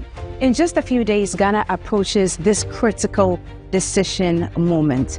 It is imperative to remember that peace is the bedrock of our democracy and national progress. It's not supposed to be a battleground or a battlefield, but a reflection of our collective voice. Now, to our leaders, to our candidates, and to the entire citizenry, I pray and hope that we all choose words that inspire and not incite. Let's deal with each other in a very civil manner. Let's also choose words that build and do not break.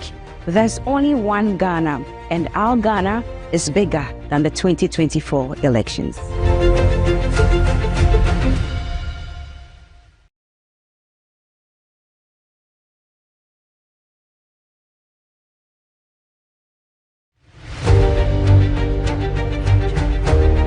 My name is Pakwisi Asare. I'm a broadcast journalist with Media General TV3. It's just a couple of days to the December 2024 general elections, and I'd like to encourage you to go all out and vote. Cast your ballot as part of your civic responsibility. Beyond exercising your civic responsibility, do not do anything that will jeopardize the peace we're enjoying in Ghana. All we have now is Ghana. That's all we have. I encourage you to do everything within your power to ensure peace before, during, and after the elections.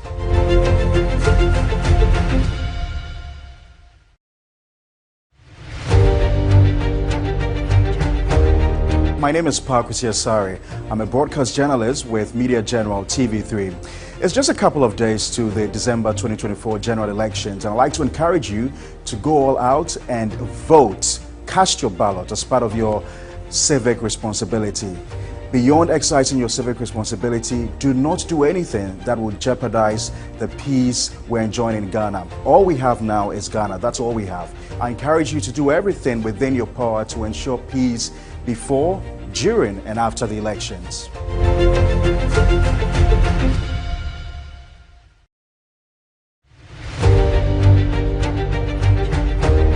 My name is Pakwisi Asare. I'm a broadcast journalist with Media General TV3. It's just a couple of days to the December 2024 general elections, and I'd like to encourage you to go all out and vote. Cast your ballot as part of your civic responsibility. Beyond exercising your civic responsibility, do not do anything that will jeopardize the peace we're enjoying in Ghana. All we have now is Ghana. That's all we have. I encourage you to do everything within your power to ensure peace before, during, and after the elections.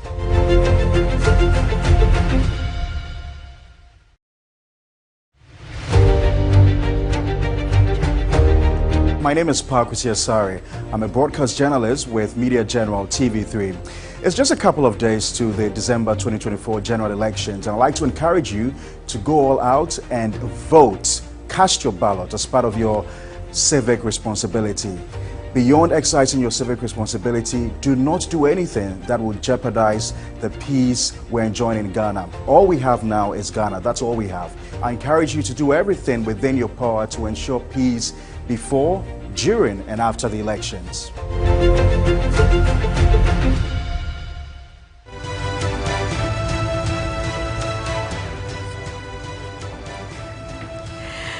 Good day, Ghana, and welcome to your Election Command Center, the most trusted source for live, up-to-the-minute coverage of Ghana's Decision Day. Across the country, citizens are exercising their right to vote, shaping the destiny of this great nation.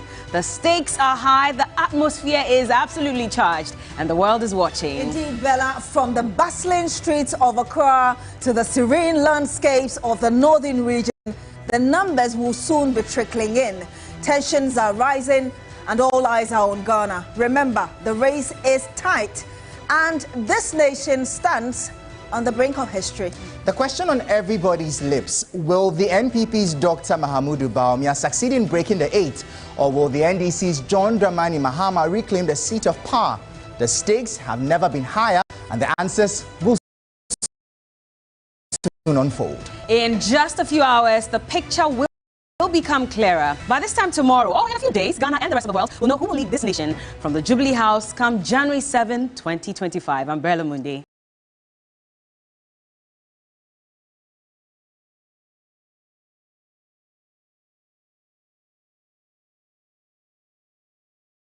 My name is Beatrice. And I am Michael Obodu, and this is your Election Command Center.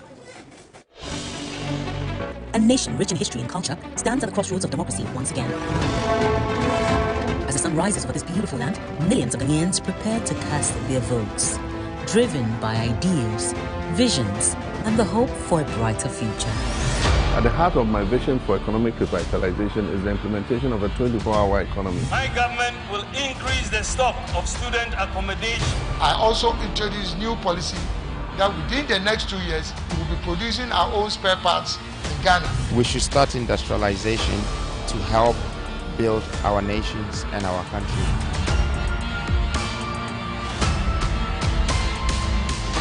Elections are more than just a process. They are testament to the power of the people. each vote cast is a voice heard, a dream shared, and a vision for the future. As we reset Ghana come 2024, it will be better for them as life. We need people who understand the work to be in parliament. That contract has not seen the light of the day. We have not seen anything on the grounds. They actually found sick people lying in the rooms. Why will they not go to the hospital? The cost is too high. Al Hassan started the hospital, and hopefully it will be commissioned by the end of this year. It is through these collective voices that leadership is chosen and the path forward is determined. We have been running an artificial economy for all these years. How is it that over 32 years, each party lands us in the iron? You're talking about finding a new path that no one can miss. We'll investigate corruption scandals including the PDS, Ejapa, SML, mass sets, Galamsey fraud. He should not be allowed close to the president with that mindset. He should not be allowed close to the presidency. Today, as we exercise our right to vote, we reaffirm our commitment to democracy.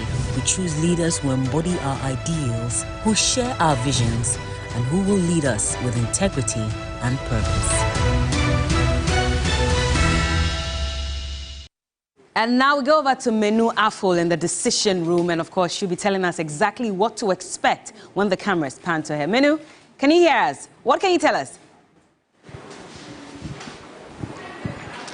Hello there, my name is Menu Afol. Now this is our decision room here at Media General, or you can call it our strong room, because this is where all the data collected across the polling stations from the 16 regions will be tallied.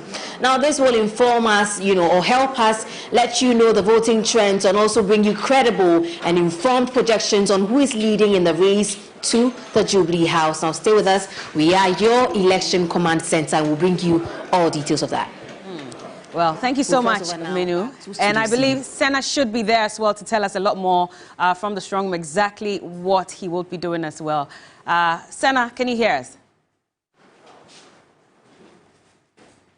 Senna, are you there? Okay. Well, so this is your election command center, and this is the afternoon stretch. Well, the team is here. We're going to keep you apprised, as we've always done, and make sure that you have up-to-the-minute information and, of course, analysis on the trends, topics of conversation, all of that. Exactly so. Yeah. So anyway, Michael, maybe we're going to start off with you. Yeah, a lot of interesting things to look at. It will be interesting to see also how, when the results especially start trickling in, whether the trends that we've seen over the years will repeat themselves. We know that originally, over the period, our elections have followed a very typical 8-year cycle. So you're looking out to see how things pan out. I am particularly curious to see how things turn out in the Central region. And trust me, they are my favorite region, because I believe that the way they have a mind of their own, since 1992, the NDC has always fielded a candidate from the Central region, either as presidential or running mate. However, this region has always been unique in its voting pattern, irrespective of who you bring from there. And I'm just looking forward to see how the votes turn out this time around in the region. And those are some of the interesting trends to be looking at as part of today's coverage. I mean, in addition to the Central region, I'm looking forward to who Accra will vote for.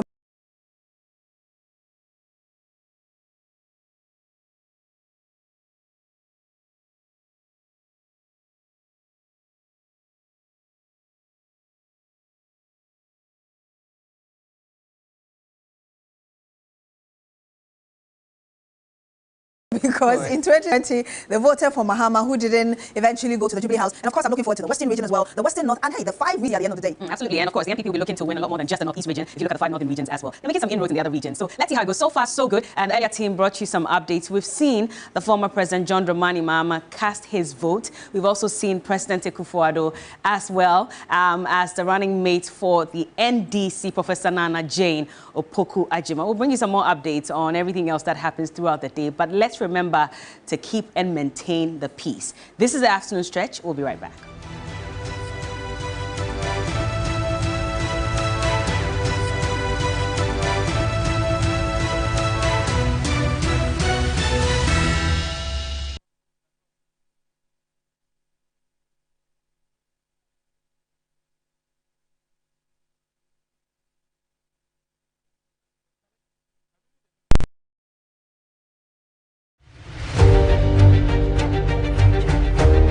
My name is Pakusi Asari. I'm a broadcast journalist with Media General TV3. It's just a couple of days to the December 2024 general elections, and I'd like to encourage you to go all out and vote. Cast your ballot as part of your civic responsibility.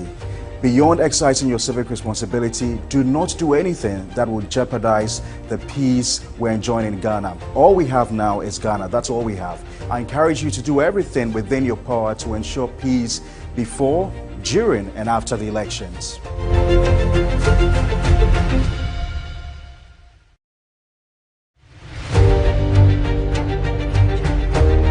My name is Pakusi Asari. I'm a broadcast journalist. It's another election, and as Ghanaians, we've been called upon again to go out in our numbers and vote. But there's one thing that stands out: peace being the only option. I am Mawena Igbeta. Let's choose peace.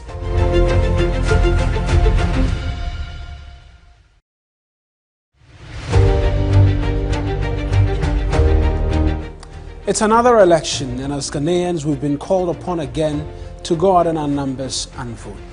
But there's one thing that stands out: peace being the only option. I am Mawena Igbeta. Let's choose peace.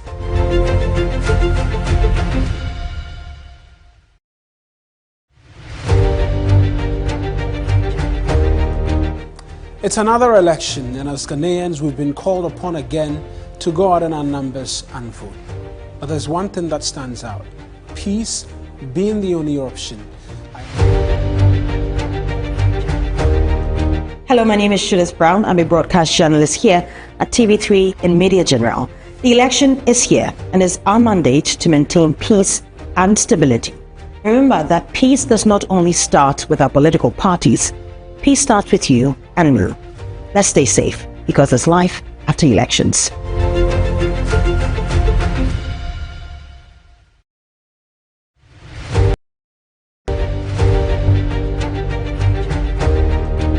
The core of the democracy we are practicing as a nation is peace. Peace. Democracy simply means free your mind, make a free my mind. In Twi, we say "Kembi ma min kembi." The politicians are having a say. You can also have your say with your thumb. Go out on December 7th, vote, go home, watch TV3 as we bring you extensive coverage of the elections. I am Martin Esiedudate, and I stand for peace.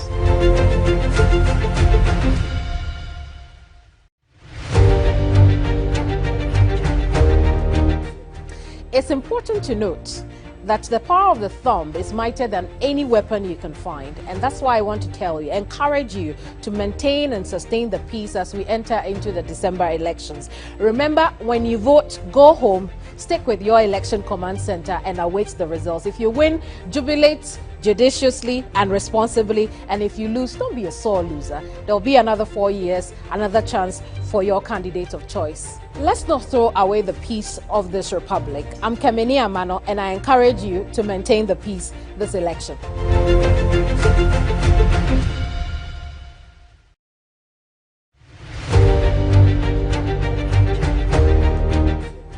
It's important to note that the power of the thumb is mightier than any weapon you can find, and that's why I want to tell you, encourage you to maintain and sustain the peace as we enter into the December elections. Remember, when you vote, go home, stick with your election command center and await the results. If you win, jubilate judiciously and responsibly, and if you lose, don't be a sore loser. There'll be another 4 years, another chance for your candidate of choice. Let's not throw away the peace of this republic. I'm Kemeni Amano, and I encourage you to maintain the peace this election.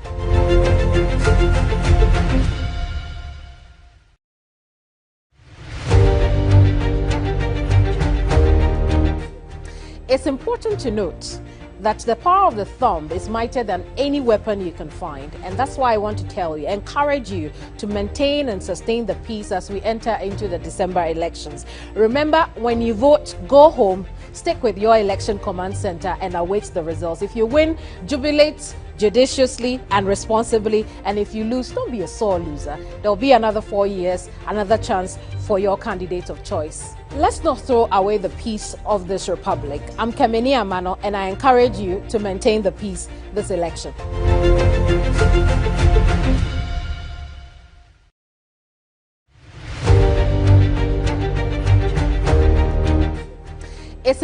to note that the power of the thumb is mightier than any weapon you can find. And that's why I want to tell you, encourage you to maintain and sustain the peace as we enter into the December elections. Remember, when you vote, go home, stick with your election command center and await the results. If you win, jubilate judiciously and responsibly, and if you lose, don't be a sore loser. There'll be another 4 years, another chance for your candidate of choice. Let's not throw away the peace of this republic. I'm Kemeni Amano, and I encourage you to maintain the peace this election.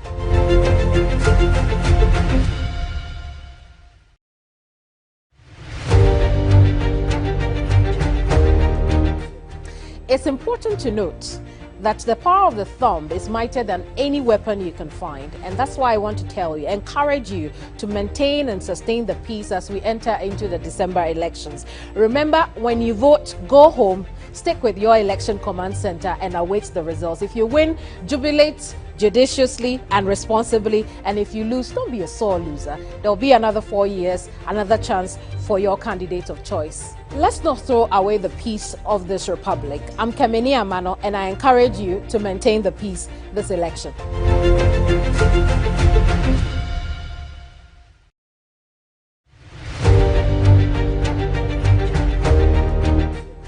It's important to note that the power of the thumb is mightier than any weapon you can find. And that's why I want to tell you, encourage you to maintain and sustain the peace as we enter into the December elections. Remember, when you vote, go home, stick with your election command center and await the results. If you win, jubilate judiciously and responsibly, and if you lose, don't be a sore loser. There'll be another 4 years, another chance for your candidate of choice. Let's not throw away the peace of this republic. I'm Kemeni Amano, and I encourage you to maintain the peace this election.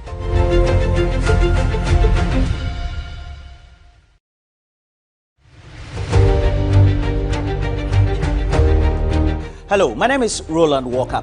This election season, peace begins with you and I. Make sure your utterances, your behavior, your relationship with everybody else, could be your brother, your sister, your neighbor, a friend who is in the other political party or doesn't support your cause, be right. As you do that, go to the polling stations peacefully. After voting, make sure you leave that polling station and vote right. Peace is needed right here this election season. Be a good citizen. Ghana needs peace. And you're still here on the afternoon stretch on your election command center right here on TV3, and the election command center is brought to you by Yas Sanitary Parts, Franco Trading Enterprise, Piva Drinks, Water, My Life Insurance, Bell Beverages, and Belacqua Mineral Water, Syntex Tank, Dreams Cosmetics, Slam Body Splash, Techno Common, and Top Choco Chocolate Drink, Mont Mineral Water, Petrosol, and a lot more others who are helping us to bring this to you. You're still here on your election command center. Thank you so much for staying with us. We go back now to Bella Mundi, who is with a guest for some analysis with what's happening across the country. Well, thank you so much, Beatrice. And yes, we're going to be doing some in-depth analysis. So far, so good.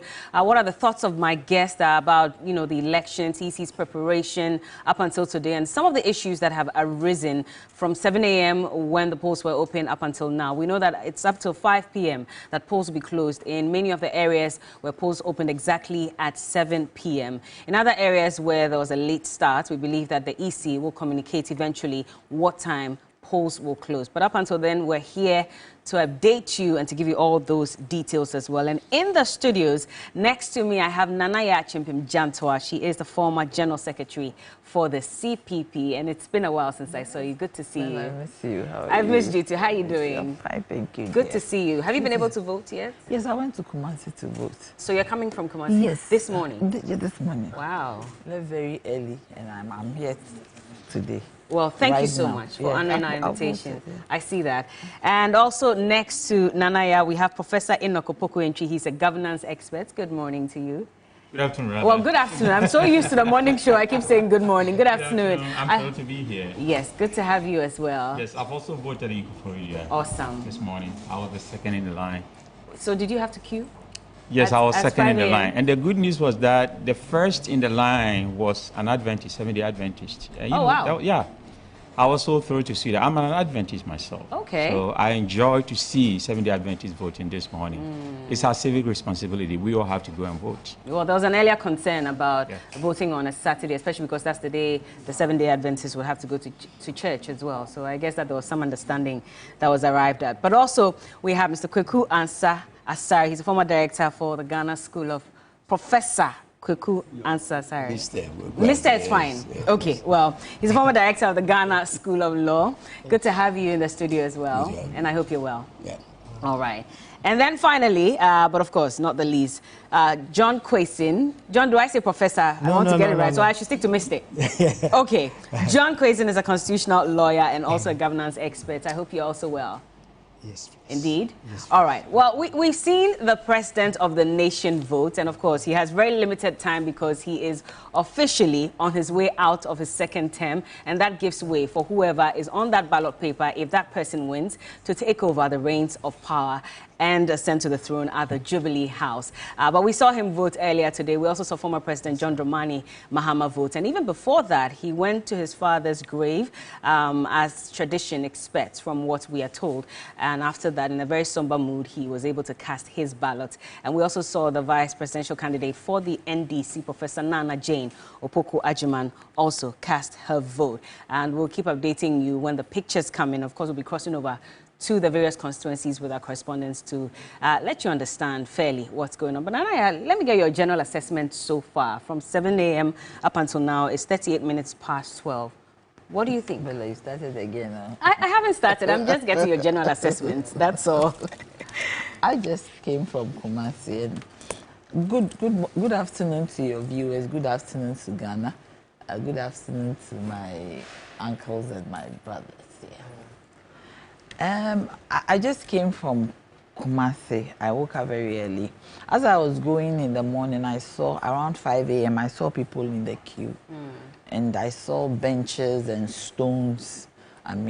Representing the positions for people to come later on. So I got to Kumasi, went to my polling station at Asqua Presby. That's where I grew up. I've been voting there since. And what I noticed was that there were not too many people. On the ballots, there are 700 people, but as at your polling station, as my polling station, as at 7:30, 7:35, about 20 people have voted. Oh, yes. So, and you could see, and I drove around Greater Kumasi before I came.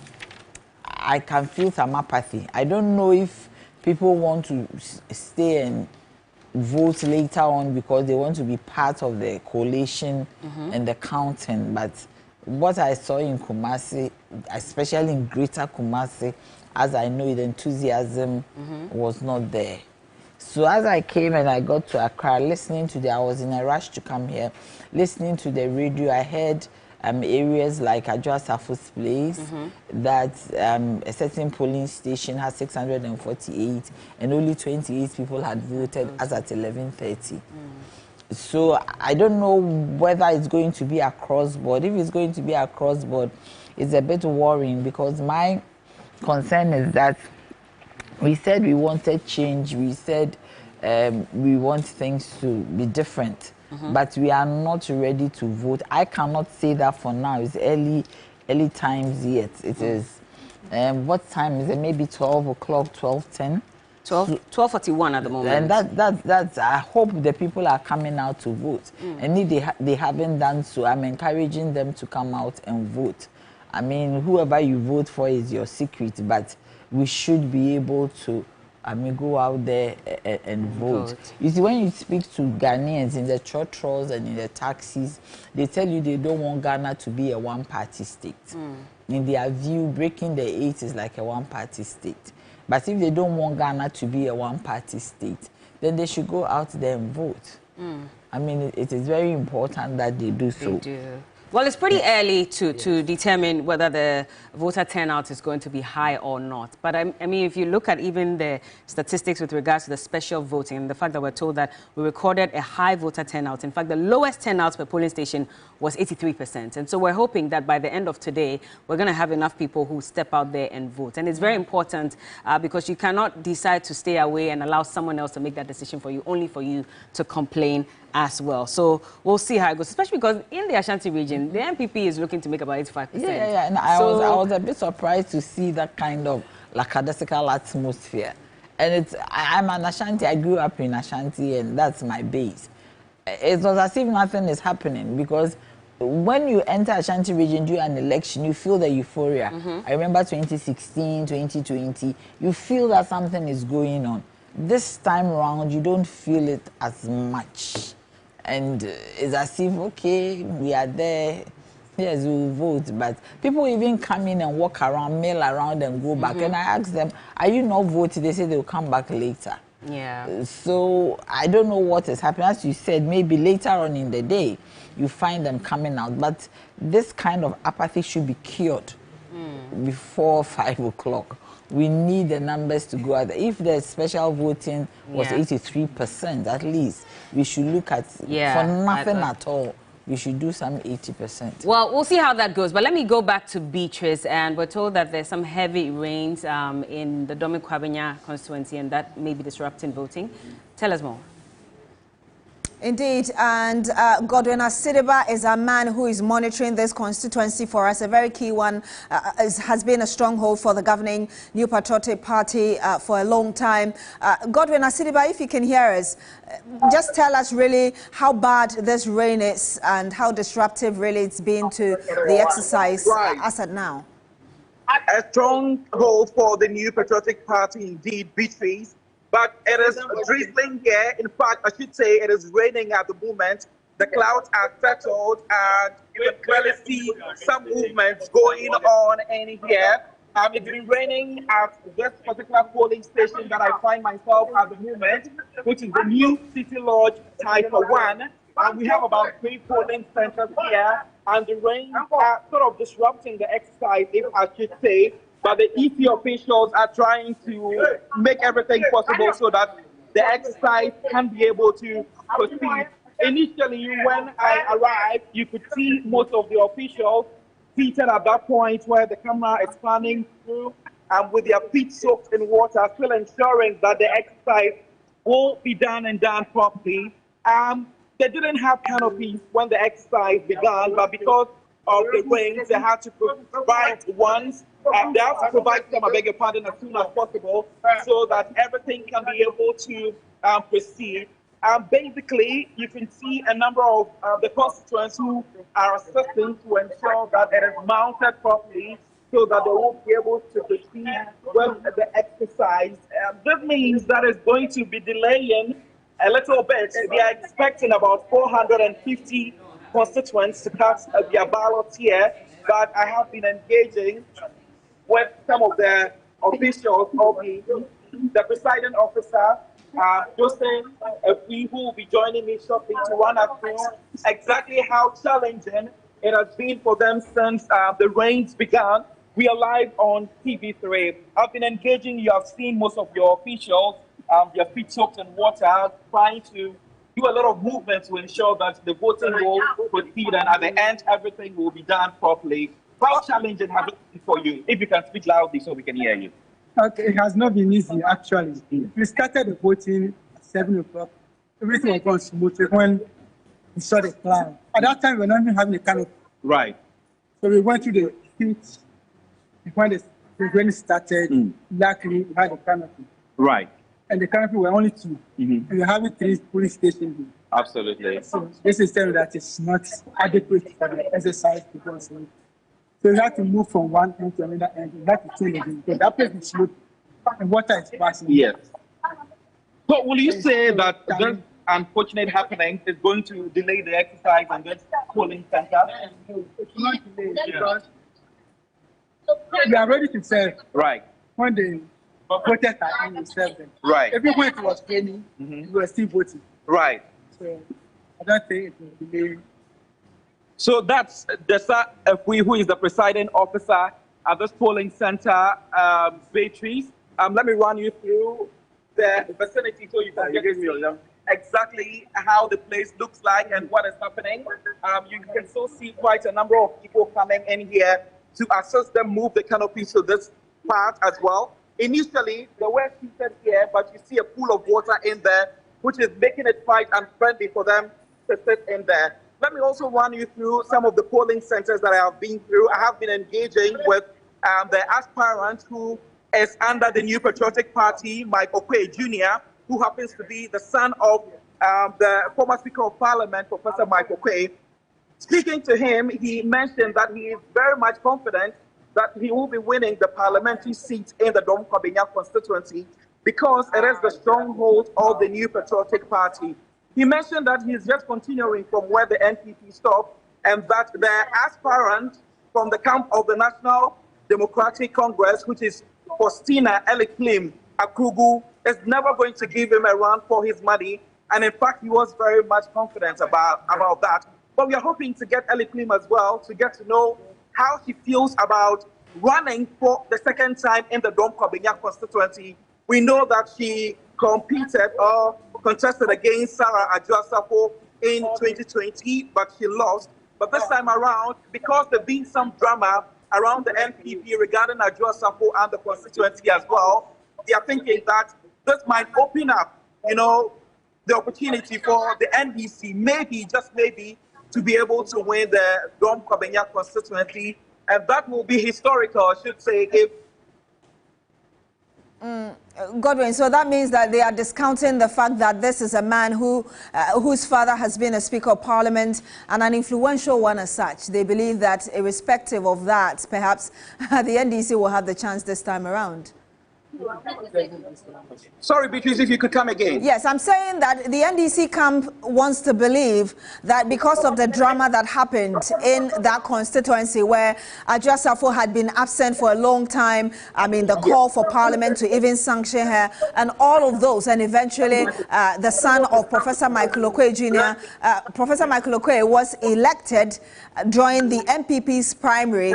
They are banking on that drama that ensued ahead of that as an opportunity for the NDC to gain that seat. That's what you're saying from the camp of the NDC? Absolutely. From Faustina Eliklim's side, he feels that the NPP, is a stronghold for the constituency, but he, in a way, from her posting, you could tell that due to the actions that came from Sarah Safo regarding her absenteeism, just like you have mentioned, it would, in a way, change the thinking of the people in the Domi Kwabenya constituency to be able to cast their votes to her. And that is the reason why she is confident that she might be winning the parliamentary seat in this constituency, which happens to be the largest in the country, if I should say. But in her manifesto, she has been raising some concerns that she is hoping that will be able to convince the people to vote for her as well. She made mention of some of the things that the New Patriotic Party has done in the constituency under Ajuasafo. Basically, she was trying to say that the lives of people were at a standstill, development in the community was also at a standstill, and in that way, the constituency has not seen any sort of development for quite a number of years. So in her manifesto, she made mention of the fact that she is going to concentrate on security heavily in the constituency. She also made mention of the fact that developmental stuff in the constituency is also going to be one of the key things that she will be paying attention to in case she gets the opportunity or the mandate to rule the Domi Kwabenya constituency. So those are some of the things that she used to convince the constituents in here. So it's a bit dicey, even though the Domi Kwabenya constituency is a very stronghold one of the New Patriotic Party. But the clock is ticking to the last day, or to the last minute, if I should say, towards 5 p.m. And soon we will indeed get to know if the NPP is still going to be retaining the parliamentary seat here in the Domi Kwabenya constituency, or it is going to be twisted. But if it does, that should be an interesting one, I should say. And briefly, before you go, very briefly, I mean, you would expect politicians to say that we are going to win this election, irrespective of the facts that are on the ground or whichever situation there is. But what about the constituents themselves? Do you see that enthusiasm on their part to want to come out in their numbers and vote? And what are they saying, really? Right. So earlier, when we arrived at the Musuku polling center, which consists of Musuku 1, A and B, where they were still struggling to get some materials to ensure that voting could proceed. Voting was supposed to start at 7 a.m. around that polling center, but as of 9 a.m., they had not received seals for the ballot boxes. They had not received stamps for the ballot papers as well. And you should know that if your ballot paper is not stamped, then it means that it is not official. You can't be able to use it. So most of the constituents there were agitated and quite angry that the EC promised that everything was in place and the exercise was going to begin as soon as possible. So experiencing this, people coming in as early as 4 a.m. to queue, and it was 9 a.m. People have been waiting, and then they had not received the right materials for voting to begin. It was just quite disturbing for them. So they were expressing their anger there. I should say that I was able to interact with the managing editor of the inside newspaper, Kwesi Pouch, which we know is very knowledgeable when it comes to elections and its related activities. And seeing such a man who would be in queue with quite a number of constituents who have been there for hours, just waiting for some materials to come in for them to be able to cast their ballot. It was just disturbing and not really pleasant to see, if I should say. Indeed.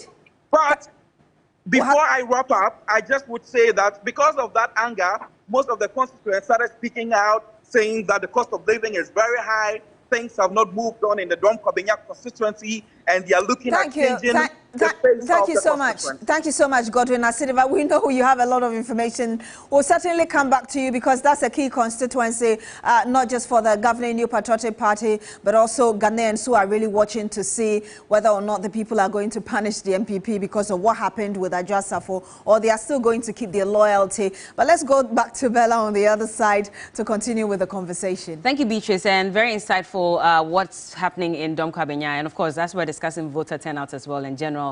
Thoughts on this. Let me just go to Professor Enoch Opoku-Antwi, because you also voted, and I believe that at your polling station, things ran smoothly, at least at the time you were there. There were no delays? There were no delays. Okay. And, I need to say that on my way, I saw a lot of delays from Tinkong and other places. There were a lot of delays.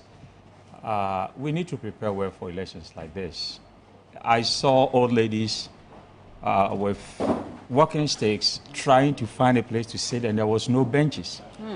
You know, for them to sit. And these are challenges, logistical challenges we need to address, because 32 years that we've exercised this democracy, we should grow.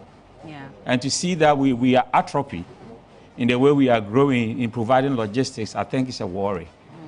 The other thing that I observed was that the process was very smooth. You know, you had the other officers, every agent of a political party have the list of the pictures and the names of everybody. They will tell you, you know, this person is 18B. Yeah. Look at the left side. And then by the time you get there, the person will show you how to fold the papers, stamp it, and then where you have to go vote for the presidential first, and then you come back for the parliamentary. So I think the process has been fair. My hope is that when it gets to rains like this, why didn't we make provisions for classrooms so that when it's raining, people can work in there? Because we're dealing with paperwork. And if it's raining, how do we work in such process? So we should think through some of these challenges. We should always not wait for the weather to dictate for us what we have to do. And then we have some villages where the lights are not there. Yeah. So if it runs to the evening, beyond 5 p.m., then what happens? Because we have a system here by 6 p.m., it's stuck. And it's not everybody who have torchlights to go and... So some of these things, we should look at them because they make the elections free and fair. That's what we're looking for, and transparent. I mean, last 4 years, I remember that someone had to donate his car lights. So he literally had to turn on his car lights to allow for, you know, counting to happen as well. But then does it give you the sense that the EC was not fully prepared, even though as of 2-3 weeks ago, they were telling us that they were ready for the elections? And even for special voting, ready for the elections, 2 days into special voting, we're told that there are issues with the ballot papers in Eastern region, in the Western region, so we had to recall them, burn them, and now have to postpone. We've been the people who talk too much and do little. And all over the world, I've observed elections. Logistically, government should always come into the media and talking, we are ready, we are ready. If you are ready, it will show on the ground, on the day of elections. And that is what we expect to see. Somebody bringing their car light, people bringing their torchlight and all these things. It doesn't fit us as a country who have practiced democracy to this level. So I think that moving forward, we should make sure that all the logistics are provided. Benches, people who will be standing there, enough light at the place where they are going to be elections so that beyond 6 p.m., we can still have some lights. Because that is where the stealing of the ballot and everything happens. Exactly. If it's night, you have these deviants in our society who want to pick some of the ballots, run with them, and that shouldn't happen. Yeah. So the EC should do more for us and talk less. Well, indeed. And if you go to the likes of Amasaman constituency in the Greater Accra region, we're told that even though voters queued as early as 4 a.m., the ballot papers, were not in till about 7:50 a.m. Also, the voting materials, everything, didn't get there till about 7:50 a.m. And it's not just Amasaman. There are a number of areas as well. We're told Mankesim, voting started 2 hours late due to a late arrival of indelible inks. So then it begs the question, was the EC really ready? And what caused the challenges and the delays as well? And Mr. Ansari, I'll come to you shortly. But let me just go back to Michael as well to give us some updates. Yeah, Bella, we are crossing over to Emmanuel Samani. He's currently at Lejokuku Krowa, where he's going to bring us updates on how the electoral process has fared. Samani, if you can hear me, where exactly are you and how's the process been so far? Right, Michael, I'm currently in the Lejokuku constituency, and so far so good, except a few of the polling centers here where voting started 4 hours after the polls opened. I'm making reference to that polling center at Faith Academy. That's why their biometric verification devices were not working. The backup wasn't working as well. And to top it all up, the presiding officer of the Electoral Commission was nowhere to be found. Only to be told that this presiding officer is scared of the crowd, and so the person literally just voted from their post. And so voting started 4 hours later from 7 a.m. Voting started at around 11 a.m. as well, and which was quite upsetting for a lot of the voters there. A lot of them were agitated, but luckily election officials were able to come in with some new BVDs for voting to commence. But first crossing some of the polling stations, it's been rather smooth, just a few skirmishes here and there, but nothing significant except what happened at the Faith B polling center where voting started 4 hours after the polls opened, Michael. A very nervous presiding officer you see over there. Looks like the EC would have to begin to give its staff some lectures on crisis management. But then tell me about the people who've come to vote. Having come there that early and still waited till 4 hours before they voted, what has been the demeanor of the crowd so far? Oh, Michael, I can tell you they were really upset. The aged, the young, middle-aged, everyone was upset. And just by the mere fact that they were saying that we've had elections without these biometric verification devices, and so why don't we go back to the manual way of verifying if an individual is really a registered voter in that constituency? And so agitations here and there, they were upset because old men and women, some in wheelchairs here and there, coming as early as 6 a.m., some 5, some 3 a.m. just to queue up, only to be told that the BVDs aren't working, and so you have to wait. I don't know if you are seeing that on your screen right now, but quite some number of agitations here and there. People were, upset, talking, some even threatening the EC officials about how they've wasted their time and how it is a ploy of rigging the elections. Some talking about the fact that because they know that it is a NDC stronghold, this is just a plot to, make some more votes for the governing New Patriotic Party. And so many theories and conspiracies here and there from the people, but alas, the EC officials came in with a new biometric verification device, and then voting started around 11:15 a.m. whilst it was supposed to have started at 7 a.m. But before I left there, the numbers were going in, because they've also, increased the number of polling centers. That particular polling Tamale, we have to end it here. Thank you so much for that update. That was our colleague Samani bringing us updates from Lejokuku, where elections, the exercise actually delayed for close to about 4 hours due to some challenges with the verification equipment. Bella, so there you have it, some challenges over there, but gladly at least things have been able to resume smoothly. We are hoping that this will not eventually affect the number of people who are able to vote by close of day. And also delay in counting, because again, a lot of us are anxious to find out who wins what. And so if we have to now wait for, voting in certain areas and polling stations to be done before counting begins, then that even increases the agitation amongst us. But Mr. Ansari, let me come to you, because 4 hours after the polls are open is when voting actually happens. That's disturbing. I must say that it's a reflection of the anger in Ghanaians. A lot of Ghanaians are angry. There's a lot of indignation in Ghanaians, a lot of resentment. People are disillusioned. And it begins with the EC officials. If they are apathetic, the rest of us are going to be apathetic. So if there's voter apathy, electoral materials are not reaching, polling stations, some 4 hours and all that. It's telling us that all is not well. If the EC says that they are ready, and they were ready 2 weeks ago, do we even know how much of the vote was actually expended on the electoral materials? We are here. My friend is, saying that even benches, ordinary benches, they should have foreseen these things occurring, that we could, materials could arrive late or later. There will be old folks, like me, or, aged, older. 73, I mean, I'm old. Oh, I see. Yes. You see, so... He doesn't look it at all. Yes. So I had left Accra this morning to go and cast my vote at Latte. So my wife, went yesterday. Okay. We got there. My name was not there. Oh. I mean, I will not say that I was surprised, because I transferred my vote from Sphinx to Latte back and forth. So maybe one of the usual was that errors. resolved? Maybe my fault, maybe I will not blame them. But how do they explain materials arriving 4 hours late?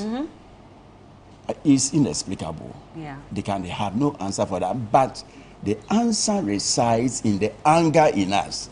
The corruption, the level of corruption, the level of nepotism, favoritism. When you sum up all these things, the message out to the outgoing government is, we are punishing you.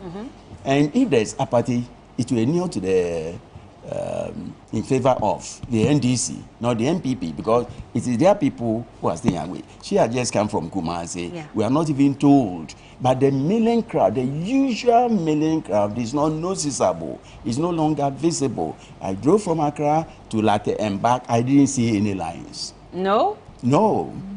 So I told my kid brother, we are going to have a very bad day. Ghana decides today, Ghana is going to lose, today, because otherwise, 2000, Kufuor and Rawlings, my goodness, the euphoria. You see, the enthusiasm, the merrymaking, these are not there. They are missing. They are absent. So it tells you that all is not well. What could be the reason why all that is absent now? And maybe I'll just let you hold on. Let's hear from the Electoral Commission so we can get a better understanding. They've told us that today we should be expecting a number of press conferences from them. So let's head over to them and listen to them now.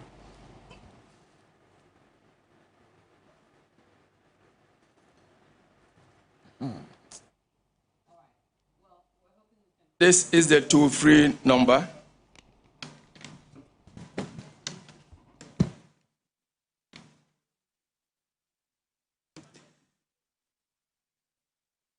(0800-324-324).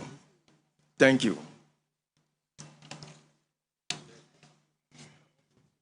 Thank you very much, Director Electoral Services, Mr. Benjamin Barnaby. At this point, we would like to receive questions, and we are taking 5 questions. 5. So you approach the mic from the left or right. You mention your name, your media house, and you ask your questions. Please, the questions should relate to activities of the poll.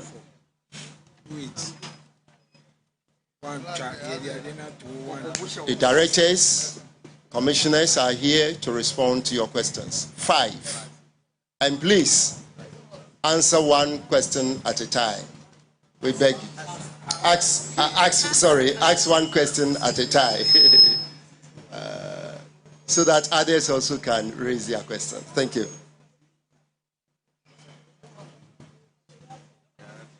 Okay. All right. My name is Israelai. I'm with Joy News. My question has to do with the incident that happened at Kintampo. I want to know if you could give us a bit more details, because what we have is coming from the ground, but if the Electoral Commission could give us a bit more detail as to what exactly happened and what the Electoral Commission intends to do about it. Does it intend to rerun the election in that constituency, in that polling station?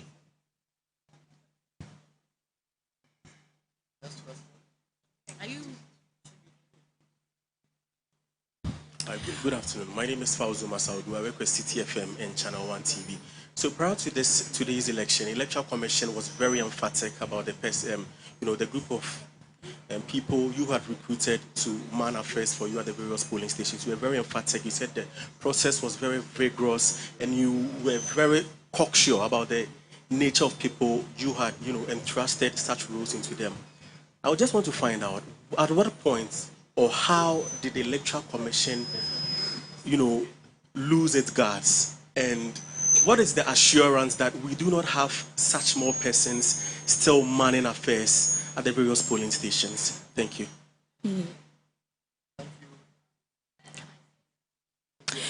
My name is Vanessa Edoton from Metro TV. Well, in Yendi, 1,210 presidential ballots were missing. What updates can you give us on that? In the police armory, yes, 1,210 ballots were missing in the Yendi. What can you give us on that?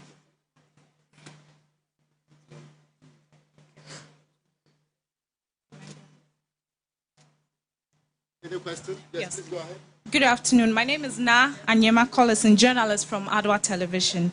I want to find out what happens to places where voting are being delayed, specifically Faith Academy in Lejokuku constituency. They delayed for 4 hours, and what is the intent of the Electoral Commission to extend the polls or to end exactly at 5 p.m.? Thank you. Yes, my name is Bernard Atuata from United Television. I need a clarification. We want to find out. I'm told somewhere Takwa. I don't know. I need a clarification on that. Presidential stamp is being used for the parliamentary. It's an allegation. I want to find out if it's come to your notice, and in such cases, what can be done? Okay, in order not to, yes.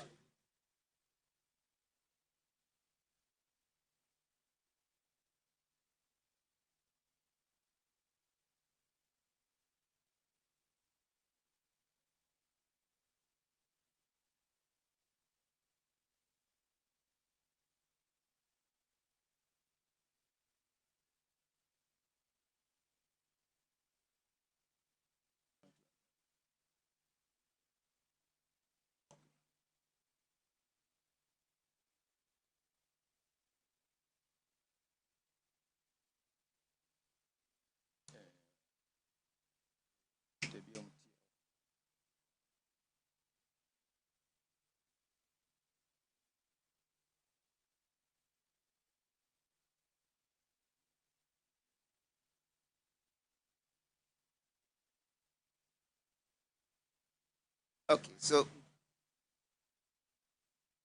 good afternoon once again. And the Kintampo issue, you found out that the first candidate's picture was torn. So we have 15 of such ballots per the records that we are having. The police has issued a statement, and the case is under what? Investigation.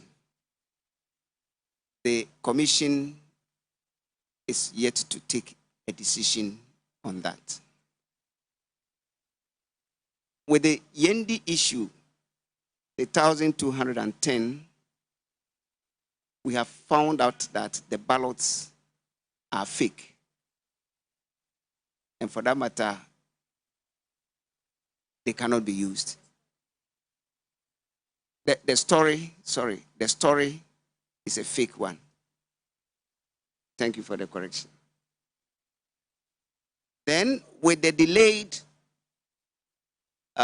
voting at Faith Academy, we all know that there is an inbuilt system which indicates that if you are at the polling station before 5 o'clock, you will have the opportunity to do what? Cast your vote. So if there are about 1,000 in the queue, all of them will be given the opportunity to do that.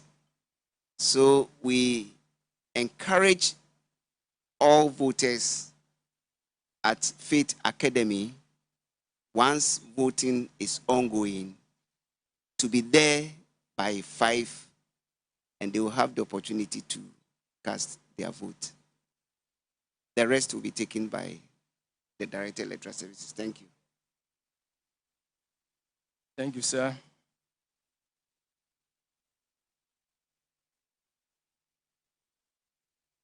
I want to put on record that the Electoral Commission did not lose guard, and we have never lost guard. We engage temporary officials for such exercises. And as you are aware, we have engaged over 40,000. There was whole polling stations, 40,000. I'm talking about polling. We have 40,648 polling stations. Multiply that by 5, it gives over 200,000 officials. These are all temporary officials. We recruit them and train them. But as you are aware, as human beings as we are, some people may always want to come out on their own purpose. But the system is such that if you do that, the system will expose you, as it has done. And so when such a thing happens, we deal with the person according to the law, the requirements of the law. So it is not the Electoral Commission that lost guard, but rather it was one of officials who decided to go against the directives and the training that we have given to that person.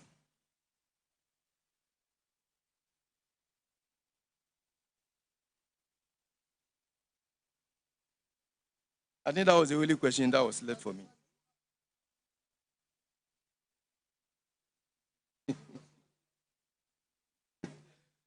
So, thank you so much. But we have sent a warning to the remaining officials.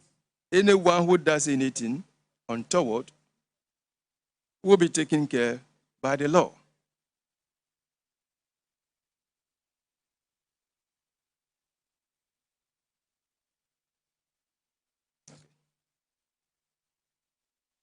Yes, with the validating stamp, we have 2 validating stamps with 2 different numbers. We haven't, you don't have parliamentary or presidential on any of the 2 validating stamps. I hope you get me. So they are just the numbers.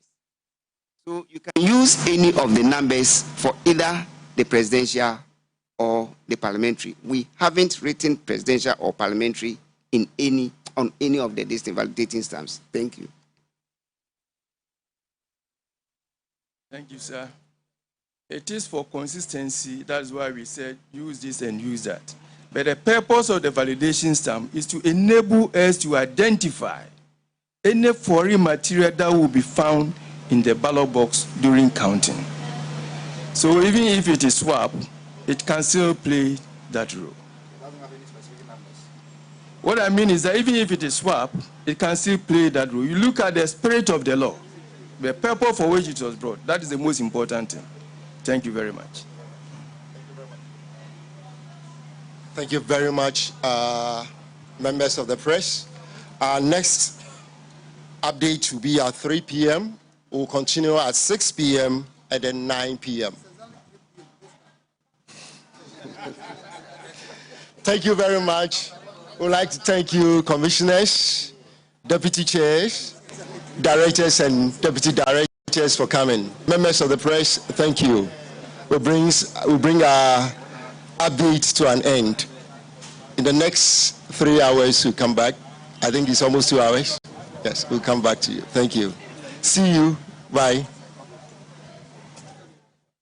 That's the Electoral Commission responding to some questions from the journalists. A number of them we had spoken about here. The delay at a polling station in the Lejukuku constituency, where unfortunately they had to wait till 11 a.m. before they could start voting because they're waiting for BVDs as well. The EC says that as long as you are in the queue before 5 p.m., you'll be allowed to cast your vote, even if the time surpasses. But you should get there before 5 p.m. There's also some allegations about some missing presidential ballot papers in Yendi. They've described that as fake news and should be disregarded as well. And, well, they're saying that they've trained people, but it doesn't mean that some of these people will not go wayward. And so it's understandable that someone or an electoral, officer may have gone away from or swayed away from the rules of the game. And then also about the arrest in Kintampo. But let's carry on with the conversation so we can touch on a number of these. And of course, my guests are still here with me.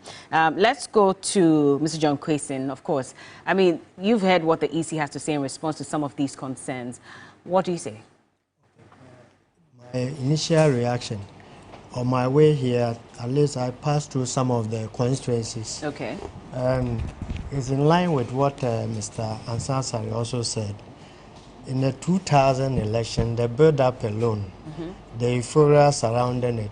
So the idea is that maybe after every 8 years, Ghanaians are supposed to reorient themselves and then enter into the electoral processes with some sort of vim. But it looks as if we are not seeing that kind of fanfare in this particular elections.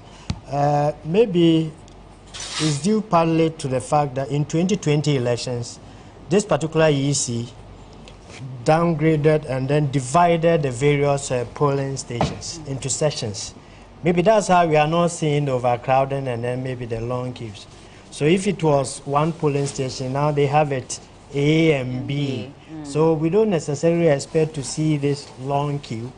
I think we saw it in 2020. 2020, exactly. Yes. So maybe if your reporters will do us that good by letting us know how many people are for a particular polling station and how many have come so far, because it's already past 1 o'clock. So at least it will give us some fair idea that out of the 1,000, I learned no polling station is supposed to have more than, is it 600 or? So I think that is what account for what we see, that a particular polling station is having because now you are not supposed to even have a certain number. Is that the real reason, or is it really about the fact that maybe people are angry, like Mr. Sassari is saying, that people are just not happy about probably the economy, and the economy is number one top issue that everybody is talking about, which is why they want to go and vote. That's the second factor I was coming to. Okay. Mainly as a result of I will put it this way, Ghanaians are fed up partly with our electoral system. I'm a research person. If you go out and you interview people, most of them are like, since 1992, they've been voting. They vote MPP, they vote NDC, they vote this, they vote that.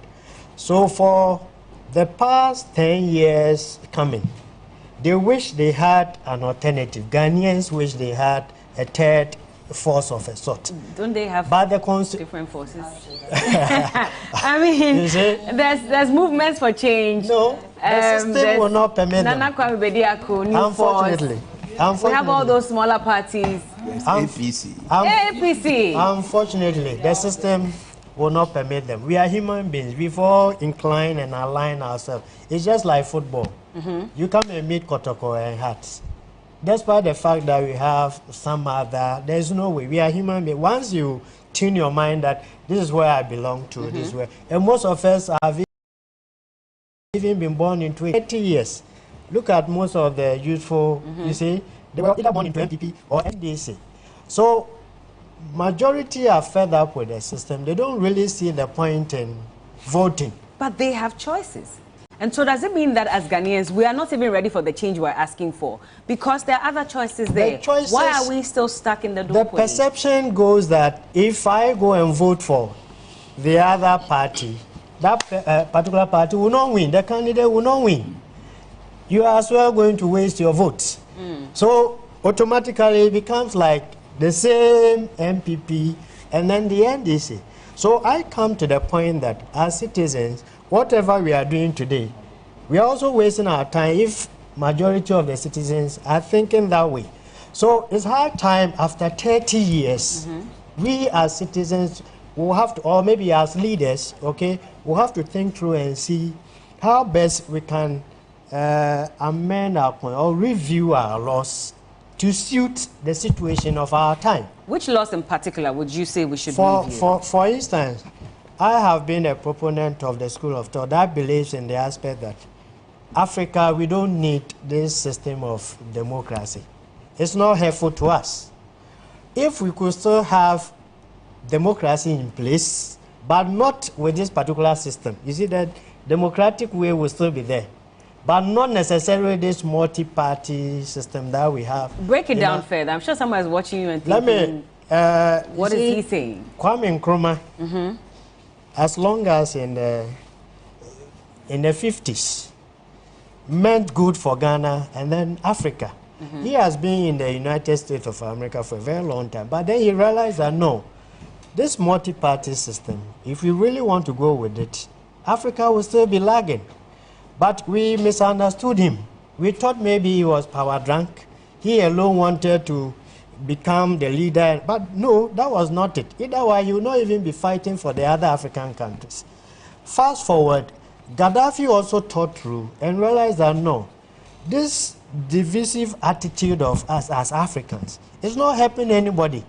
So let's find ways and means and try and see if we can come together, understand each other, instead of these divisive tendencies, agree amongst ourselves, and then let's see if we can have a common platform and govern ourselves. I will give instances. If you go to UAE, okay, nobody gets up and say party A, party B.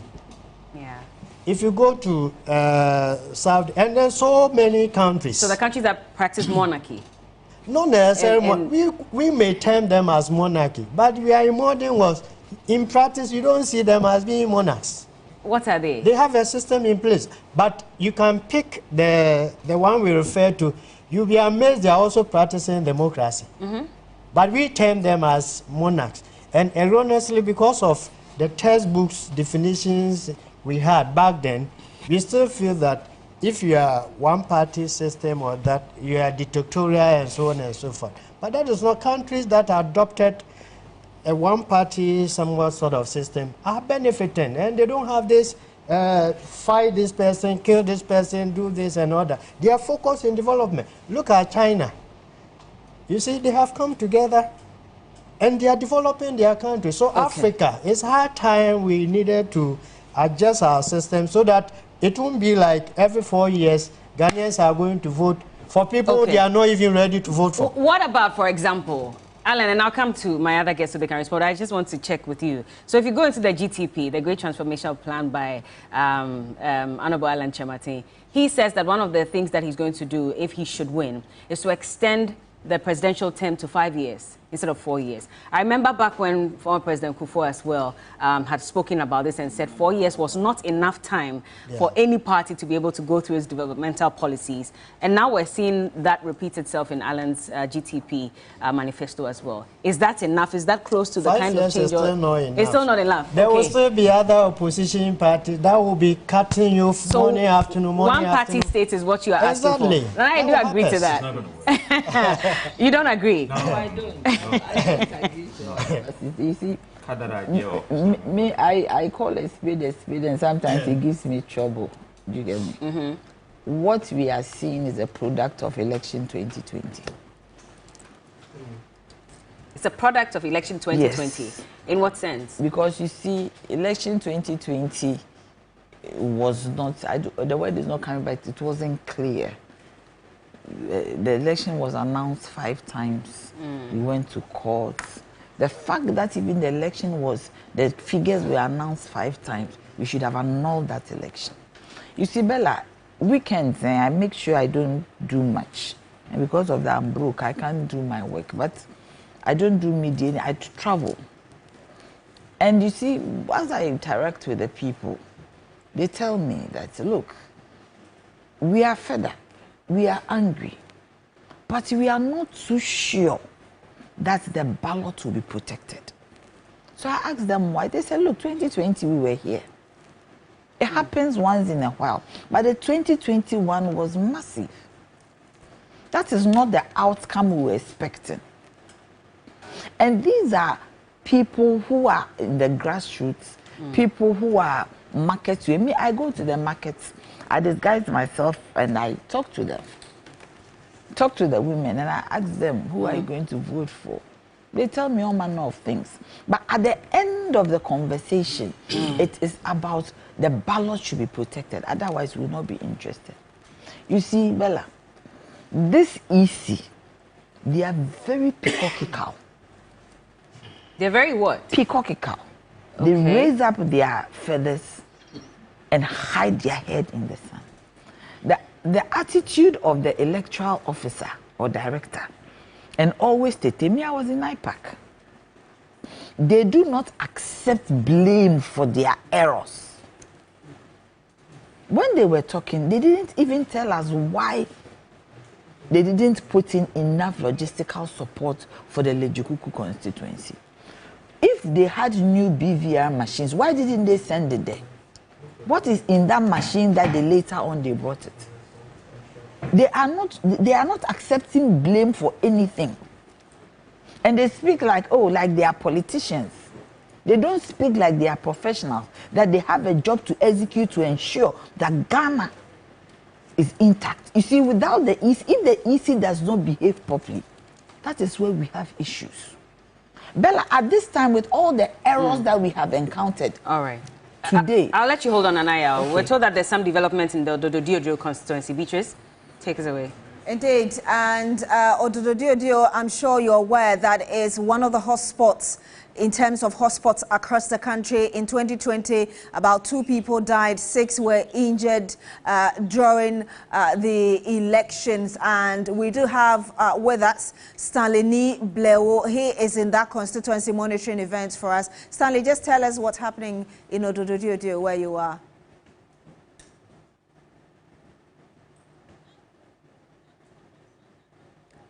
Okay, so we'll go to Christian Yale. He is in another constituency to bring us the latest from there. Christian, where are you? Can you tell us what's happening?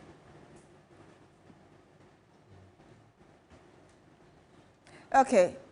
Hello, Christian. Please unmute yourself so we can hear you. We had few issues, some scuffles that took place here because the NDC agent this year was called by a colleague to check something. So as she went, she moved with a copy of the register, and someone who is believed to be an NPP member accosted her and tried to have some form of, brawl or scuffle with her. And so it resulted in a misunderstanding that degenerated into some chaos here at this particular polling station, which we can report for you, Beatrice. And so what really happened was that eventually this gentleman, who is believed to be an NPP member who attacked the NDC agent, has been sent to the police station for questioning. And we will be speaking to the lady in question, the party agent in question, to get a better and a clearer understanding as to what exactly unfolded. We'll be joining her briefly and just about now to get an understanding of how things unfolded. You're live on TV3 Ghana. I want to get an understanding. Then it's here was saying.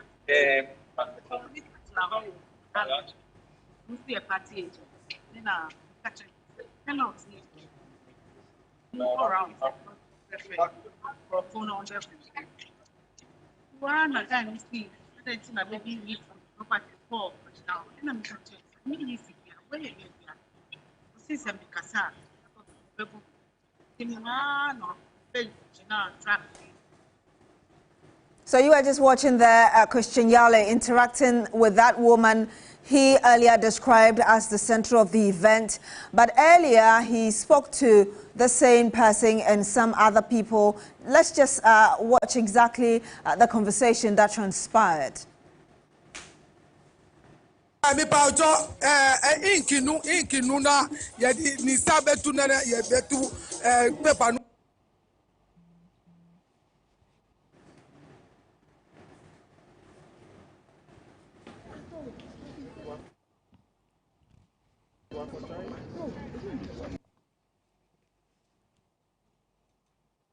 We do apologize for that interruption there, but obviously stay with us because we'll be bringing you all the latest information from the 276 constituencies across the country. People are busy in their various constituencies voting, and so we'll be bringing you the information as and when we have it.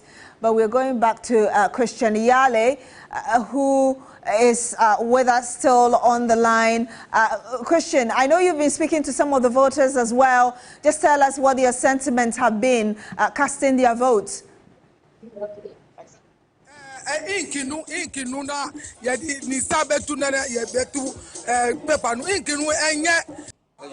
You're still live on your Election Command Center on TV3. This is our special coverage of the 2024 parliamentary and presidential elections currently ongoing nationwide. And here at the Sacred Heart Catholic SHS polling station, concerns arrive with some people raising concerns about how faint the ink is. They fear that if it happens like that, their vote may not be counted in the long run. And so that is the concern really here. There have been a couple of cases as well where people come here to vote and their names are not in the register, but we'll get answers to those ones shortly. But let me get some of the concerns really from the voters themselves. And she joins me. Akwaba, this is TV3. What is your concern about this process? Inke ebe correct koko ne chomi inke ba ojuba jo chomi 3 times alo 4 times no minta na kwa wo shi problem ko be bi problem ko ba wo na e bi no fi ano ye fine ni na me ko nka me ba me na me be jo check ye o phone no ba cho amaka me e bi alo ame e bi ame ya oji wo problem no yo e bi. So you fear that in the long run, if it happens like that, your vote may not be counted?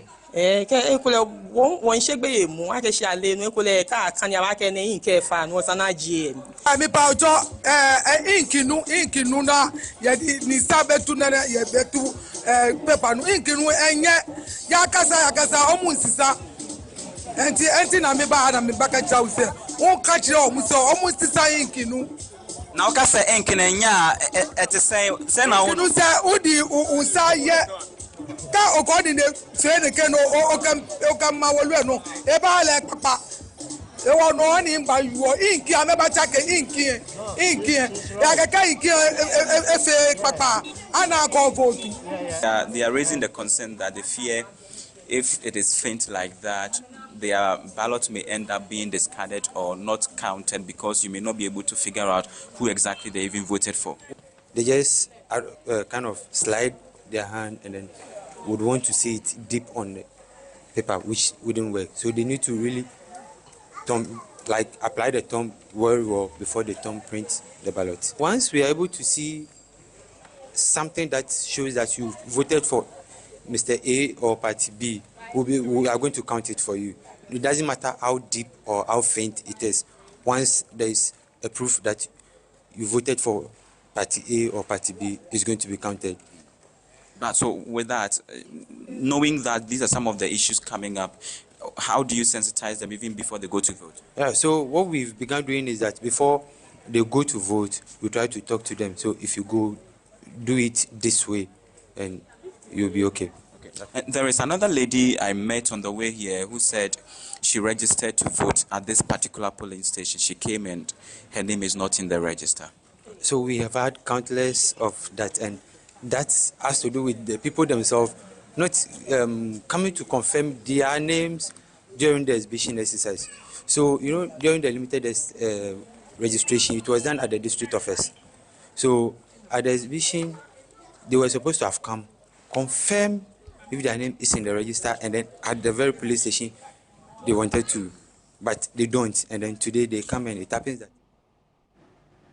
Christian Yale there interacting with voters in Odododiodio constituency as well as the Electoral Commission representative talking about those issues there. But it's reassuring that indeed the EC is saying irrespective of whether or not the ink is light, they will still be able to count their ballot as has been cast. But let's go to the Kofi Annan International Peacekeeping Training Center because Kodeo is having a press conference there on what's happening. Let's just go and listen to exactly what they're saying. In South Tong constituency in the Volta region, parliamentary ballot papers were not available during the setup. EC officials brought the ballots subsequently at 10:45 a.m., after which the polling station opened at 10:50 a.m. At Nkuzezi Primary School at Nandom in the Upper East, party leaders from both the NPP and the NDC were telling voters in line who to vote for. This caused anger among the voters and led to some fighting.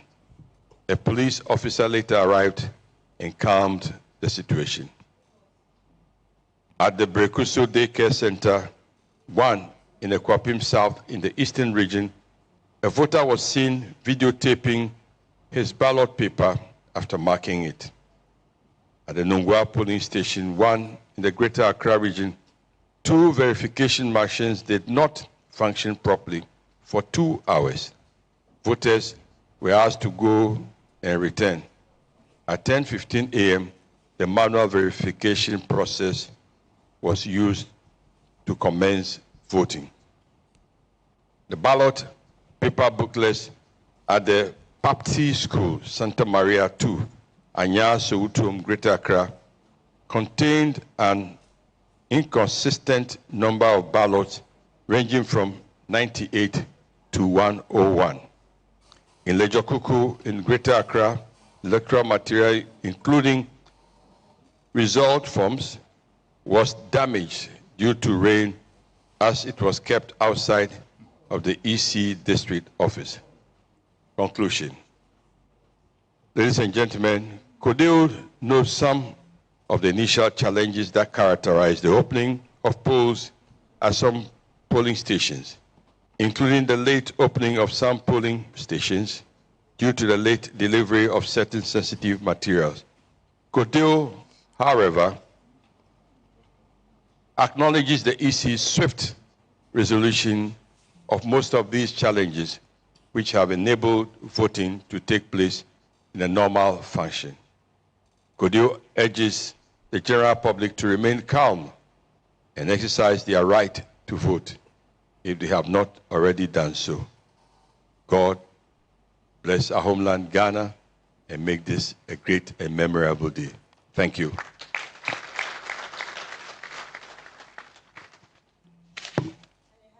And watched him, that representative of Kodeo, obviously narrating what has happened so far across constituencies of the country, 276 of them. But again, he's asking people, voters who are in your various constituencies to become. But let's go back to Reverend Dr. Fred Digbe, because he's actually Reverend Pumpuni. He is talking, giving some extra details.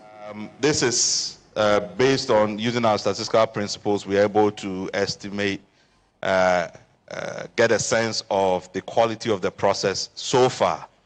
And I think all of you will agree that so far, generally things have gone well. And we hope that it continues through the end of the day. What we are saying is that we are encouraging citizens, if you have not cast your vote yet, to go out and exercise your franchise. I will now open the floor for any questions from stakeholders here.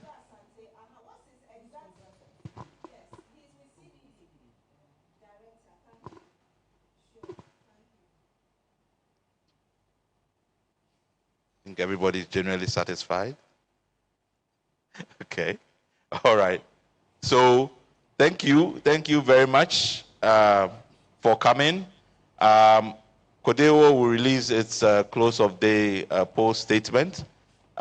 We continue to monitor the process and to receive data from our observers.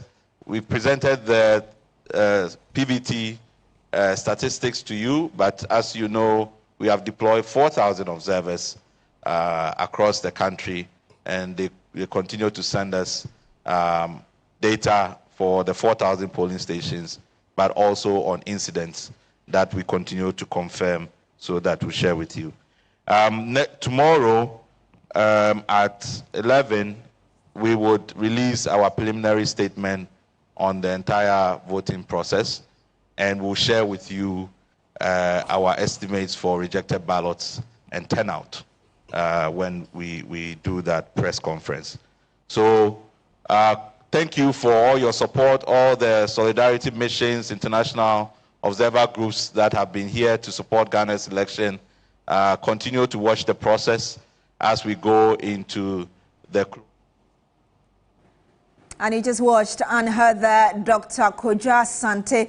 He is the Director of Policy at the Center for Democratic Development, the CDD Ghana. And you know that CDD Ghana with CODEO, the Coalition of Domestic Election Observers, oftentimes coordinate to bring some of these updates, even with their Afrobarometer surveys and all of that. And so you just heard him also assuring that there will be further details as we progress into this election.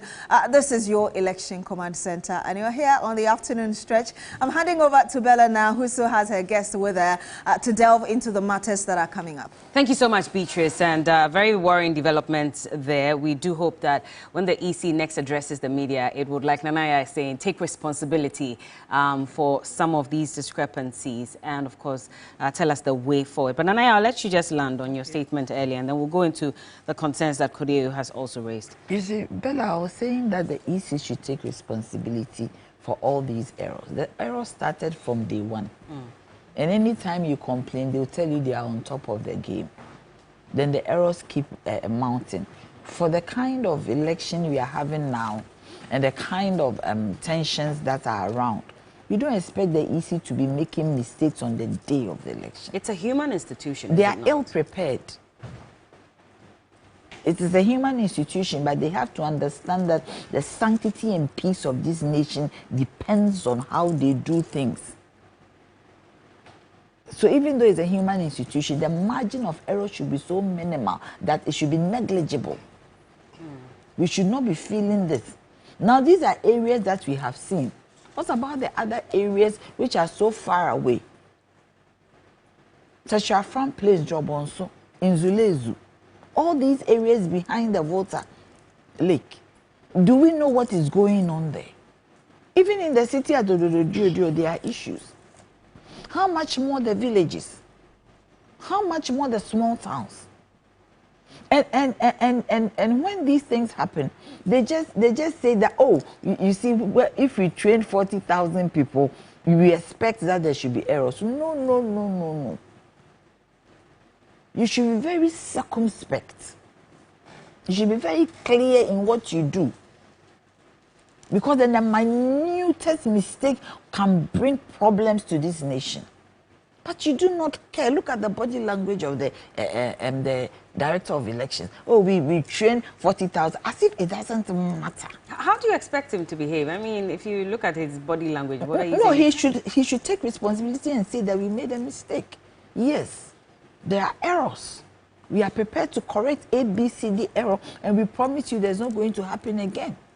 You see, we are talking about the fact that when you are in the queue at 5 o'clock, you can vote. Granted that there are 200 people in the queue at 5, and they vote till 7. What time are they going to count? We don't have lights around. Who is going to provide the illumination that will make sure that the counting that we are doing is accurate? Well, we hope that the EC this time has made provision for that. Please, the hope is too much. We always hope, but we don't get any good feedback from the EC. Let's wait until then, Anaya. Are we not conjecturing? No, please, I beg you, do we have street lights? Most of the polling stations I see around where I live, there are no lights. So who is going to bring the lights? And my dear, look, this 0800 I have called it 5 times. It does ping. You see, I've said it and nobody listened to me. We should have brought Afarijan on board to help Jean. We should have brought Afarijan on board for this election to help Jean to run this election. The question is whether he would want to come back. We're told that he's enjoying his retirement. It does not matter for this period. We should have called him back to come and help us. There's nothing wrong. He has done it over and over again. He has perfected it and he knows what it is. He made his mistakes. This EC keeps making mistakes today and forevermore. And I didn't expect that today, on this day, we should be having some of these mistakes. That is why when you go out there in the field, the people tell you that it is deliberate. The Afrobarometer report that was done, the Ghanaians said that they do not have confidence in the EC. That should have been an indication for us to sit back and think, do we want to take the same EC to this election? We should have thought about it and even had an interim body. This is our nation we are talking about. This is Ghana. Somebody said that we don't have interim EC in our laws. Yes, but we can create a situation to make sure that Ghana is intact. For us, that is the most important thing. It is not about any institution. So, if you look at all these issues that Kodeo has listed, and these are just a few, there are a lot more that the media is also listing as well. There's one mistake that it seems, and I'm not taking away the conversation from the EC, but the parties are also making. And we're told that in one of these polling stations, we have NDC and MPP members who are speaking directly to the voters to tell them who to vote for while they're in their queue. Now, we know that there's a law that says that you cannot. Exactly. Yes. Because you should not get close 500 meters to the people who are in the queue. Well, I don't know. I'm not impressed. That's, to say the least, I'm not impressed about what is going on. How much does ink cost? That somebody who is not educated, cannot speak English, will come and tell you that the ink is so thin that when they thumbprint, it doesn't show. It's true. I experienced it. And after 32 years, do we like who we are becoming? Let me tell you why she talked about Afarijan. In 1996, when we returned to constitutional rule in 1992, in 1996, Aka was the vice president of Rawlings. And at the same time, on the ticket of Kufuor, did you see any violence? Nothing happened. But the past elections, we had the result being mentioned 5 times, and we didn't know which one was right. Nobody likes a whiner. I don't like whiners. But when there is an inefficiency in a system, then we should all talk about that. So the guy was saying that we are not losing guard. From Electoral Commission, do you address logistic problems on the ground through the media? Go to the ground and fix it. There's no need for these. There's no need to waste media time on anything. You know, some of us, when we travel, I've stayed in the US for 20 years, taught there at different universities. I'm the dean of a university. Is this what we are training our kids to be? That we train you to be professionally handling this independent, organization. And then instead of admitting that I am wrong, we're going to fix it, you are trying to give excuses. These are fake, these are these things. But we have this feedback coming from those who are on the ground. And I think that we should be looking at People will go and they will tell them their names are not in there. Well, when I was voting, they told me that from A to D, you are on A, and then from the other numbers to Z, you are on the B side. These things should have been told long time ago. Signs showing, just a simple sign showing that if your name starts from A to D, you are on this side. If your name starts from E to Z, you are on this side. These are simple things that we should be able to do. But they are always trying to ask people to assume. You don't assume when it comes to elections. And that is our problem now. The other thing that he talked about was that some of the ballot papers has been, thrown away because have been soaked with water. Yeah. And I talk about, gee, are we serious? So we cannot even use rubber bags. And these are trained election officers. So when are we going to be efficient? When? After 32 years, research has shown that if you are in a job and 2 years you've not mastered the job, you should be fired. The world doesn't wait for inefficient people. What do you bring to the table? That simple protecting ballot papers. It might rain because rains are coming in. We know the weather. We can check the weather even on our phone. And we wait till it happens before we think about what to do next. It means we are not preparing for this. I think that if you look at all African nations, anywhere there is war, it is coming from electoral malpractices. You see? So when it comes to elections, we should all make sure that we contribute. And my friend talked about, we have Africa alone, over 3,000 languages. Ghana here, official language is about 45. And if democracy is not what we want, then whose voice are we going to listen to?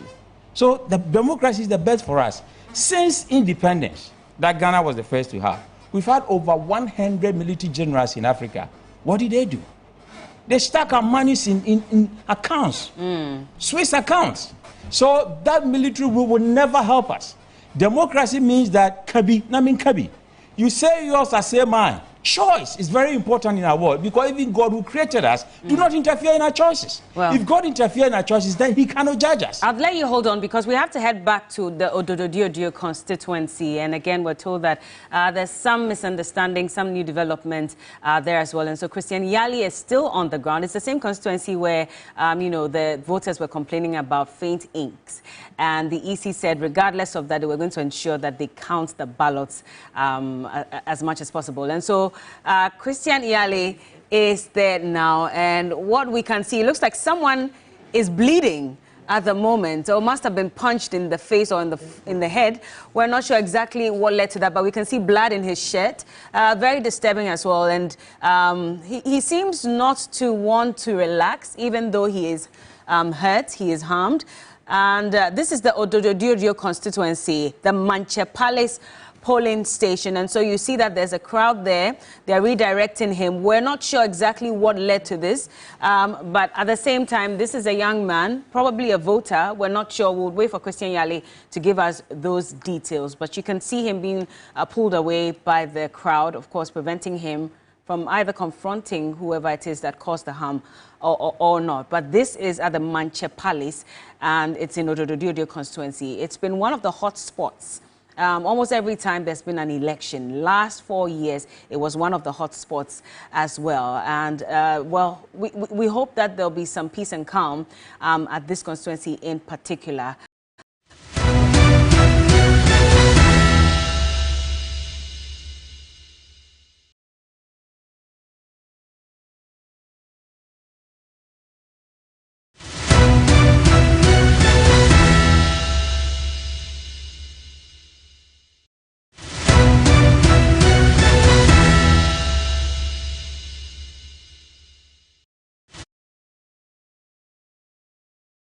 At the other side of the polling station. And so as she went there, a gentleman who is believed to be an NPP, faithful or supporter, rushed to that scene and asked a question about why she has sent the voter register to that side where there is no voting underway or taking place. And she was trying to explain as to why she is there because a colleague has called her. But that misunderstanding erupted eventually. And this gentleman believed to be an NPP person pushed the NDC agent. That the agent explained herself by stating that the copy of the register she is holding is the one that the Electoral Commission has made available to them, And so it is not something that is an easy, voter register, or it is a ballot paper that she is sending over there for someone to use to cast their ballot. Eventually, it degenerated into a chaotic scene where you had all manner of people coming together, pushes here and there, some scuffles, and, fisticuffs eventually erupted. And so as we speak right now, that gentleman has been taken elsewhere to be taken care of, whereas the one who is believed to be the NPP member has been taken to the police station, which is just like a few meters away from this, polling station, which is the Manche Palace #1. And so that is what happened eventually, Bella.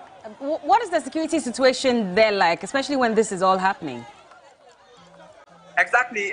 You could see there are security personnel here, police officers who are stationed here, trying to ensure that there is calm. And even thereafter that incident happened, which resulted in this gentleman having that head injury, there were pockets of violence around indeed.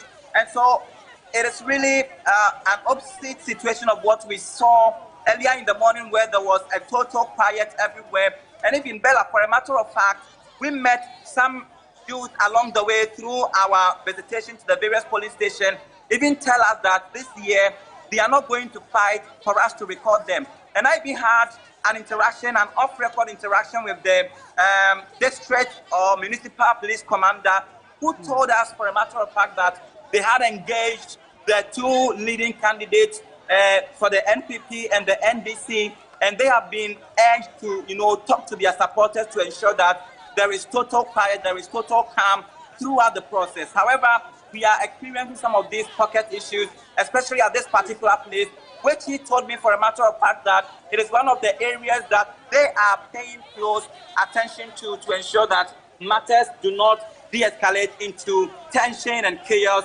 even as we have witnessed quite recently. I mean, this is very disturbing, and I do hope that, calm is restored at the moment. But like you said, the gentleman whose head has been hit is receiving medical treatment at the moment.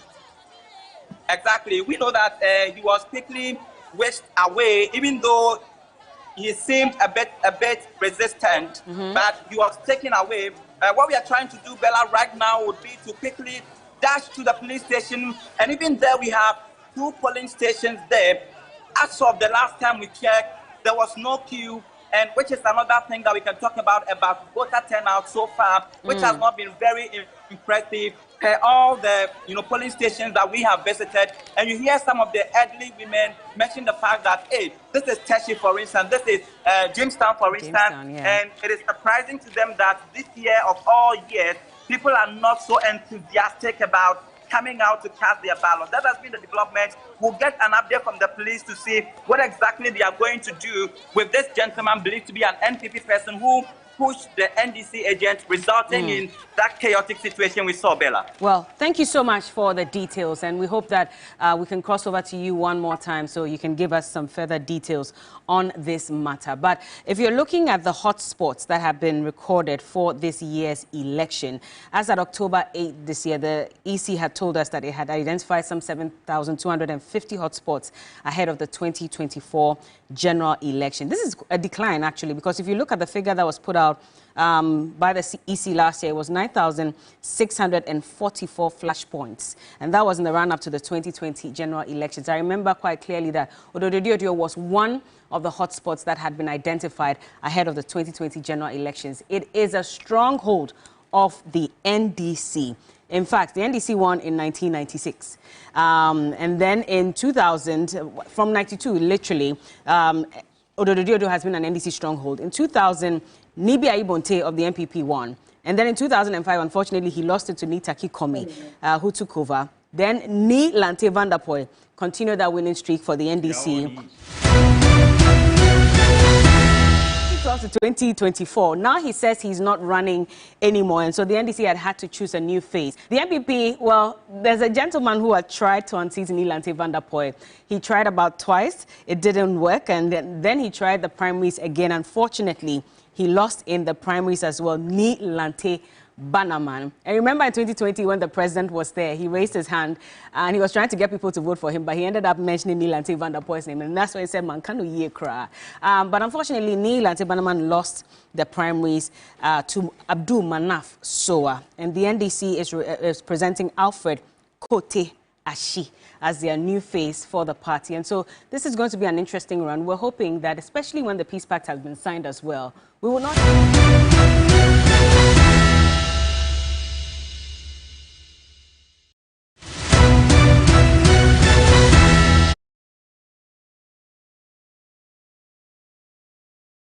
these incidents. What do you say? Well, I agree with him. The truth must be told. And the truth is that the appointments the president made with regard to the EC were all faulty. And Ghanaians, being docile as we are, as we've always been, nobody raised anything. What is the relationship between the EC chair and the president's wife? What is the relationship between those who were drawn from the Dankwa Institute? Who owns Dankwa Institute? Gabriel Sariocheredakon.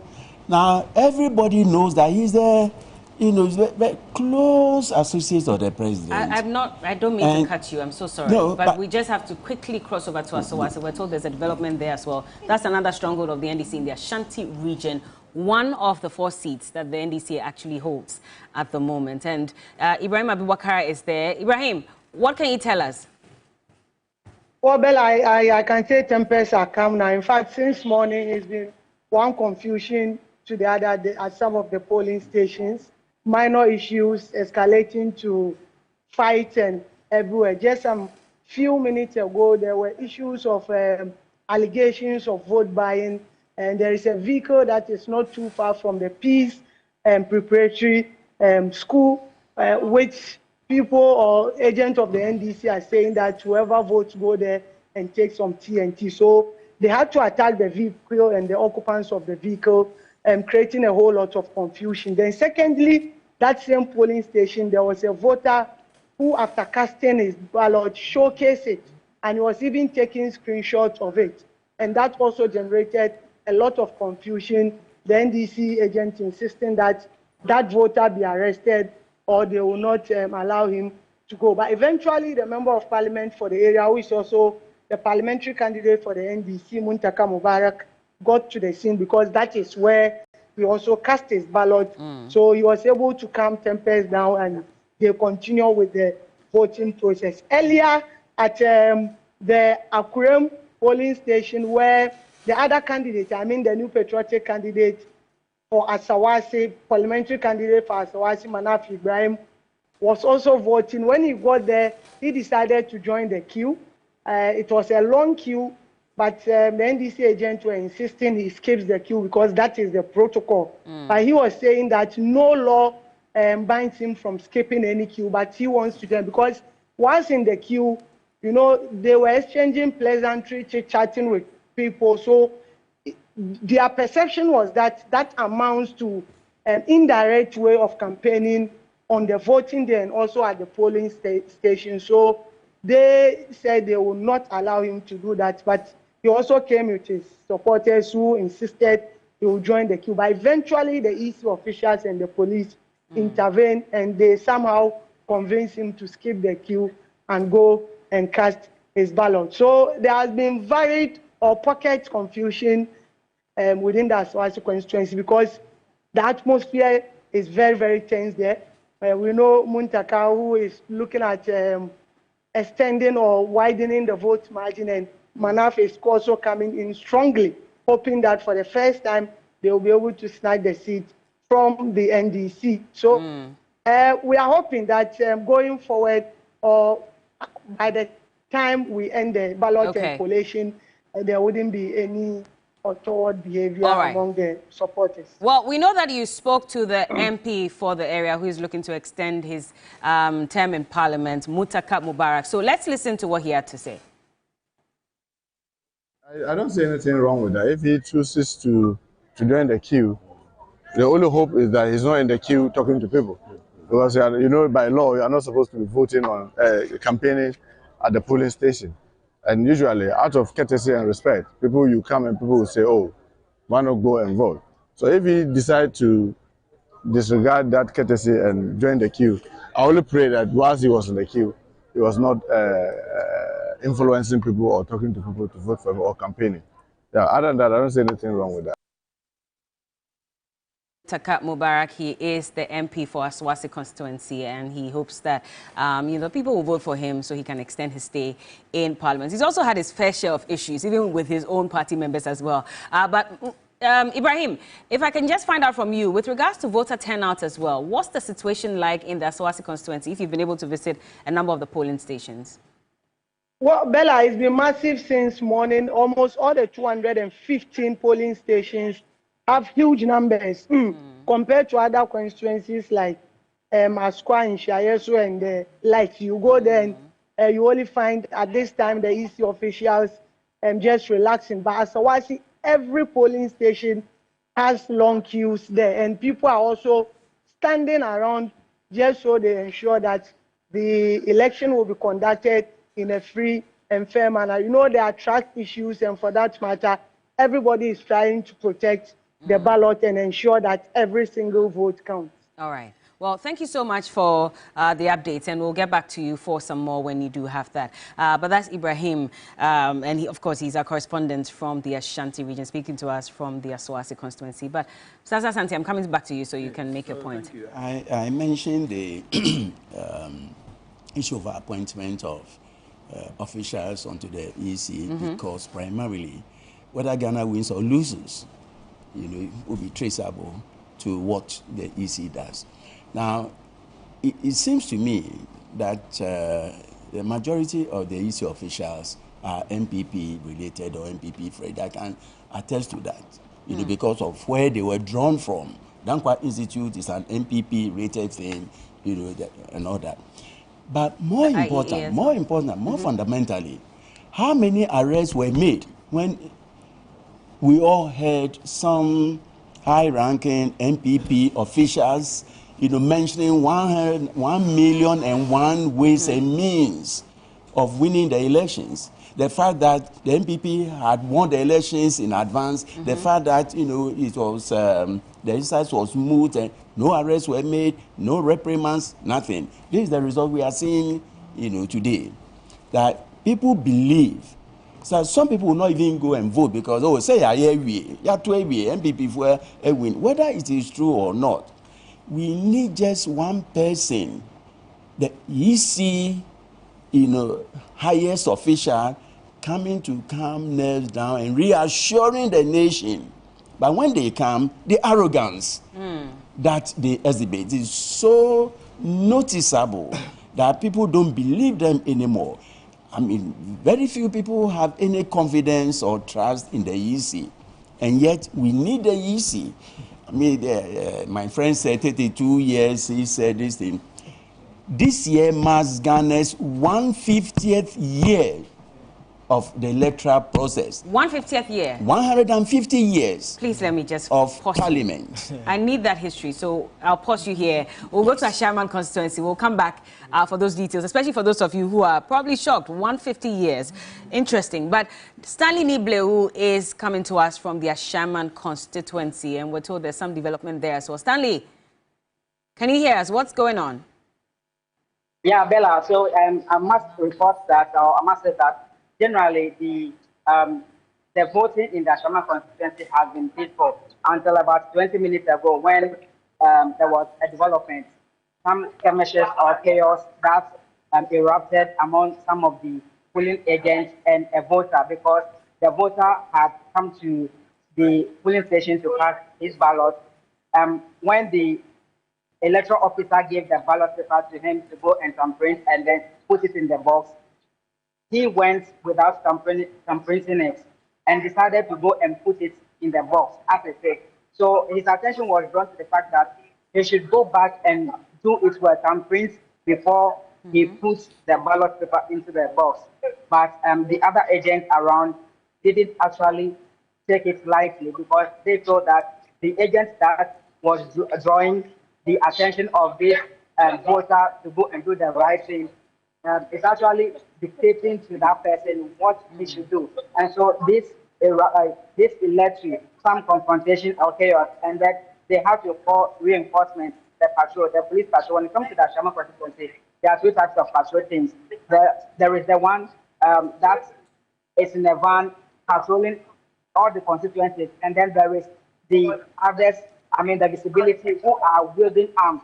For those who are stationed at the police station, they are not wielding any arm at all. Okay. But for those who are on patrol missions, they are wielding arms. So those on motorbikes, they were called in quickly, and they swiftly arrived at the police center where they were able to calm tempest, and then the process had to resume. And so currently, as I speak, the process has resumed. Calm has been restored.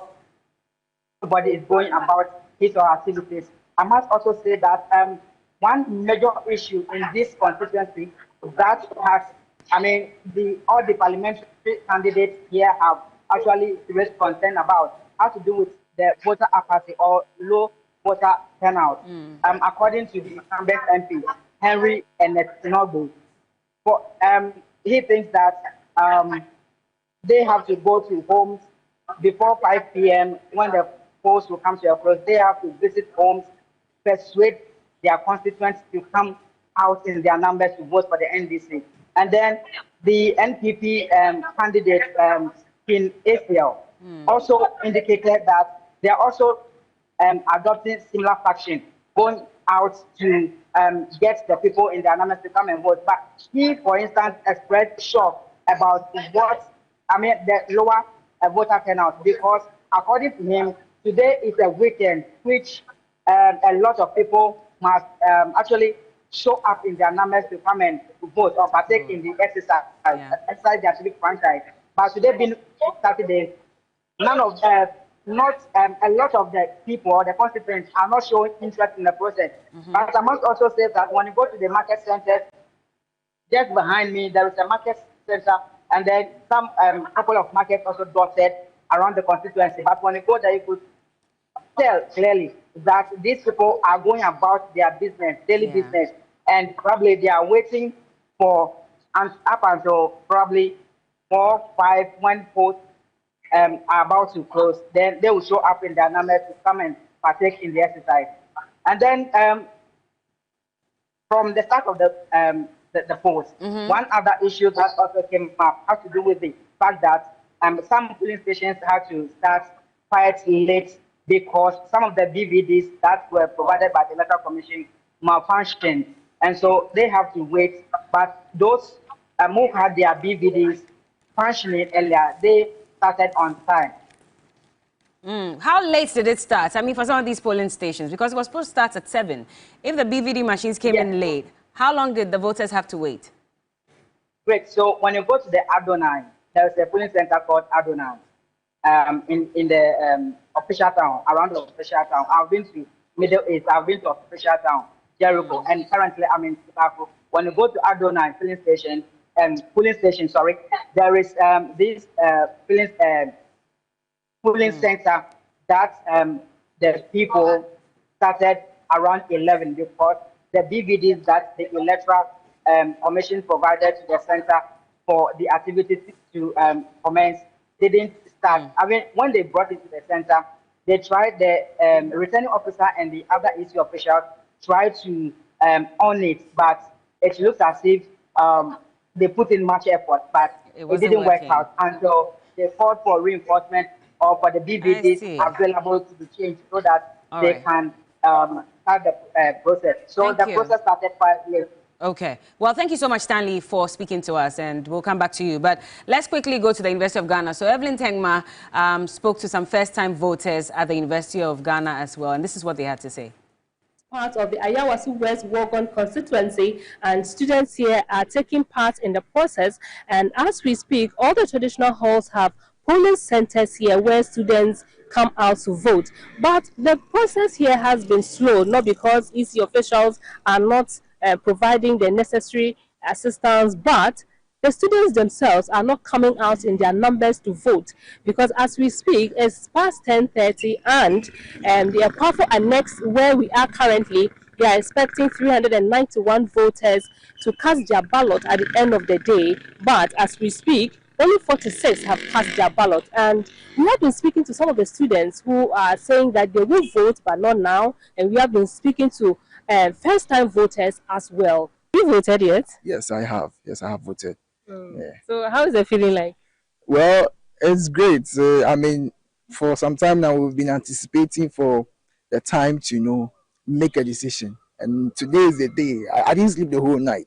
I've been waiting for this day. You have no idea. So yeah, I'm actually happy. I'm very elated to be here to cast my vote. And then it went on smoothly too.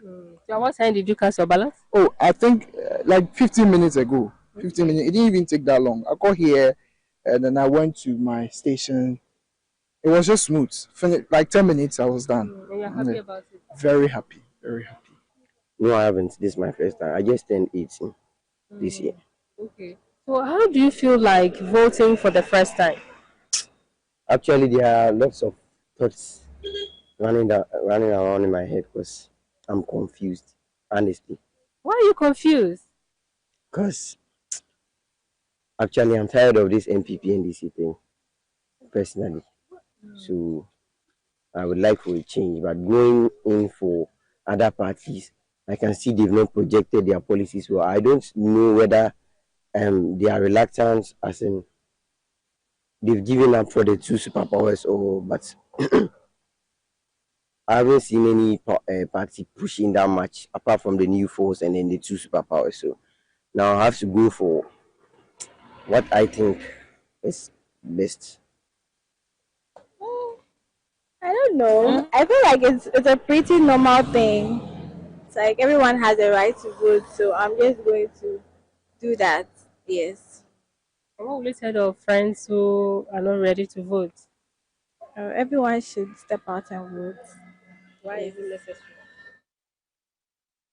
Those are some first-time voters at the University of Ghana. You heard that 18-year-old who says he's tired of the MPP and the NDC. So at the moment, he's confused. He's not sure who to go for, but he also doesn't want to go for the two dominant parties as well. But there are some who have casted their votes already. Shortly, we'll be going to the MPP headquarters. We're told that there's a press conference that will be happening shortly. But let me just carry on with the conversation and then we'll go on. That history that was dropped, even before we go into the issue, and lawyer, I'll come to you, but let me just finish with Mr. Sansari. So the reason why I mentioned 150 years is that we've come a long way. Yes. We've done very well. Ghana is a successful democracy and we should encourage ourselves, to stick to that. There's no other, option. The socialism I've been told you before, it didn't work. If we go to Ujama, it won't work. The Unigov, it didn't work. It was a mere proposal.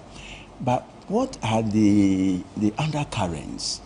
That's what we should, search for. Yeah. If we ask ourselves, if we do some, self-introspection, we will see that the winner-takes-all concept is what is killing this nation. So you have an incumbent who abuses the incumbency, then you have a problem. Yeah.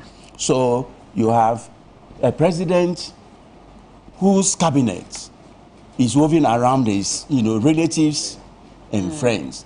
He sends an apathetic message to the electorate. Though you go vote papa no,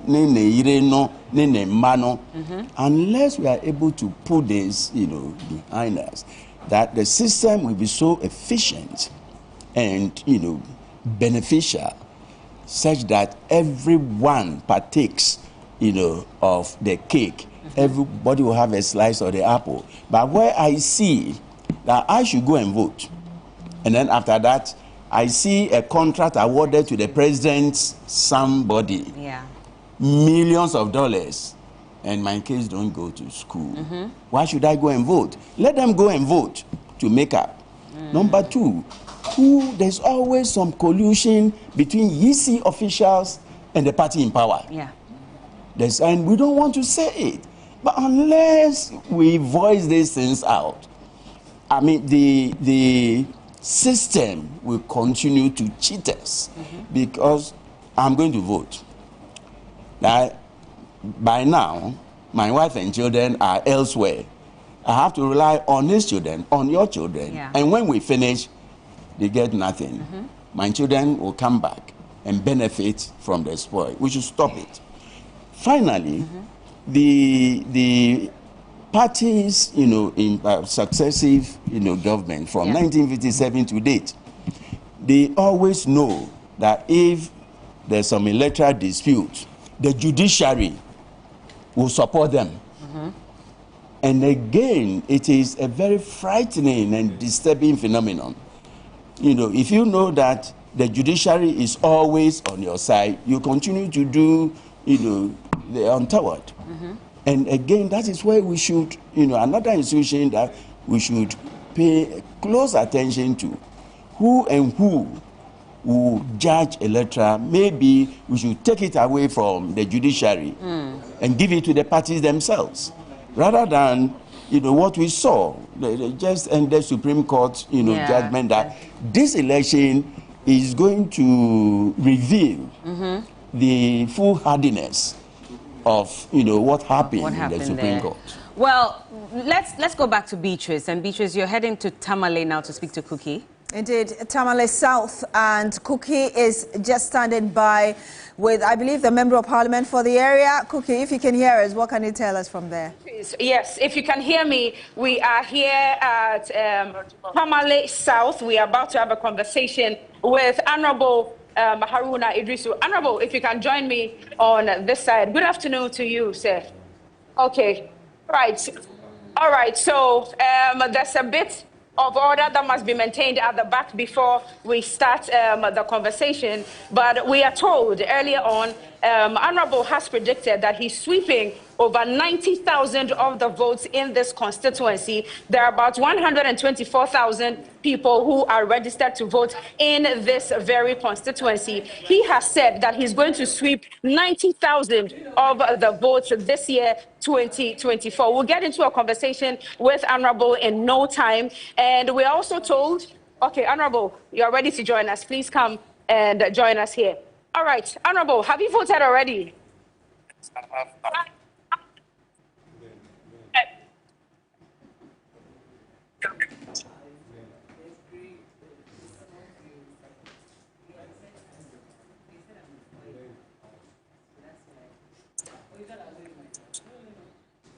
Okay, so we are having a challenge with a connection to Cookie, who is currently in Tamale South. She was just about interacting with a Member of Parliament for the area, Haruna Idrisu, former Minister for Trade. Also, he was the minority leader of Parliament until Dr. Kaisel Atoforsin took over as minority Member of Parliament in this fourth Republic, in the 8th Parliament. Well, after this election, I'm sure you're aware that we'll be going into the 9th Parliament. And so when the connection is stable, we'll go back to Cookie and hear why he's predicting that he's going to sweep over 90,000 of the votes from his constituency. Mind you, that's out of 100 and something thousand registrants who are expected to cast their vote today. And Haruna has been one of the longest serving members of Parliament for that area. And so perhaps he's drawing his confidence from that fact. And maybe the feedback he's had from what kind of work he's done in that constituency.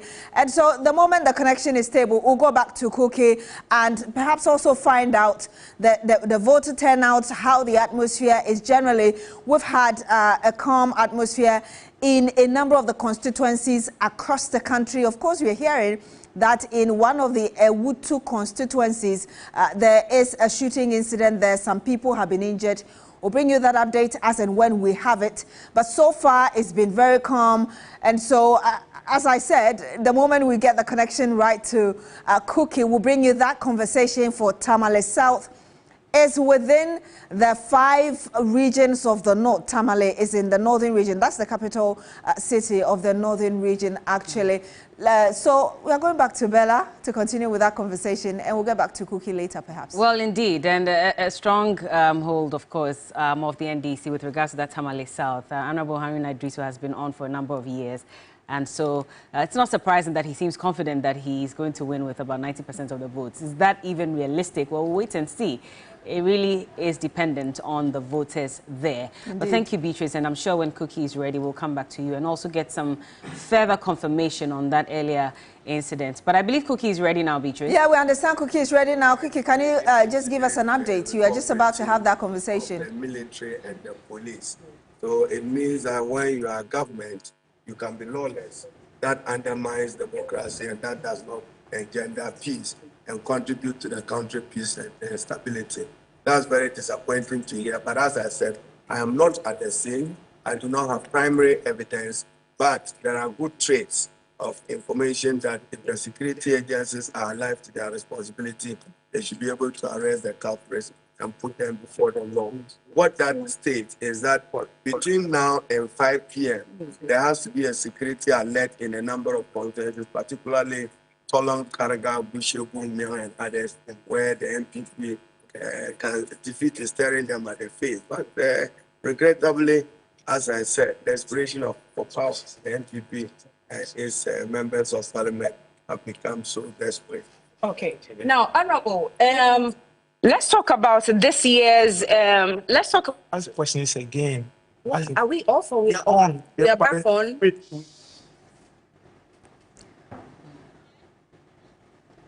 Cookie having a conversation with Haruna Idrisu, and you heard him raising some concerns about security in particularly the Tolong and Goshengu constituencies. He's back with Cookie. Hopefully we can hear that conversation going on. Let's just go back to that place.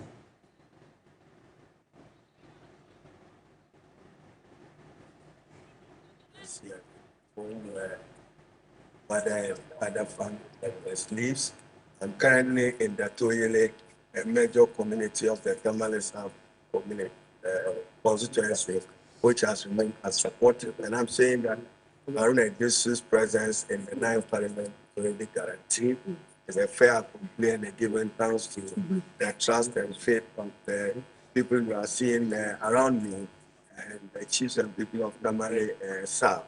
But I'm disappointed that I've seen an immortalization of the incidents that happened in 2020 with some reporters sporadic shooting in Nyankpala and Tolong resulting in a casualty of death and 3 other persons fatally wounded. I probably may have to leave here and rise to the Tamale Teaching Hospital or the Tolong Hospital to appreciate the developments in that constituency. But I'm saying that the MPP and Nana is very disappointing, this is very shameful.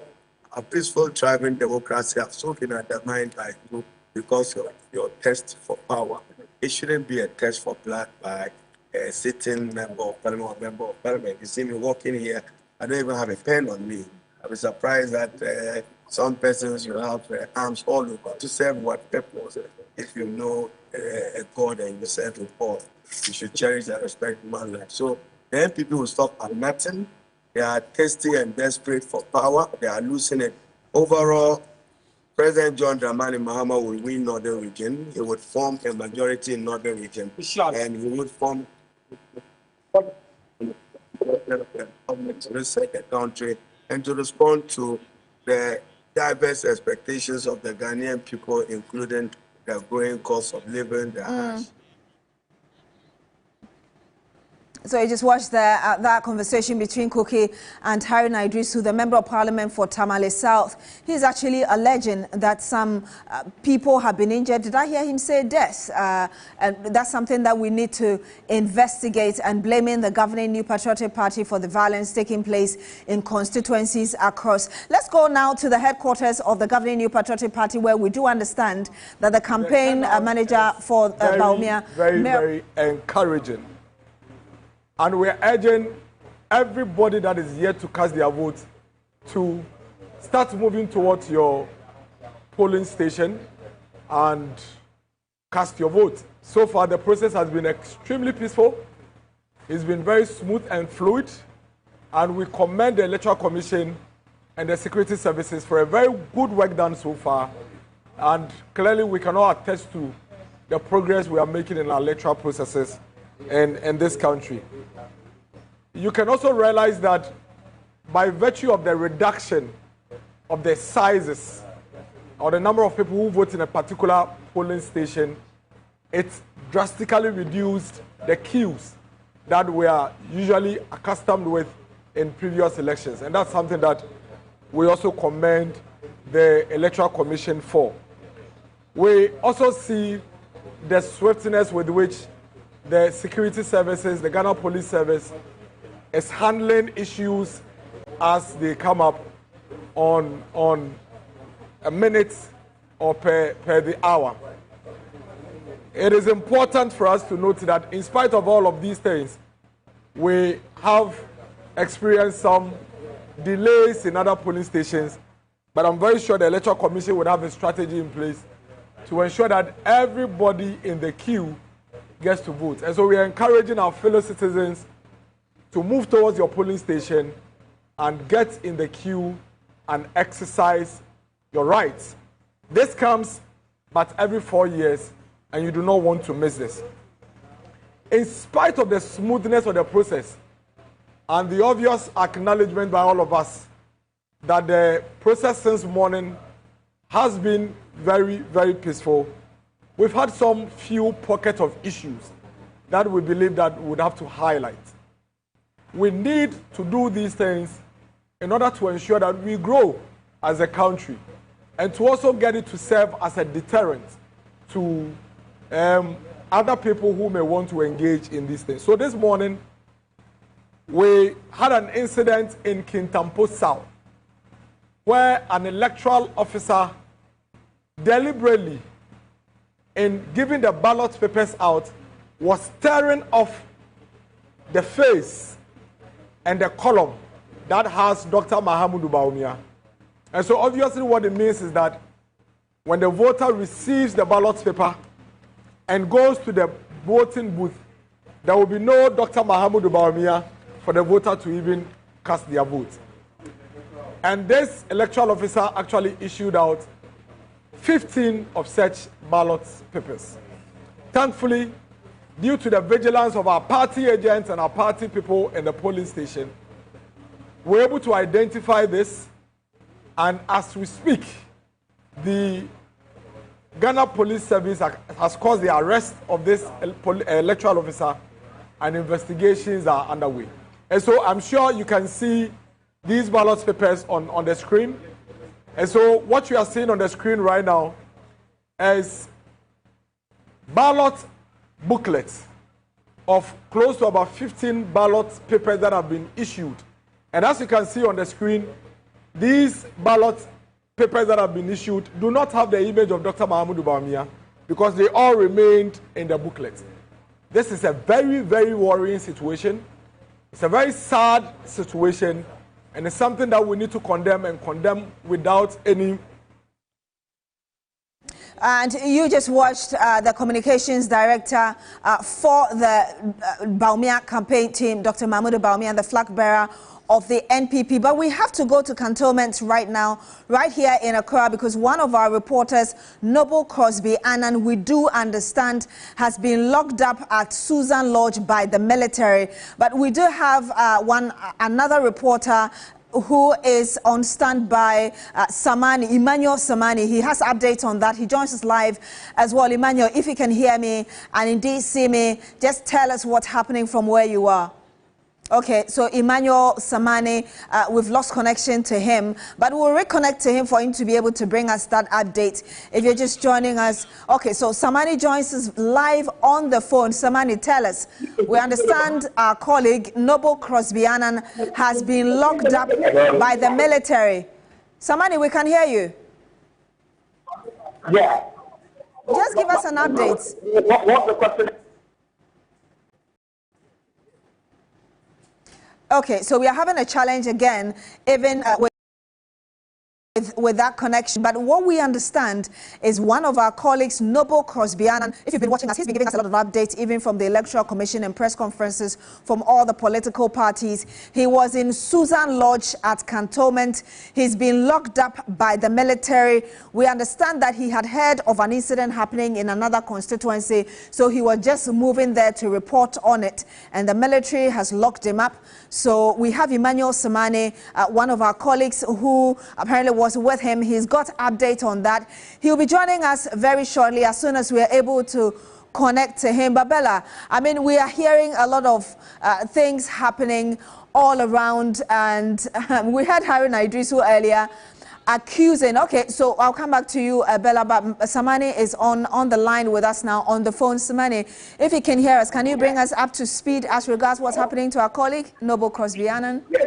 Yes, I can hear you loud and clear. So we're currently at Susan Lodge, where some military personnel are here, locked up with some safety officials in the room which they are not allowing us to go in. So there's actually some section of them are not allowing us. They are so defensive about it. We do not know what is happening. We do not know the current state of the country, because I can count at least from kind of military personnel with weapons, access, and I can say that being attacked. Being attacked at the moment. Do not come close to these. Emmanuel Samani, I'm sorry, safety first. If you're being attacked, would you kindly move away from the crowd so you're safe? Do not come close to me. Do not come close to me. Right, so there you have it. Military personnel, all of them armed with their rifles upstairs. They have been released right now. I see coffee coming down with at least six military officers with the rifle. And we're still trying to find out what's here. So Coffee is here right now. Let me engage in Coffee. Give them what's happening. Okay, we've lost Samani on the line. Samani, you have to stay safe. If you would kindly move away from this crowd. I could hear actually that there was a lot of commotion in there, but I'm coming to you, Bella, because this is getting a bit worrying. We've heard Haruna Idrisu, Member of Parliament for Tamale South, accusing the MPP of being behind violence in his constituency. We just also watched, just before I went to Samani, Miracles Abuaje, who is the Communications Director for Dr. Mahmoud Bawumia, the flag bearer of the governing New Patriotic Party, also accusing, Electoral Commission officers and others of being involved in what's happening, and then our own Noble Crosbyanan attacked. I'm just wondering what you think about what's happening. We haven't even gone through half yet. Exactly, and especially for our colleague Noble Crosbyanan, who we're told heard about some alleged ballot stuffing, and so decided to go and check on it. Now, my concern is the military, and why, again, we've always complained about the military being, in the midst of civilians. Of course, they were supposed to just hold on and not be at the polling stations just yet until the Ghana Police Service calls on them. But as to why they were at this particular lodge and why they've locked up, our colleague when he's just doing his job is what is disturbing for me. And I hope that we can get further details on this matter so we can get a better understanding of what really happened. Indeed, especially when we had both the police and the military assuring us that they will not be there. But Komla Kluche also joins us live on the line. Komla, can you tell us where you are and what's happening? Okay, it looks like we've lost Komla on the line, but Bella, I'm sorry to have interrupted your thought. You were making a point earlier. I mean, yes, I was just talking about the presence of military, amongst us as well, especially on a day like this. We're looking at voter turnouts being low in some constituencies. If they're hearing of even military going after media men for doing their job, then I can just imagine the kind of fear and agitation that will be building up, within these voters as well, and if that could even affect their interest in wanting to go out there to cast their ballots, just in case they also fall prey to some of these issues as well. So that's my concern. I do hope that this matter can be resolved and we can have our colleague back so he can continue with his work. Indeed, and I'm also hoping that the police will go there and sort the issue out. Komla Kluche is on the line. He joins us again. Komla, what can you tell us from where you are? Hello. Komla, we can hear you. Huh? Komla, we can hear you. You're live on air. Okay, all right, okay. Hello, Komla, can you tell us where you are and what's happening currently? So I'm at the Susanna Lodge in Cantonment. There was an allegation by the NDC that there was some alleged printing going on here at the Susanna Lodge. When we got here, my colleague Noble was already in one of the rooms that allegedly was being used by them. But what myself and Samani were not allowed to go in there because instead we had a reporter already in there. But when we looked through the door, we have seen military men who were inside. Now, while they were inside, they were explaining what exactly the situation was. Let me engage Noble. Noble, what you had arrived here early on before we got here. Exactly what did you see, and what is the conclusion, so to speak, that you're drawing? Right. So, literally, you can hear me. We got wind that there were some concerns, some agitation here at the Susanna Lodge around Burma Camp, that they could the constituency. So we came here to observe what is going on, to get to know what is going on. When we got here, we noticed that there were some executives. It seems we've lost that line to Noble Kwabenya, who was just about to tell us exactly what transpired when he was put in that room with the soldiers. But hopefully he's able to reconnect, or we are able to reconnect to him, and he gives us the details as transpired. I'm coming back to you, Bella. Well, thank you so much, Beatrice. And yes, we do hope that this issue can be put to rest and Noble can go ahead and do his work. But we're waiting to hear from him exactly what happened. And I'm sure we'll cross over when the time is right so we can apprise our viewers as well. But we'll continue with the conversation as we're moving along. And maybe I'll just go to lawyer at this point, just so to backtrack a bit and also to speak on what has just transpired as well. Media men not being allowed to do their job necessarily. And then we have young people who are also confused about who to vote for. Starting from the young guy, yeah, I think since we came, only about 2-3 people have been given the opportunity. That goes to stem on what I said earlier on. You see, if we should give the opportunity to many Ghanaians, you'll be surprised the kind of reason they will be given behind their inability or their unwillingness to even go and vote. Bella, like I said, we are 30 years and more, okay, into the Fourth Republic. Now, every 4 years we go and vote. Every 4 years we go and vote. To what end? If you really go down, you realize that the democracy that we have adopted and we talk about all the time has not even gotten to the local level. The entirety of our democracy in Ghana here is centered at the Jubilee House. Apart from Jubilee House, there's nothing democracy about our governance system. So it is the president who will decide that today I want to build this gutter for these people. Tomorrow I want to go to Sunyani. So if the president doesn't decide to go to Sunyani tomorrow or build gutter for Labadi people, for the entire 4 years, as a country, we will not benefit in any way. That's not his job, is it? No, but that is what the Constitution has made us to be. You see, the Constitution is so porous to the extent that we only see Parliament on paper, we see the judiciary on paper, but at the end of the day, it's the president who will still have his way to decide to do this or that. And that is why I'm saying primarily, not until you and I, we use our platform anytime we get the opportunity to let them know that the system as we have now is not taking us anywhere. Today, we are all queuing to go and vote. That is the only time you see us participating in government. The entirety of the 4 years will be left in the hands of whoever wins the election. And then by extension to the party that is in power. The president will appoint about 50 or 100 ministers, some CEOs, and that is the end of it. So for the rest of the 4 years coming, it is only the president, the ministers, the MPs and CEOs that will take charge of Ghana. They take decision, whatever they please to do. You and I have no say. But that takes this conversation to another dimension, and that's the issue of constitutional review.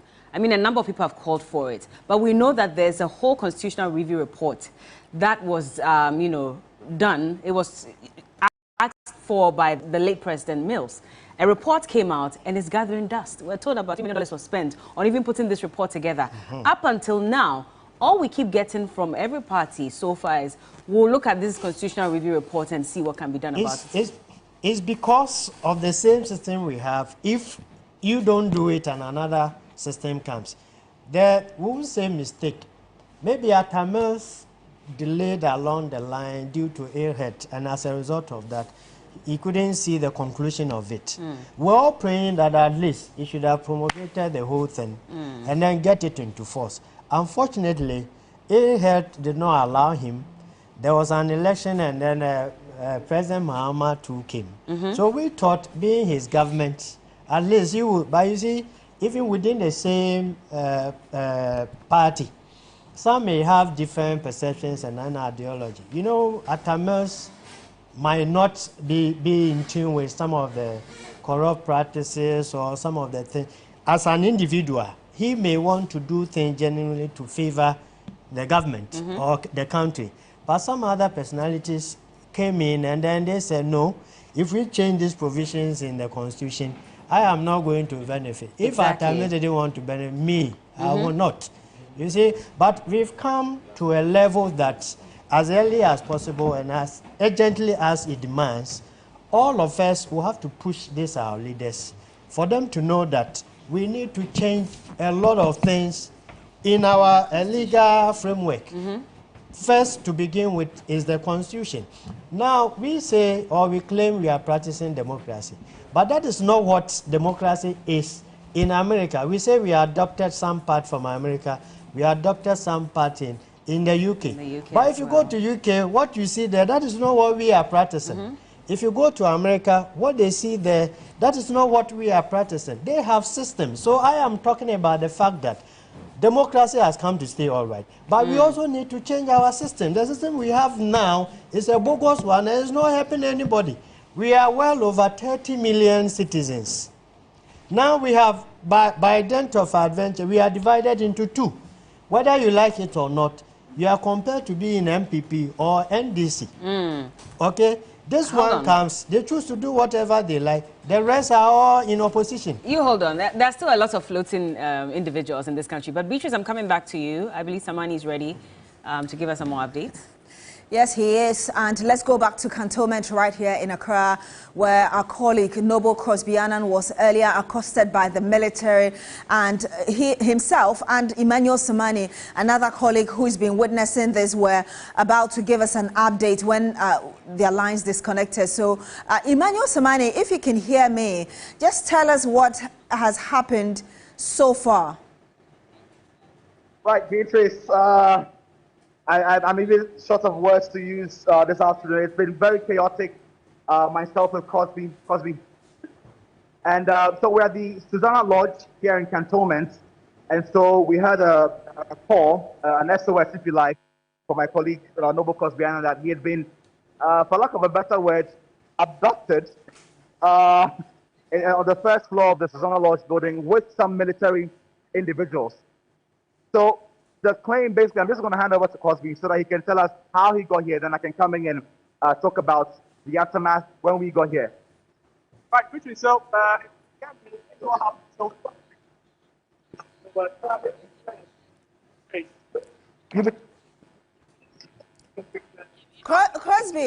Crosby, your line is a bit faint. We'll be grateful if you could speak up a bit. I can see you, you're smiling, but are you shaking? Just tell us how you're feeling right now. We've lost Crosby-Annan on the line again. We'll try and connect to him, but, well, seeing him, no physical injuries, so hopefully he's not traumatized by the incident that happened to him earlier, and he's able to give us an exact account of what happened. But I'll have to come back to you again, Bella, to continue with your conversation. Thank you, Beatrice. And back to council so we can just wrap up on this, because you're saying that by just being a Ghanaian, you are forced to either belong to one Bella, NDC and it's or a MPP. very serious matter, because as a country, if we don't take time and really reorient and reorganize ourselves, in the next 10, 20 years, there will be nothing for us as citizens. And that accounts for why most youth, most Ghanaians are trooping out of the country, because whether MPP comes or NDC comes, it has nothing to do with the citizens of this country. There are no opportunities for them for jobs, okay? No opportunity for them for their future. So it's just like a system we've all come to meet, whether you like it or not, every 4 years, either it's MPP or it's NDC, and nothing to do with the citizens. Now, if we had even adopted a system whereby we say that, okay, some powers are being taken from the president and given to the local authority, as is done elsewhere. If we claim that we are taking president from America, after elections, the powers do not rest with the president. It comes back to the various, how do you call it? Counties. Yes, that they have. You see, they have about over 50 federal systems. Yeah. So they have their governance, they have their internal and local system that work. The president cannot come from the top and then come and then dictate to them as to what must go on there. But in our case, as soon as we are done with elections, whether you're MC, regional minister or whatever, you have no power of your own. I want us to expand this conversation shortly, but Samani is back. Beatrice, maybe I'll throw it to you as well if you're ready so we can speak to Samani. But if not, Samani, thank you for joining us again. And I believe you are with Noble Crosby Annan. Absolutely. All right. Noble, talk to us. How are you feeling? Well, I'm fine, Bella. I'm fine. I was talking to you about how this is. You can hear me. I'm saying that we work with. I'll need you to reposition yourself because Samani sounds a bit more audible than you do. And so if you just reposition yourself and get closer to the microphone. Talk to us. Well, your colleague came up and I explained everything. Noble. Okay. Your report right now. I don't know why we're struggling to get this information from Noble. Are you there? Okay. Can you hear me, Bella? Yes. Yes, I can hear you. Okay.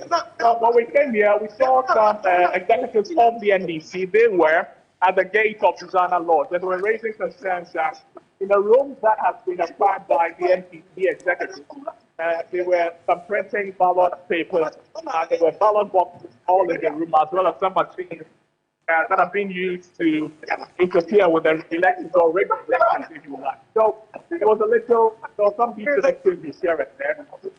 The said they wanted access to the room. That was not granted them by the NDC executives. Eventually, the military came in. When the military came, they tried to engage with the two factions, but their stance was just resolute. The NDC did not want the executives in the room that they're saying is the isolation center. Now, the NDC executives also wanted to enter into that room because of the concerns they had. So some things and so on. When the military came, there was a consensus that the media be allowed into the room where those allegations were facing from. So the military made us go into the room with them, with the NDC executives. The executives were still not, yes. I'll let you hold on. Again, you're not so audible, so we're only getting bits and pieces of what you're saying. So we'll come back to you on this matter so that you can give us a clearer picture of what exactly happened leading to you getting locked up at the Susanna Lodge. But let me give you some developing story. And we're told that one person has been shot dead in a shooting incident at Nyankpala in the Tolon constituency of the Northern region. And the violent confrontation, according to eyewitnesses, erupted following a heated argument between the NPP Northern Region organizer, Alhaji Rashid Salifu, and the NDC parliamentary candidate, Dr. Osman Tahiru Bamba. And eyewitnesses say the NDC candidate confronted the NPP organizer for allegedly sharing money among voters. This confrontation turned violent, leading to gunshots. That claim...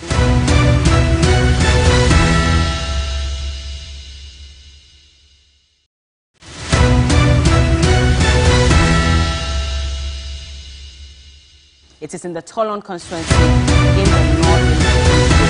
And it started with a confrontation between the NDC candidate and the NPP organizer, who was allegedly sharing money amongst voters. And so the NDC Hussein Olu confirmed that the NDC has lost one of its supporters in the incident, while another is critically injured. And I'll just quote what he says. We lost one person, another one is injured. He spoke to a Tamale-based radio station on this matter. We were hoping that this election will be incident-free and, most importantly, death-free as well, especially knowing that 8 people, unfortunately, lost their lives in the 2020 general elections, and the perpetrators have still not been brought to book, even as we've started another election. 55. We still have a number of hours to take place across the various constituencies, and this is very sad news. Viewers, this matter, and we'll have to go straight into this. I'll let us pause on this constitution as well. My guess, Anaya, you're looking at me. You see, Bella, when I see these things, my blood boils, right? Where is Dampare? He was speaking very flamboyant and beautiful English. Where is he? Everything that is going, where is Dampare? Where is Dampare and his people? When this issue was, this tussle was going, where was the police? It is their duty to ensure that they separate fighting parties so that there is no incident. This young man has just lost his life. Where is Dampare? Where is IGP Akufu Dampare? This Susanna Lodge thing that is going on, where is he? They should rather go and call him to come and open up the place and ransack the place. Why should Crosby be the one to go there? All these things that are, where is Dampare? Where are his people? We cannot be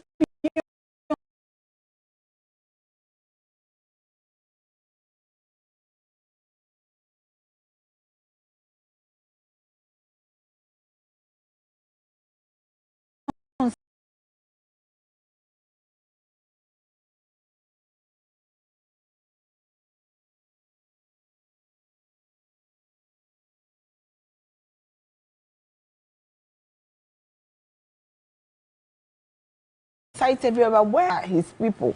I mean, the bag before the people went to vote, she was sharing something. Somebody even said, how do we know that it wasn't filled with ballot papers? Everybody was quiet. That's why I have a problem with Kodeyo. Why do you have a problem with Kodeyo? Yes, because they will come and write and not proffer any solutions. They offered recommendations when they released that statement. I'll pull up that statement again. Which recommendations? I'll pull it up again. Let me just find it. But I know that at the end of their statement, please, hold on. Please. At the end of their statement, they had also... Somebody is dead. Please, hold on. I understand. Before I make a point, please. I just want to say that Reverend Fred Degbe is my father. I am a member of the Calvary Baptist Church. If you make recommendations, do you leave it on the table? If you make recommendations and you don't take it to the appropriate quarters and meet the appropriate quarters, it becomes lamentations and it's of no consequence. You don't have to wait for somebody to die. Do you get me? Mm-hmm. We saw it simmering. This was somebody was slapped at Ododo. We saw simmerings of it.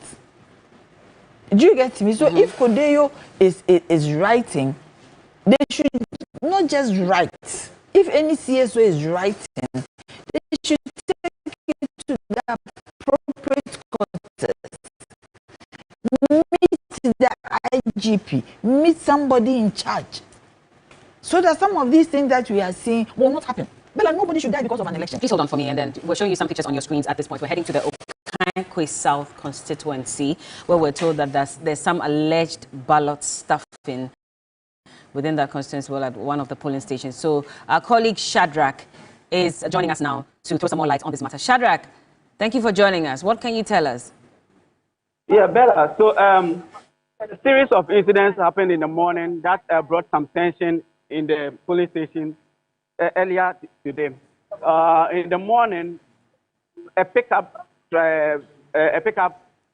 drove in with alleged food for NPP agents. Shadrach, are you there? All right. Well, technology, it's not really favoring us today for some reason, but we'll see if we can reconnect with him. But for those of you who probably just joined us, we have some developing story from Nyankpala in the Tolon constituency in the northern region. And we're told that one person has unfortunately been shot dead in an incident at Nyankpala in the Tolon constituency. It's in the northern region. And we're told that this erupted following a heated argument between the NPP Northern Regional Organizer Alhaji Rashid Salifu and the NDC parliamentary candidate Dr. Osman Tahiru Damba. And eyewitnesses say the NDC candidate confronted the NPP organizer for allegedly sharing money among voters. This confrontation turned violent, leading to the gunshots that claimed the life. In fact, one person got injured, but we're told that there's another also who is critically injured, and that was confirmed by the NDC Tolon Constituency Communications Officer Abubakar Fuseni Olu. But let's go back to Shadrach. I believe we can reconnect with him now. Shadrach. Yeah, Bella. Yes, you were saying. Yeah, so later on, NPP Okakwe South Operational Director was picked up with a gun, alleged gun on him, and the police picked him up. So because of these two incidents, the youth of the area decided that they will not let any car drive into the polling center. So this afternoon, they were here and the pickup, a white Nissan pickup came in. They said they resisted that they will not let the pickup enter. Then they saw some boxes in the pickup. So the youth rushed into the pickup, called police, and the police opened the pickup. They forced the boxes open, and they saw sample ballot papers that have already been served for Dakwan Newman, NPP parliamentary candidate for Kakwe South. And so the youth scattered the papers all over the place and attempted to, kind of attack occupants of the vehicle, a driver and 4 passengers. Then they drove away quickly. So the ballot papers are scattered all over the place. That's what has happened so far. Now, which polling station exactly did this happen? St. Teresa's School. St. Teresa's School. Where they have about 5 polling centers, yeah. I see. And again, just to be clear, you're saying that allegedly there was an MPP, party member who had a gun on him? No, NDC Operational Director NDC. for the constituency. So he's been whisked away by the security? Yes, and I'm told Kanesi Police Commander told me he's currently with the Greater Accra Regional Police Command. I see. Now, these ballot papers as well. So at the moment, they are scattered all over the St. Teresa's polling station. Yes, that's right. What's the next line of action for the security and, of course, the EC officials at this point, looking at what has happened? So the incident did not happen because the youth did not allow them to go in. So voting is still ongoing. It's peaceful inside, but the chaos is outside. So for inside, it's like nothing has happened. So the process is still ongoing. I see. And you've seen some of these alleged stuffed ballot papers on the ground. Have you seen them yourself? Yes, I've seen them. Let me see if I can quickly swap and show you some. Yeah, so if you can see, they tore them into pieces. They are scattered all over. Yeah, so I think the wind has blown a lot away. Okay, so we have some too here. It was here all over the place, but the wind has blown a lot away. So, Bella, that's what is happening at Okakwe South. This is very worrying as well. But so the youth are agitated and they vow that they will not let anybody with a bag or anything enter. So if you have even a backpack with you, they will stop you, inspect the youth. Will inspect whatever is in the bag before they let you enter. Well, I do hope that the security can restore calm, even outside the polling station as well, because this could also erupt into some kind of, disturbances that we're not ready for. But we'll come to you again. Have you been able to speak to any of the people there who successfully opened this ballot box, just to tell us what their thoughts are on this as well? Yeah, the guy who spotted the papers are here with me, and you can talk to him. Well, I'll let you go ahead and do that so we can... All right. Shadrach, can you hear me? No, this is possible. Shadrach. No, this is not Shadrach. Okay, hello, sir. Quickly, What's your name and what exactly happened? Tell us. My name is Richmond. At Okanque South, St. Teresa's School. So some pickup came here, then some ladies came out from the pickup. Then I was standing there, but then I saw some boxes in the car. So I decided to tell my brother that I should go and watch these papers in the car. So as soon as my brother went there, then he saw that it's ballot papers that they have already stamped. So then he came and told me that I need a video. So he should do video for me, but he's afraid.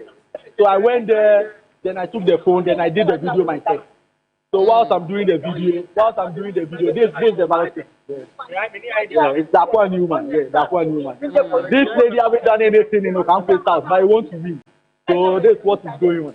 So then, so as soon as I went there, doing the video and things, and my friends and my brothers saw that what is going on here. This guy is taking video all over this car, and they decided to do what? Come there. So as soon as they come there, then one of the guys saw. Then he went and called the driver that, oh, this is what is going on outside your car. This is what is going on. So as soon as the driver came, then it was like rushing, giddy, giddy, giddy, giddy. I don't know how to say this, but giddy, giddy, giddy. Then we bring the papers out. Then fight starts to come. Then they rush.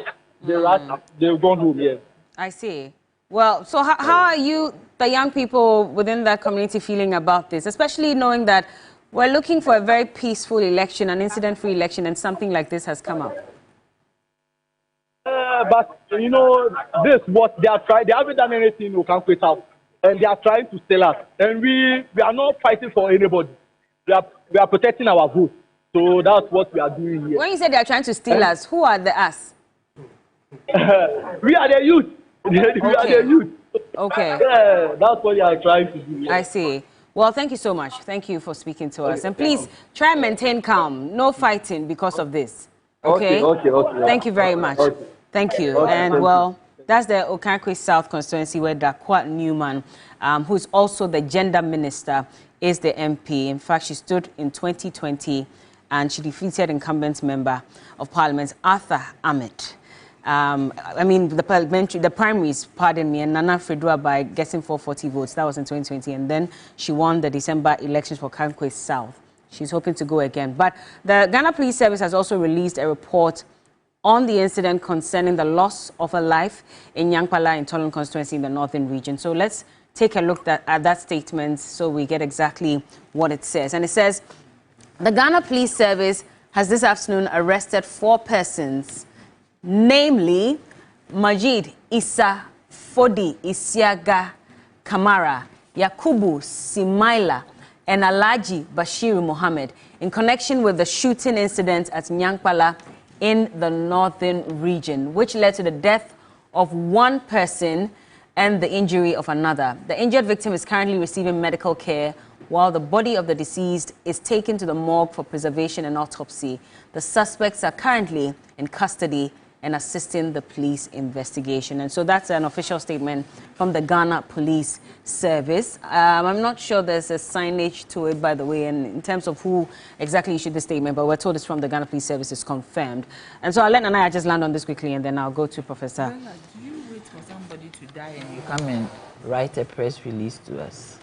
What is the role of the police dealing with a mob, dealing with crowd mobilization and all that? What were they doing? Why should they wait? Couldn't they separate the scaffold? Were they not there? Is it on their duty to ensure peace? So why should they wait for somebody to die? Then you bring us a press release that you have arrested the people. Is it going to bring back the life that is lost, that young life? Who went there this morning to cast his vote and walk around to see that everything is all right? You see, Bella, my biggest concern is that all these issues coming up, we have 40,000. Please hold on. Please hold on. I'm told the police is addressing the press on this matter. Let's listen to them.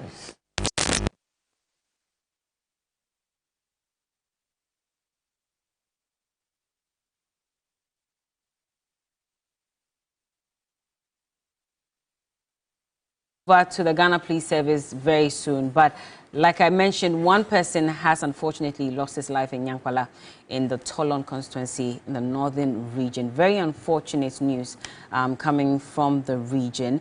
And the police has confirmed it with a statement that it released just recently, in fact, just a few minutes ago. In fact, it said that the body has been deposited at the morgue for further investigation and, of course, for some autopsy and preservation. And also, there's one person who got injured, and that person has been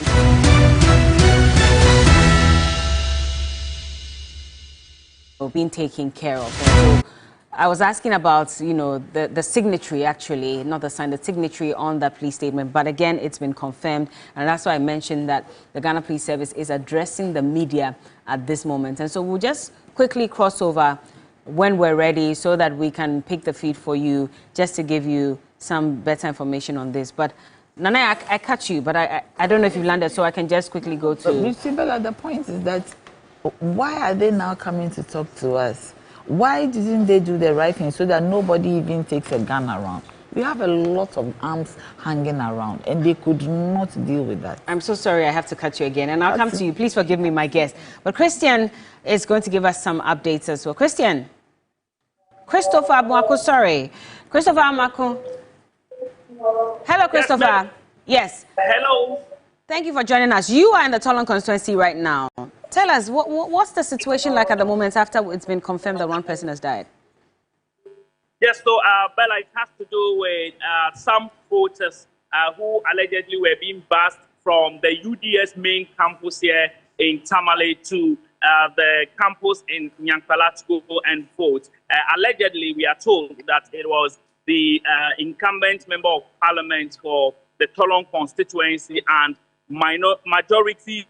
deputy majority chief whip, Habib, who is involved in this particular allegation. We are told that these students, when they got to the entrance of the UDS Nyankwala campus, they were denied entry to the campus where there is a polling station. And so a misunderstanding ensued, and there was firing of gunshots, which unfortunately hit one person. As we speak, we are told that the person has lost his life, and one other person has also been rushed to the hospital. Earlier, we engaged with the former minority leader and MP for Tamale South, Haruna Idrisu, who stated on record that it's unfortunate and that it's because the MPP wants to win this election, whether by hook or crook. That is why we are experiencing some of these issues in some constituencies in the northern region. But before this particular incident was reported, the entire northern region, the election was seen to be very peaceful across the 18 constituencies in the region until the unfortunate incident that was witnessed at Nyankwala. As we speak, voting has commenced again at the UDS polling station, and people are going about joining their queues to vote, even as we inch closer to the 5 p.m. mark. And so relative calm has been restored. Some police, we understand that military have also been deployed to go to the area because people are afraid to come out and vote. But the police is giving assurances that the situation is under control. So, Bella, I can confirm that the incident did happen at the UDS Nyankwala campus entrance and the polling station, but the situation has been brought under control. I see. Well, thank you so much for that update as well. And we're happy that at least voting is continuing at this moment, even though it's really sad news that someone had to die, you know, during this election. But thank you, Christopher Amwako. And Christopher Amwako is our correspondent in the northern region. He's actually at the Tolon constituency, and he just confirmed that for us as well. But, Professor Entry, I mean, I don't even know how to describe this. Bella, when you try to give our people credit, then they always disappoint you. You know, I'll hold a different perspective. Okay. In elections, when people are going to the polling station, the police are not expected to inspect whether they have any guns on them or not. But this money giving, we have copied democracy wrongly. And my brother has been talking about that. In America, we give $1, $5, $6, $10 to a candidate that you are wise, you are intelligent, we know you, go and represent us. Or a leader is nothing but a servant to the people. But here, they are paying money. I have been called many times, Prof, I want to go to Koforidua and vote, give me lorry fare. People are being bashed. People, you have to pay and pay. The way we are building our democracy, these guys are not leaders. They are investors. We are building investors who put in money to get votes, and when they come, they loot all the money. That is why we are not getting anything out of the democracy. And do you blame us? We have built our constitution wrongly. We overcopied people. You know, U.S. Constitution said that the highest number of Supreme Court judges should be 9. We said the 9 should be minimum here. 320 million, we are 32 million. Their highest is 9. Our lowest is 9. So you see how we copied it? And in the British system too, when the party wins, the Westminster system, so if NDC wins, the majority leader in NDC becomes the prime minister. So we've copied half from America, half from the British, combined them, and we are confused. So our constitution is the biggest problem here. We need to fix it. There's no need for any member of parliament to be a minister. There's no need for that. There's no need. We should scrap that one from our constitution. Because separation of powers and checks and balance, how does it work? Everybody who is a member of parliament should never be a minister. So that when they go to parliament, they will be talking about making laws that will help the country. And if the minister mess up, parliament calls that minister and say, come and account to us. You will see the speed that the person will go. So we've crumbled our system and it's not working for us. This election is not worth a one drop of blood. And to see somebody die in such a situation is so sad. Last election, we had 8 people that died. What happened? Nothing. So I don't know. But wherein lies our values? We have Christians, we have Muslims, and thou shalt not kill. Thou shalt not steal.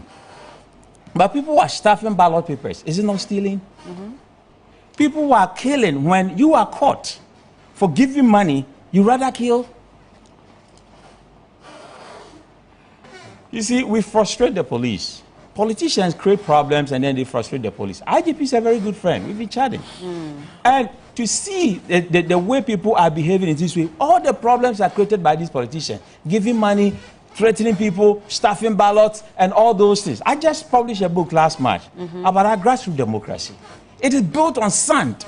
And the way we are building it, it will never last. Because it is not built on a solid rock. It's giving money, threatening people. And unfortunately, we need to educate people more. The boy who said he's confused, he shouldn't. Gandhi said that if there's a need for change, be the change. Do you know that Gandhi, his first law case he lost, he couldn't speak? He was a very shy, quiet guy. But seeing the people, what his Indian brothers were going through in South Africa, he decided that, look, I have to be the change.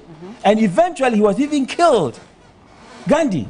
But look at the change he brought to India. Now they built our Job 600, and then the Jubilee House. You know that the Indians built it for us through Gandhi's effort.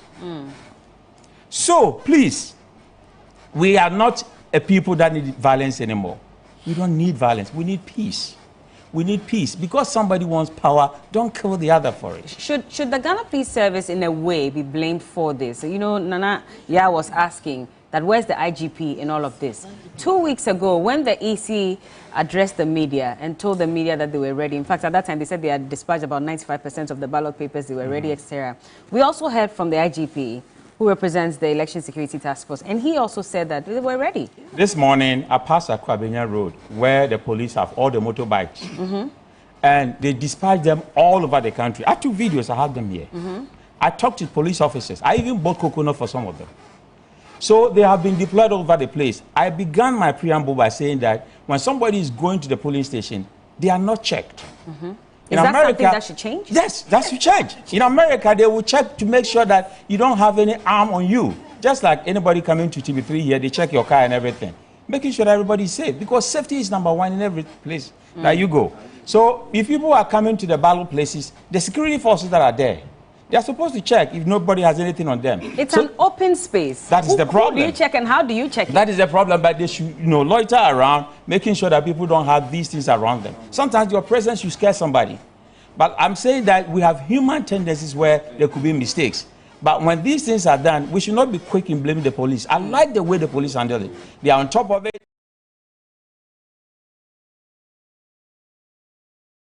Well, Nanaya, you let me land.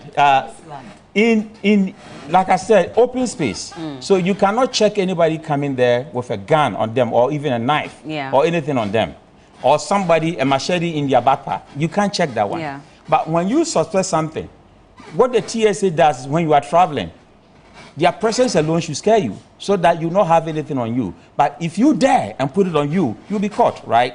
So we should be able to address some of this issue. What is the root cause of these killings? It's because people have guns on them. And if you have gun, anything can trigger it. So we should find a way to make sure that people don't come to the polling station with guns. Because we've seen situations where people died and nothing happened. We shouldn't wait, and I agree with you on that part. Yes. We shouldn't wait for somebody to die before the police release press releases and then talk a lot.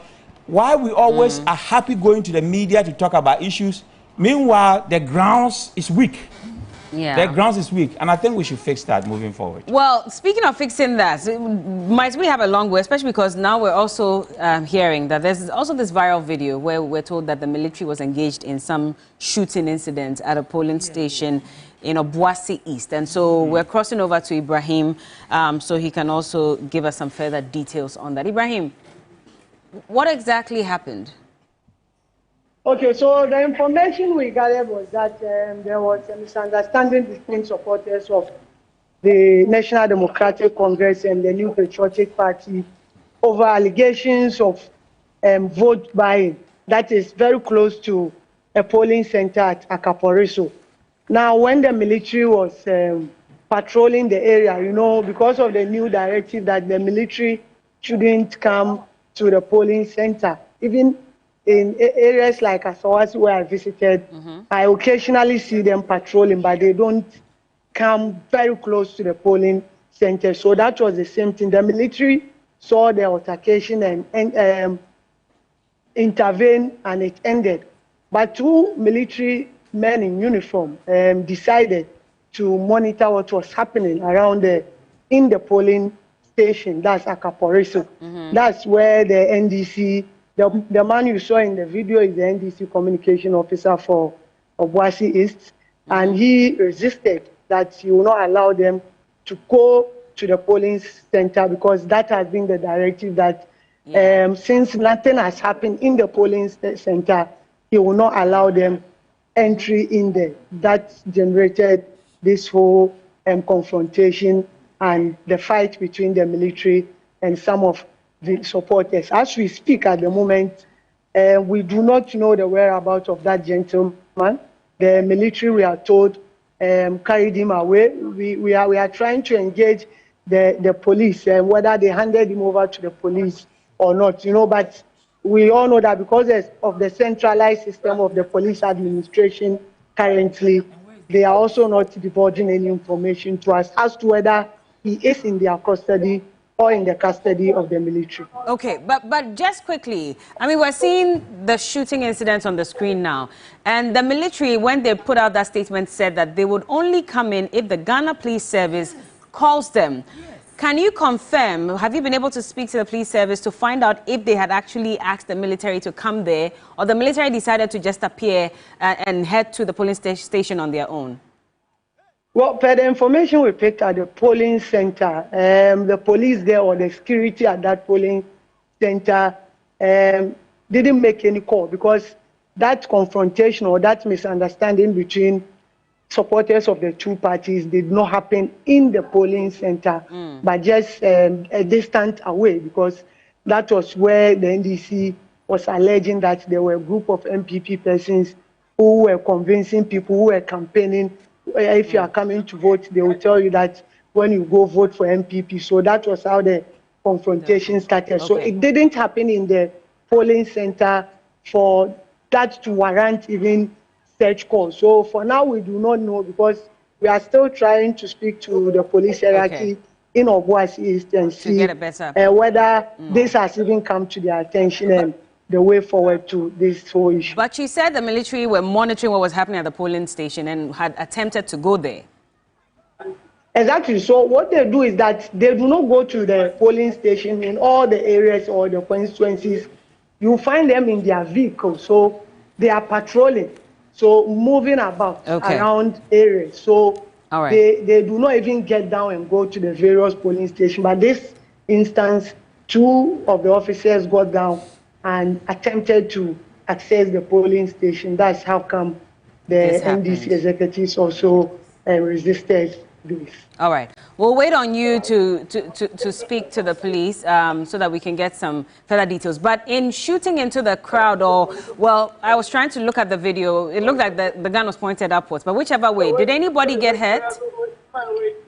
No, but it really put fear in a lot of people. We were even told that there were people who even wanted to go and vote, but this incident scared them, and they had to also run for their lives. So we do not even know whether later they came back to the polling station and vote, or when they left, that was the end of it. But it really put a lot of fear in the people who were around that area at that moment. All right, let's take a look at how this confrontation started in the first place. Let me tell you something. Let me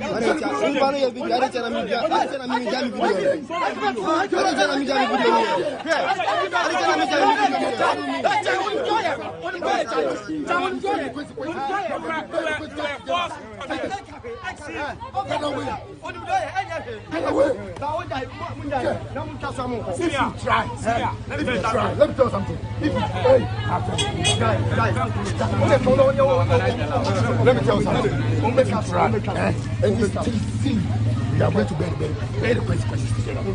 I'm being honest. Get back. You are not going anywhere. You are not going to the police station. You are not going to the police station. You are not going to the police station. You are not going to the police station. Whatever you want. Hey! Move video! Move video! Move video!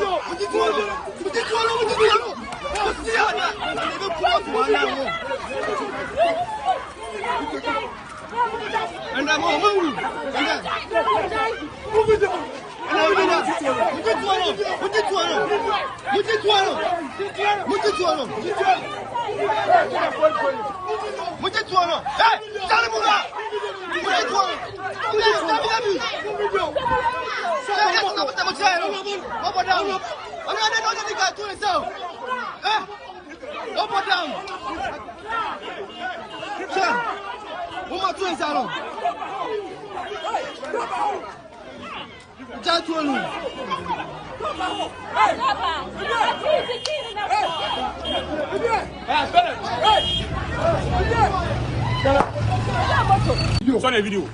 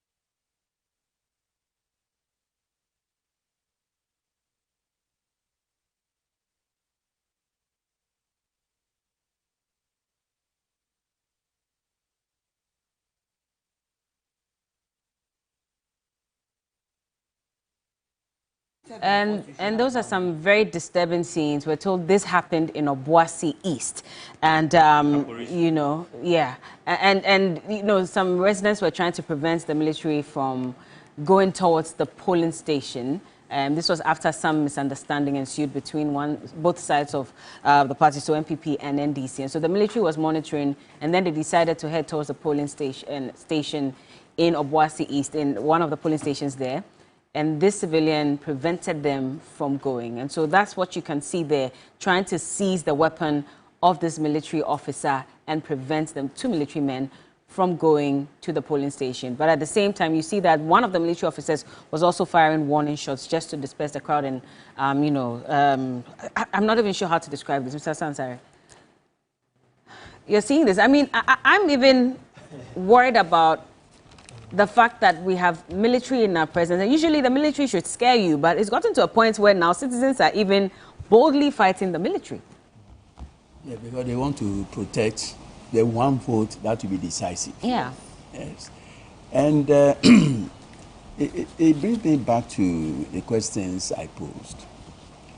The ink, the indelible ink, for instance, is it an isolated example?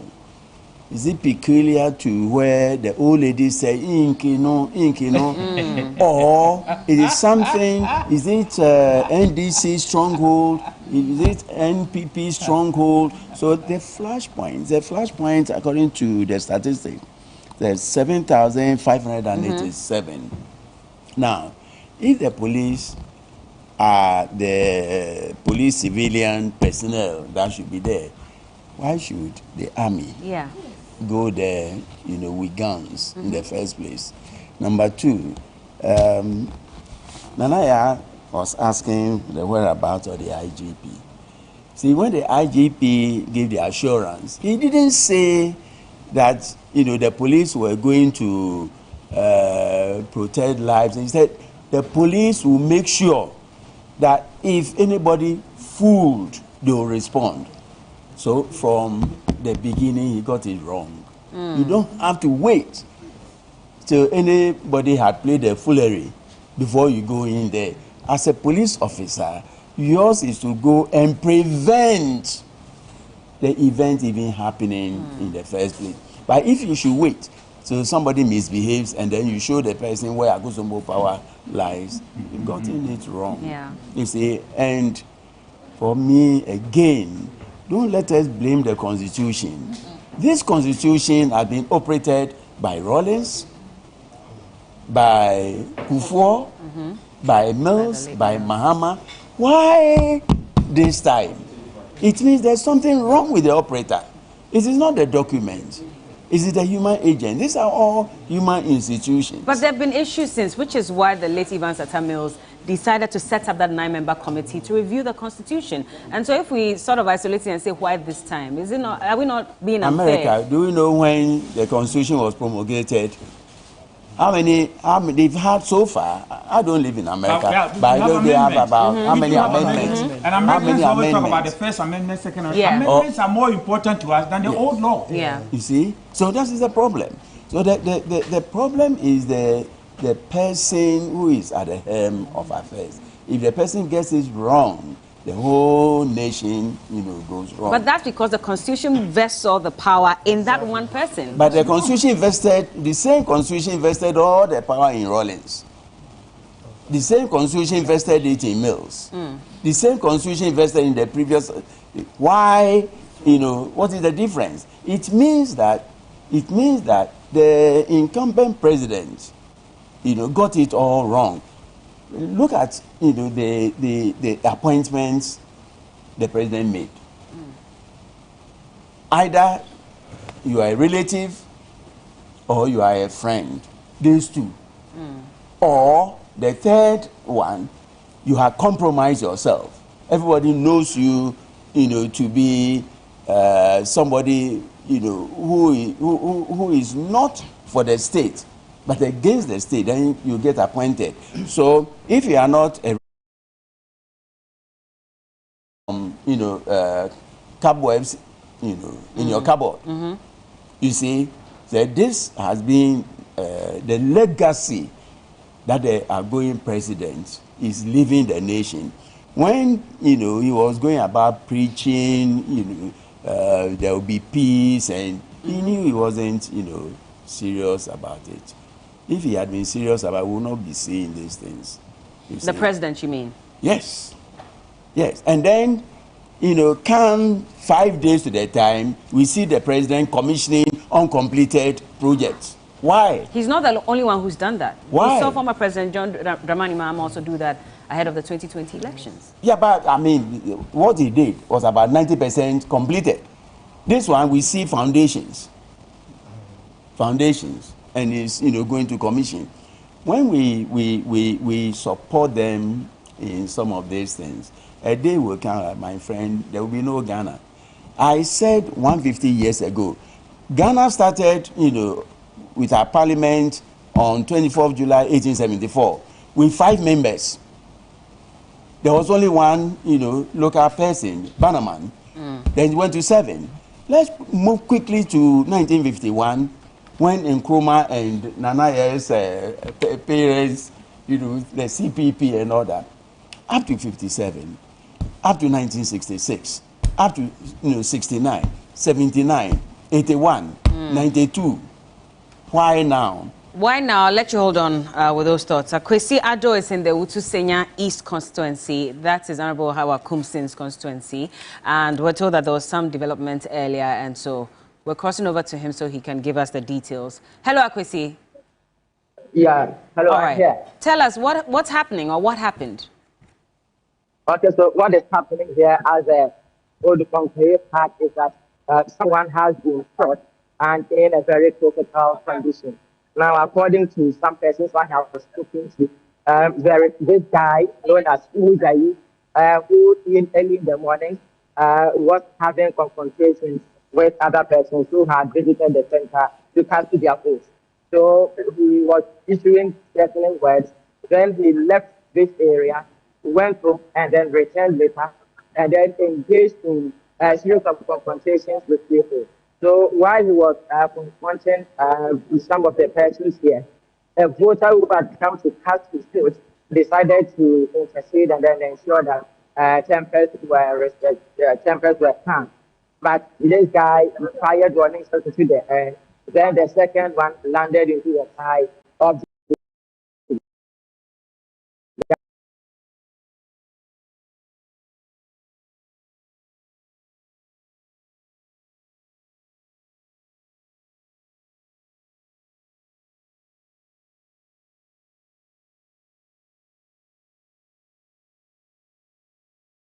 guy who had gone to a town was the shooting happened at the food level.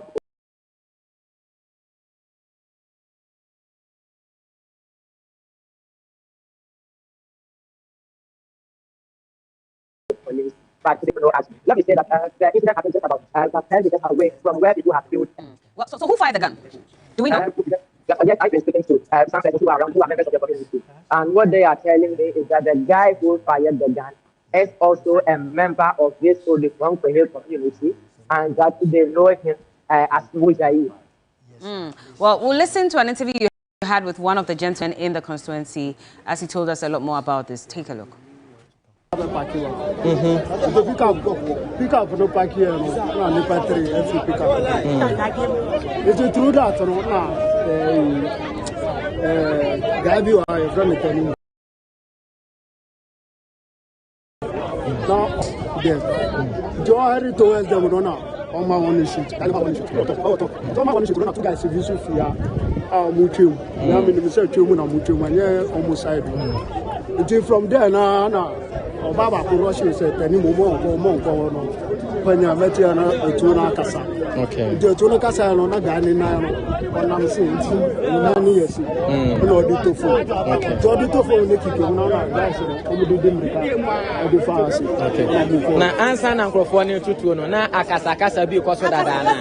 Casacasa, an idea, Casacasa beyond. Casacasa, no, I don't know if you are alcohol. Casacasa. Yes, I didn't see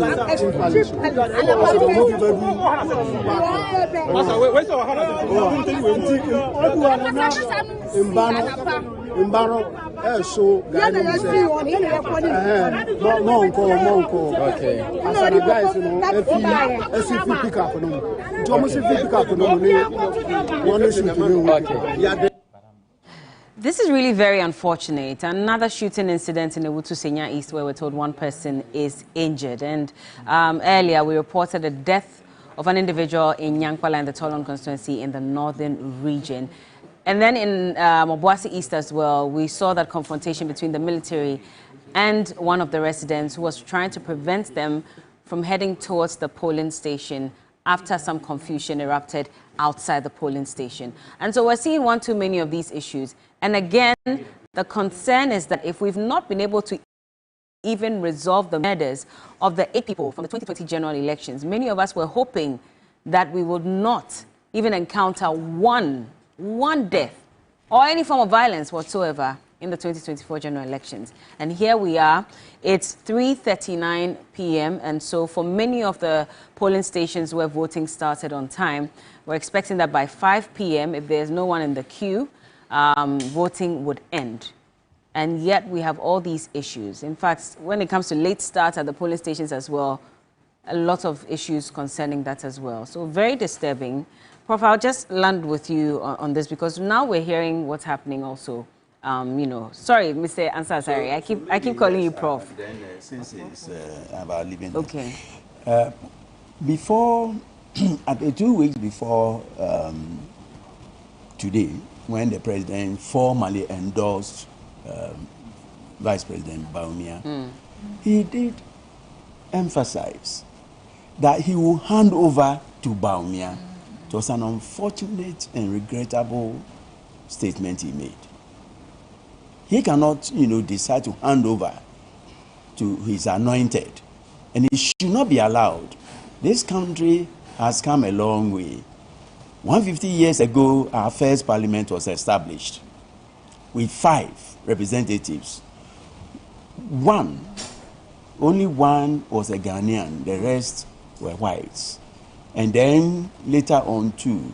By 1957, by dint of Nkrumah's hard work, we had been able to establish, our own independence Ghana parliament. You see, okay. Now, when the colonialists were leaving, they did not say they will hand over to their anointed. If that had been the case, Kwame Nkrumah wouldn't have been elected in the first place. Because when the 1951 elections were conducted, he was in prison. You see, and he was brought out by his friend Agbeli Bedema to become the leader of government business. He won again in 1954, 1957, then the First Republic came 1st July 1960. None of them had any anointed person to whom they will hand over. But so if I say that it is not the Constitution that should be blamed, but the operator of the Constitution, we should understand it. If the president says by hook or crook he will hand over, to his vice, it's a recipe for disaster. Because then the others will say, we are not going to allow. You saw the civilian struggling with, an armed military officer just to protect a single vote. And that's the kind of thing we should be doing. You see, not allowing, whether you are the president or you are what, you must, conform to the dictates of the Constitution. So we are saying this, maybe it's just the tip of, but one loss of life is like, 1,000 Ghanaians dying. And counting hasn't even started. It hasn't started, you see. And we don't even know whether they are among the 7,500, flashpoints yet. You see, so we have to wait. Now, I will blame the president because the buck should stop with him. Yes. And so far, like Nana has, said persistently, no word from the IGP. This is where leadership must manifest. The IGP must be seen to be on top. Don't let us wait, because we know that when the matter reaches the court, Mr. Ansah, but a statement has been released by the Ghana Police Service.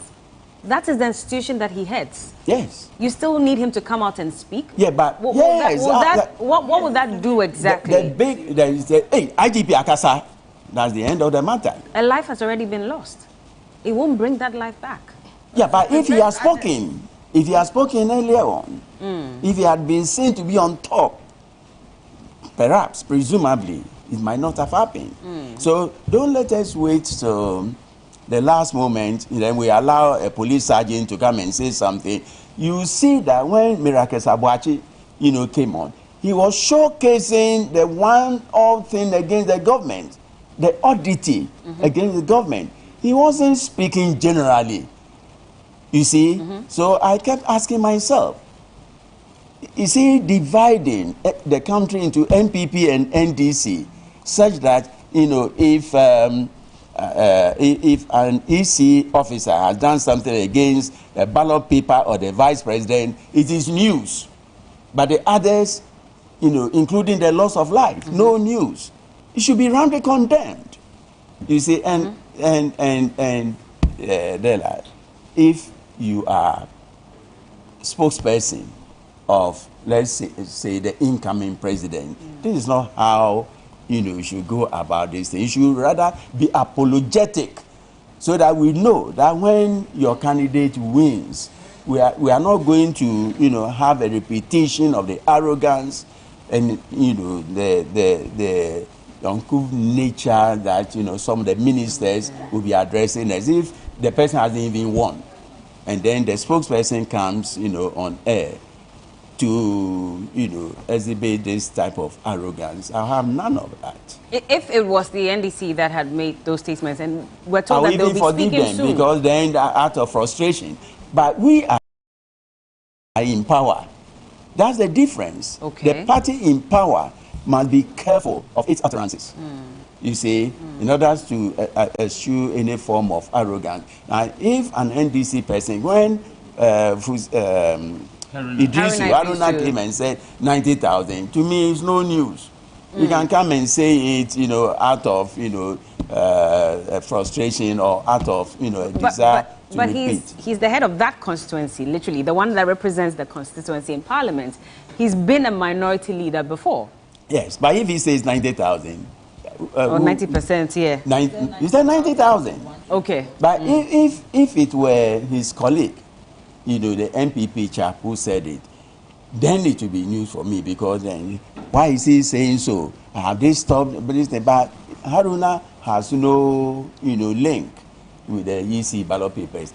And again, the ballot boxes, you know, that have been tampered with. If there's no collusion between the EC, the police, and the drivers transporting, you won't have this.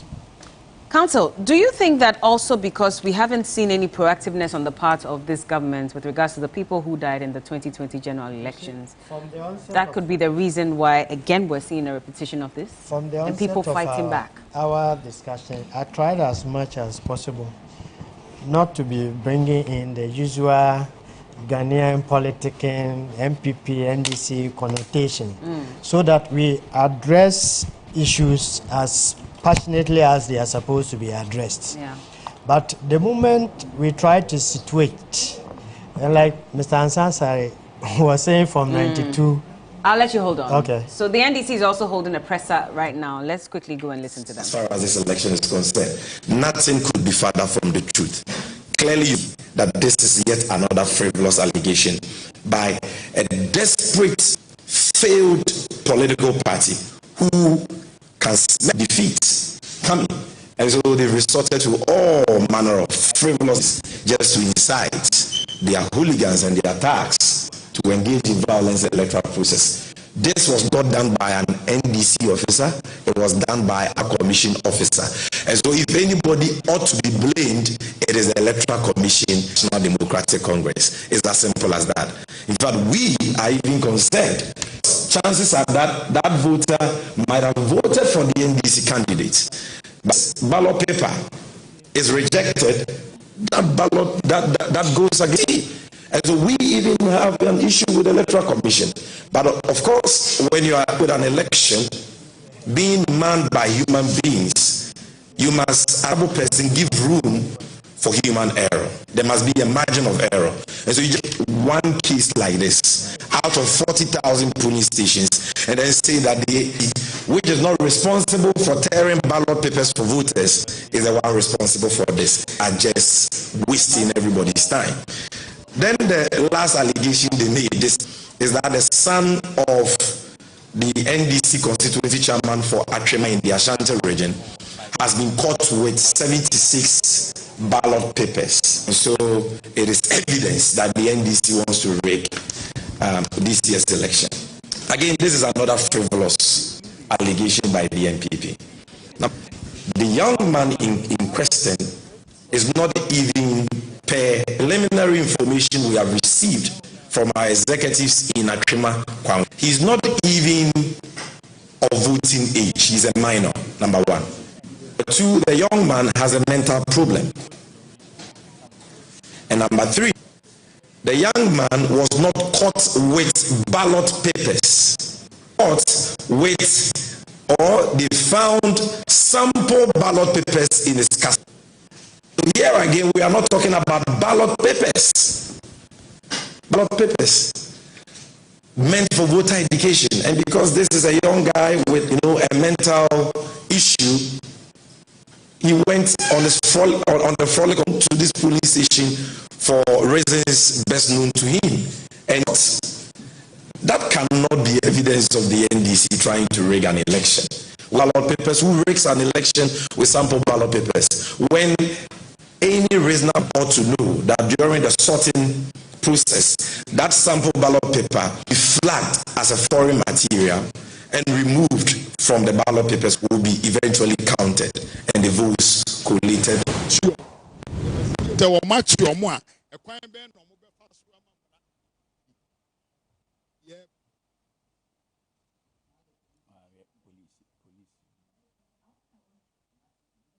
Well, that's the NDC, and that's Sami Jemfi, Director of Communications for the NDC, addressing the media and some of the issues that have come up. And of course, they're laying the blame squarely at the NPP and saying that they are only doing this because, according to the NDC, they think that the NPP is losing the elections and so they are desperate. We cannot say that for a fact because we're waiting for the votes to be counted and for the EC to officially declare which party wins. But Professor Entry, just before you go, I mean, I had Mr. Ansasari was talking about the fact that when you are in power, you should be guided by your remarks, by your words, as against the opposition who can come out and make any statements and still go scot-free because it's forgivable. What are your thoughts on that? Yes, I perfectly agree with him. In fact, in logic, we can always agree to disagree agreeably. And that is what should happen in politics. Let me educate our listeners. Political parties are just two sides of persuasion. They all want to serve the country, but with different philosophies. So there's no insult, there's no fighting in making a choice among the two. If you look at all major democracies, we've also had two major political parties. Democrats, Republicans, Conservatives, and Labour Party. These are the two major ones. So I am encouraging everybody, currently, that if people need third force, then all the remaining, because we have 13 now, right, on the ballot, why can't they come together and form a coalition? So that the coalition will fight the remaining two that people claim they are tired of. And all over the world in elections, it is the opposition that brings peace. It is not the party in government. So if the opposition agree with the results, then there will be peace. But if they say that they disagree with the results, then there will be a problem. I believe in accountability. And for accountability to happen, I think that we need a change. Because I cannot foresee that with this status quo, we will see accountability happening. And I have also been sent with many messages now that people are being given money in the line, people are being induced with money, and there's a low voter turnout. So we have just about 1 hour, 7 minutes, 5 p.m. Those who have not voted, please, I'm begging you, the stakes are high. Go out there and vote. And if you check that money of 50 Ghana cedis and 100 Ghana cedis, will that money sustain you for the next 4 years? Look at unemployment rate. The youth are just there playing dummy on our worry. They don't have jobs to do. We have a lot of inflation, even food inflation. Tomatoes, go and ask the price now. So the stakes are so high that don't go and take just simple money that will not even take you 3 days so that you will suffer the next 4 years. Your vote is your power. Go vote wisely. Thank you. Now, you talk about a coalition between the smaller parties. You look at the impact of even these smaller parties and the percentages that they get in the elections, and it's really nothing to go by. Sometimes you even have sports ballots getting more numbers than, these smaller parties as well. So really, will this coalition make any difference? Coalition brings... When clearly we are not seeing the impact. A lot of people call me and say, Prof, because of you, I'm going to vote for this political party. People... politics is like sales. In sales, 90% people buy you, not the product. So people will buy a land, people will buy cheddar, people will buy, you say APC. I thought APC was a medicine. Now it's a political party. I'm not sure how Hassan Ayariga will take this, but okay. APC is a medicine, right? Oh, okay. I didn't know it's a political. We had APC and Kode. Right? So what I'm saying, to conclude, what I'm saying is that if they come together as a coalition, they will pull forces to them, and then they will have that kind of empathy, because to come and vote and even rejected ballots are more than what is happening there. But there's an advantage in this election for NDC. Any chip on the block from Alan, from Cheddar, is coming from MPP camp. Even Chirabosom's camp.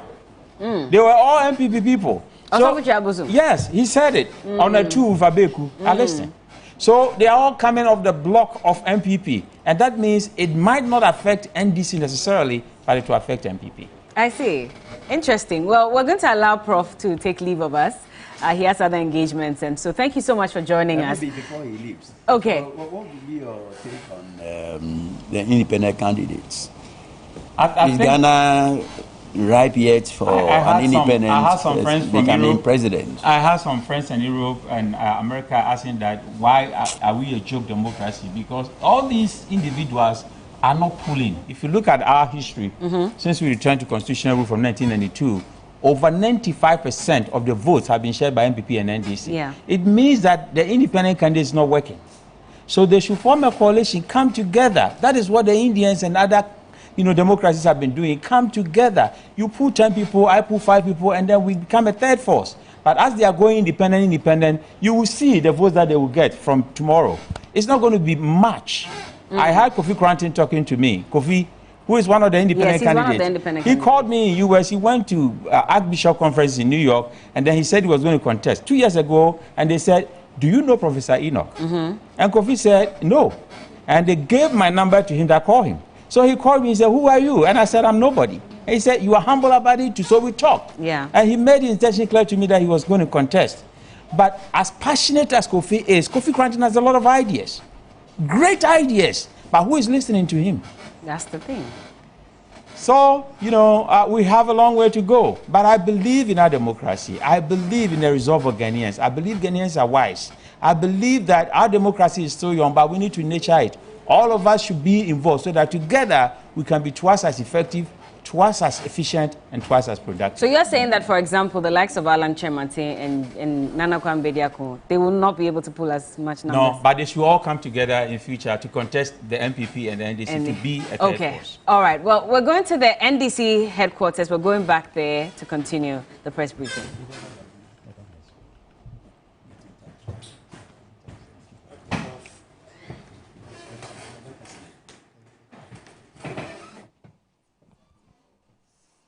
Absconded the scene after the shooting incident, but left behind his vehicle, which has been impounded and is now with the police. An intelligence-led operation has been launched to get the suspect arrested to face the full rigor of the law. We want to assure the public that we will surely get him arrested. Thank you. Erie posi yefiasie ehwehwe abrantie bi a ne din de Muhajid Suraj a yesan frɛ no Mims sɛ wakɔ Awutu Senya East Constituency ho ɛwɔ Central Region ɛyɛ mfimfini mantem a wakɔ botu ama epra nipa baako. Na abrantie yi etutu ni wieye no odwane fi bia ho eja ne car ewe chire samre aye kase car ne wo posifo nsem na yama aposifo a ya hyeda atete omo won hwehwe niema omutimi hwehwe niema etise mu ema yedi na chi dedende ehwehwe no na eyeden a yensa beka no arehwemu ayede magana fo nsemunya arehwemu ewo yemu na bebia wakwa akwahye bia yensa ebeka no yedamase.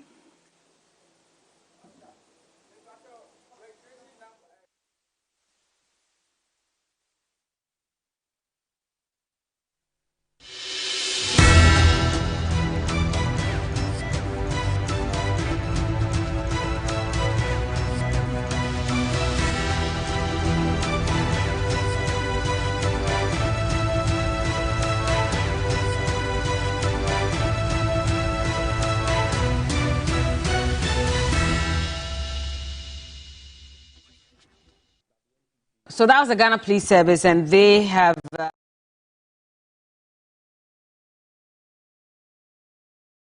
and he's the gentleman that allegedly fired the weapon in the Utusenya East constituency, leading to the injury of one individual.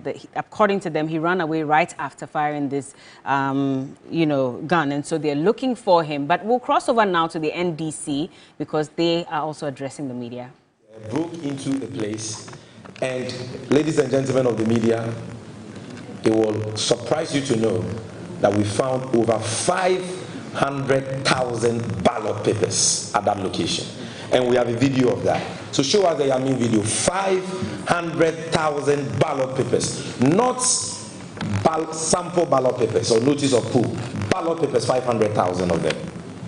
500,000 of them. Kwadaso, it was found in a house. No, it's a video. It's a video. What I'm asking for is actually a video of Yamin. So,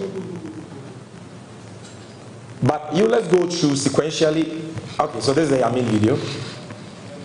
Sorry for that hitch. Can we get audio coming through? Yes.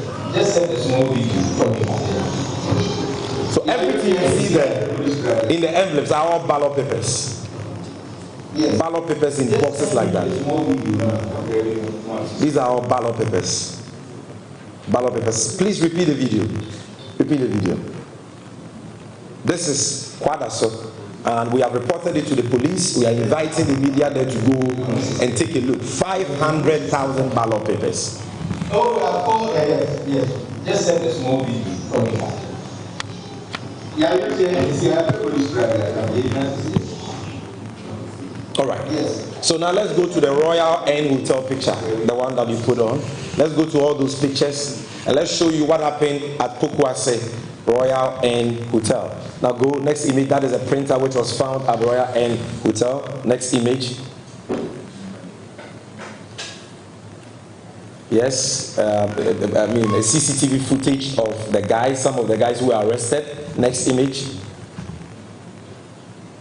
This one of the devices they were using. Next image. Yes, next image.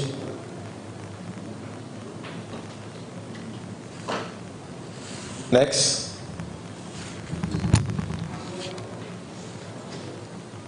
So this is the guy who was leading them, who has been arrested by the police.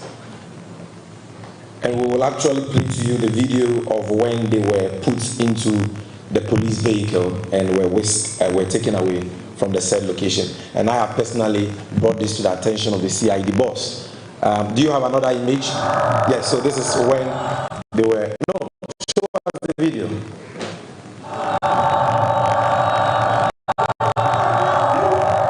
That's our original youth organizer confronting them. Continue the video. That's a printer.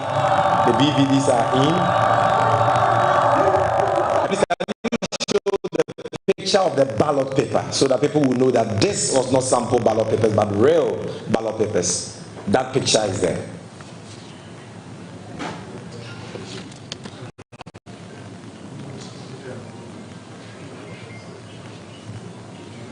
So you can see, we will share all this so you can see the top of the ballot paper is written the ballot paper. This is not a notice of pool.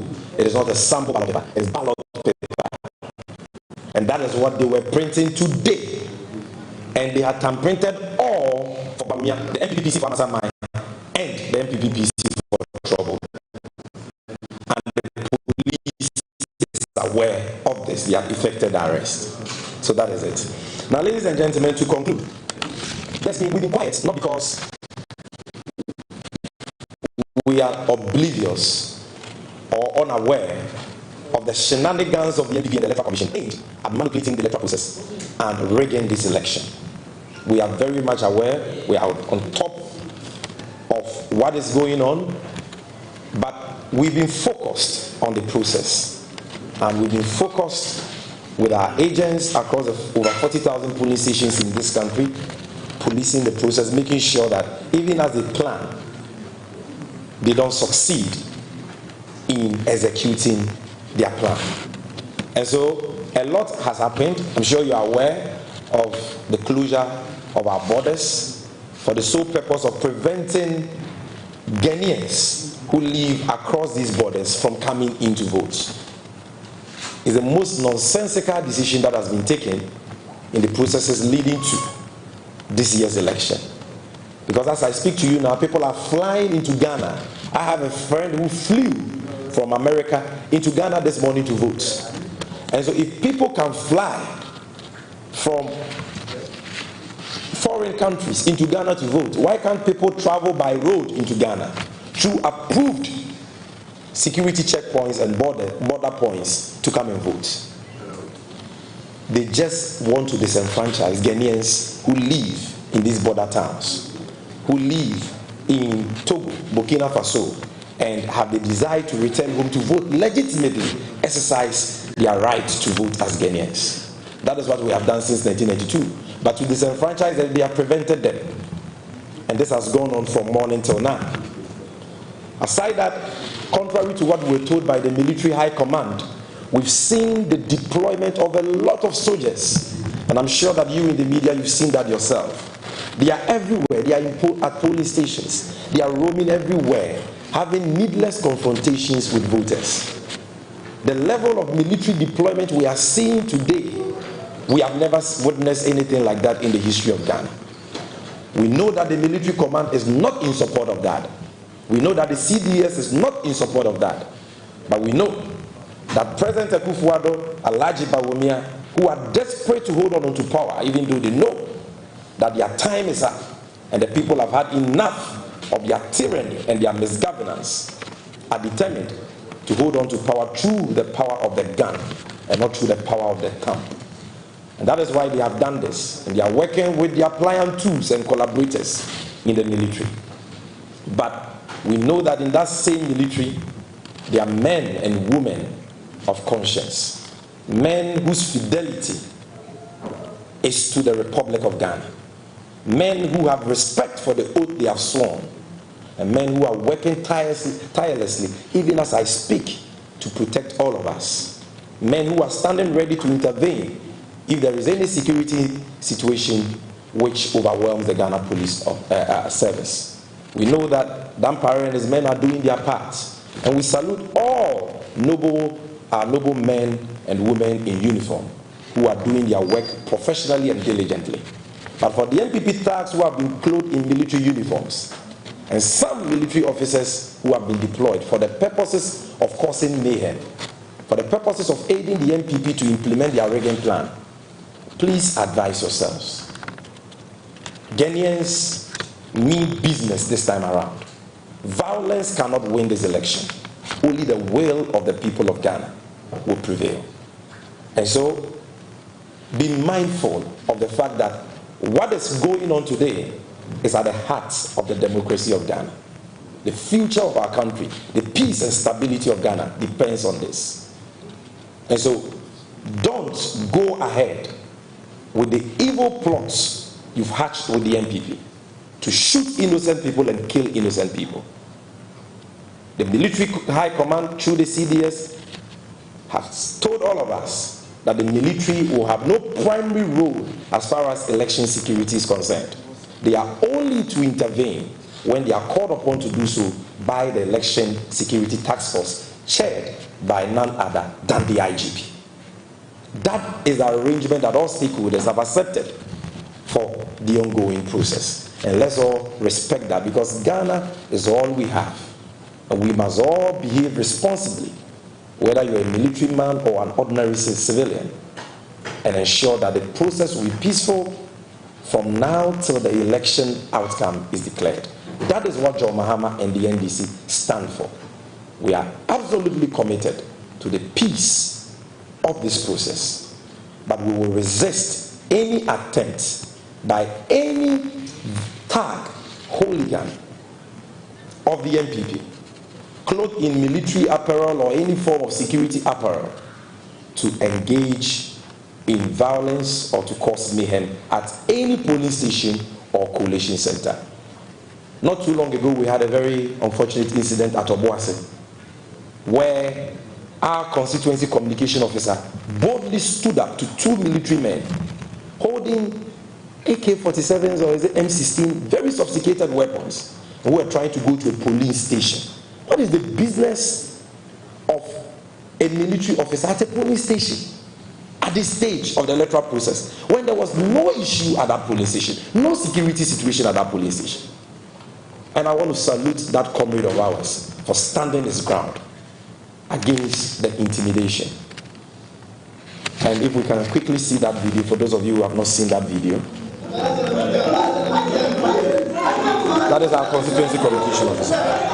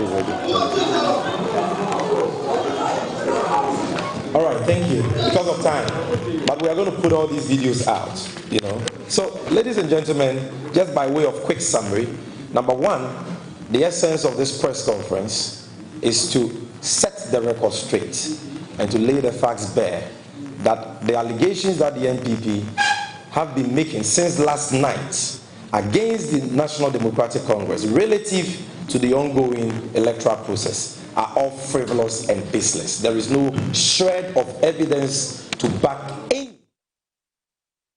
So that's the communications director for the NDC, Samit Jemfi, addressing the media there. And the video that you just saw, I'm sure you saw it earlier when we played it, he's actually commending this gentleman in the Obuasi East constituency, who he says is a constituency party officer, for stopping the military from going towards the polling station. He says that he commends that gentleman for what he did. He also touched on a number of things. He also alleges that there are some 500,000 ballot papers that have been intercepted. They were actually printed on the spot and balloted, in fact, stamped for the vice president, who's also the flag bearer of the NPP in Kwada. So we'll get into all those issues. But Joseph Yamin, the national organizer of the NDC as well, also says he's intercepted some documents. Let's take a look.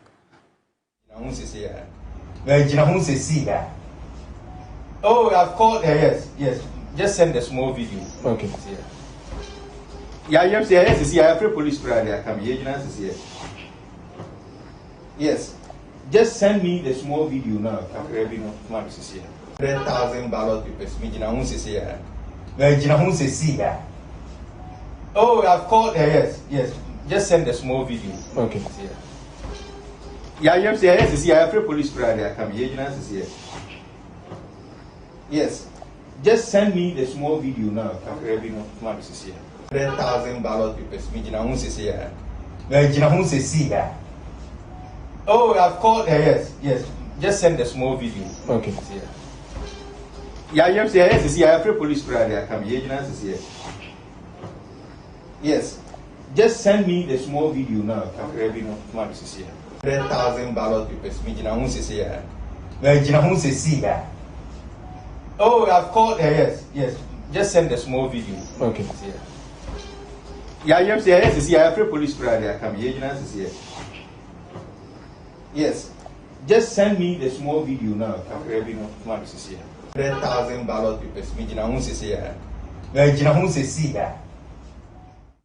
So that is Joseph Yamin, the national organizer for the NDC. We're not sure exactly where he is, but you can clearly tell that he's on the phone with someone, indicating that they have also discovered some ballot papers, and that's the one that was in the video as well. We're going to try and raise him on the line so we can get a better understanding of what all this is about and how they discovered these ballot papers, whether they've also been thumbprinted or not. And of course, we'll get those details as we move along. But Council, let me come to you, because now this issue of ballot stuffing, printing of ballot papers, thumbprinting for allegedly the Vice President is becoming one too many.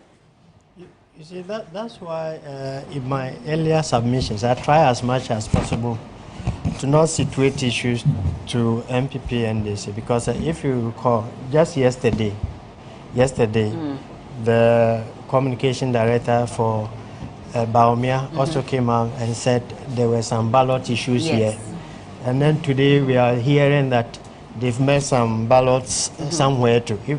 I don't know, you are yet to find out where the we're waiting to raise him on the line so we can get this. You see, that is where the temptation is. If we are not careful, we'll keep on blaming this, blaming that, blaming this, blaming that, and all that. That is why it is much more important that as a country, okay, we hold our leaders accountable, and then also try as much as possible for this repetition not to continue. I wanted us to take issues holistically, but because my senior man had mentioned that since 1992, we haven't witnessed occurrences in this magnitude like we are seeing this particular. That's where I differ a bit, and then I want to drift away. In 1992, issues revolving around these particular elections were also recurring. In 1996, the same thing. 2000, when Kufuor came, the same. 2004, we had similar issues. I'll let you hold on. We have former president of Nigeria, Mr. Goodluck Jonathan, addressing the media, but he's also one of the observers. Okay, let's go to the EC first. The EC is addressing us. They did mention that they will come back around 3 p.m., but it's 4:16. Let's listen to what they're saying. Cover the last person. So I don't think disrupting for some time will have any effect on the elections.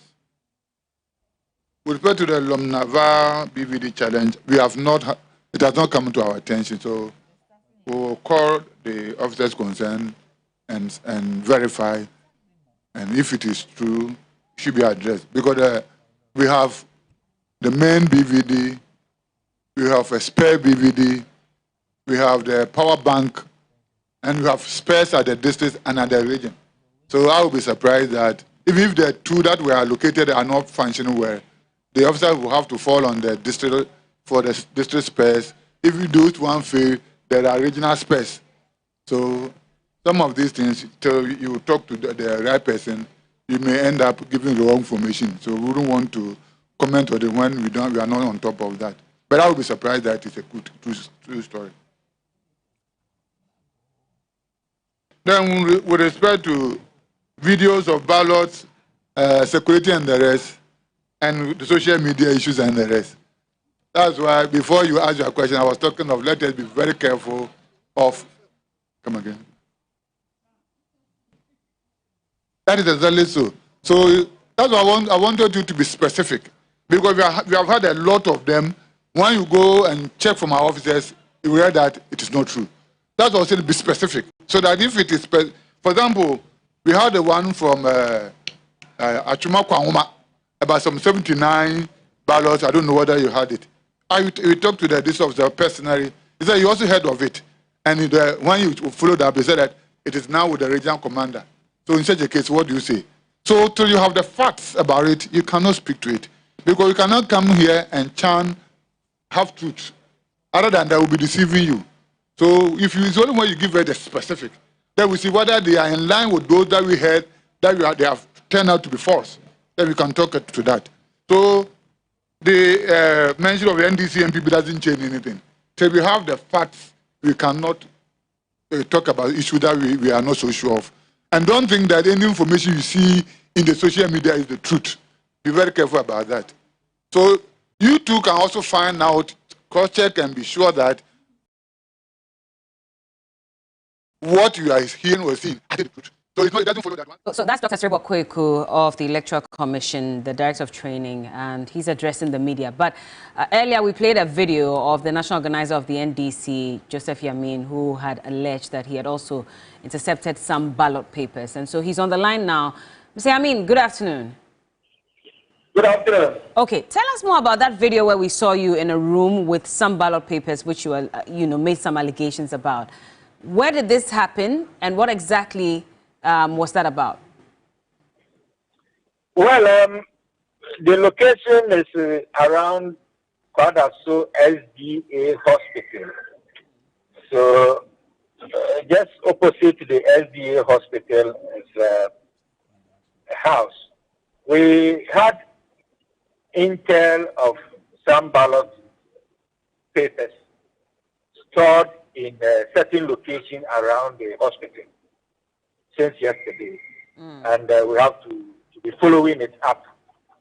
Unfortunately, we were not able to locate it yesterday, but our intel still kept telling us that the papers were stored in a specific location within the hospital. Fortunately, we are able to locate it around 3 p.m. this afternoon. That is what you saw in the room on the social media, Facebook, when I was having a live debate. All right. We had to call in the police to come and officially take possession of it and start their own investigations. So how it got there, who brought it there, when it has been in that situation. So the police is there at the moment, or have they taken these ballot papers away? No, after now the police are heading to the police regional headquarters with the ballot papers. We are all supposed to move there for investigation to start. There were some ladies in the house, and one of them, I'm sure, has been also asked to accompany the materials to the police station. Was the lady, one of them, was she able to explain to you why those ballot papers were in that house? When we confronted them, they said they knew nothing about it, and that they were surprised those items were there. We asked that who occupies that room. They said it's a guest house, and they have been living in that house.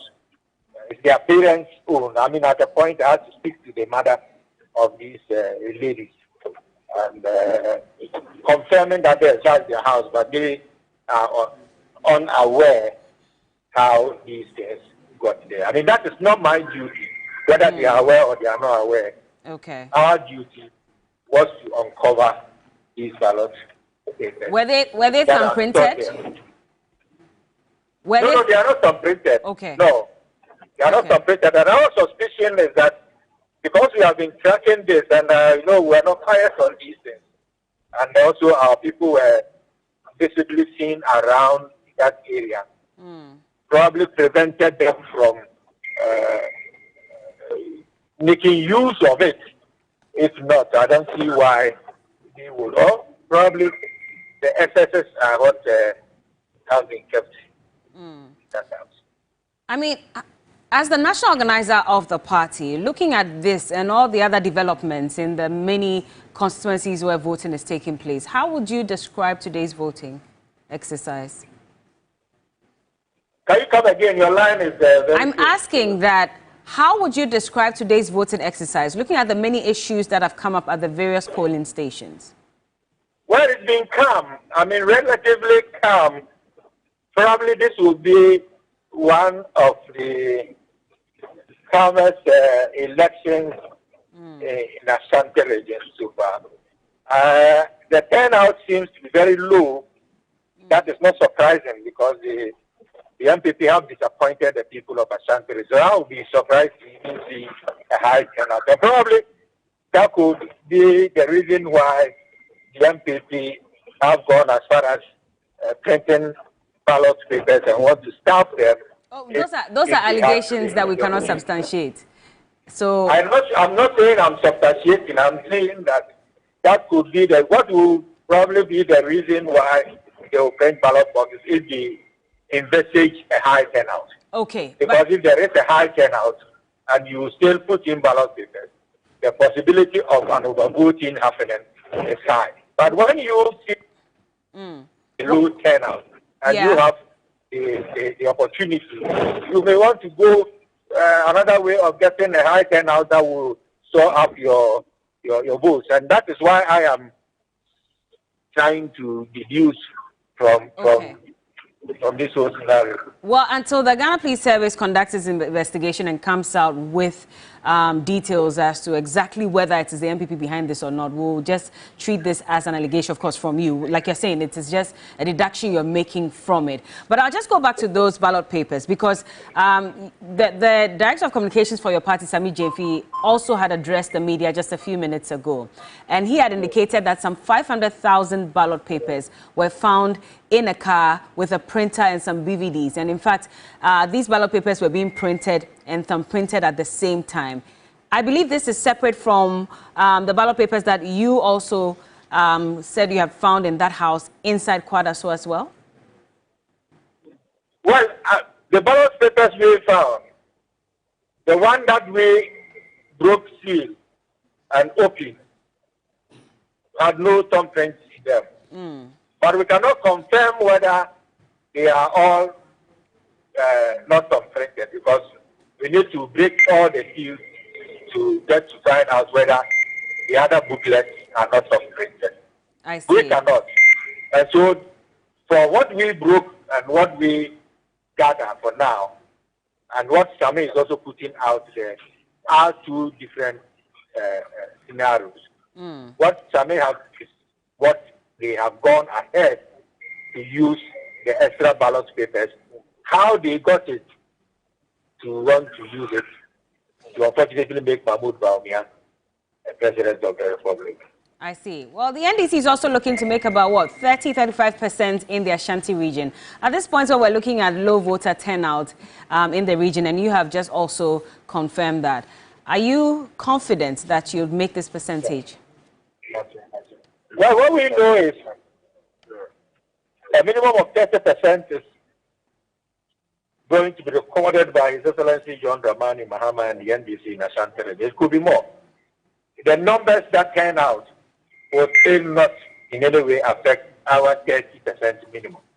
It could affect the MPP's chances, but what we know is that 30% minimum of the population in Ashanti region wants to give their votes to the NDC. How certain are you about this? There. We have campaigned in the Ashanti region. We've moved through all constituencies. The response of the people, the kind of energies that they greet us with, tells you clearly that the people really want the NDC back.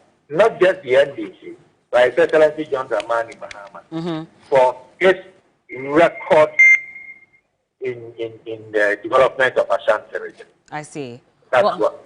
Thank you so much for speaking to us this afternoon, Mr. Joseph Yamin, and he is the national organizer for the NDC. But Noble Crosby Annan is back with some more updates. Earlier, he was also locked up at the Susanna Lodge in Cantonment. We had been trying to reach him just so we can get a clearer picture of what happened. Noble, can you hear me? I can hear you. Yes, loud and clear now, even better. So take us back to that point, where you were locked up and what led to that.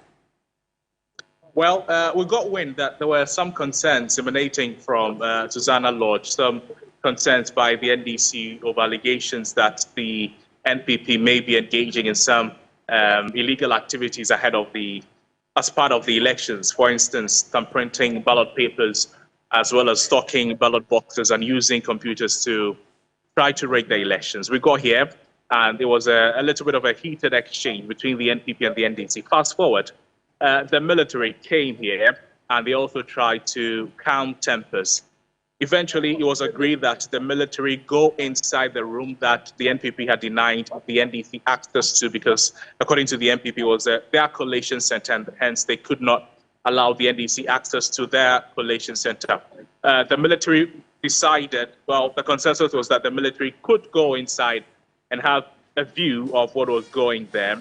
And the NDC wanted to be part of that military consignment, if you like.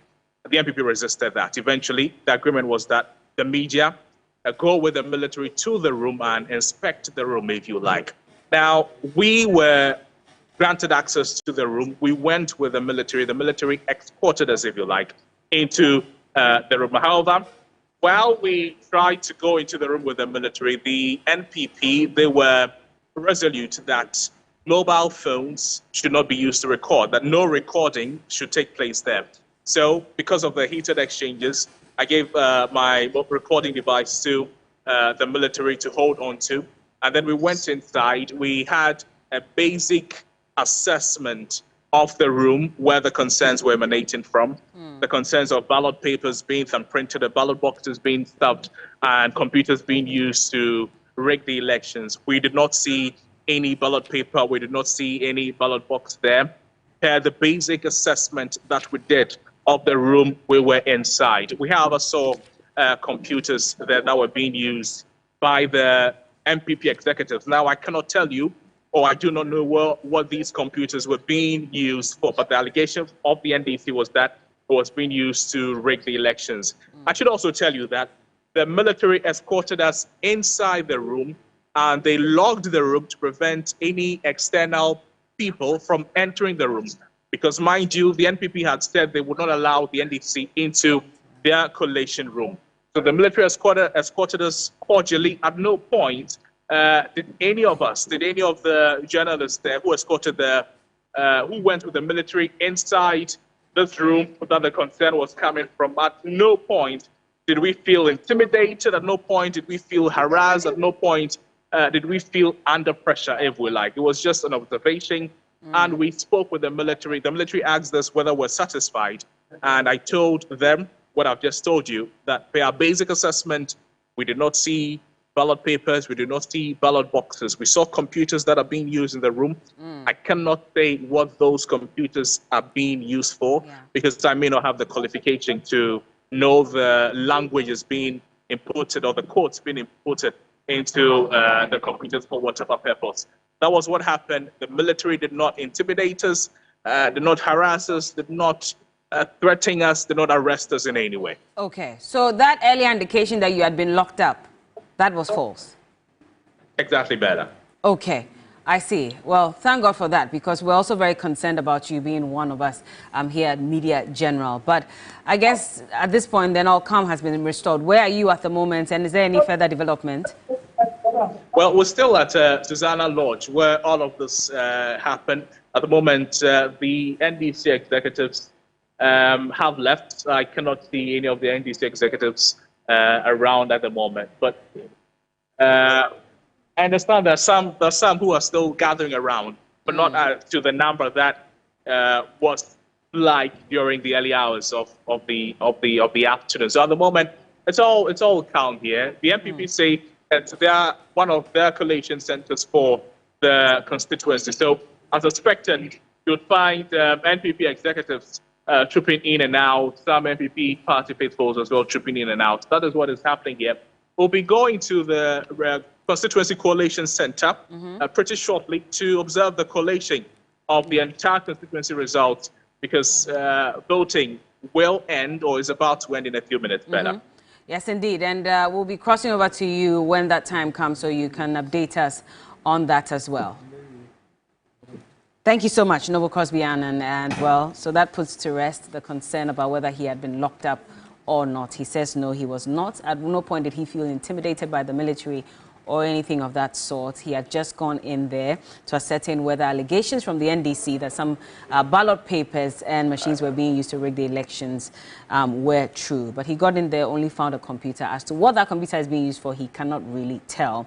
But that's Noble Crosby Annan. And it's exactly about 30 minutes to go before the polls are closed in a number of the polling stations. I believe we'll also go to the NPP headquarters at a point. So we can also listen to them, because they also would be addressing the media any moment from now. But Council, I'll just come back to you. So we continue our conversation. A little scattered, forgive us, but of course we have to go for those updates as well. Yeah, like I did say, I've tried as much as possible not to enter the realms of mentioning MPP and NDC trying to blame this or the other. I think we're about, like you rightly said, 30 minutes to the close of the poll. To the close of the poll. So I will use 1 minute to encourage more Ghanaians. Okay. I'm not sure you are lucky today. Forgive me, but the MPP is also addressing the press now. So at this time around, I want to assure our teaming supporters that the New Patriotic Party is winning these elections. What is left is for our agents to be vigilant at this closing stage.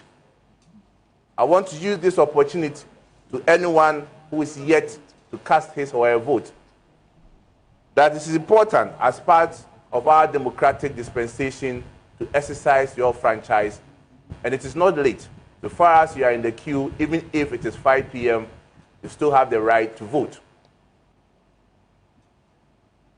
What I want to send out, particularly to our vigilant agents in the voter region, that I commend you for the vigilance and the hard work that you have done in policing our polling stations to make sure that we are not cheated. But we are not there yet. We are entering into the critical stage which has to do with the counting of the voter or the ballot papers. Let us continue to be vigilant. Let us not sleep. Let us make sure that the accurate votes are what are going to be counted. Again, we also want to call on the Electoral Commission that earlier on we received some disturbing news in some parts of the country. To be more specific, Kinto South, where we had some of their personnel tampering with the ballot papers. At this crucial moment, we are also asking them to also be very, very professional in the work that they are doing, to make sure that we will not record deliberate sport ballot papers. Again, for our agents across the country, we ask you once again, please open your eyes and make sure that you record the right and accurate vote for His Excellency Dr. Mahamudu Bawumia and the New Patriotic Party.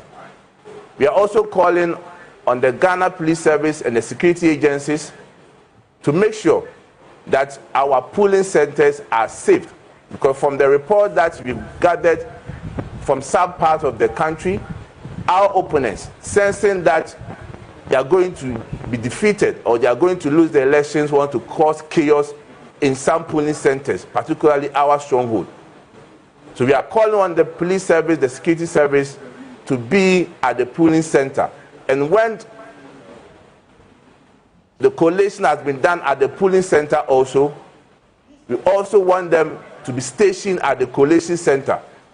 We in the MPP are very sure that the votes that has gone into the ballot boxes, His Excellency Dr. Mahamudu Bawumia will definitely come out as a winner in this year's elections. All that is important is for us to make sure is that we are very vigilant at all these centers, from the polling center to the collation center, and inshallah, victory shall be ours. Our people, you should rise up, you should be at all the places that you need to be. At this point in time, when we are about to close, move to the polling station and make sure that at least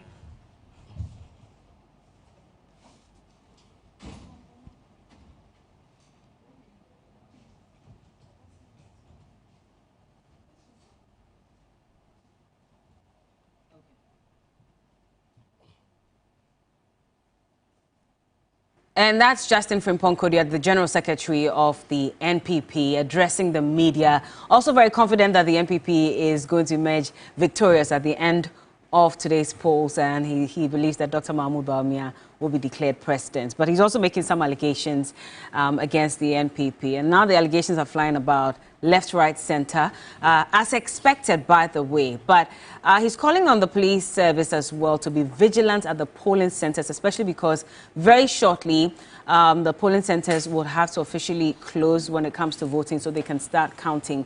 Not all of them, however, because we reported earlier some delays at various polling stations as well. So Beatrice and Michael will be joining us so we can go through a number of these issues and, of course, the issues that have been raised by the NPP before I engage my guests in the studio.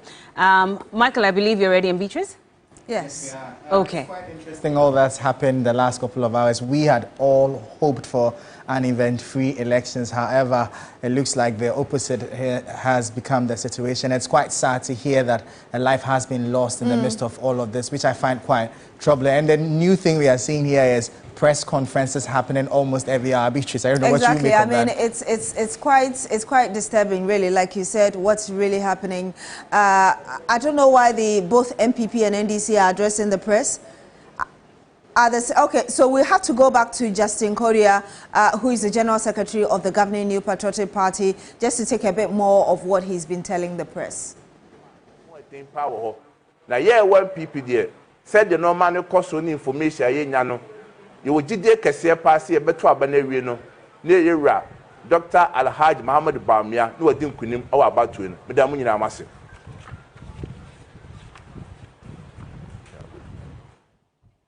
So, Justin Frimpong Kodia, General Secretary of the governing New Patriotic Party, I believe he was just summarizing what he said in English in Twi for the local dialect stations. But we were just talking about what has transpired so far. I think it started from the conversation Kuki had with Haruna Idrisu, the Member of Parliament for Tamale South, who started the conversation by saying that he was aware that somebody had been shot dead.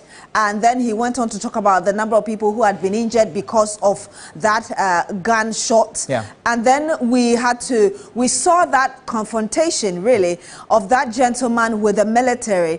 And we've seen Sami Jemfi, the communications officer of the Opposition National Democratic Congress, addressing the press and actually justifying it and congratulating the man for facing the military, because in their view, what they are doing is wrong, and also went back to a point that all of us had made earlier in this studio about the assurances coming from the IGP, Inspector General of Police, Dr. George Akufo-Dampare, and he did not just make the assurance, he reiterated it, that the military, as we've seen in previous elections, was not going to be there, will not see soldiers in our constituencies. They would only be called in when necessary. Unfortunately, from yesterday, we saw the military deployments in various constituencies. And so that was a point that he emphasized as well. Like, you told us something and now you've gone back on your word. And it's not just the Ghana Police Service that told us that. You remember that after that interaction between the IGP and stakeholders, we had the military, the Ghana Armed Forces, issuing a statement as well, kind of corroborating what Dr. George Akufo-Dampare had said, that we are not going to be part of this. We would only come in when we have been called. And now we've seen what is going on in the various constituencies, and obviously people being apprehensive. I'm sure you heard Ibrahim Abubakar, a man in the Ashanti region, who brought us the backstory, really, of what happened in Obuasi East when the NDC communications officer for that constituency confronted the military or the soldiers. He said that because of what had happened, people were afraid. They were not going to go to the polling stations to vote. And that's, I believe, is not something that we've been wishing for. Remember that you're still here on Ghana Decides. This is the afternoon stretch. We're streaming on all our socials. We are also live on 3FM 92.7. And so if you have to step out and you're wondering how you can catch up with the conversation, we're streaming as well on 3FM 92.7. And so really, I don't think that this is something that all of us were hoping for. And at the end of the day, also, when that peace pact was signed, what it was that, I mean, we're all hoping. I mean, we had Dr. Mahmoud Bawumia, who is the flag bearer of the governing New Patriotic Party. We had John Mahama there. It was quite beautiful, because remember that prior to to the signing of the Peace Pact, we had heard Johnson Aseedun Katia and some executives of the NDC saying that until we are able to bring finality to the deaths or the issues that happened in 2020, they were not going to sign. But at the end of the day, we saw that commitment from the former president and Dr. Mahmoud Bawumia signing. And so for us to give this kind of message and at the end of the day people are dead and injured, I don't think it's a good signal for us moving forward. You know, the former president had also granted an interview to BBC where he stated categorically when he was asked if he would accept the outcome of the results, and he stated clearly there that he would only accept it if the process was free and fair. And those are some of the things that we are hoping we don't have to get to with all that we are seeing, especially with all the violence that is seemingly appearing in some pockets within this whole electoral process. I find also the whole security conversations that has sprung up over the last couple of days quite curious. You know, we've had the closure of the borders, we had the directive from RECSEC in the Ashanti region, and now we are seeing military men appearing in places that we don't expect to see them in the midst of all of this. I think there should be a better way to go about the communication in all of this to ensure that tempers are calm. I am really looking forward to seeing the press release from the Ghana Armed Forces explaining why those two police officers were where they are, to help us appreciate what really the issue is. And it was, I'm not sure what to make of the commendation of the NDC with the confrontation between the security personnel and the gentleman over there, because those two people could easily have lost their lives in the midst of all of this. But in everything, we are all just asking everybody to exercise restraint, be calm and patient, and try to, as much as possible, use civil options in order not to have a loss of, I don't think any electoral results is worth anybody losing their lives over. And these are some of the things that we are hoping we don't go back to, Beatrice. Yeah, and we'll have to go to Okaikwe South, because as we speak and we talk about what has happened so far, there's something happening there as well. Shadrach Esrifi is a man there who is monitoring events for us. Shadrach, just bring us up to speed regarding what's happening there. Shadrach, if you can hear and see us, can you tell us what's happening in Okaikwe South, where you are? Yes, so I'm still at the... Okay, it looks like we'll have to rectify that connection to Shadrach in Okaikwe South. But if you can see us, I mean, you're seeing indeed certain individuals with a car. Well, we'll bring you some better footages there and tell you exactly what's happening. But okay, today, so Shadrach had reported that a pickup truck had gone to the St. Teresa's Center, I believe. The pickup truck, they believe, was stuffed with some ballot boxes, ballot papers, and that had raised some agitation among the youth in the area who had approached the persons in the vehicle and had tried to restrain them from getting access into the perimeter of the place. I understand that everybody who came to the premise in order to get in to cast their ballots were thoroughly searched if they had bags or things that they suspected could be used to bag ballot papers allegedly. And you see, these are all some of the security concerns that have come up in all of this electoral process, where people are now taking,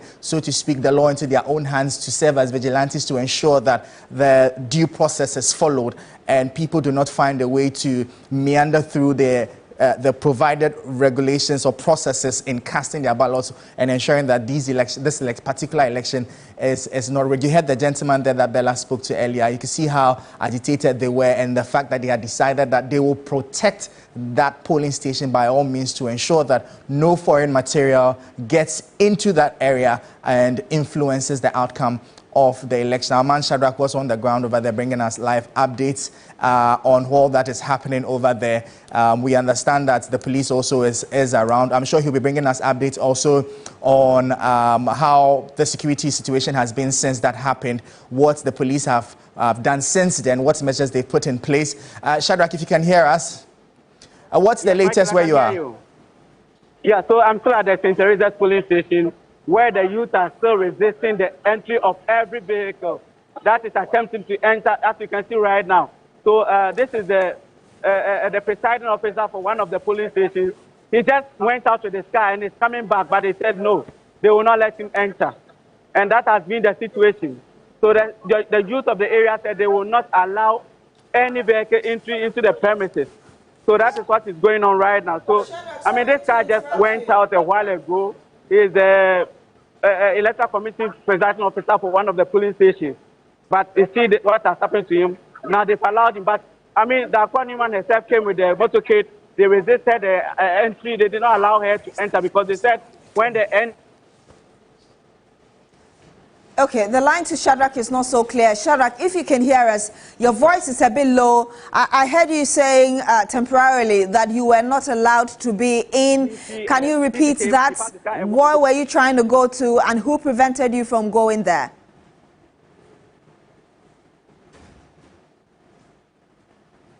Hello, Shadrach?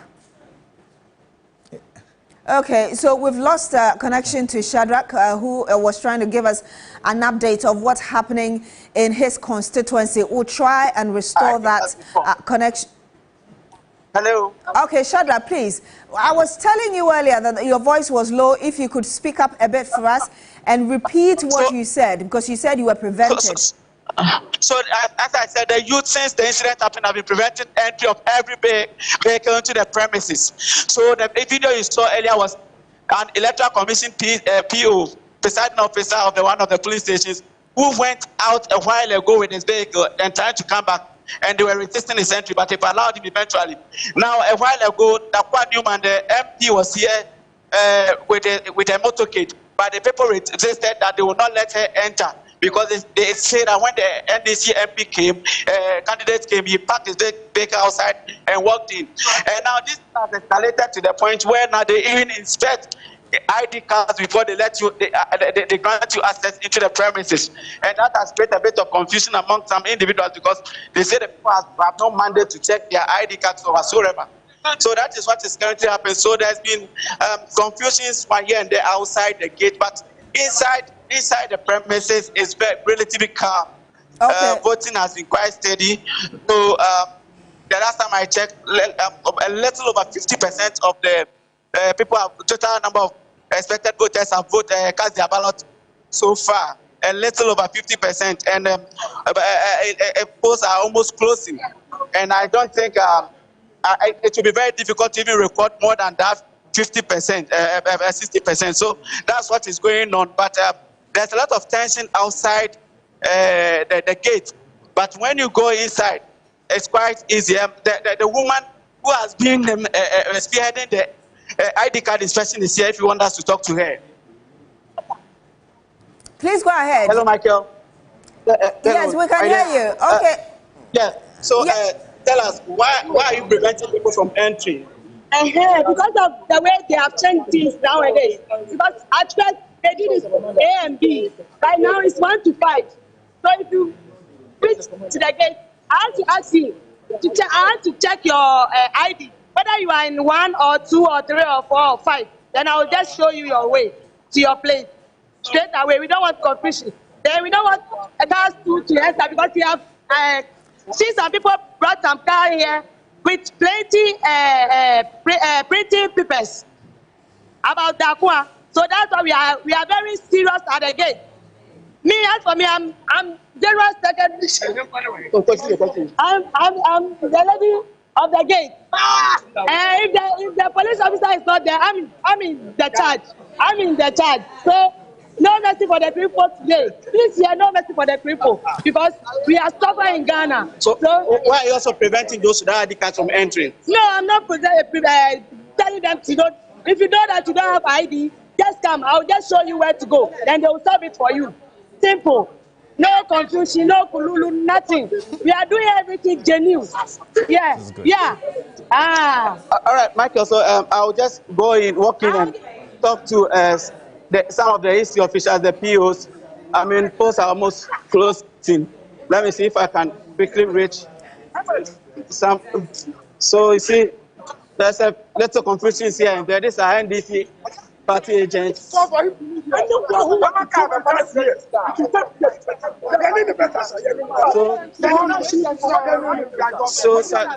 some few confusions here and there. What's happening? What's happening? I don't know what happened, but he called us. I don't know what happened. Who called you? Who called you? One of our agents. Who called you? Who called you? One of our agents. What did he say? I think he said the guy is holding envelope, but when we check, there's nothing in it. The EC guy. I think. Okay. Thank you. So let me talk to the guy who just drove in, and they are saying he has an envelope. That's the guy who just drove in. He is the PO, the presiding officer for, I think, Center 1. Senior, talk to us. What is going on? I just came from the office. I received some materials from the office urgently to come and seal some of our boxes and all of that. And then when I go here, the ruffians over here, I don't understand what's going on. Because I've been going back and forth, trying to make the process very smooth. What is in the envelope? What's the content of the envelope? It's just seals. Seals. For God's sake. Can we see that? Seals. Can we see that? They are seals. So, Michael, that's the frustration all over his face. That's what is going on. So, as you can see, they are closing polls. It's almost 5 p.m., so they are closing. So that is what has been going on. So there's a bit of tension around because of what happened earlier, and the youth have, vowed that they will resist every attempt for any vehicle to enter into the premises.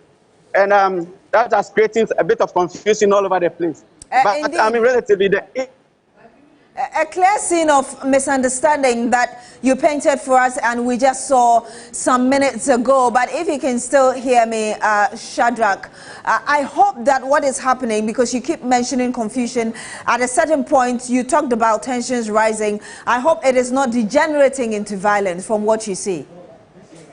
We hope so. We hope so, because as polls are closing, I think it's getting quite intense. And so we hope that it doesn't degenerate into something else. That's what we are hoping for.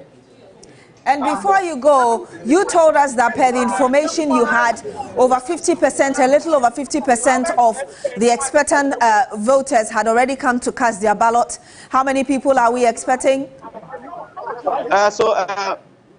If you can just hold on a little for me, let me just retrieve that information for you. Okay.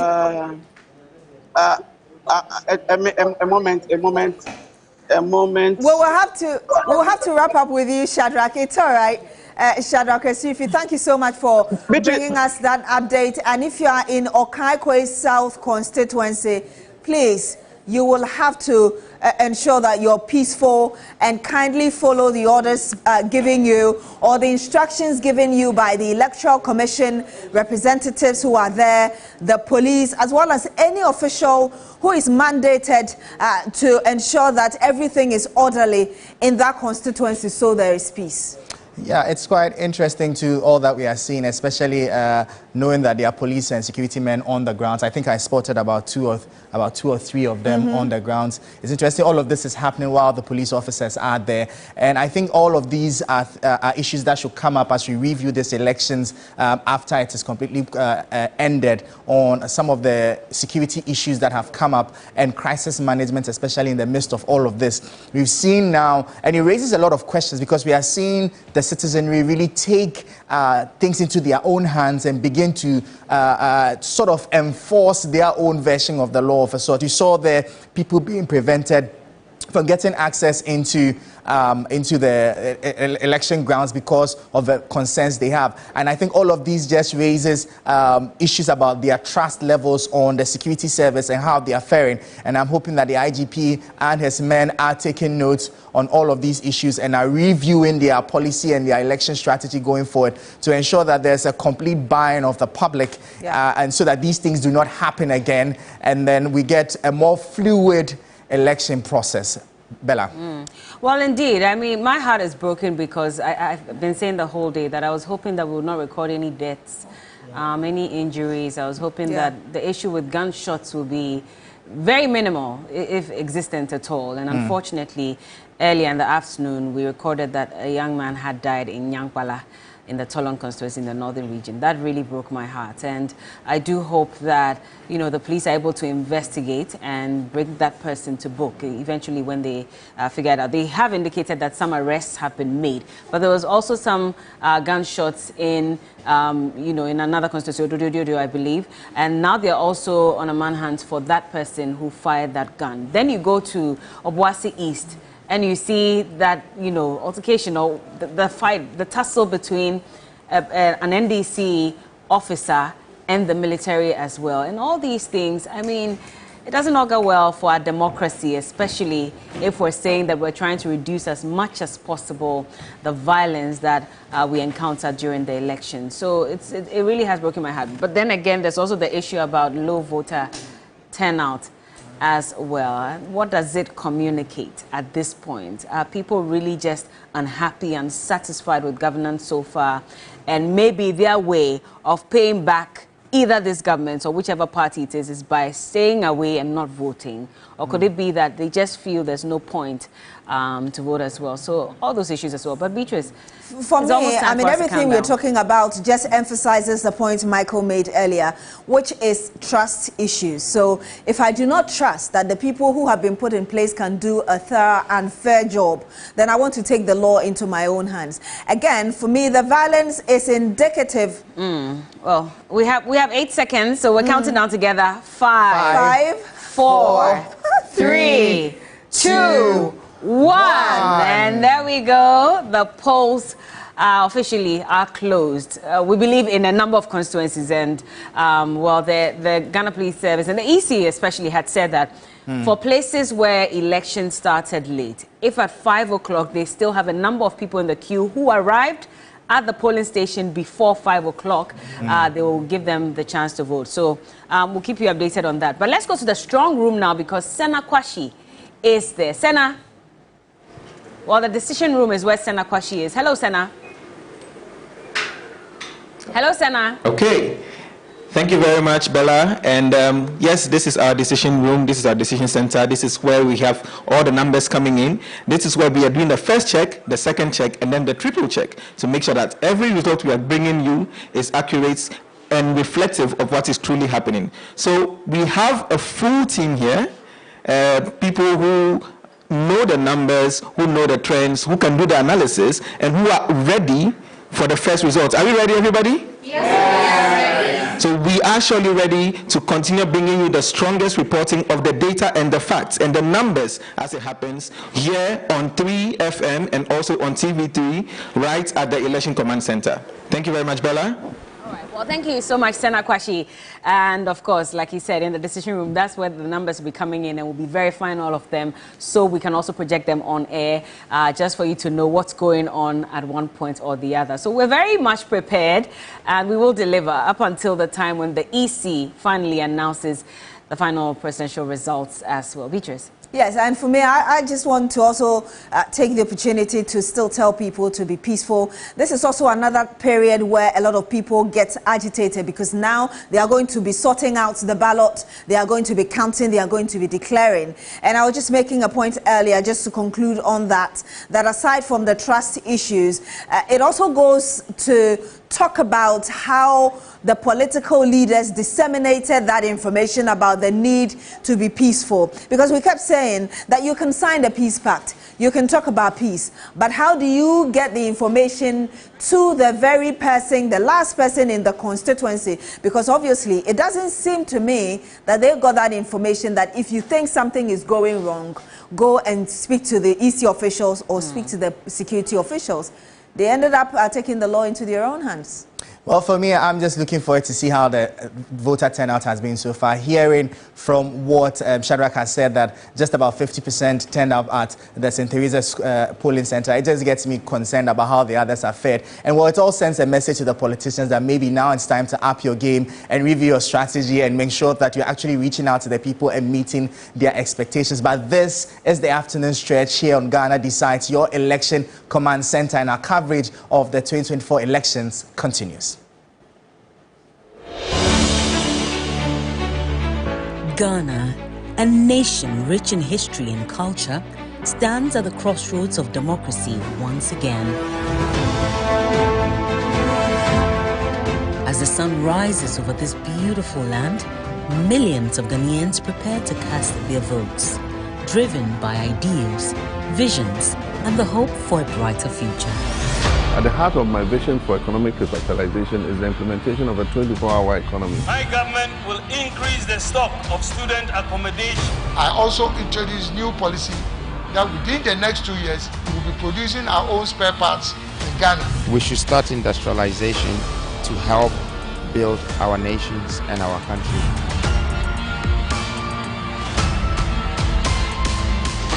Elections are more than just a process. They are testament to the power of the people. Each vote cast is a voice heard, a dream shared, and a vision for the future. As we reset Ghana come 2024, it will be better for them as life. We need people who understand the work to be in parliament. That contract has not seen the light of the day. We have not seen anything on the ground. They actually found sick people lying in the rooms. Why will they not go to the hospital? The cost is too high. Al Hassan started the hospital, and hopefully it will be commissioned by the end of this year.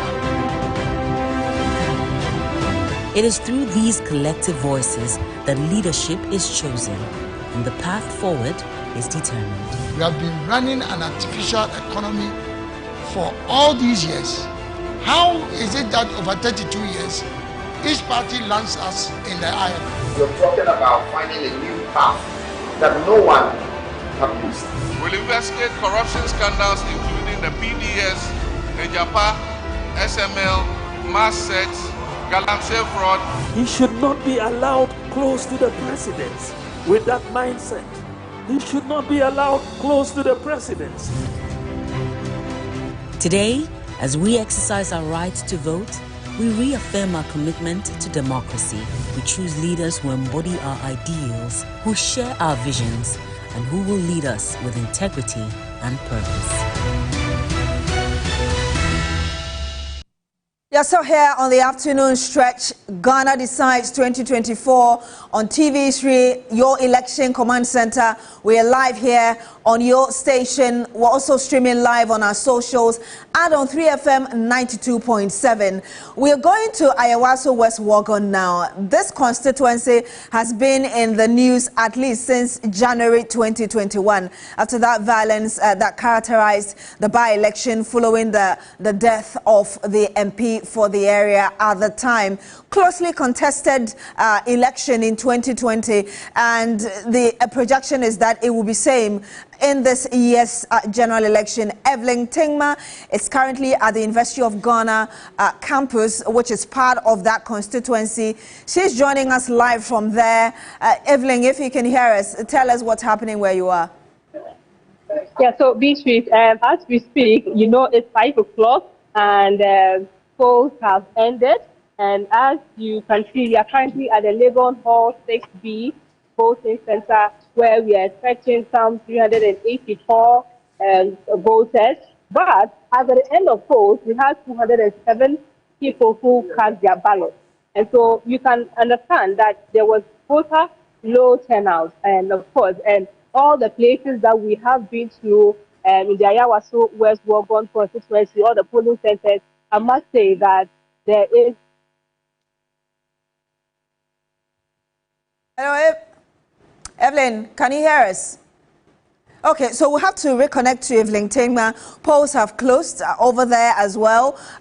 It means that perhaps the EC officials are beginning to sort out the ballot papers, and counting will begin very shortly, I believe. But I would just say, okay, Evelyn is back before. We'll be talking about this constituency very shortly, but let's conclude our conversation with Evelyn Tingma. Evelyn, you were making a point earlier about polls closing in the Ayawasu West Wagon, particularly the polling station where you are, the University of Ghana. Please conclude on your submission.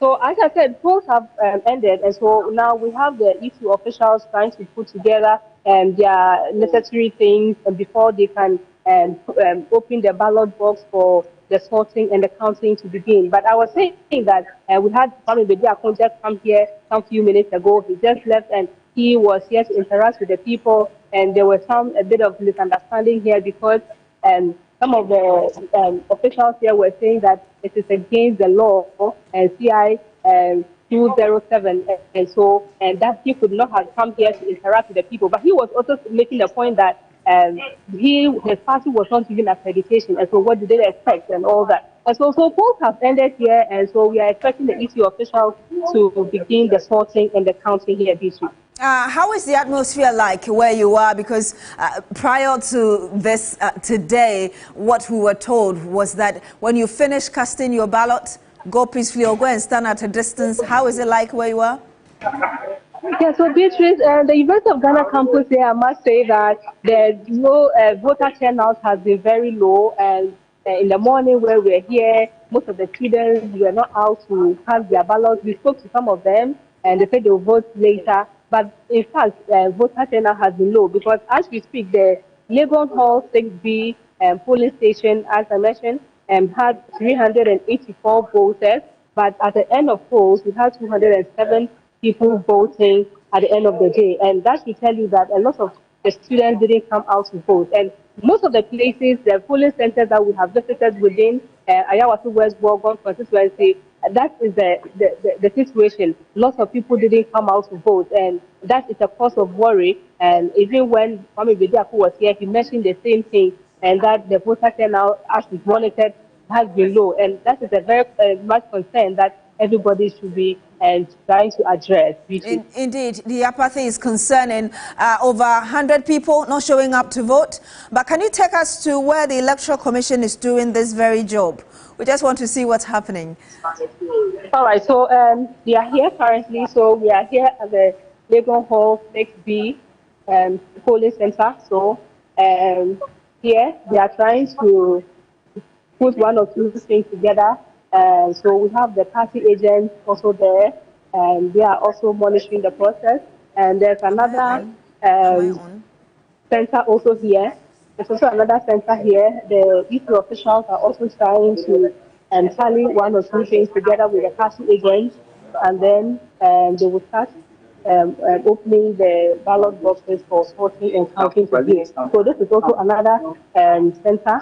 So the EC officials are also here for them. They have not passed their things yet, but basically that is it. So I'm sure when they finish, that is the process. So when they finish the voting, normally when they finish voting, you have to put all those things together, tally the figures and all that together with the party agents before the boxes can be opened for sorting and counting to take place this week. Indeed. Thank you so much, Evelyn Timma, for bringing us all that we needed to see and hear from the polling station where you are. But I was saying earlier that we're going to talk about this constituency. First of all, I'm concerned that over 100 people did not show up to vote in that polling station where Evelyn Timma is. But I was saying earlier that this is also a very, a hotly contested constituency. If you look at the margin in terms of 2020's parliamentary election, John Domelo nearly took that seat. He gained significant grounds, especially looking at how they performed. But quickly on the issue of the voter turnout, you know the Ayawasu West constituency is a stronghold of the NPP. And one of the things you don't want to hear in an election period like this is low voter turnout, because that has a way of impacting on the final outcome of the results, both parliamentary and in presidential elections. But you do know also that John Dumelo and Lydia Sarah Hassan, that is one keenly contested, a very hot ground in terms of this year's elections. A lot of people are looking forward to see how this turns out. We know that the NPP decided to actually host its final rally in that constituency. It just shows you how keen this particular constituency is in the whole periphery of the politics in the country and the NPP. But we're crossing over now to my colleague Emmanuel Samani to bring us updates on how things are fared. Samani, please tell us where you are, and has voting closed where in the police stations you find yourself?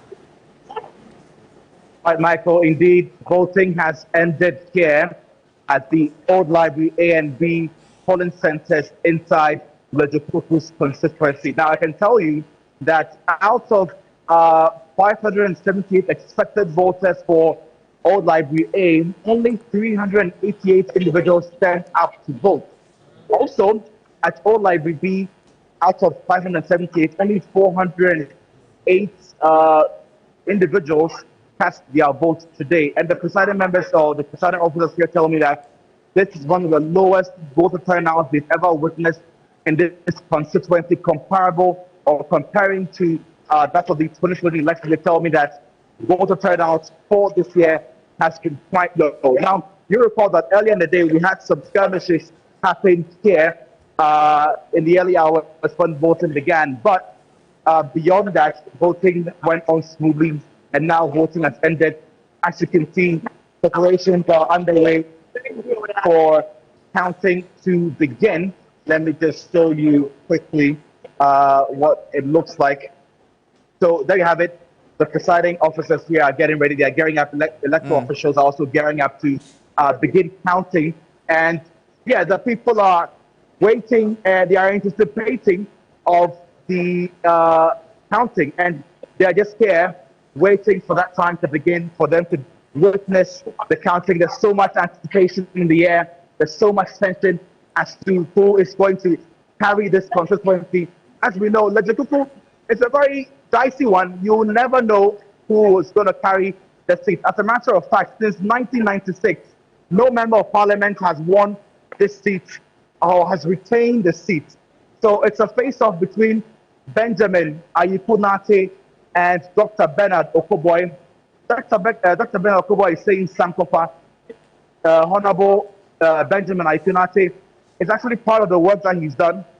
Well, he actually talks about the fact that he's invested lots in infrastructure, in roads, in jobs, and in health. Will that be enough for him to break the jinx here at the Jukuku? Only time will tell. Very interesting one, the Samani. But from where you are, I do not see any security personnel, just in case we missed that. What's the security situation where you are, and what's your assessment of security presence at the various polling centers that you visited? Right, so Michael, beyond the skirmish that occurred earlier this morning, everything has been smooth so far.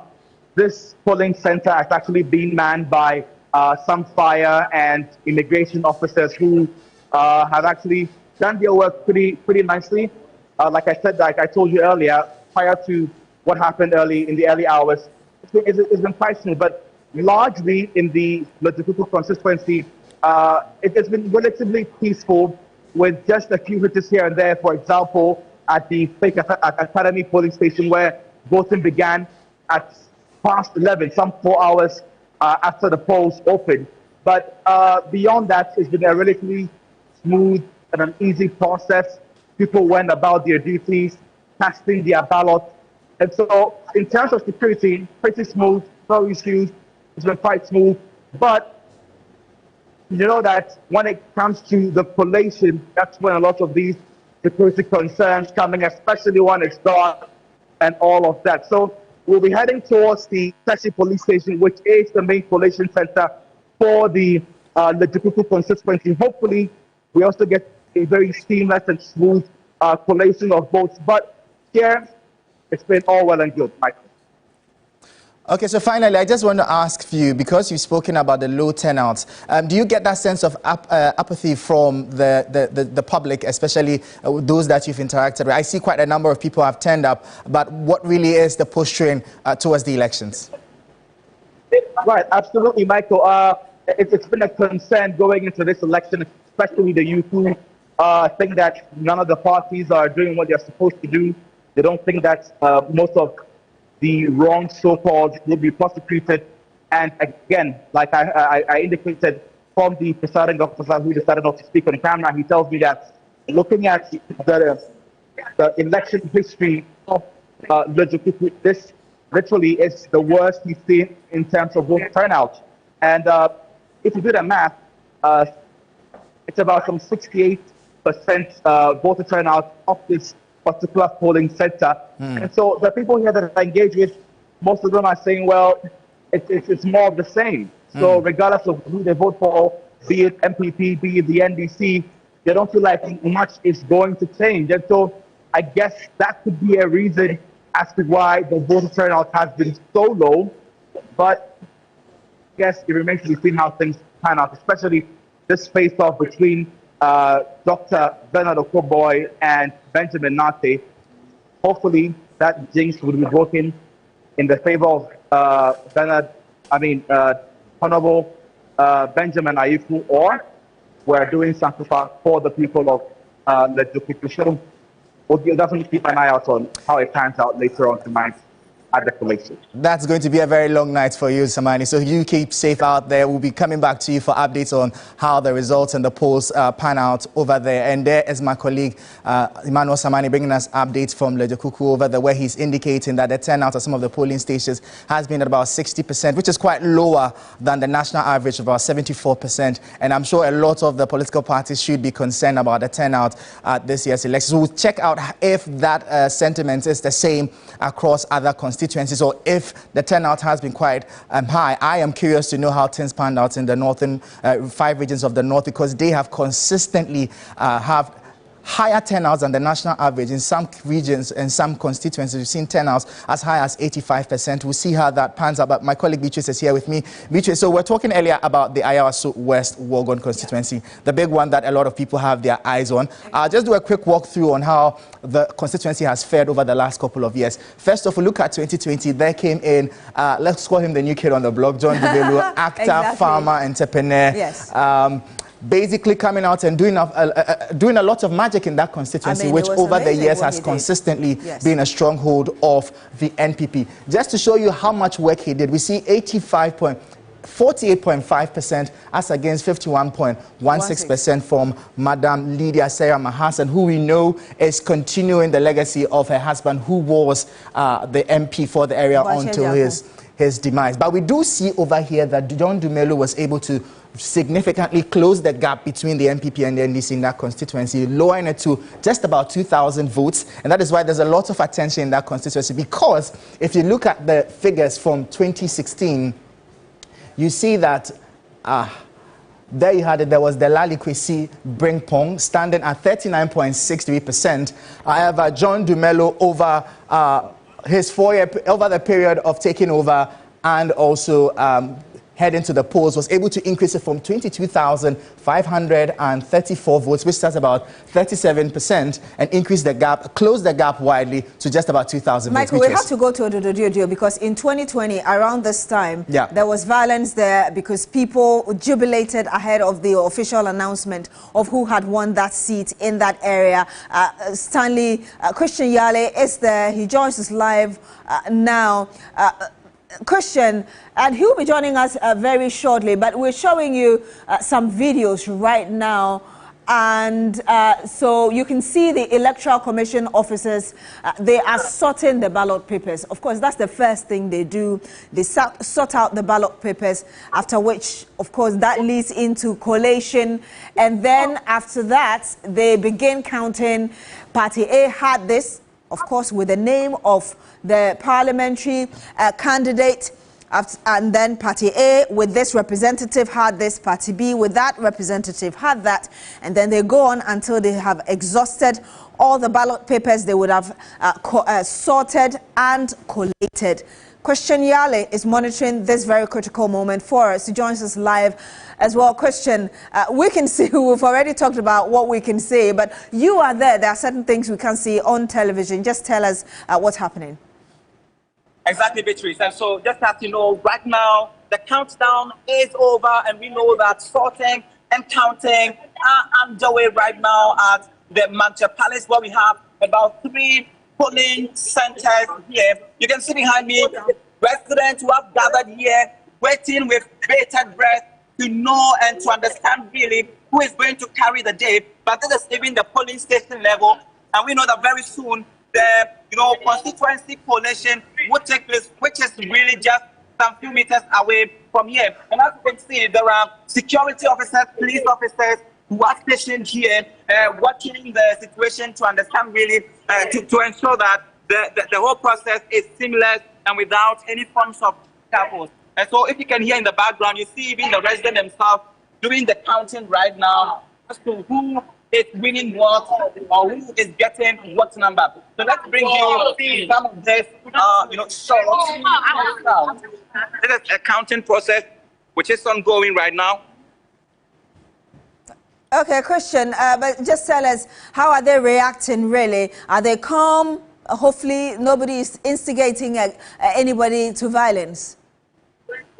Yes, generally it is a very calm atmosphere here, a very quiet one, a very seamless one so far it has been, despite the earlier scuffles that were recorded at this place. And what we know is that residents, and just as you can see in your shot, are actually doing the counting, which is very transparent for everyone to see. And so under this light, really nothing can really go amiss. But you also see that there are some opinion leaders and elders of the community who are here also watching on to ensure that everything goes as planned. Very soon, like I said, would have the constituency coalition itself take place, but this is the Manche Palace, number 1, 2, and 3, where all these polling stations are over with the voting and counting are currently ongoing. You look at this polling station, for instance, this center, for instance, which is still doing the sorting, Beatrice, to ensure that we know the ballot papers that would be discarded by way of rejecting them, and then we'd also get to see the ballot papers which are going in favor of which political party, both for the presidential and also for the parliamentary. And so that is it. And so here you are, the police officers are here, opinion leaders are here, residents have gathered here all around, waiting with bated breath, really, to know how the situation is going to end. And we here are watching with very, shiny eyes to understand and even see every action as it goes. Right from here, we'll see and try to visit other polling stations as well. And we know that the constituency coalition is going to take place at, Cities and Engineers, which is just some 2 meters away from the Jamestown roundabout, Beatrice. So this is what is happening. Exactly. Is ongoing right now. Watching with eagle eyes, I can imagine, but can you draw just a little closer? I know you have to keep a certain level of distance, as it were, but if you could draw just a little closer so we can hear the electoral officers just, sort out and what they are saying as they're doing their work. Exactly, Beatrice. So exactly that is what we are doing for you. You see in your shot, the Electoral Commission officer displaying the vote, and really the residents themselves doing the counting. And so it is one that is very involving, everyone involved, the residents themselves doing the counting here. The EC officials are merely just doing the display of the ballot papers and how the voting patterns are as it stands. This is the Ododo constituency.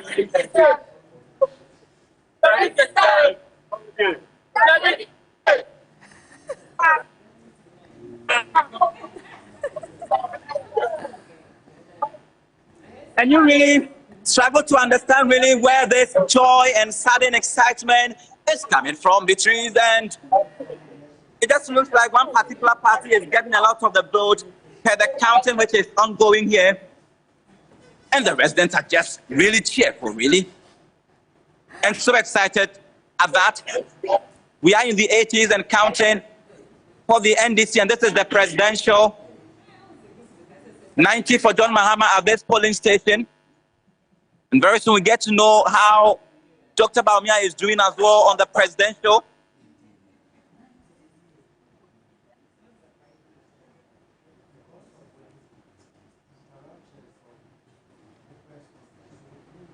Quite interesting what's going on there, but you're seeing on your screens really the constituents of Ododo constituency obviously excited. You can see them counting along with the Electoral Commission officers who are sorting out the ballots and collating them, after which the real results would be announced. And so you're seeing them, children, adults, women, men, all eager to see who emerges the winner in Ododo constituency. Don't forget that this is a stronghold of the opposition NDC, and ahead of this year's general election, it was the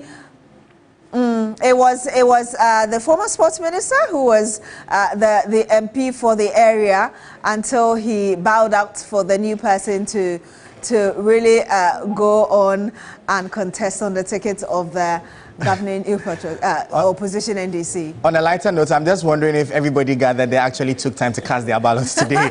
And I'll be wondering, I'll be interested to also know what the voter turnout was like in that constituency, especially with all that we've heard so far about the low voter turnout. I hope that they were able to at least turn up in their numbers and cast their ballots. But it's been an interesting experience so far. I think that place was relatively calm, apart from the few issues that came out at the beginning. But we'll be going across all the other constituencies and bringing you updates from the various polling centers to find out how things have fared so far, if the sorting process has begun, or if the counting has begun, like we've seen in this particular constituency. We do know that some polling stations centers were not able to commence the process on time.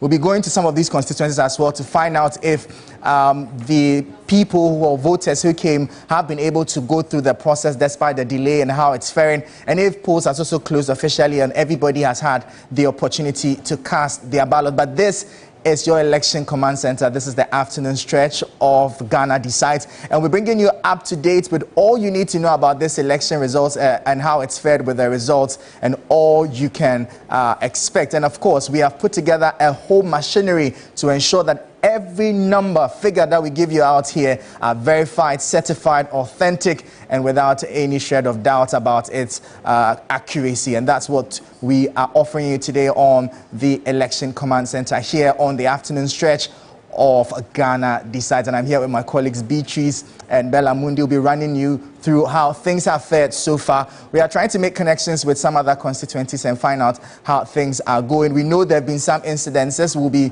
bringing you updates on how all of that have fared. We know the police is, for instance, on the manhunt for some individuals who had engaged in some electoral violence, and we are hoping to find out how things have fared also. It's good to also know that calm has been restored in a lot of these centers and the entire process has gone through. We'll be also looking forward to hear from the police service on their assessment of this particular election with the petty issues that we've heard and how they hope to improve the system going forward. Also, we'll be keen to hear from the Ghana Armed Forces as well to clarify some of the issues that have come up since all of this happened, especially with some of their officers that we've seen around since all of this happened. Bella, I don't know what your thoughts are, but I think so far so good. Or what do you say? So far so good. I'll tell you something. Yeah. I'm very interested in Lejokuku because that's my constituency. I lived there for many years.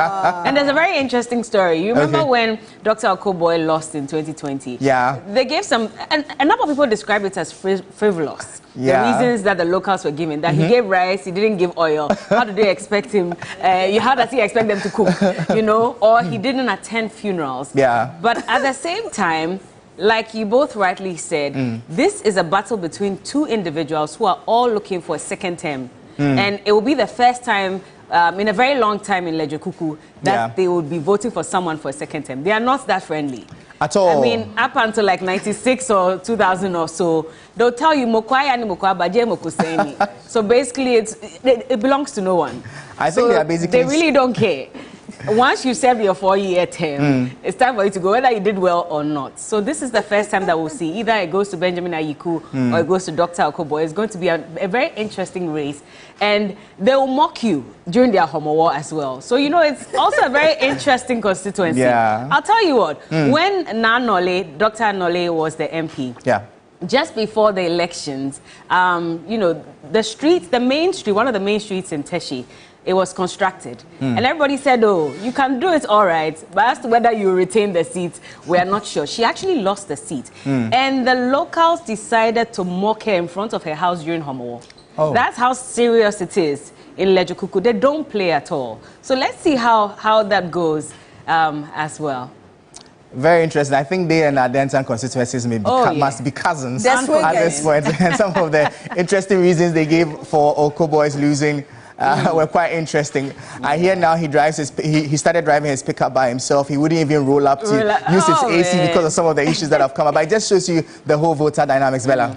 But let's go to the Adentan constituency. It's also going to be a very interesting race as well between, well, let's go to Kinto North for now and take a look. I believe that voting has ended officially as well. So, Adam Mumpuni, hello.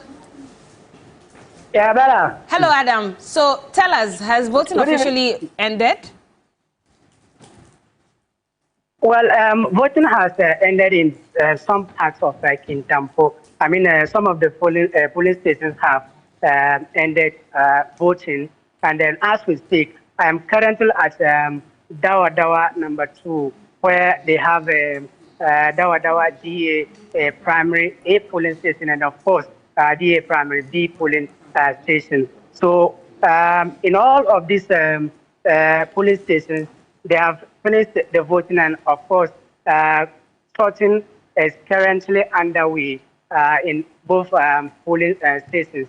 So we're waiting to see how the results will be. But my understanding also is that other polling stations have also, ended the voting process, and then sorting as well as the counting is ongoing across most of the polling stations. But what's the general mood of the voters as they all look on? Well, the general mood of the voters is quite calm. The fact is that as at 12 p.m., when I toured most of the polling stations right here in the constituency, a lot of them had not come out to cast their votes yet. And it appears as though there's going to be a low turnout. And even at this particular 2 polling stations that I'm speaking to you from, when you check the voter turnout, the 2 of them are recording about 700 registered number of voters in their voters register, and only about a little over 400 people coming out to cast their votes. So across most of the polling stations I toured in the constituency, it appeared as though a lot of people did not, come out to vote. But we are monitoring to see at the close of the by the close of day, we'll monitor and see whether the low turnout will reflect as it was in the afternoon, or a lot more people will come out this evening to cast their votes. In fact, I spoke to some of them, and they said they were not going to take part in the voting process, and a lot of them are giving reasons about both the ruling party. Adams, thank you very much. Thank you, and we'll come back to you much later. That's Adams Wumpini from Kintampo North. But let's head over to Yendi now, and we have Amin Mumuni, who's also going to update us. Hello, Amin. Well, we're yet to get him, but we'll be updating you on that as well. And yes, voting has ended in many polling stations across the country. And so sorting is taking place in a number of these polling centers, and counting should begin soon for many places. So we're looking forward to the counting and, of course, the numbers trickling in as well. Michael and Beatrice. It's quite interesting that the issue of low voter turnout is still coming up again. You've heard it there from the very constituency you just spoke of about up north. It's quite concerning that people aren't turning out to vote, and it just speaks a lot. And I'm sure the political class are taking note of this, and it means that you have to review your policy, and it tells you that people may not necessarily be pleased with how things are going, especially with the running of the country. And it's time to review your notes and ensure that you are getting to the grassroots, you are addressing their concerns and the nitty-gritty things that are important to the people in order to get them to participate. I think it also highlights the role of the NCC in all of this. Maybe it is time to resource them even more to go out there and educate the public and urge them to participate in this civic rights, responsibility, which is crucial in ensuring that as a country we all play that active role in deciding who takes on the helm of affairs in the country, and ensure that we have leaders that we want because we chose them. Bella. Yes, indeed. And Beatrice, I don't know what your thoughts are on this. For me, it's more than worrying, because if you have over 700 people expected to vote and just a little over 400 turn up to vote, that's like just a little over half, really. I mean, it tells a whole lot of stories, whether they are just not interested in the two candidates who, as in Dr. Mahmoud Bawumia and the former President John Mahama, or perhaps they are just tired, like Michael said. Probably. But we have Ibrahim Abubakar, who is our Ashanti regional correspondent. He's also monitoring events for us. He joins us live now. Ibrahim, tell us where you are, and hopefully at that place as well, voting has ended. I'm currently at the Peace Security Center, and as you can see, they started counting. You could hear some of the supporters. They are also counting. They don't want any mistake to. So you see that they are also following the process very, very keenly. Here we have about 4 polling stations, and they've all started their counting process. So this is one of the stronghold of the Member of Parliament for the area, and also the parliamentary candidate for NDC Munchaka. Because this is where we have been voting. So over the years, the margin is very, very low this time around. Hello, Ibrahim. Okay, so the line to Ibrahim just had a challenge there. Hopefully we're able to connect to him and he gives us everything that he had to say. But we're hoping that the voter turnout issue that we've had in the few constituencies that we've gone to doesn't reflect nationally, really. I'm coming back to you, Bella.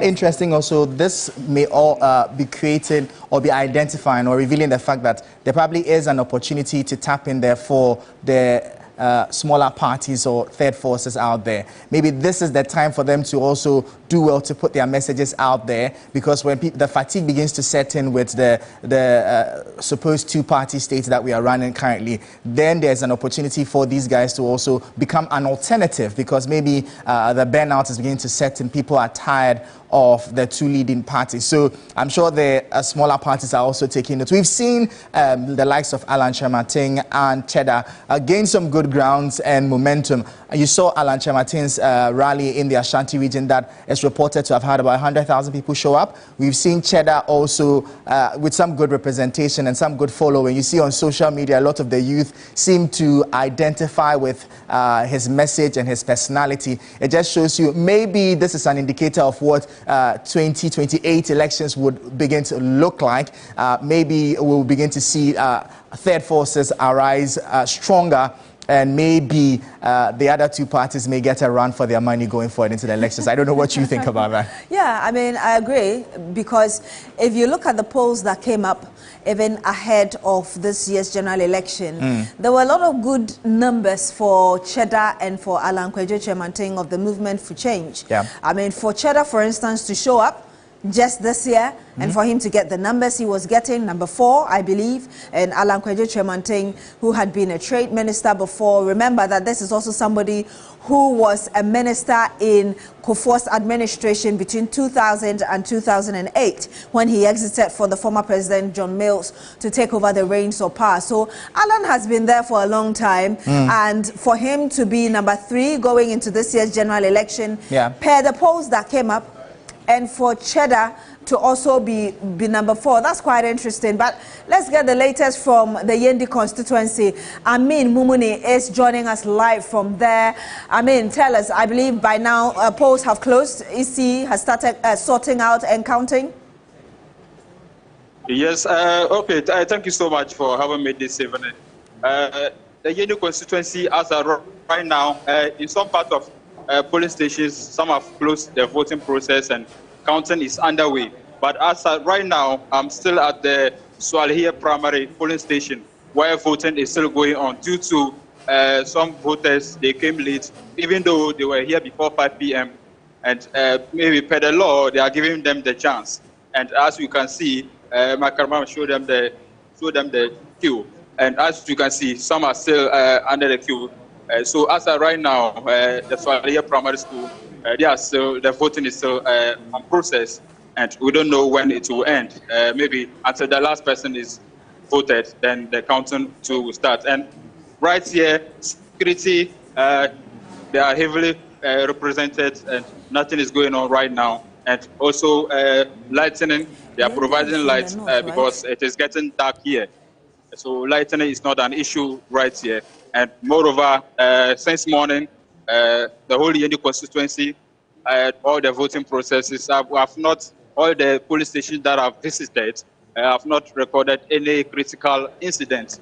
And moreover, when it comes to the electoral materials, especially the EC, they face, especially the old age people, they were finding it difficult to verify them, but some were able to go through the process. Yes. Just tell us more about the security situation there, because we know that certain constituencies in the northern part of the country have had violence. For instance, Tolong, unfortunately, one person has died. You've been in this constituency since morning. Tell us generally how the security situation has been. Yes, so when it comes to the security situation, all the police stations that I've visited since morning, I've realized that security, they were being posted permanently to monitor the voting process and also provide security. And also there was another strategy that the security service they used. There was patrol team patrolling from each police station to each polling station across the Yendi constituency. And right now, as I told you earlier, I'm still at the Swalehia primary polling station, where around 3 p.m. there was some incident that happened whereby the NDC parliamentary candidate allegedly accused the incumbent MP, Alaji Farouk Ali Umamang, that he brought soldiers onto a private car, which they were not aware of. So that is incident, they were able to resolve it, and they are still going through or monitoring the process. And also, I'm also here, and more of us, I'm still monitoring the process to see where this incident will lead to. So as of right now, I'm speaking, we have the NDC parliamentary candidate, Alassane Abdel Fattah Jofa. He's present here, and also the incumbent MP, Alaji Farouk Ali Umamang, he's also right here at this police station right now. They are all monitoring the process to see how it will end, and then voting, the counting will also start. Indeed. Yes. I mean, briefly before you go, we saw in your shot, it looked like a street light had fallen, something of a sort.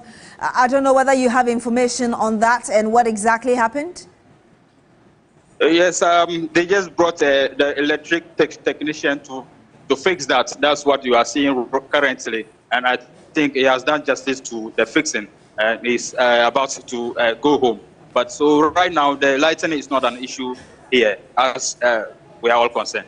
I mean, thank you so much for bringing us all the latest we need to know from the Yendi constituency in the northern part of the country. Michael, I mean, it's good to hear that in Yendi there's no security breach, as it were.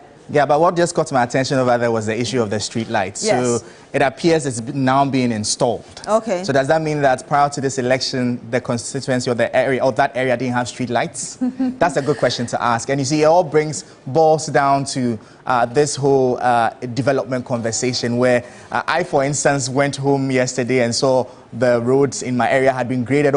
Suddenly, when I was leaving in the morning, it wasn't done.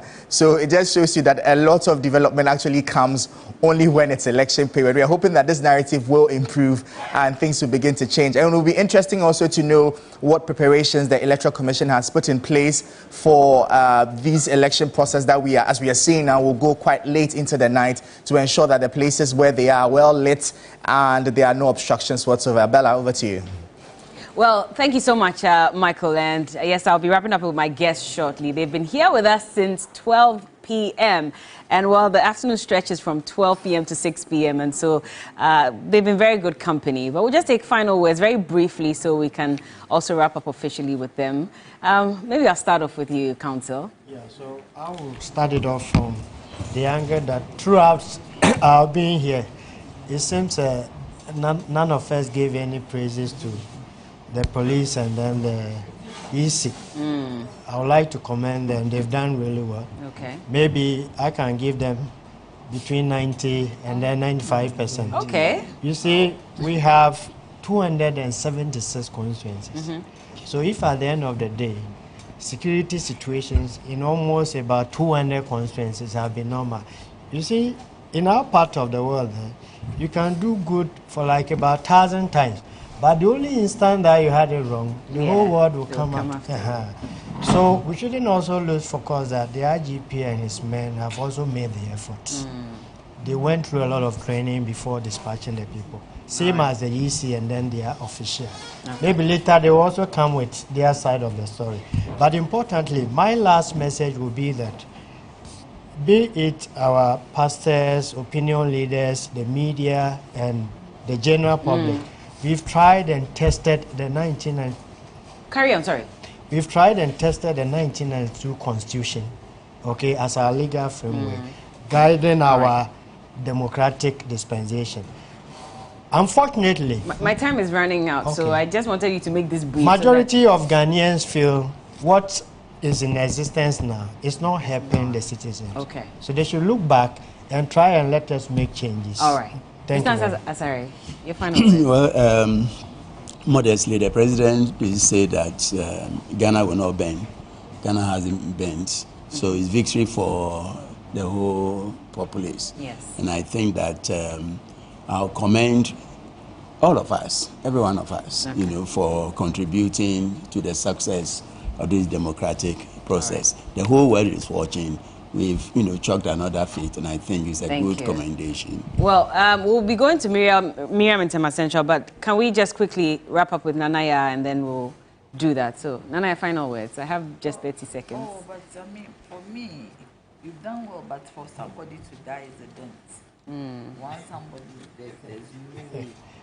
You never thought that this would be repeated, and it has been repeated. And I believe that the next election will be in 2028, and we need to learn from it. But like, there's no way I was going to anybody even 70%. Okay. All right. Thank you very much. And let's just quickly go to Miriam. Miriam is going to give us some updates as well. Hello, Miriam. Hi, Bella. Hi, Miriam. So I'm in the Tamale Central and voting has been started for now. As you can see behind me, sorting is underway. I'm presently at the GTP primary basic screen where there are about 6 polling stations.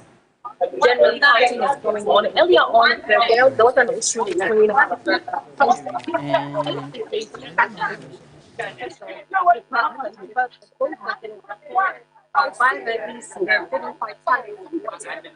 Party 8 and 12 that's not all. I'm asking. All right. Miriam, well, that's Miriam in Tamale Central as well. We were hoping we could hear from her. Miriam, I believe she's back now.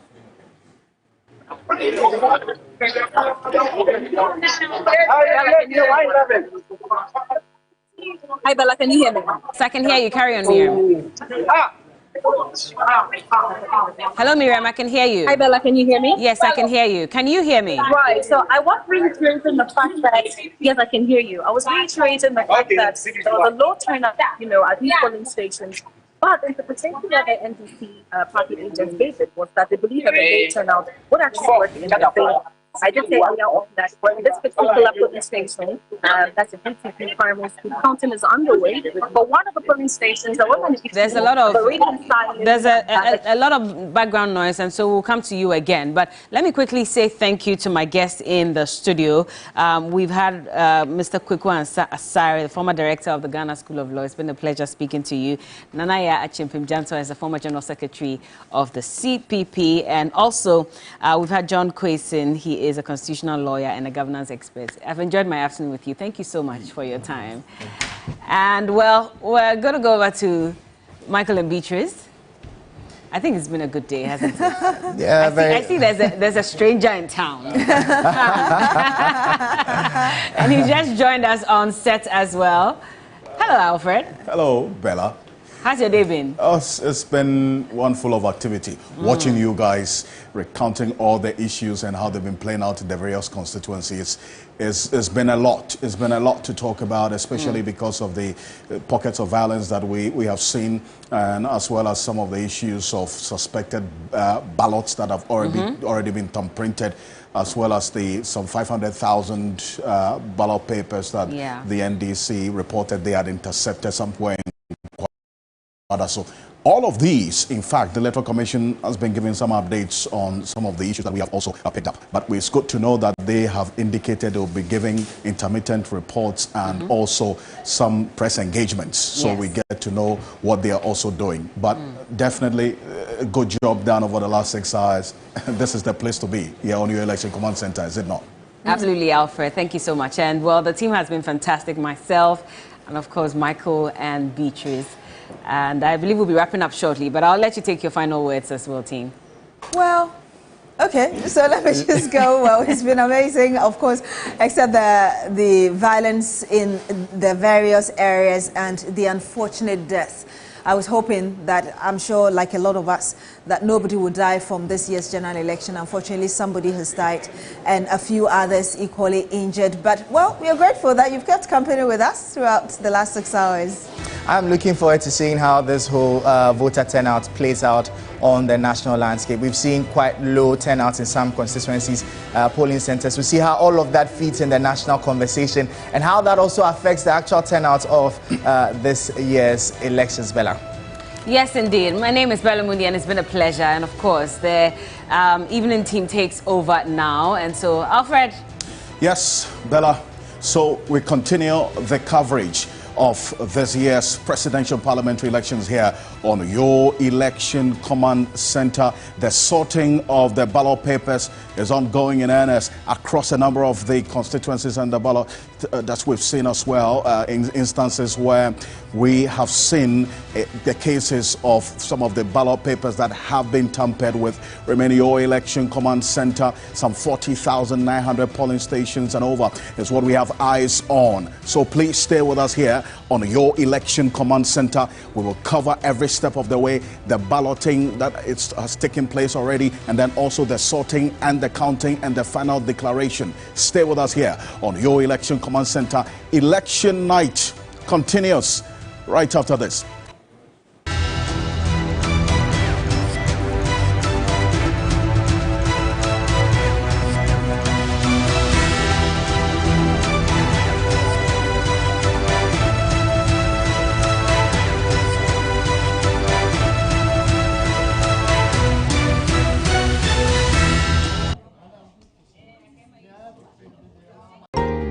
Every child is so unique.